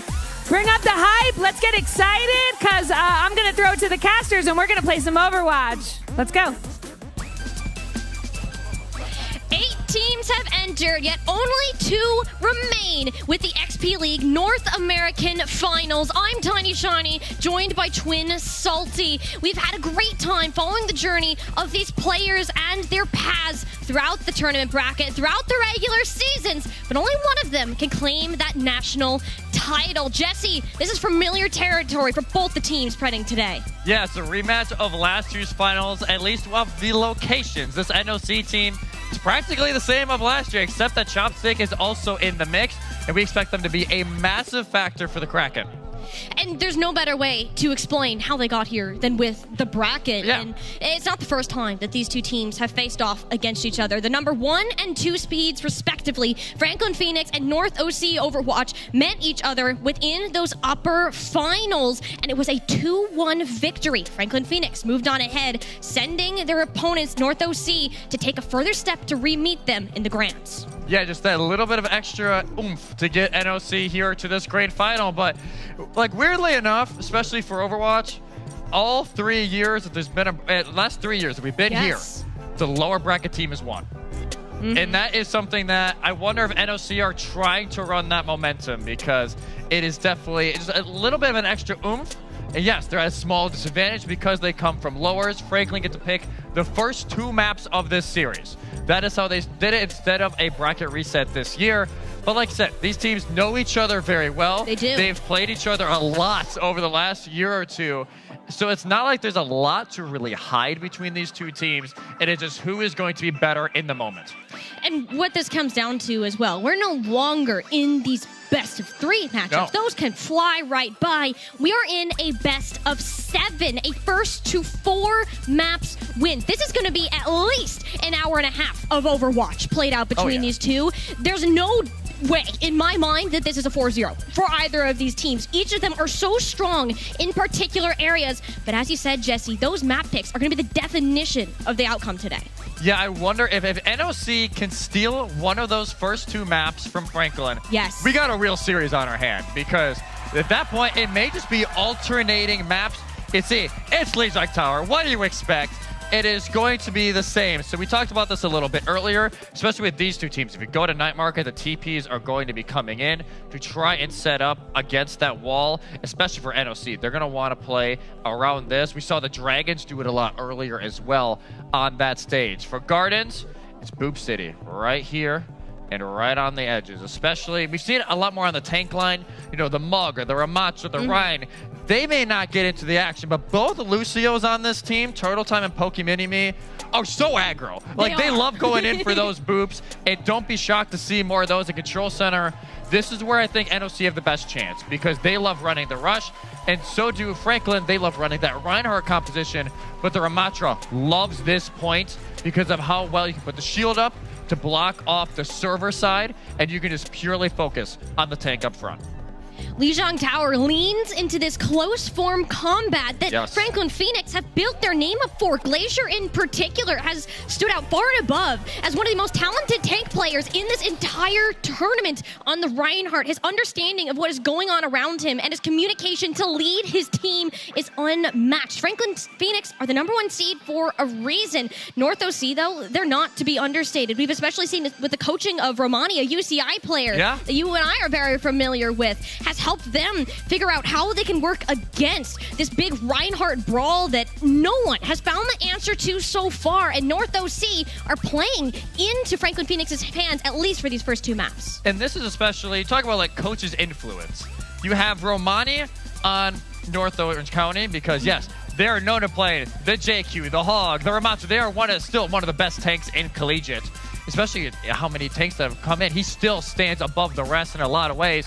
On the other side, you got one that just recently graduated, Louis, from UT Dallas. He was one of the best Reinhardt players during the previous era of Collegiate Overwatch. And sure enough, they're running the right, and you can hear it in the background. So there is a lot of coaches' influence on what these teams are going to run. So don't be shocked if we see a Roadhog pulled off, we see the JQ come out maybe on Flashpoint and push, because these coaches have been working with these teams for a long time, and they definitely pick up on some of those things. And what this has to do too, the coaches just nurture the talent that the players already have. One of the biggest things we talked a little bit about in yesterday's games is the factor of team synergy. You can have the best players mechanically, they can hit every single shot, but that doesn't always matter if your team is on the same page, moving together, communicating with how they're playing.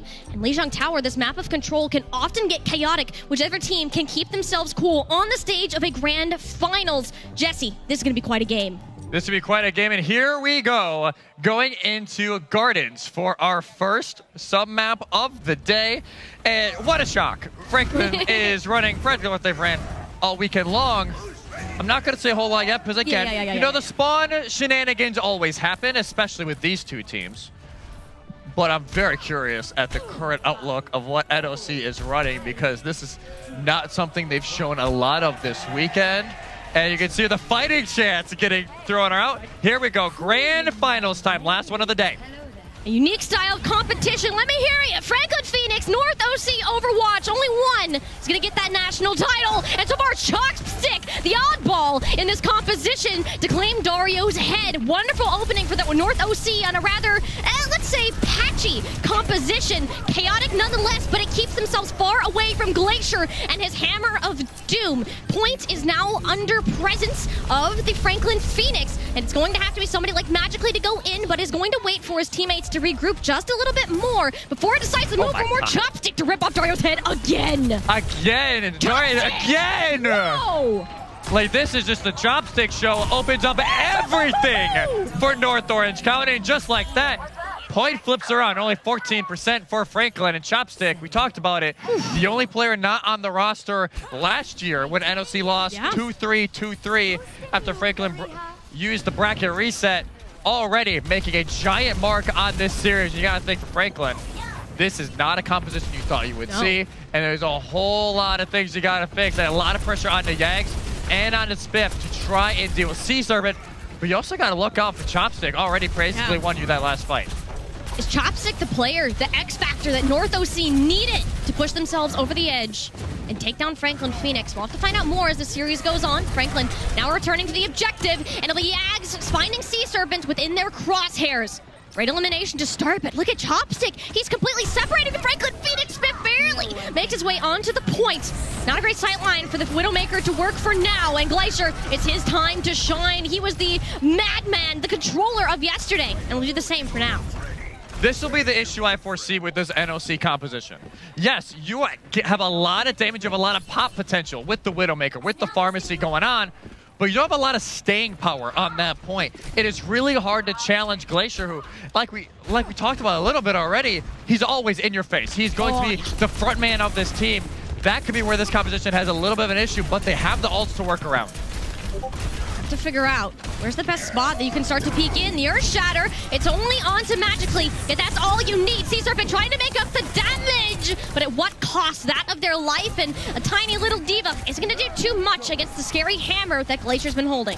They're trying to get the staggers here as well. I don't actually want. They get one on the other end. Chopstick just has Dario's number, but Dario at least is avenged a little bit. Glacier hunts down Chopstick, and this gamble so far for NOC has given some results, but not enough quite yet. 70% counting for the Franklin Phoenix, and look at that ult bank.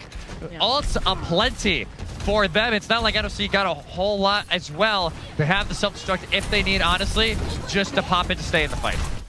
Franklin Phoenix, they know that they have to hold these corners, keep it close. Kitsune Rush will deter them over more towards the objective. Buying a little more time and space. Ideally, Spiff can buy them back into this fight. He just needs to find himself in a position to pull the trigger. There it is. Magically overextends. That's a tactical nuke into the back line. Pays for it with their life and gets nothing as a result. Poke Mini-Me is down. There's little sustain left. Charky ends up going off the map. This is overtime, mind you. Franklin Phoenix, if they close this out, it's going to be disaster. Turtle Time bringing the tank back into the fight, and it's Chopstick cleaning the field once more. Welcome to the new flashbang, everybody. Wow. It is, it's something. That is for sure, as Yags is not able to get out, and this stall has still got Poke Mini-Me just chilling over here at this point, but it won't matter enough. At 99%, not the cap yet, though. For the Phoenixes, North Orange County able to settle in a little bit. The Widow experiment is gone, and they'll go over to the Cassidy, I think, because of Dario. This is something that they did in that upper final that was off stream. Dario got marked a whole lot because they know the potential that that man brings. But now, again, as Franklin Phoenix move in, how are these teams going to want to use ults? Because this could be the final fight of this map.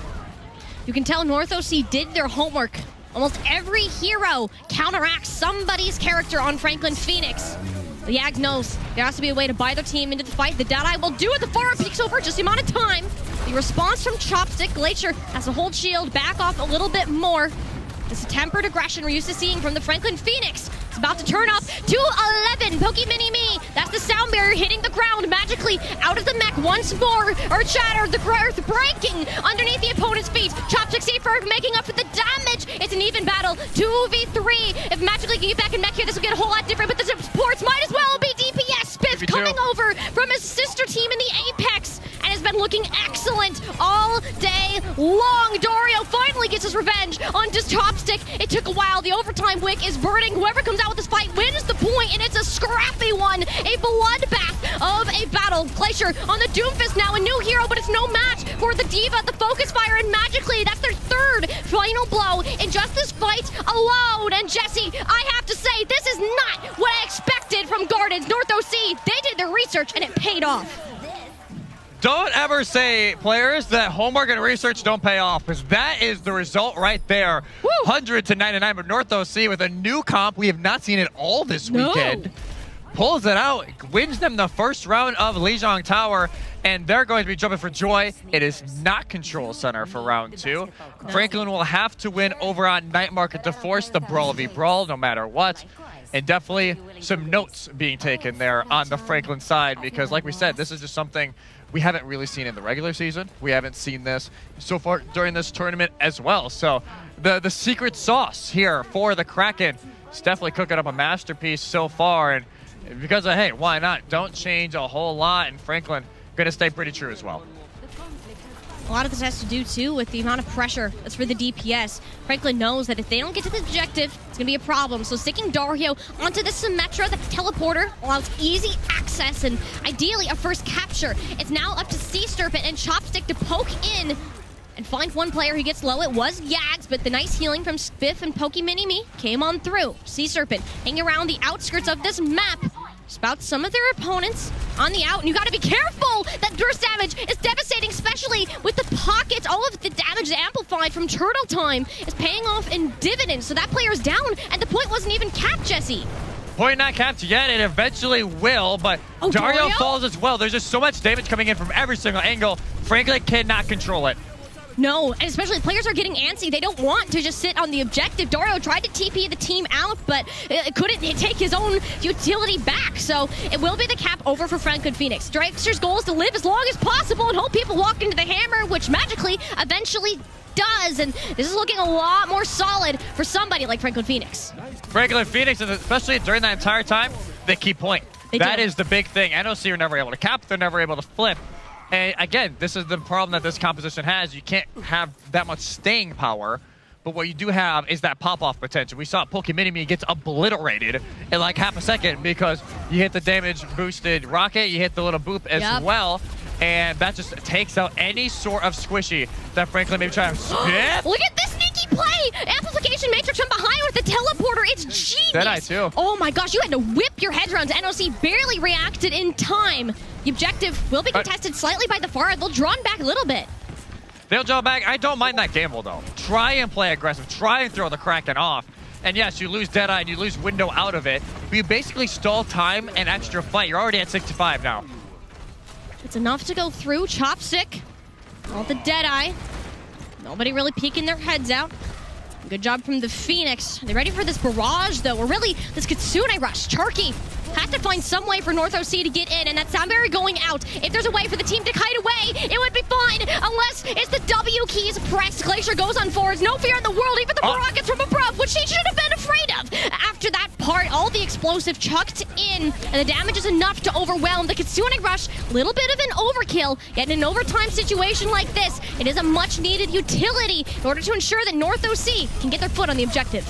At this point, it doesn't matter how many ults you got to use for NOC. You've got to make sure you touch this point, and they do. 99%, but again, not enough for the Franklin Phoenix. NOC start the changeover, but like you said, Holy ultimates, Batman. All 5 are gone here for the Kraken. Nothing in their disposal. Franklin, yes, they used the beat because of so much poke damage that came in from Sea Serpent. They have 3 members that were low. But here we go, TP, and with the barrier. The teleporter is so important. Dario gets the team close, and now it's up to the squad to get everything else done. Chopsticks, though, I don't think this guy has missed a shot. It's up to Glacier, pancaking turtle time against the wall. Magically has evened this out to a certain degree. Earthshatter laid down. There goes Chopstick, a much-needed problem to be taken care of, and it's Glacier squishing their opponents under his little toe. And it's worked out well, yet he's very low in the health department. Pokemini-Me working overtime to give him at least some of that support. Yet it's Sea Serpent from above. The shield couldn't turn. This is important. If this map goes the way of the Franklin Phoenix, Jesse, they might as well have sealed their fate. Laser Tower magically is taking into his own hands. Another squish. Pokemini-Me is down. Dario, 9 HP to spare. And they're going to hang on with the skin of their teeth. NOC survived the absolute onslaught that came in from the Phoenix, and they chucked everything out there. Glacier was going on side missions outside the point, and it's still not enough. Glacier just didn't have enough health to really take advantage of it, and now all of a sudden, very familiar position, 70% and counting, and the one thing is, because of how Stall was there is no mercy on the battlefield anymore for Sea Serpent. Sea Serpent now has less support and less lethality, so a big threat that we could already tell. Gags constantly had his eyes on Sea Serpent. It's slightly less scary, and Sea Serpent is already suffering the consequences. Spiff as well is incredible at dealing the damage. With threat number 1 gone, it's up to the rest of the squad. Sea Serpent laid out the Kitsune rush towards the objective, but with Franklin in control, they know they're close to claiming the point of Night Market. Sound barrier, every little cue that you have left to be pressed is coming out now or never. Dario close to a pulse bomb should he need it, but so good with the sticks, gets it out of the Kiriko, and there's nowhere for Sharky to go. The smallest hitbox of the game, and Dario makes it look easy. We're going to round number 3. Who doubted it? That's what I gotta say. With these teams, how close they are, this is what we're gonna have all night. I will tell you this now, Molly. These teams are going to go at each other again and again and again. It doesn't matter if this is the Franklin map pick. Both of these teams, great. It helps that it's like the most played map in the game. It does. But these teams are ready for it. And just like you said, the Lucio being in play, Sea Serpent just got melted down because they don't have that extra support and lethality that they would have needed. And now, this is some changes here for NOC. I want to see what actually sticks because a lot of it has already changed in the 5 seconds that I've been talking. But I don't mind this. This is kind of more what we expected, admittedly, coming in from North Orange County. Except one here that you're seeing right now. I don't mind it, though. This is one of the only maps in the entire game that Junkrat actually works. So Chopstick plays the aim heroes and the not-so-aim heroes. This is great explosive damage. So Glacier is going to be a lot of pressure for his shield. Glacier cannot move anywhere if he doesn't have a shield, and what Chopstick on Junkrat does is make sure that Glacier just can't take space. He can't move forwards, therefore allowing Magically to be more aggressive, and you can already see Glacier knows that he has to move up before Chopstick can do too much damage, allowing Franklin Phoenix to take the space first. 3 for 3 for first caps here for Franklin, but again, it doesn't matter because that shield break, like you said, at Glacier is going to be absolutely insane. They cannot play as aggressive as they did, especially because of the Ashe and the Junkrat. The Ashe is an interesting one. They're trying to play the range game, but there's only so many sight lines that they can actually see. No, there's not too much that you can really do with the Ashe here, especially if you don't have that same damage to back it up. Build the Yags finding Chopstick early on, and you can see how quickly North OC are retreating because of it. Yeah, especially, hey, you don't have that shield break, you don't have that constant damage that you need. Watch out, Shatter almost online here for Glacier, getting a little aggro. But this is where they want to play. Now, yes, you don't have to peek as much with the Junkrat being in play, but you want to make this entry as difficult as possible for the Kraken. You see how small that doorway is? Glacier could stand there and say, come at me, bro, and they certainly won't be. Goes with the pin off the map with the immortality field from Spiff, keeping him alive. You better give it a good old hug to your support. Thank you for that one, Glacier. Excellent reaction time on that end. Will be a soft retreat, though. Knows that the health is low. It's Emporian Dario wins out that 1v1 because the sound barrier is late. You no longer have a tank. Magically can freely punch on in, but the fear is there. The later sound barrier from Sharky doesn't catch onto many members of NOC, so it's going to be a slower approach as Glacier has not returned yet. one missed rotation there from Spiff. Through it, like, just was the entire fight there for the Kraken. yeah. They rotate to our point. The rest of the team goes through server. Glacier dies. Like I said, beat was late. And all NOC have to do is stand back, use their beat, push on in. Now they have the positioning advantage and annihilation. Magically, this ultimate can get a ton of value, but it does not go through any shield. So Glacier either needs to be dead or not have any shield cooldown. Because look at him, he just jumps right in front of his team. That timer ticks down so quickly. And Yags wasn't behind the safety of their tank and will be sent back for the spawn rooms for it. Yeah, quick little stop there. As like you said, the shield blocks it, but only if everybody is behind it. That time was not the case. And now Phoenix, they have something to worry. There's going to be that Dead coming in from Yags. NOC, they're going to have Bob, which again, we don't see Ash on Control Center very often. So I'm honestly really curious how far deep Caesar wants to send it. Yags, Deadeye, opening us up. Common theme so far today, except for, whoa, you wonder where Sea Serpent is? I found him! He's on the high ground. Nobody has turned their heads upwards, and that's going to come back to bite them. Had Yags lived there, we'd be seeing a much different outcome, Jesse. A much different outcome. Stagger. If that shot is not hitting, that is a massive stagger on to Spiff. Franklin will have to try and get out at this point, but I have a feeling the casualties are not done quite yet. Caesar takes one out. Franklin now one fight away from losing this first map. NOC, even though it is a Franklin map pick, eerily close, starting off this series with a massive bang. Window already used the speed of stall time, and they find Spiff. Spiff and Chopsticks in the back line. The pulse bomb landed on a Pokey Mini-Me and did enough damage for him to wipe the field clean. Dario pulse bomb of his own. There's one more possible contest for the Phoenix, but how do you break through NOC right now, Jesse?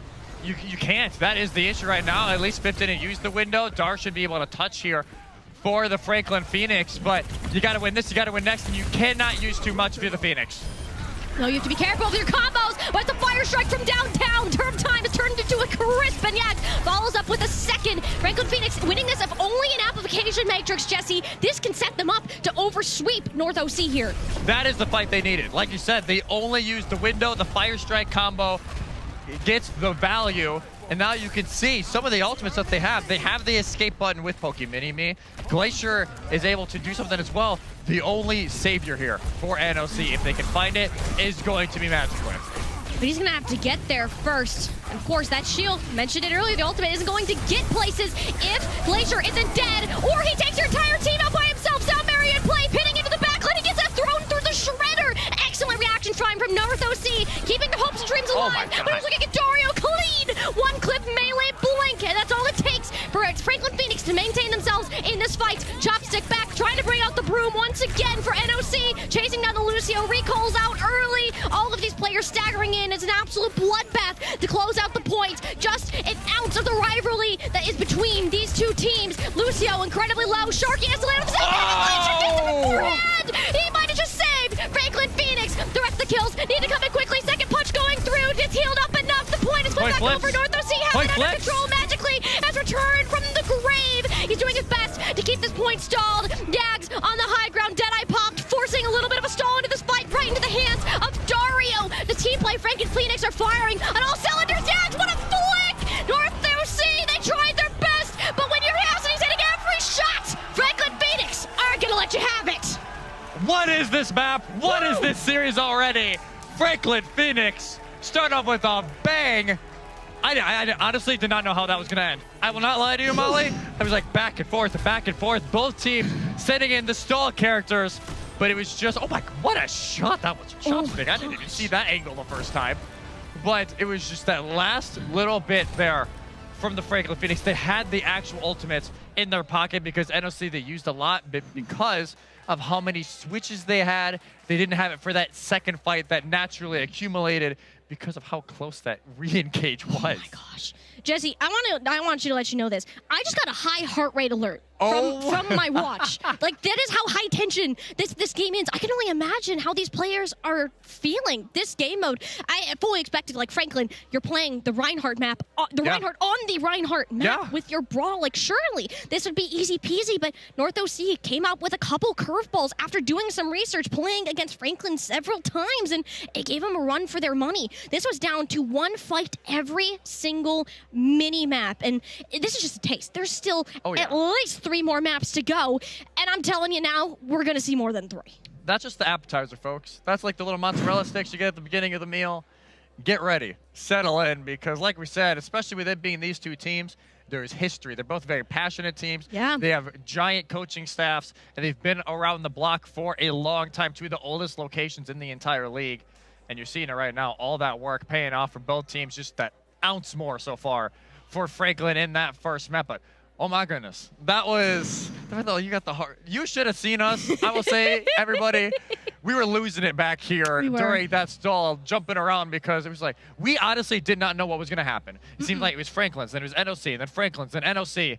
And it just, that time around, Franklin are able to squeeze by. But if that's a telling of what this series is going to be, oh my goodness, we may be here for a while. Grab some coffee. and that's the cool. That's one of my favorite things about this is that you have the NOC who has played for, this is their second year as a team, second time making it to the championship. So they've played with each other for a very long time. You have 4 out of the 7 players on the Franklin roster who have been on a team previously. Yags and Dario are brothers. Like, there's so many connections within these teams alone. The team play, the individual skill that we see accelerates because of how well you know somebody, how much comfortability you have with a person. And we're seeing that unfold on the battlefield of Overwatch. It gets so close and scrappy because of how intricate these communications are. When you see these teams moving as units and coordinating their abilities, it's because everything is flowing. You're in one hive mind state, and it just unfolds on the battlefield. But I gotta tell you right now, Franklin Phoenix, they had to have expected that to be a better fight. They had to expect that to be a quicker map than it was. Oh yeah, I can imagine Coach Louie and Coach Nodiorg right now be like, okay, guys, little close. That was just a little close for Comfort, seeing that it was their map pick. But like we said, these teams, they know each other extremely well. It's a rematch of last year for some of these players. And there's so many storylines going into this, because as much as we're talking about NOC, they're such a powerhouse in Overwatch. They have yet to win a championship. They did not win Winter Cup back in winter. They did not win NAF last year. And it is just weird to say, like, a team of this caliber is just not gotten over the finish line yet. And you got to think, for them entering today is like, is it our time? That's the only thing that can be going through their heads right now. It was a very close map 1 that everyone knew favored the Franklin Phoenix, and because of Franklin, because they came from that upper bracket, they now have the second map pick. And judging by that intro music I just heard, Jesse, we're going to Kings Row, the home of all of these brawl comps that they love so much. Yeah, it's not a shock. Let's be real. It's Kings Row, right? And the fact that, yes, Franklin, if you are just joining us, did get second map pick because of them coming in from uppers, but this is not a huge shock. It's the map that really made Ryan comps their thing, and it just in general within the community. And yeah, why not run it? We already have a pause, so that is not a shock. You know what? It just happens. Yeah. Occasionally. We got. Spexting gets swapped. Yeah, say. Whoops.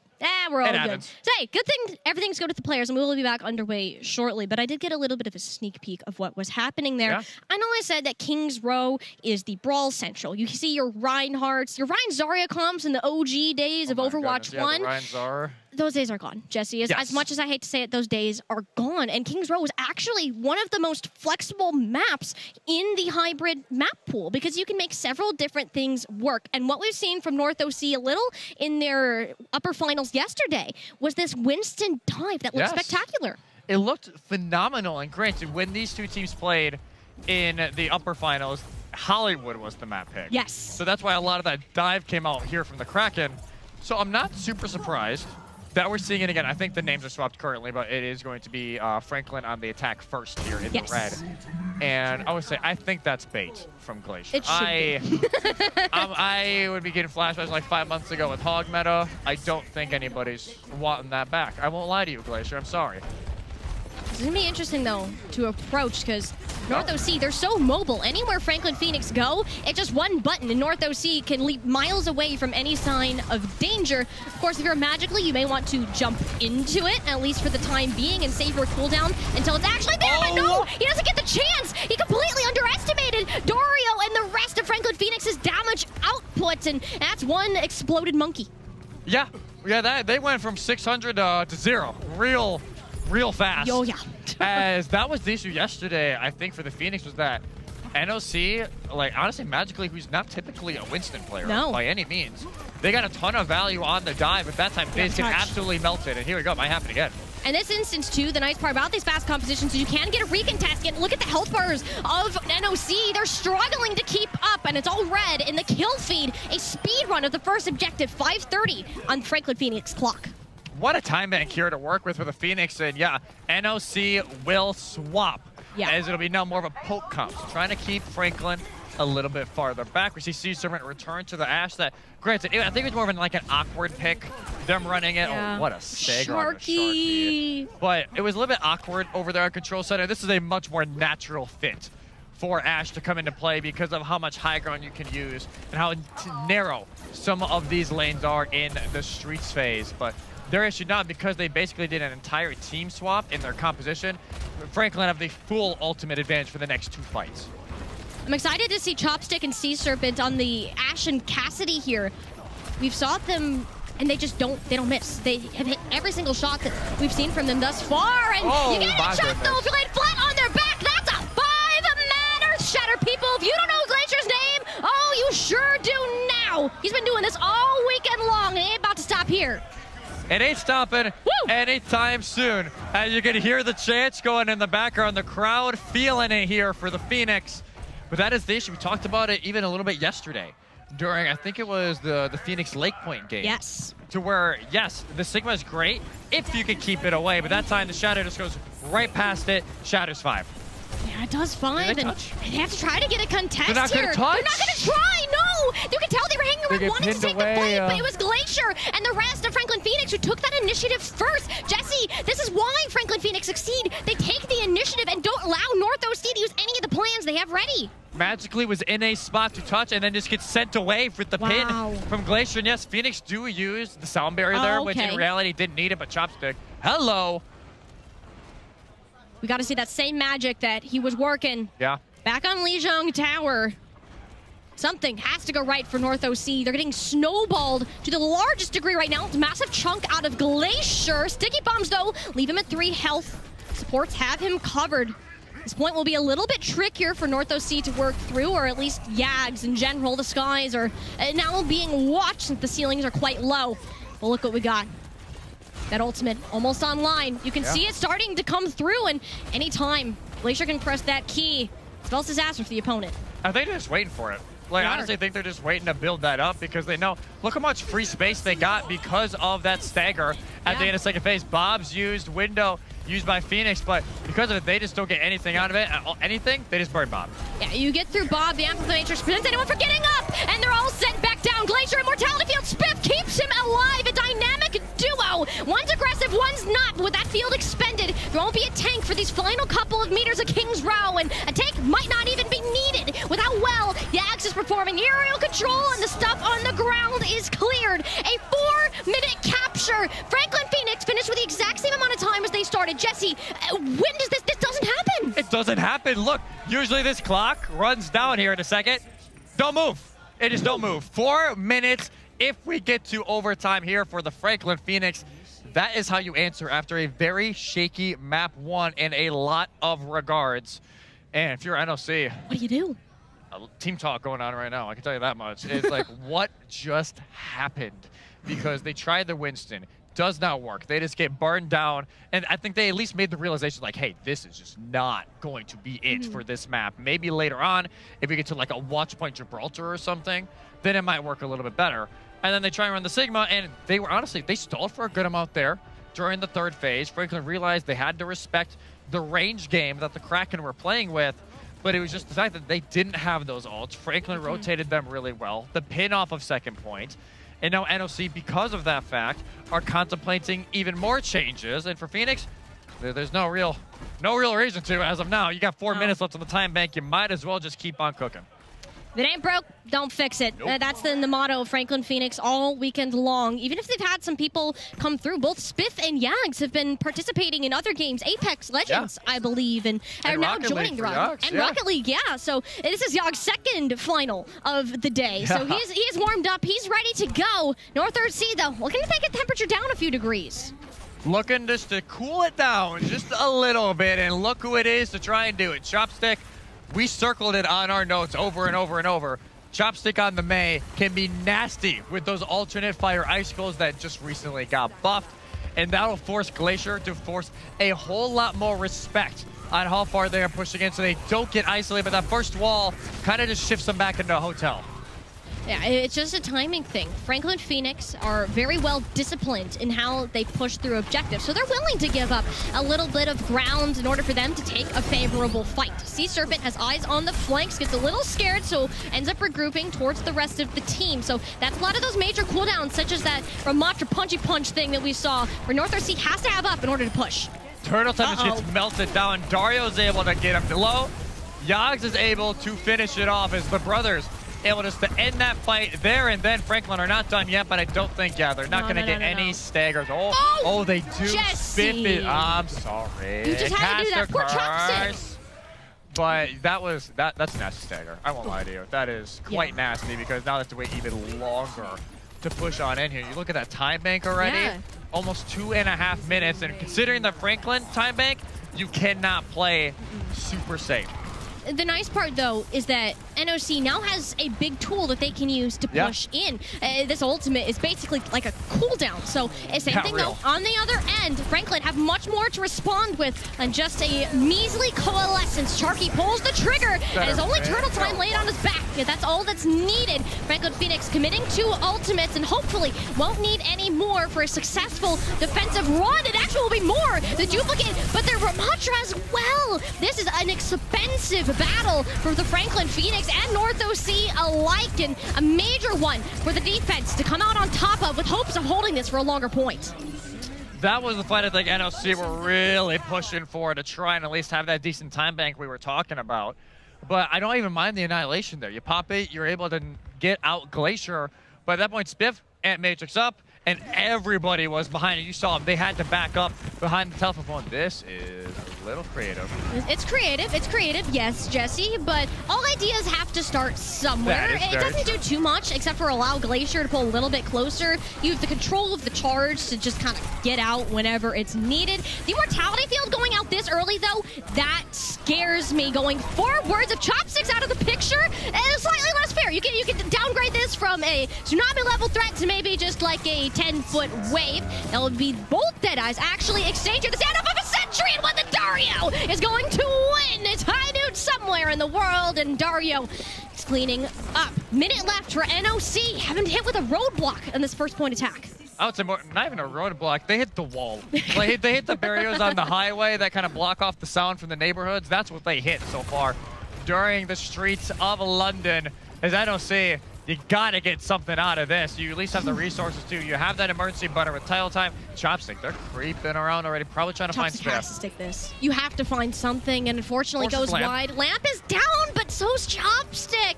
You'd love to have him back in this fight, and there's a little bit of time. Tracer is a fast character, and we'll be able to regroup shortly. So Sharky is taking the initiative. He'll be magically on his back, but Turtle Time is still alive, so the sound barrier is that emergency button, as you said. Phoenix pulled the same thing for Glacier, get his health bar. Still ain't looking so hot. Spiff now using his amplification matrix just to heal the tank, and it's the calm before the storm. It's just a giant pause on the push here from NOC. After everything's said that nobody dies, but magically it could be there it. We go. NOC, they needed an opening. Turtle Time punish Jags for getting aggressive, and the main support going down. Franklin Phoenix have very low healing to sustain themselves on. NOC need to get aggressive, but magically is taken on a trip to the backline. A trade that is even, the one that Franklin Phoenix are going to opt to forfeit. NOC unlock the payload with 2.5 minutes. It's still workable here for NOC, but it has to be dang near flawless here if they want to have at least some time for overtime in their account. But you got to make sure you at least get there first. That is the trick here for NOC. And the big thing, they don't have to use Annihilation during the fight, which was the massive part. I love this, honestly, from Chopstick. Yeah. Just try and force a little bit of pressure, and it is spotted pretty early, though, from Spiff.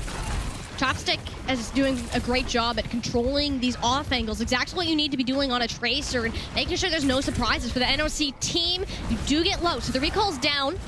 A lot less aggression to come through from the NOC Tracer player. Deadeye's up on almost either side. It'll be Dario's first. We saw how well he did with it last time. That speedy cowboy with the amp. Doesn't find an elimination, but buys them back into the fight. It'll be trades either way. Both cowboys hitting the deck. Annihilation pulled from Magically. Duplicate on the field. Glacier ain't looking too hot, and he's going to be looking pretty good. 6 feet under the earth. Magically taking care of the tank, but has nowhere near the amount of range to hit Yags in the sky. No, just doesn't have it. Yes, to be fair, Yags right now is on the ground. Caesar comes back and is able to finish the job off, and after a scrappy fight, NOC will continue on the push and breathe a little more life into this attack here for the Kraken. Well, I think they're finally starting to settle in. I wonder if it was a little bit of nerves. After such a hectic map 1, they got a little flustered. But now they've settled back into this series. They have the Deadeye. We just saw it right there. Just Speedy Noon is real, especially when you have a Lucio. You basically just put rockets on Sea Serpent's shoes and send them through with a one-shot bullet. Glacier Shield, though, does a decent job of tanking that, so it'll be a little bit of time before we actually see the Deadeye come into play. The Coalescence for now is enough to deter Franklin Phoenix. Pokey Mini-Me, though, gets scared for Spiff's life, pops it a little bit earlier. Franklin Phoenix, Glacier more specifically, though, can lay the team of North OC on their backs, and he's going to have to do it soon with Spiff gone. He's not going to have much support. The Shatter hits way into the back. Does he have the follow-up? Goes for the pin to close it off the south area, though. Hits the ground. Everyone's alive, except for Glacier. Way too ambitious given the specific situation. Sea Serpent does a little bit more damage. NOC need to win this fight in order to keep this point alive. And there it looks like Jesse squeaking it through once more, but finishing this in 90 seconds is going to be challenging. That pin was ambitious. Like that was something. As like you said, they keep on going. That is the only thing that matters. Ignore the time, honestly. If you were the players right now, you just have to finish. So just so everybody knows as well, if there's 0 time left on the clock, Franklin will be the only team that pushes. They just need a tick to win this map. NOC needs just 1 second to have their own push, and that's how you start it. There you go. NOC, if they want a chance at winning this map, you need to do it quickly, and Chopstick gifted that to them on a silver platter. Magically, Annihilation in play, no one near close enough to do it. It's going to be towards this final box where that own ultimate is going to be great. Yeah, they've been holding on to it for a little bit, but I honestly don't mind. Like, you might as well try and wait for the right possibility, as it's been a lot of great balance from the rest of your team, as that'll just be a scare tactic here to stall for time for the Phoenix. They know the win condition. Even if they do cap in overtime, the worst that can happen for the Phoenix is a draw. It's going to be close, though. Pokey Mini-Me sneaking up to an ultimate of their own, and that's all Franklin needs, a reason to get aggressive. Magically, Annihilation. There's nothing more annoying than this ultimate in overtime scenario, but it means nothing but shield. It's done and gone just in a blink. Pokey Mini-Me, Spiff, both their ultimates intact. Franklin Phoenix have to sustain to overwhelm their opponent. Sharky is working as hard as he can to do some healing and keep them up, but Jesse, it might be too late already. The Deadeye comes through, yes, but the overtime mark is hit. That's all Franklin Phoenix wanted, but what they want more, they don't want to play another round. They want to close this out now. Glacier goes into the backline, smacks Turtle Time against the wall. He has enough health to take it through, though. Sea Serpent doesn't have the same amount of luck. It's Dario bringing out the broom, sweeping the floor clean of any trace of North OC. That's 2-0 lead now for your Phoenix. What is Dario on right now? You can see him. He's the one front of your screen right now. And already getting ready. And that is the advantage we talked about going into this. Franklin had that 2-map pick advantage. They are able to capitalize on both, and they start off the series 2-0. This Shatter. Woo. This is when that attack, I think, was already done. They had such a momentum boost off of that, and they were just able to push it from there. You can see already, he's like, man, I just did that? Like, that was a little crazy. But now NOC, they have the power. Yes. They will pick where we go, and I believe map 3, it's a little bit of a different map order here. Yes. For the best of 7. We're going to get it confirmed, but I believe we're going to Flashpoint for our 3rd map, not Escort like we did earlier.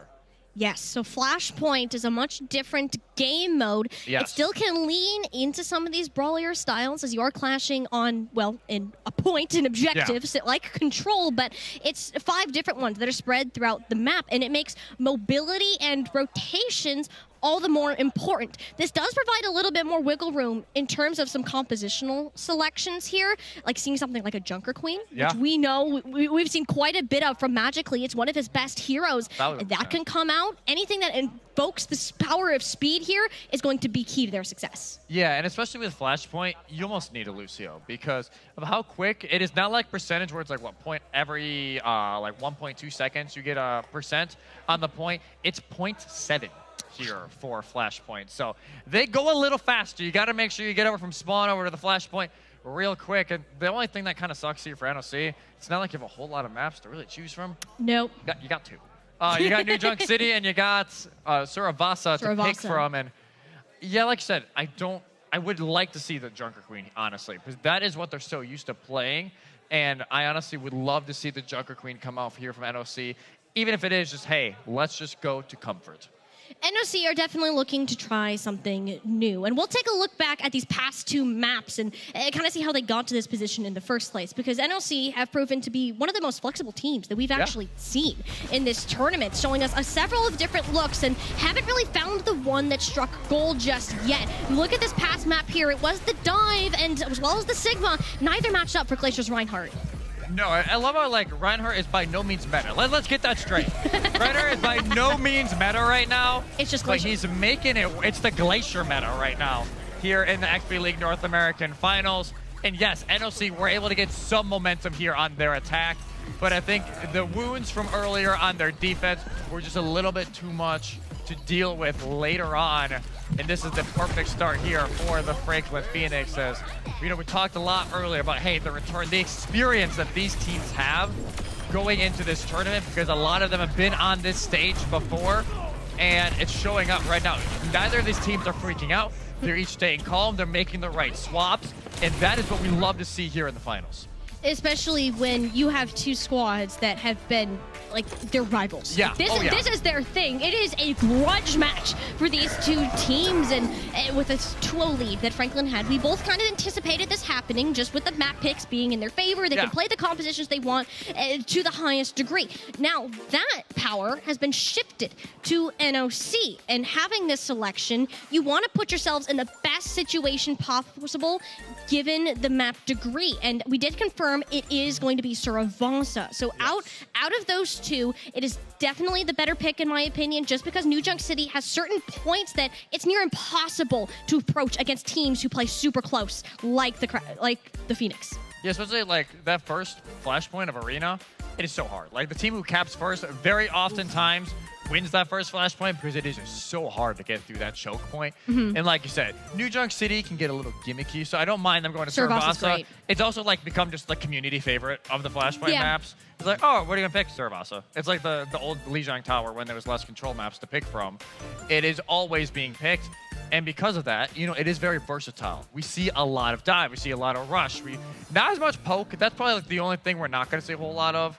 Unless there's like a Mauga in play, somebody could go Sigma to try and deal with that. But like we said at the beginning of the show, even though Mauga's like rampant and ranked right now, we don't really see from either of these teams. Neither team, I don't know if it's like a gentleman's agreement, like we don't want to play that character. Like let's just push him to the side and let's play some actually fun heroes.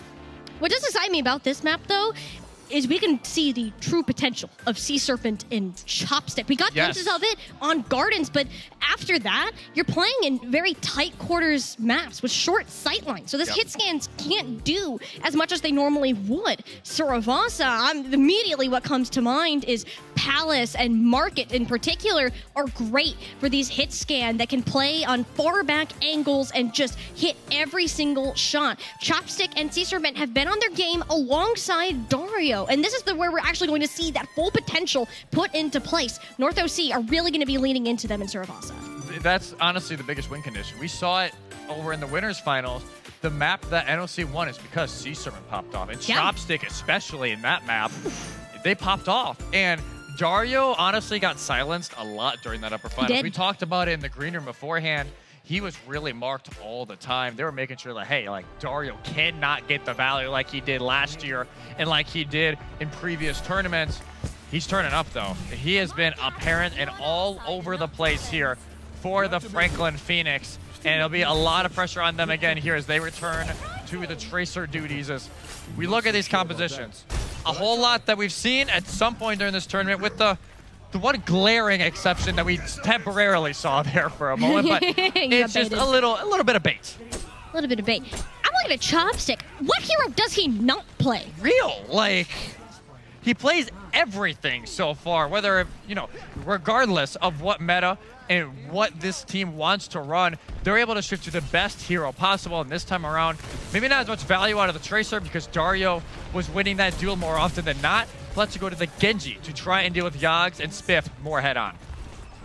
This will be easier. The hardest part is going to be orchestrating these dives and hoping magically he doesn't get blown to bits the second he steps within Yags or really Glacier's range here. So staying onto this high ground, those little tendrils of electricity are way more effective. It's kind of a jump in, jump out like we were expecting. Sharky does need to be working on keeping magically alive. That's going to be his main goal throughout this attack because you cannot stand long into Franklin Phoenix's front line. The cap going underway. It's exactly what you were afraid of. Magically overstays his welcome, and Pokey Mini-Me is lighting up the kill feed. Yet again, the support, a little bit of support on combat here to quote our good friend Septilence going on between Spiff and Pokey Mini-Me, and that protection Suzu is just half a second late from Sharky. Is not able to save their tank in time, and magically has to go back to spawn. NOC doing a great job. And it's a great job, at least initially, but it was Franklin who had that counter punch to the dive that we saw a lot, and we have a pause queued in here from Franklin. I don't know if you guys can actually hear it. I could hear it a little bit. I think Spiff's like, yo, we need a pause. We need a pause right now. And we'll see why. I'm guessing it's like a mouse disconnected or something. Knowing both of these teams, like we said, they're both very passionate teams. And sometimes that can be, if you do something good or do something bad, accidentally yank your mouse just, a little too far. It happens. It happens to the best of us. And when you're playing in these compositions, what we saw from Franklin Phoenix yesterday when North OC pulled out this dive composition is, I was hearing this from their coach earlier, is that they were afraid. They were afraid of Magically and what he was able to do and backed off. And their coach Louis was like, no, guys, you need to be pushing in. This guy's not going to stand a chance if you're just, everyone's looking at him, smacking him with a hammer, hitting him with the bullets, and he's going to topple over. So we've seen that adjustment in their gameplay. They had a VOD review right before this match even. Yeah, they had a VOD review over in the practice room, and, I was there for a little bit, and Louis was like, yeah, guys, do not be afraid. Just be confident in what you're doing, and that's what NOC did super well in the upper final that almost upset the Phoenix. They were super confident every single time they pushed in. They had no regrets about what they were doing. Franklin almost seemed a little timid, and that's what really cost them Hollywood, and that was the one map NOC did win in that upper final. So, yes, even though we're not on Hollywood, that same kind of principle still stays here for NOC. Keep up the confidence. Yes, you're down 0-2 right now. This is the best of 7. You got a whole lot of real estate to work with here, and it's honestly, you're not even in that bad of a spot yet. But if you lose this map, then you're in reverse sweep territory. And you and I both know that only happens once in a while because it is just so hard to do. And not even because it's a physically challenging thing. It's a mentally challenging thing. You go down 3-0 and thinking in your head, guys, if we lose this, we're done. If we lose this, we're done. All that hard work and we're done. You can't have that. That's the advantage of having been to several of these finals in the past. North OC, even though last season when they got up in that, they came from the upper bracket and had a reset, they still managed to regroup and go all 5 maps. They kept it close regardless, which tells me they are a mentally strong team who can overcome what the Phoenix throw at them. My only thing that they seem to be struggling with is a specific answer. Now that Franklin Phoenix have covered the fear factor going against this Winston and this dive composition, their team needs to be working like clockwork. Everyone needs to be pulling the trigger on the exact same target. And that is honestly what's going to win either team this map, is having that coordination like, hey, who are we shooting right away? And so far, Franklin's trying to break that bubble.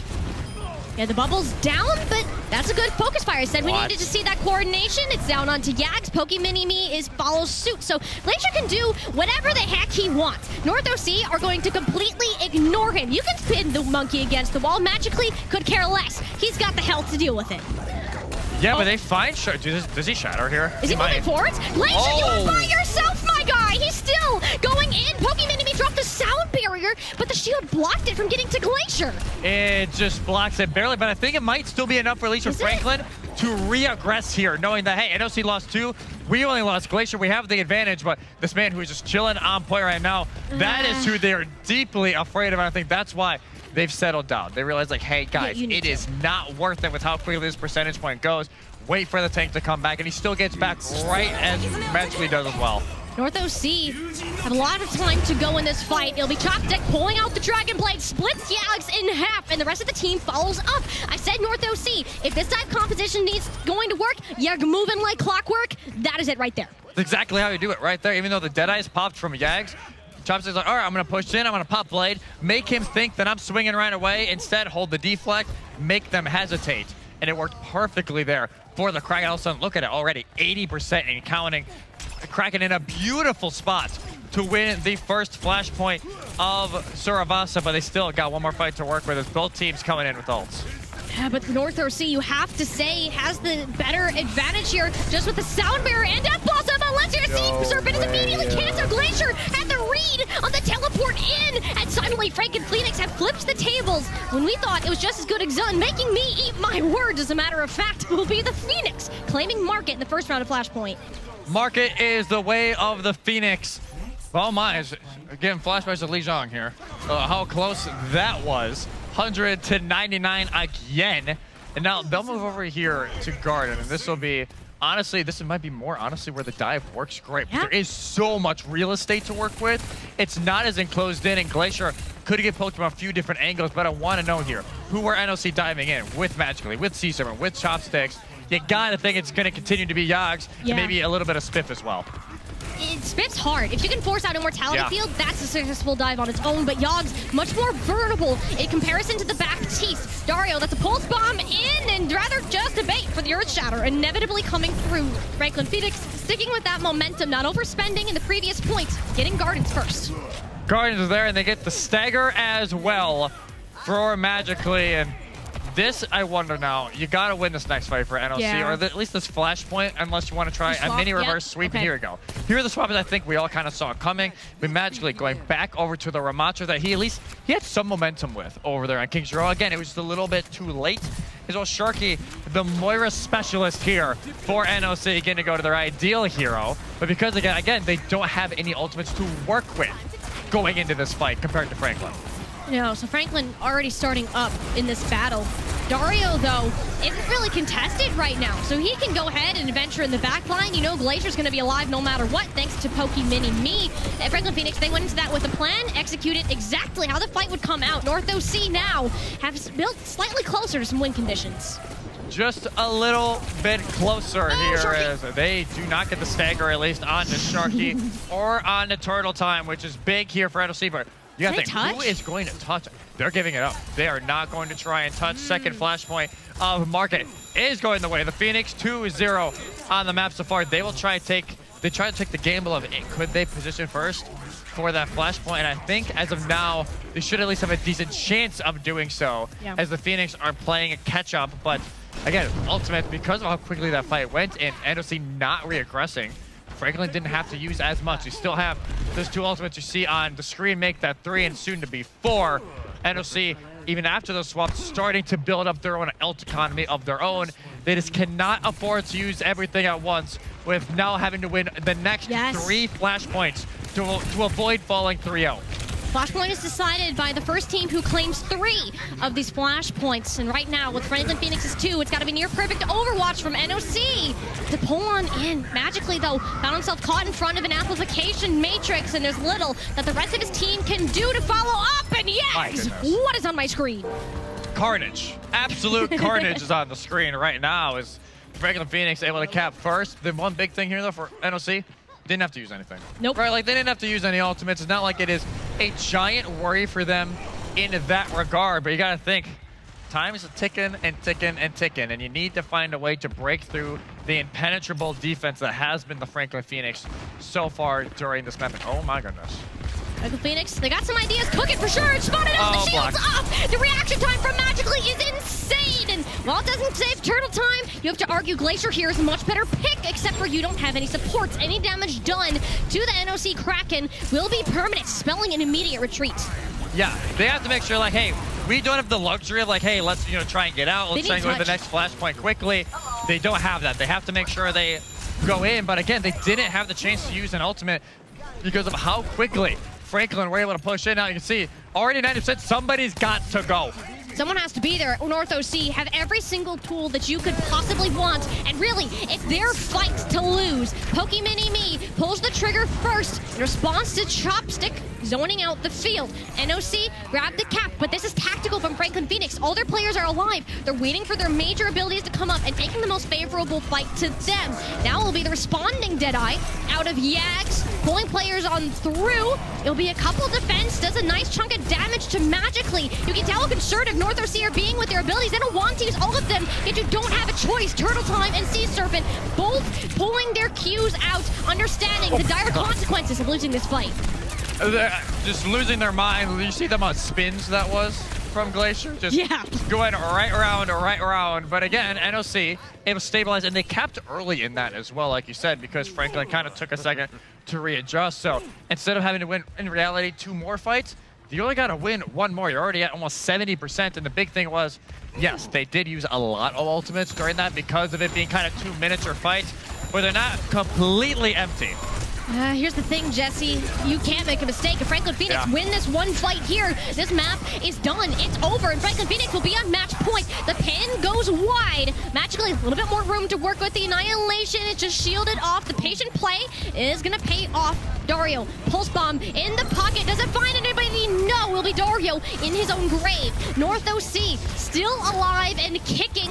Have an advantage in terms of numbers, and Chopstick ain't missing today. North OC will not be swept on the map of Suravasa. They're going to keep their chances alive.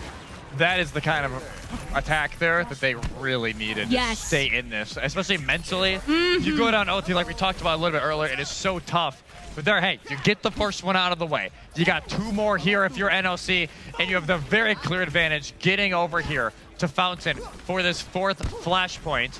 And so you can just set up on this high ground. That is going to be the critical spot here that we'll see a lot of teams play at here on the left side. Especially with Chopstick, with how well he's been performing today. If Franklin Phoenix don't deal with him soon, it's going to be a problem. But the Shatter doesn't hit the Cassidy. Instead, the sound barrier has to be pulled. You can tell Franklin Phoenix didn't want to do it. North OC had an advantage, at least while Glacier was alive. Yags is making up for the damage, has hit all headshots so far. Yet the point is covered in red while the scrappy battle ensues. Having a tank here automatically wins. Yeah, having the tank alive, even though it was a 3v3, it is just the difference maker. The staggers come in, Pokemini-Me will decide his own fate, making sure he doesn't get staggered out too long and can spin and speed Spiff back into the fight. But that was great from NOC. Be able to dodge the Shatter there from Glacier. And yes, you don't get a whole lot from the Deadeye, but you're still able to keep Magically alive. That has really been the special sauce here. And especially in the Flashpoint, is making sure, hey, Magically cannot die early in these fights like he was in the first 2 maps. Magically needs to be the player. You're pumping every single bit of resource for you, and Sharky has done an incredible job. You'll see that in how quickly he's building up to Coalescence. That means he's succeeding in his role, and so is Chopstick. Dario is finally being contested. North OC recognized how much of a thorn in the side that he was. And with the answer coming through, you've all the resources, the zoning tools. North OC, they win this fight, they win the Flashpoint, and will take it to round 5. And Jesse, they did it without expanding every single button that they had. Just like that, the Kraken are back in this. The miniature reverse sweep is almost complete here for the Kraken. 2 down, 1 to go to force this to a 2-1 instead of falling 3-0. But already got 1 more flashpoint to go, and this time it is Franklin who have the positioning advantage. They will be able to get over to this flashpoint first, even though NOC will have plenty of time to get here before it actually unlocks. You can see Pulse Bomb here from Dar. The Deadeye coming in potentially here from Yags, compared to the support out from Sharky and Sea Serpent, who hasn't got a lot with that Death Blossom, but it's just the threat of it. North OC have struggled on the entry so far, yet Chopstick is anything but struggling. How many headshots did this kid just hit? He's ripping people's heads right off of their necks, and it's paying off in dividends. North OC would not be in this if it weren't for him. No, there's no way they'd be even in this conversation right now if it was not for Chopstick, who, again, is the one player on this team who did not play last year. It is crazy to think how much of an improvement that can make, even though, yes, it wasn't early on. Chopstick has really been the MVP, at least on the side of North Orange County so far. Paid off, another Deadeye in the works. This time, Glacier Shatter will land exactly on the targets he hopes for. Sound Barrier is committed, though. go. So Franklin Phoenix, you got to say, you would like to have that one back, especially for a future engagement. Yeah, you want that one back, I think, if you're Pokey.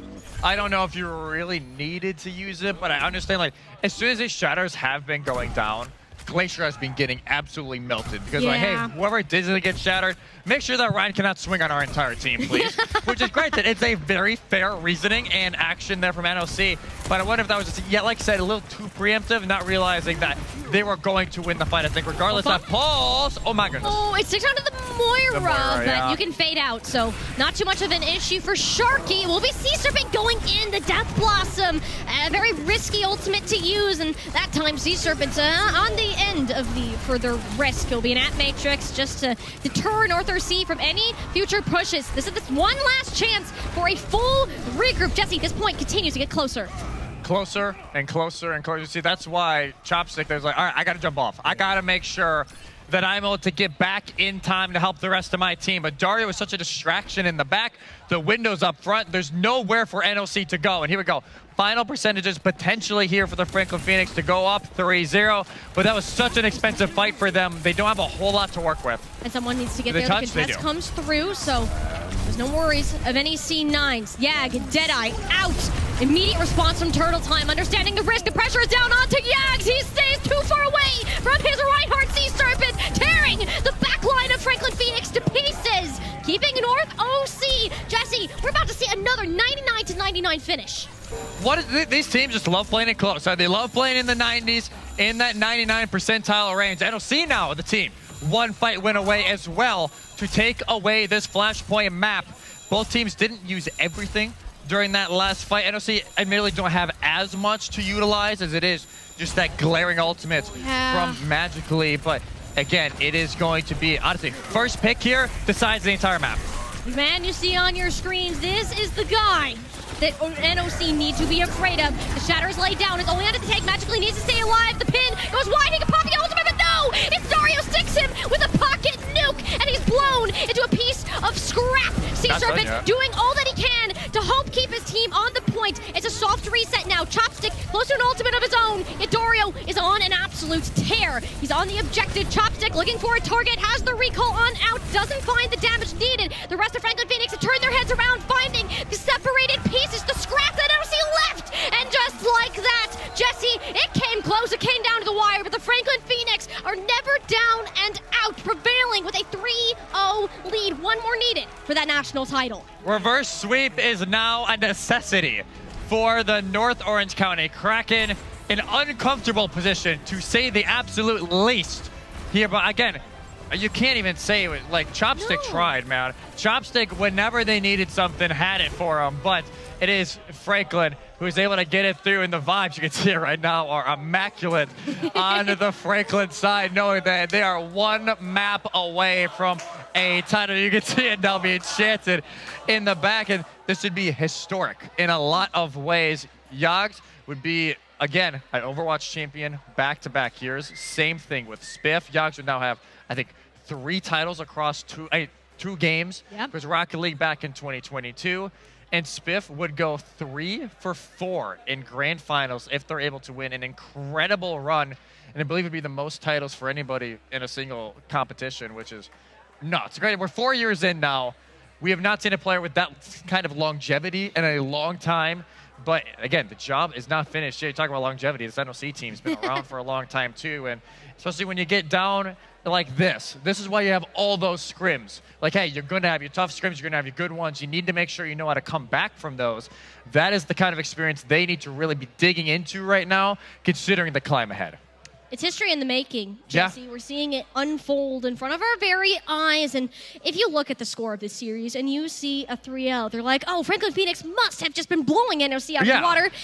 Anything but that. The series score, it feels like it's lying right now. Every single map has come down to a single fight. I want to point that Except out. King's Row. King's Row did come down to one fight because they were one fight away from capturing. Forced overtime. So these teams cannot bridge this gap. Like, they are meeting each other. Their noses are touching. That is how close they are. They're staring each other down, and there's not much else that NOC can do. They've hit it. They're standing at the same level.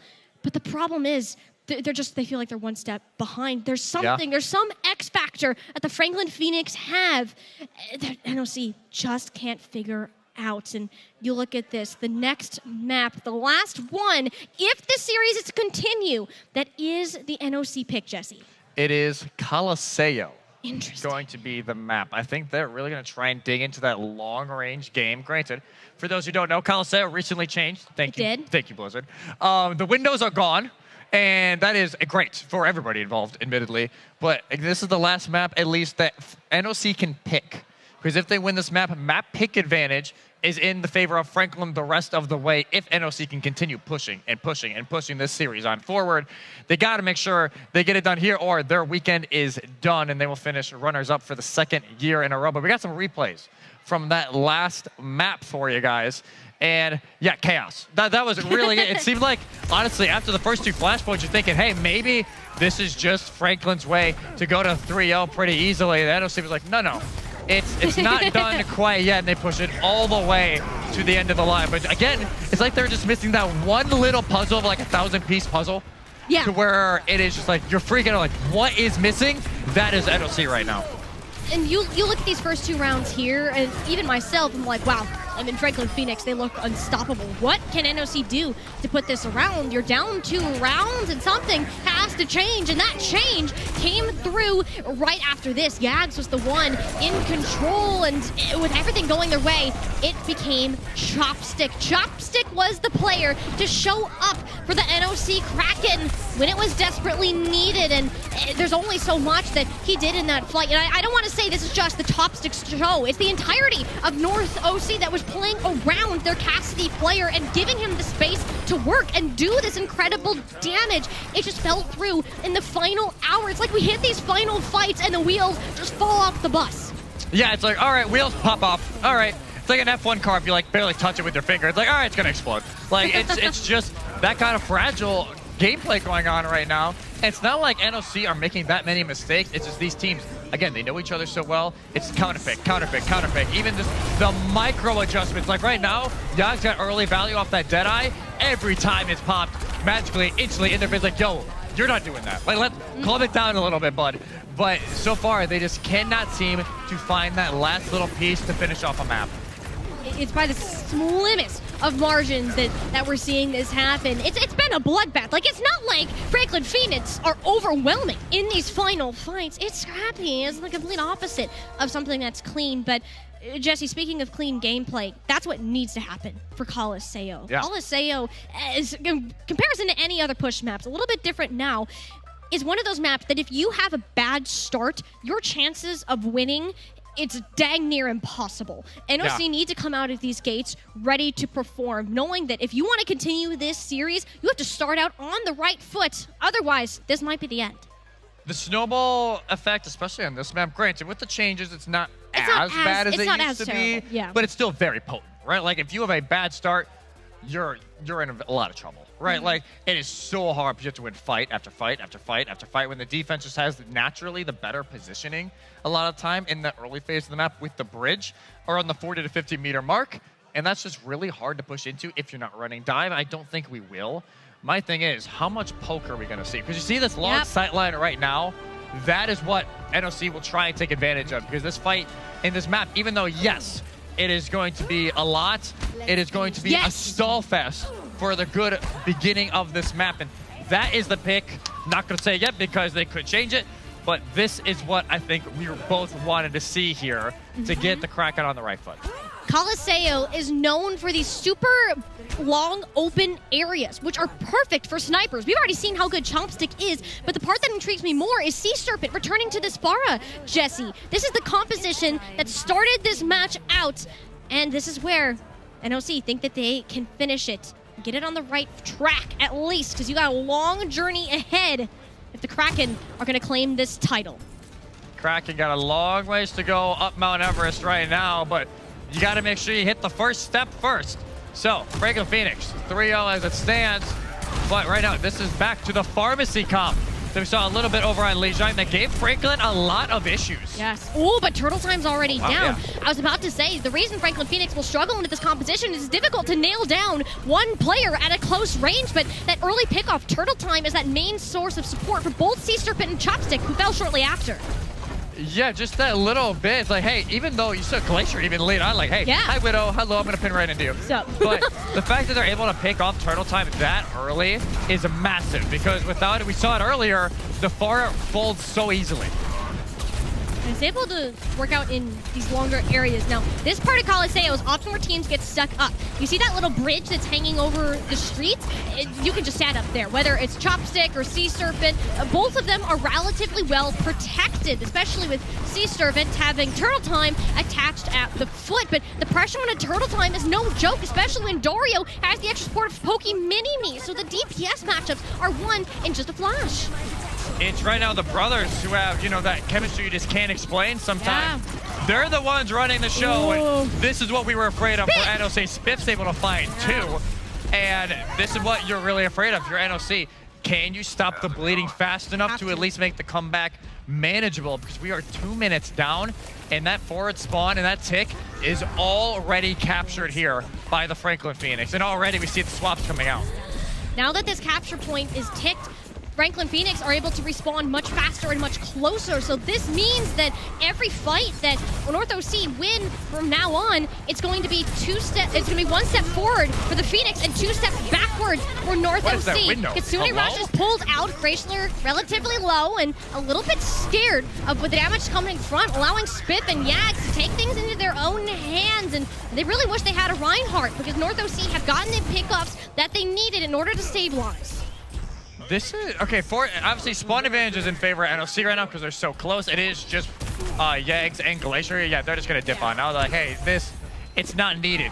I don't mind the aggression, but I think Franklin got a little ahead of themselves there. Spiff, I don't know if you saw, windowed the back line. I saw that. I'm like, that is ambitious, to say the least.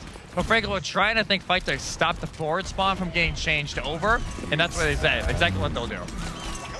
With the Deadeye from Yags first, you can tell how North OC is scrambling in Turtle Time. Couldn't find the cover before the trigger was pulled out of Yags. Chopstick at least gets a bit of a trade off, yet in a 2v4 situation, you've got to think North OC has to reset.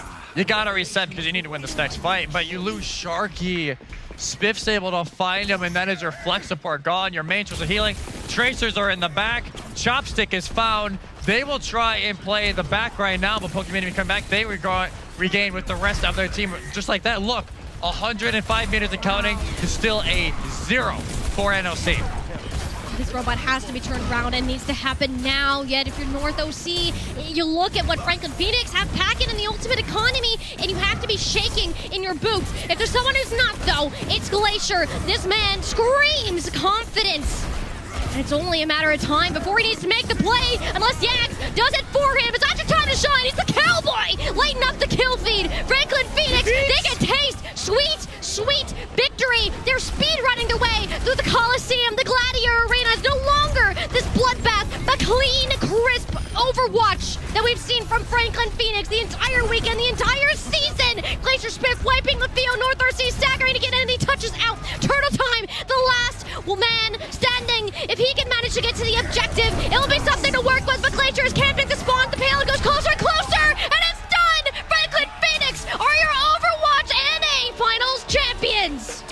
It's a back-to-back for the Franklin location, and it is 3 in a row for that man right there, Spiff, as Franklin. Again, I feel bad because you see 4-0. That is not what this map and this series was, but this map just got away from NOC too early, and that's what we talked about. It can flip on its head so quickly, and just like that, the dream is over for NOC. They will finish out in second place after an incredible season, an incredible NAF year for them, but just not able to get there this time around. This has got to be one of the most competitive 4-0s that I've seen in a very long time. The score does not tell the story of the battle that took place here today. Franklin Phoenix stand tall, that #1 seed who have barely dropped maps in the regular season. Have dropped a total of 1 prior toward the finals today and won the entire NA Finals bracket. You guys better be cheering because this was a showcase of skill, of teamwork, of synergy that the Franklin Phoenix just showed.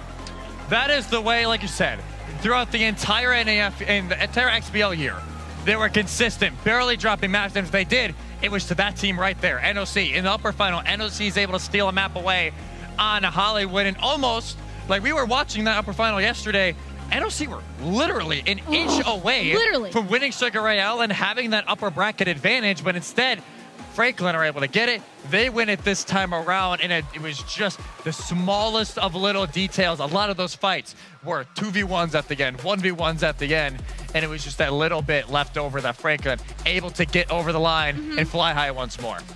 And that's all you need. You need an X factor. You need some level of confidence, something to lead the way. And for today, that had to be Glacier. Glacier is the reason Franklin Phoenix are able to succeed. He stands in front, is not only the shield for his team, as Reinhardt likes to say, but the leader in their voice comms. He's the one calling what fights are we going to take, which players are we going to go after. His level of awareness rivals that of some of the best collegiate teams that we see. And without this great leadership, this team synergy that he has to give room to players like Dario, like Gag, Spiff, and Pokimini to work around him, Franklin Phoenix would not be here today.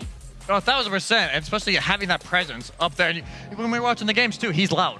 Like, in a good way, he's always like, hey, guys, we're doing this, this, and this. Gotta make sure, hey, you are with me, right? I'm gonna be pinning in. Like, make sure you are able to follow up on it, and that's exactly what they did. Also, like, Yags didn't play a single game up to this final because of the conflictions that Rocket League had, and still had the performance of a lifetime the second half of that series. Him and his brother Dario just ran it at times and really silenced Chopstick after he had just moments and moments and moments of bliss. And there's the thing, there's always something that through a curveball, NOC, they did their homework. I've said that so many times today. They pull out every single strategy in the book on paper. It should have worked, and it did for a very good time here. But when it came down to the end, it was like Franklin Phoenix were waiting for that last moment to strike and dig that nail into the coffin. And it was literally a 50-50 of those final battles that decided who won the maps. It was just Franklin Phoenix every time. It was just that little bit. Like I said, this game is a game of inches a lot of the time, just like Rocket League. This time it was like, hit 1 percentage point. 1 percentage point makes the entire difference here for this final. What a way to end it. And just a little fun fact as well. Every single game, different location won the finals. We had no repeat locations, which I think is also incredible. Shows the growth that this league has gone over the last 4 years. Like, I'm admittedly blessed enough. I've been to all 4 NAFs so far. I know this is your first. Yeah. And it was awesome to have this kind of a final, but it is awesome to see as well that kind of growth within this community. It wouldn't be possible. HQ, the owners, LCs, coaches, parents, everybody out there, because this league, it's a lot sometimes, and these players need a lot of support at times. So it was awesome to see everybody here this weekend. But yeah, what a way to end our day of games here. The support systems behind these players, give them that power, the ability to succeed. And a lot of the narrative around esports has continuously been evolving and changing, and parents allowing their kids to compete and have this moment of glory, this time to make friendships, build strategic abilities. And it's just wonderful that every single player that has been on the tournament this weekend, not just in Overwatch, but across all 5 of our game titles, they've been here on LAN. They've heard the commentators. They've been around all these fun lights, the arena that Full Sail provides for this competition. It's been absolutely amazing, and I'm very glad that NOC and Franklin Phoenix can have that grand final stage that they deserve today. Yeah, and again, I think they were the best 2 teams all year, and I think it was deservedly so that they were in the finals together. Like, I think you look at it last year, how close that was, 3-2, 3-2. Again, this year, the map score overall maybe doesn't show it, but the maps individually definitely showed how close this very well could have been. And that's the kind of final that you want to see here at the XP League North American Finals. But like, it's weird to think of it. Like, you look back at the entire weekend, chaos all around, technology not always working, teams adapting, and let alone everybody persevered through it. Everybody gave it their all. And, you know, we got now the crowd behind us getting ready for the ceremony soon. And it was just incredible that, you know, what a weekend to showcase the talent of this next generation. This is the future of esports. This is the future of that gaming talent. And, you know, we've seen it already. There's players here, a couple in Rocket League, a couple in Overwatch that have been given scholarships. They've been scouted out by colleges to go compete for them for their own titles. And there's this constant pipeline that XP League feeds into so well. These players have the advantage of gaining these skills ahead of time, making them even more, they appeal more to a lot of those schools, those higher level teams that are searching for that next generation of talent. And we can repeat ourselves. We can sound like a broken record all we want, but Jesse, the level of these games, these teams, these players, and where did they get it? How did they build these skills? It's through that support system of the league, your coaches, everyone else, the parents coming out to support them. And I mean, North OC, they came from the West Coast. They had some of the farthest journeys as well. That's like a 5-6 hour plane ride just to get here to compete today. And they did incredible. All of those things considered. And I really hope they did enjoy their time here today. Yeah, especially like that's a long flight. That's like, long. You think you're flying if you're flying in from like the Northeast like you did, flying the Midwest like I did. It's like, oh, you know, it's like a 3 to 4 hour flight. It's a little long. And it's like, no, that's like 5-6 hours. Like, that is a lot. And we've seen it, at least this first generation of XP League players that have since graduated, like Prestige, the coach for Madworth. They're playing for Boise State, and they just, you know, coach their team to a national championship themselves. So now we have this next generation really coming in. Like, hey, we're out here. This league is really more established now than it used to be. We are out here, and we are ready to show off our skills in front of everybody. And yes, not everybody is going to continue playing in collegiate. That's just the reality of it. It's just like, you know, high school sports in that line. But the players that do, this is a great stepping stone to get them ready, because you don't get a lot of LAN experiences like this to where, hey, you got all the lights, you got all the noise you have to deal with. And is that experience, we've seen it time and time again today, the teams who had that experience of playing on the stage on this level of a LAN, they're the ones that very often that were able to land on top. It's a common theme. There's no other place that you can practice being in this environment unless you're setting up like spotlights and lasers or whatever it may be in your living room. I can tell you, you're not going to get another environment, another option for competition like this. And XP League deserves so much credit, especially everyone here at Full Sail who's been working hard all weekend to get everything set up and ready, regardless of the competition itself. And one of my favorite things has been seeing all of these kids, like, finally, a lot of them meeting each other in person for the first time. Like, I saw 2 kids run up to each other and just give each other big old hugs, because they're like, oh my gosh, I played with you online and I can finally get to meet you. And it's just the sweetest thing ever. Oh, it's just awesome. Like, it's so many moments like that, even like across locations. Like, oh, hey, you're that? Oh my goodness. Like, how are you? And it's like, yes, we talk over Discord all the time. And yes, these locations, they see each other sometimes, whether it be at their dojos or whatever their community space is. But a lot of times, like, hey, you don't get to see NOC if you're in Franklin. You don't get to see Macomb if you're in Franklin. You don't get to see, you know, Irvine. Don't get to see Lake Point. Like, just like that, you get to see everybody in one giant place. You got a lot of them right behind us getting ready for that beautiful ceremony. But that is just the beauty, not just this league, but esports in general. It really brings people together on a national scale. Yeah. And that is just an incredible piece. And hopefully, a lot of these players, I know we have some that are aging out after this NAF, and we obviously wish them the best in their futures, regardless if it's in esports or not. But for a lot back here, they got a lot more NAFs ahead of them. Absolutely. I mean, NAF, esports in general, it's not going anywhere. No. It's only growing. It's only on the upwards trends in terms of player base and the level of competition that is available. And there's even a lot of new regions that were at this tournament. It was Lake Point, for example, their first time playing an event like this, and they placed 4th for Overwatch. It's this consistent level of growth and development in all areas of esports, the competition specifically emphasized, and we know that this isn't going to be the last step for a lot of these players, especially the ones that we've seen competing in multiple titles. Yeah, a lot of the ones you saw today, don't be shocked if you see them in collegiate very soon. Like, you and I have been in collegiate. We got our start in collegiate for a long time, and there are some names you hear like, oh, they're great in high school. We're going to see how they do here in the collegiate scene. Or they're great in like tier 2 and tier 3. These players already got names circled. Like, hey, recruiters are looking at these kind of games. They're like, hey, who do we want to bring in? We saw some recruiters already this weekend, and that is the type of thing that we just love to see. Like, hey, this next generation is getting that opportunity that necessarily you and I, if we weren't like as good as them, we're by no means am I, or like we are no. I mean, I cannot play video games. No, like there's a reason why we talk about video games and not on stages like that. But it is just a beautiful way for them to do it. And, you know, we can continue to talk about this all that we want, and we can let these players bask in the glory. It's one that they well deserved. I mean, look at all the people that are gathered here below to celebrate our wonderful players and all of the things that they have accomplished this weekend. Jesse, it's been an honor to be up here with you at the wonderful Full Sail University. Shout out to all of their staff and XP League alike. It's been an honor to be with you for the final competition match of the day. We're going to go ahead. Our award ceremony is coming right up. Before we get there, we're going to go ahead, catch up on some action, get everything set up, and we'll see you in just a couple of minutes.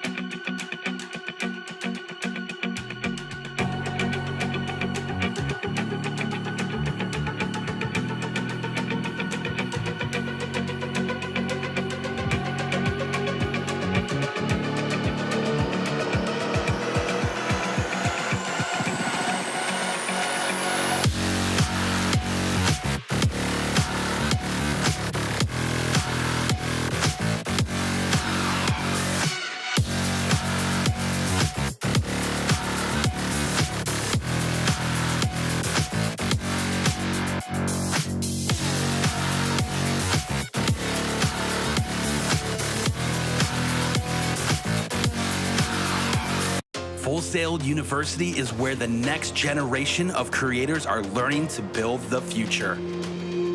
It's where artists and creative thinkers unite with technologists and engineers. It's where you will get hands-on experience developing entertainment media and emerging technologies. If you have big ideas and even bigger dreams, start right here.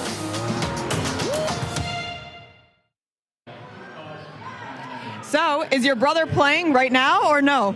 Yes, he is. Yes, he is. And I interviewed you last year. What's your name? Adelaide. And your name? Emmy. Are you guys sisters? Yes. Oh, you are? Oh my goodness. Were you also here last year? Yeah.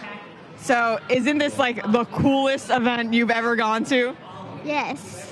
What is your favorite part about the event? Watching my brother play. Aww. Probably watching him. Same thing? Is your brother good? Be honest. Yes. He is? What game does he play? Oh, Fortnite. Do you guys play Fortnite? Yes. Yeah. Does your brother allow you to play with him? Not really. Well, after this, tell him, I want to play with you, and you guys are going to trio, and you're going to get some victory royales, right? Victory royales. So here's a shirt and a hoodie. Do you guys want, here, you take the hoodie, you take the shirt, and we will see you all later.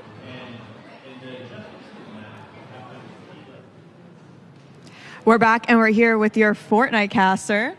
Hey, what's going on? It's Life with Panda, hanging out and excited for today. We're going to have a lot of good action here coming up. 96 players in this one, 32 teams, basically a full lobby. It's going to be insane. So how long have you been casting Fortnite? So I've been casting Fortnite since the end of 2020. I actually worked in corporate real estate and hospitality before then, working with companies like Disney and Marriott, and just naturally fell into gaming, fell in love with casting, and here I am now.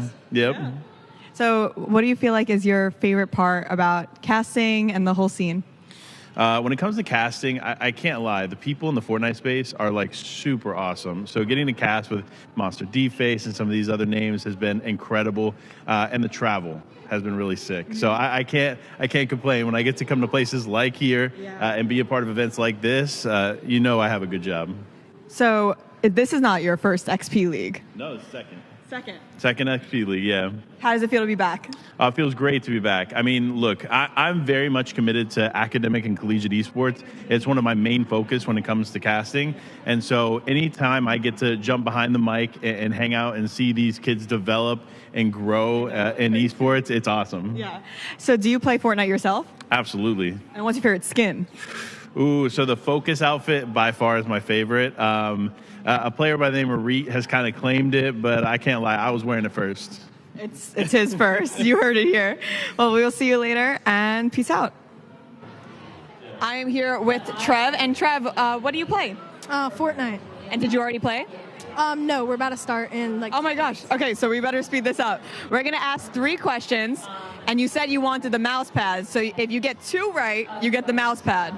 If you get 1 right, you get the inflatable couch. Okay? So, first question is gonna be, what does AFK mean? Away from keyboard. Okay, 1 for 1. What does FPS mean?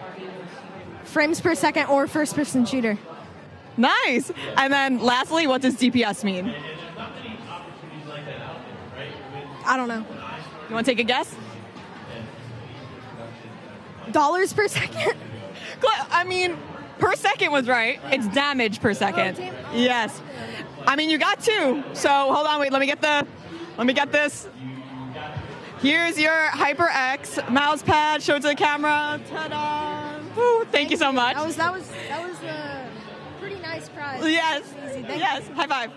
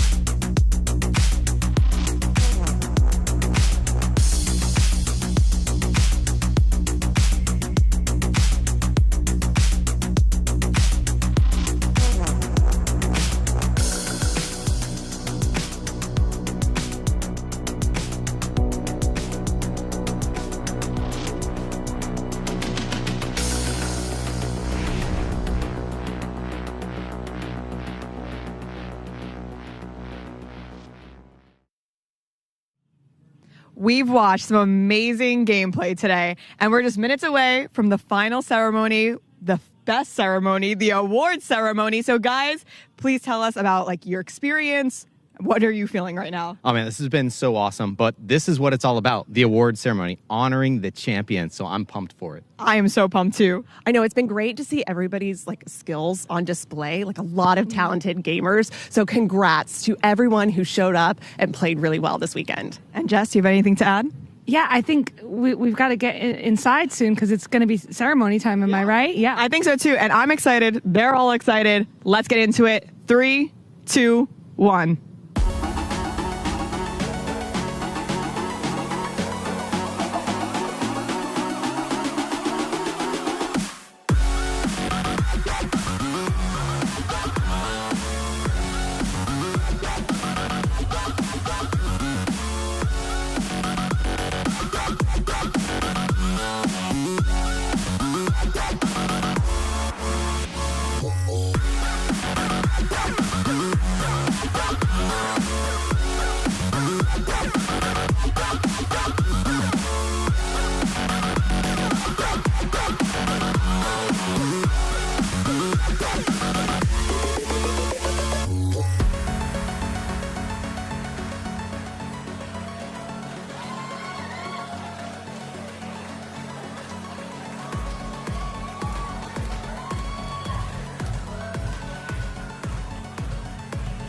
Let's go, everyone! Hey! All right. Wow. I'm scared. I You're know, so loud. me too. They're very loud. What an incredible weekend it's been. Am I right? Have we had the best time?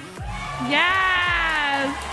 And now it's fine to finally give all these players the trophies that they deserve. Yeah, they sure did earn it. On behalf of Full Sail, I just want to say how proud we are to create events like this, especially in the youth esports space. So just thanks for coming. Thanks for hanging with us. Thanks for supporting your kids playing games and loving games like we do. It means a lot.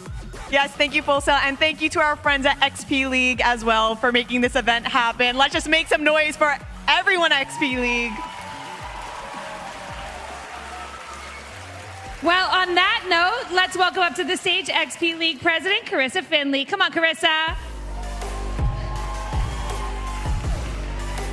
Come on. Yes, yes, yes. I've seen you 1,000 times. I know. You're my new best friend, so. I know, that's true. That's true. How's everybody feel? Yes! Okay, hold on. Front row killed that, all right? So back row, how are you guys feeling? Okay, front row, I'll give you one more shot. Front row, how are you guys feeling? All right, middle section, can you do any better? Middle section, how are you guys feeling? Yes, thanks, Cheryl. I saw that enthusiasm. Well, thank you to everybody that attended this weekend. It's been such a fun couple of days. I'm actually kind of sad it's almost over. Well, can we put our hands together for me and Jess, please? Fantastic. How about to all of our casters? All of our players, all the crew members, everybody at Full Sail. How about the XP HQ team for getting all the hard work, getting everything together? I hope really that this was a weekend to remember. So we would love to get your feedback. We hope that this was an incredible weekend. We're always open to feedback. So we're gonna pop a QR code up on the screen. It just links to a survey. So we'd love to get some feedback so that we can continue to make this a really valuable weekend for you in the future. But thanks to all of our incredible sponsors. If you're interested in joining XP League, please connect with us on social media or check out xpleague.com. We are gonna come up, we're gonna go through some awards, and look, we're gonna take a lot of photos of our winners who have played really hard over the last couple of days, but this is bigger than just the winners. This includes every player that's been a part of this. So can we get a photo of you guys, please, please? Yes, okay, thank you. I heard yeses, okay. So I'm gonna bring Abby up to take a photo. But here's what I want you guys to do. I will count us down 3, 2, 1, and then I want you to yell, "This is our league." Sound good? And we're gonna get a photo from the stage. Sound good, Mia, Jess? Yeah. Are we good, Abby? All right, so we'll say, "This is our league." 3, 2, 1. This is our league. Yes, awesome. All right, thank you guys. All right, Jess, should I hand it over to you? Yes, let's do it. Oh, Jess. No, it's okay. It's okay. It's been such a long weekend. I'm calling everyone by the wrong name. Yes. I spelled my name wrong earlier. Okay, let's get into some awards. So we're going to start out with Fortnite. Where my Fortnite people at? All right. Where do you guys want to stand? Come over here. Yeah. In third place, we've got Wellington Mustangs White. Come on up to the stage, y'all.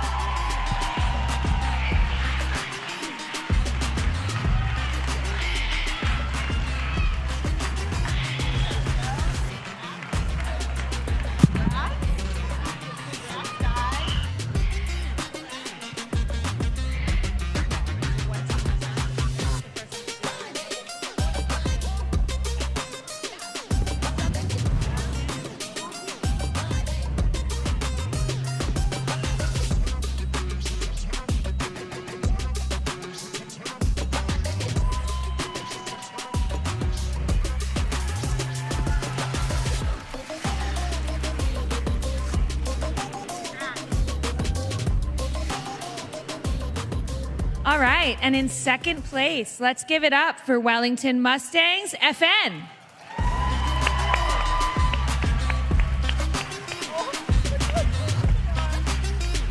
All right. Oh, one of my favorite players on camera made the best faces all weekend. Yeah, Flash, I'm talking to you.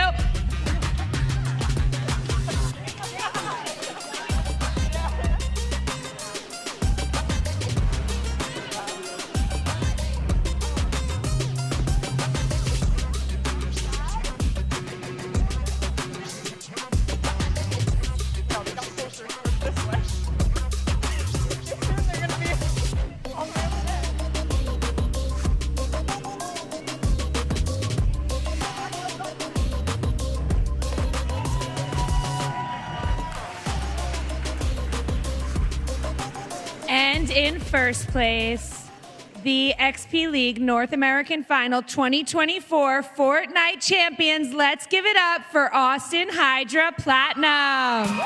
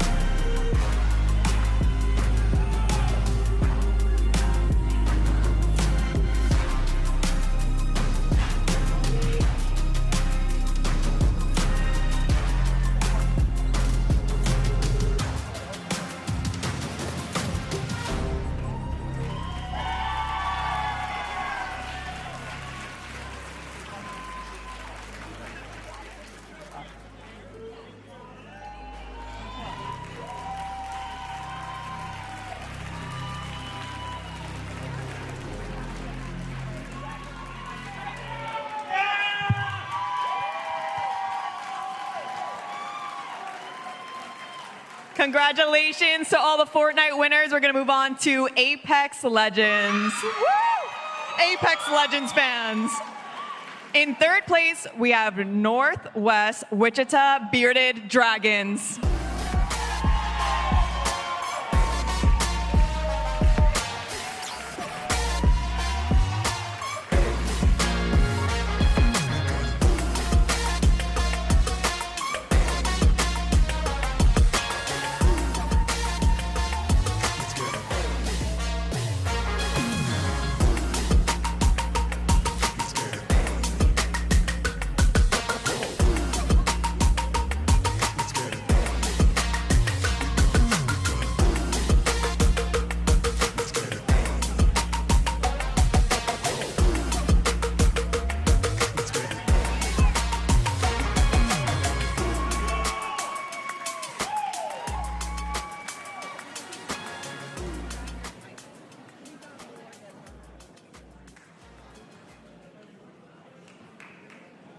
And in second place for Apex Legends, I've heard this name a lot today, we have Franklin Phoenix.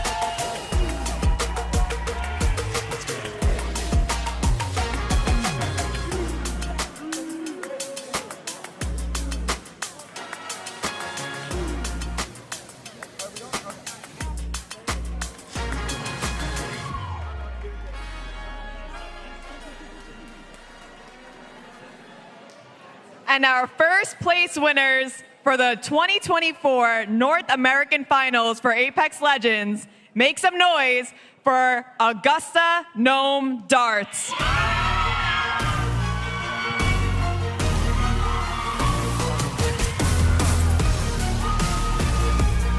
The Gnomes moms are my favorite moms. I love the hats.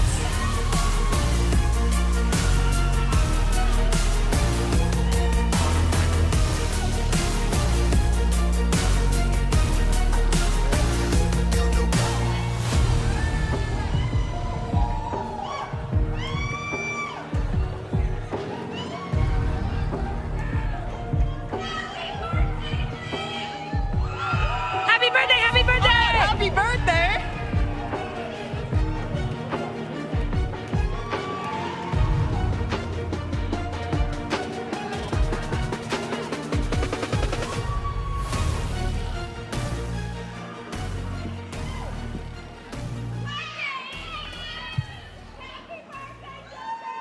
Happy birthday, Junkers! Everybody say happy birthday to Junkers. Ready? 1, 2, 3. Happy birthday! Awesome. You're an awesome crowd. Congrats to all of our Apex winners. Let's move on to Rocket League, Yeah? In third place, let's make some noise for Rocky Mountain Alpha.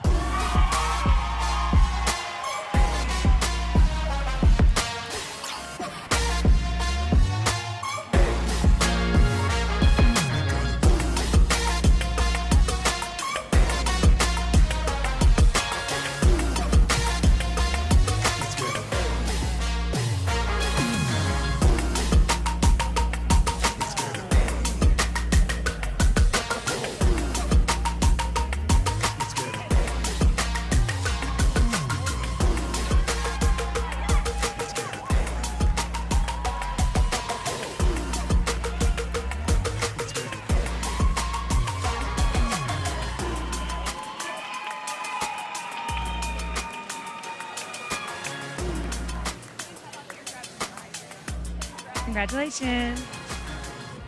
Alrighty, and in second place, let's make some noise for Franklin Phoenix.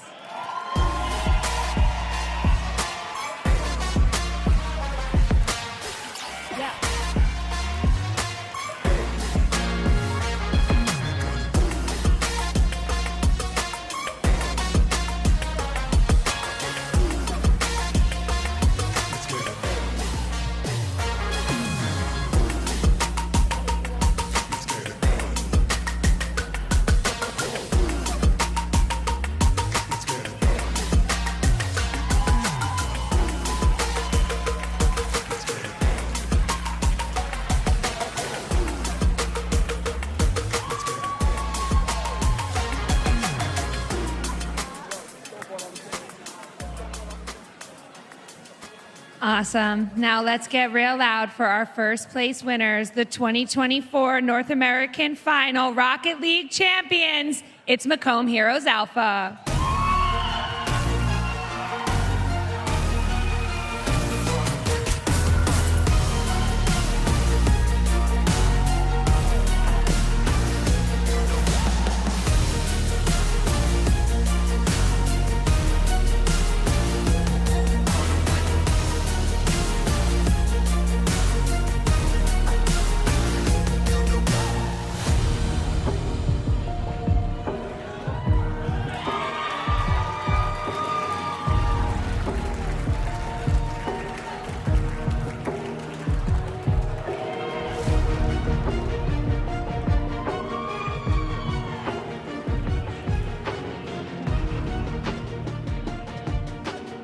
Congratulations to all the Rocket League winners. Now we're moving on to my favorite game.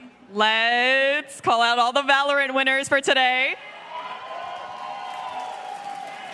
In third place, we have Franklin Phoenix.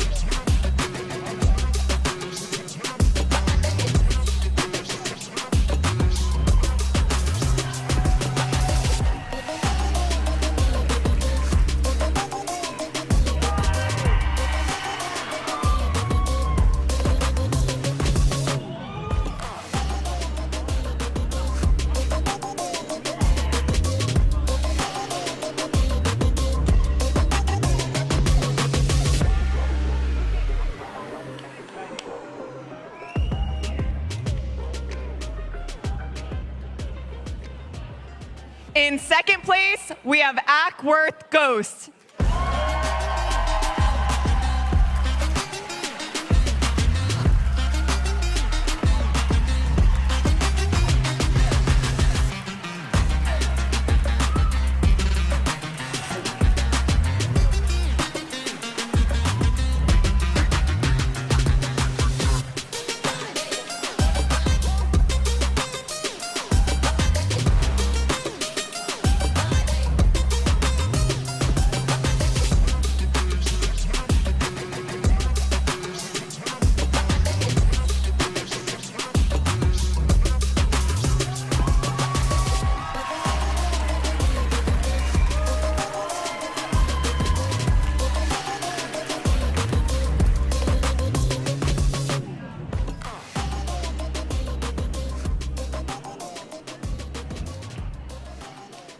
And your Valorant North American Finals 2024 winner is Madison Ackworth Dark Zero Marvels. That's a mouthful.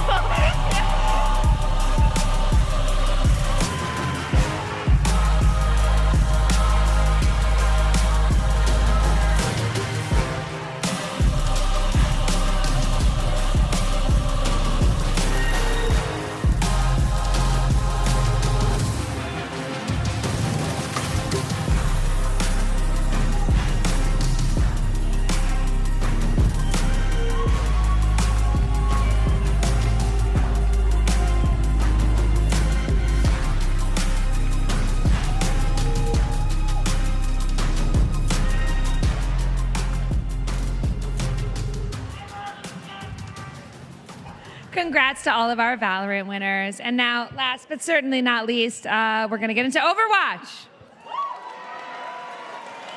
In third place, let's give it up for Franklin Dragon. Come on down.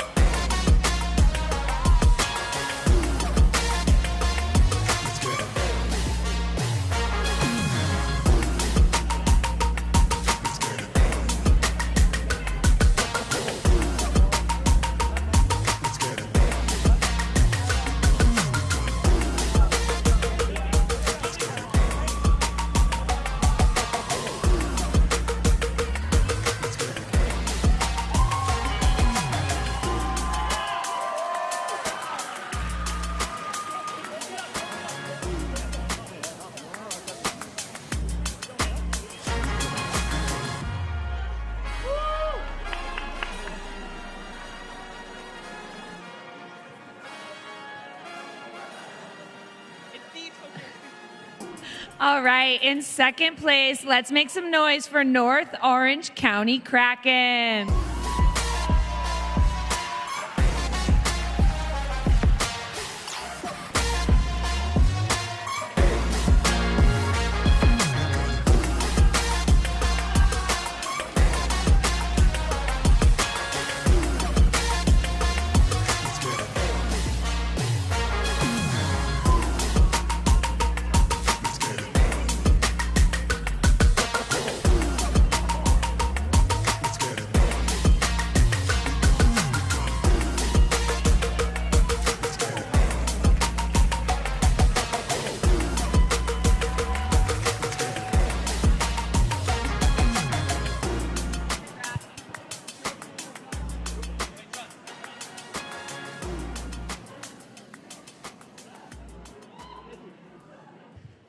Alrighty, and this is the last time we're gonna scream super duper loud, so I really want to shake the building, okay?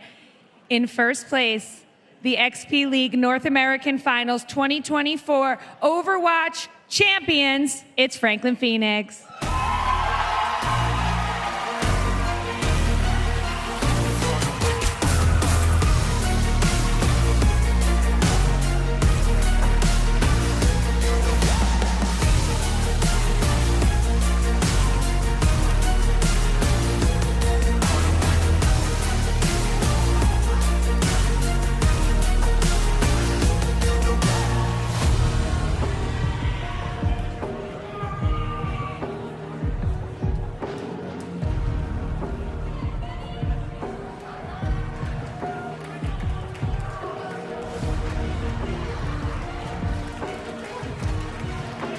Yeah. Yeah. Yeah.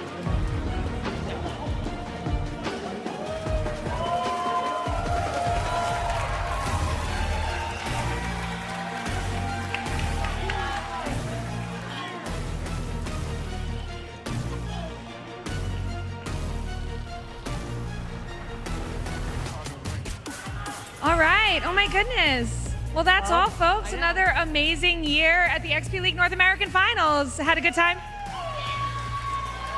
Congratulations to all of our winners. It was an amazing weekend. I'm so sad that it's ending. I know, I can't It went way too fast. But let's take a chance to thank our amazing casters. I want to welcome them all up on stage so we can say thank you for casting these 2 amazing days of gameplay.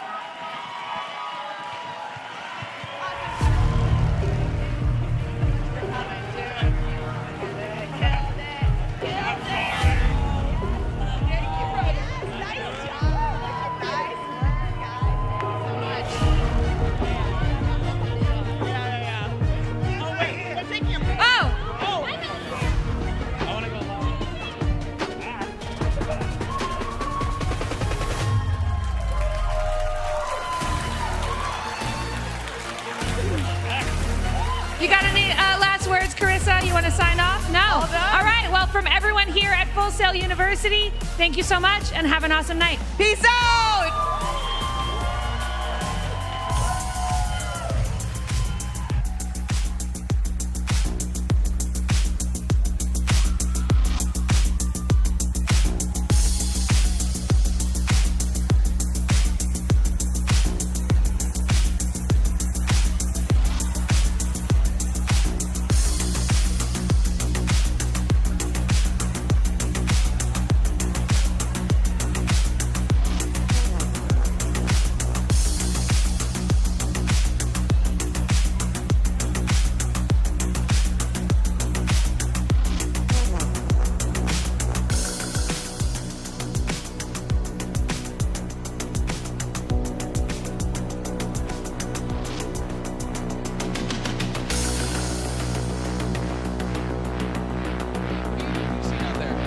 Well, ladies and gentlemen,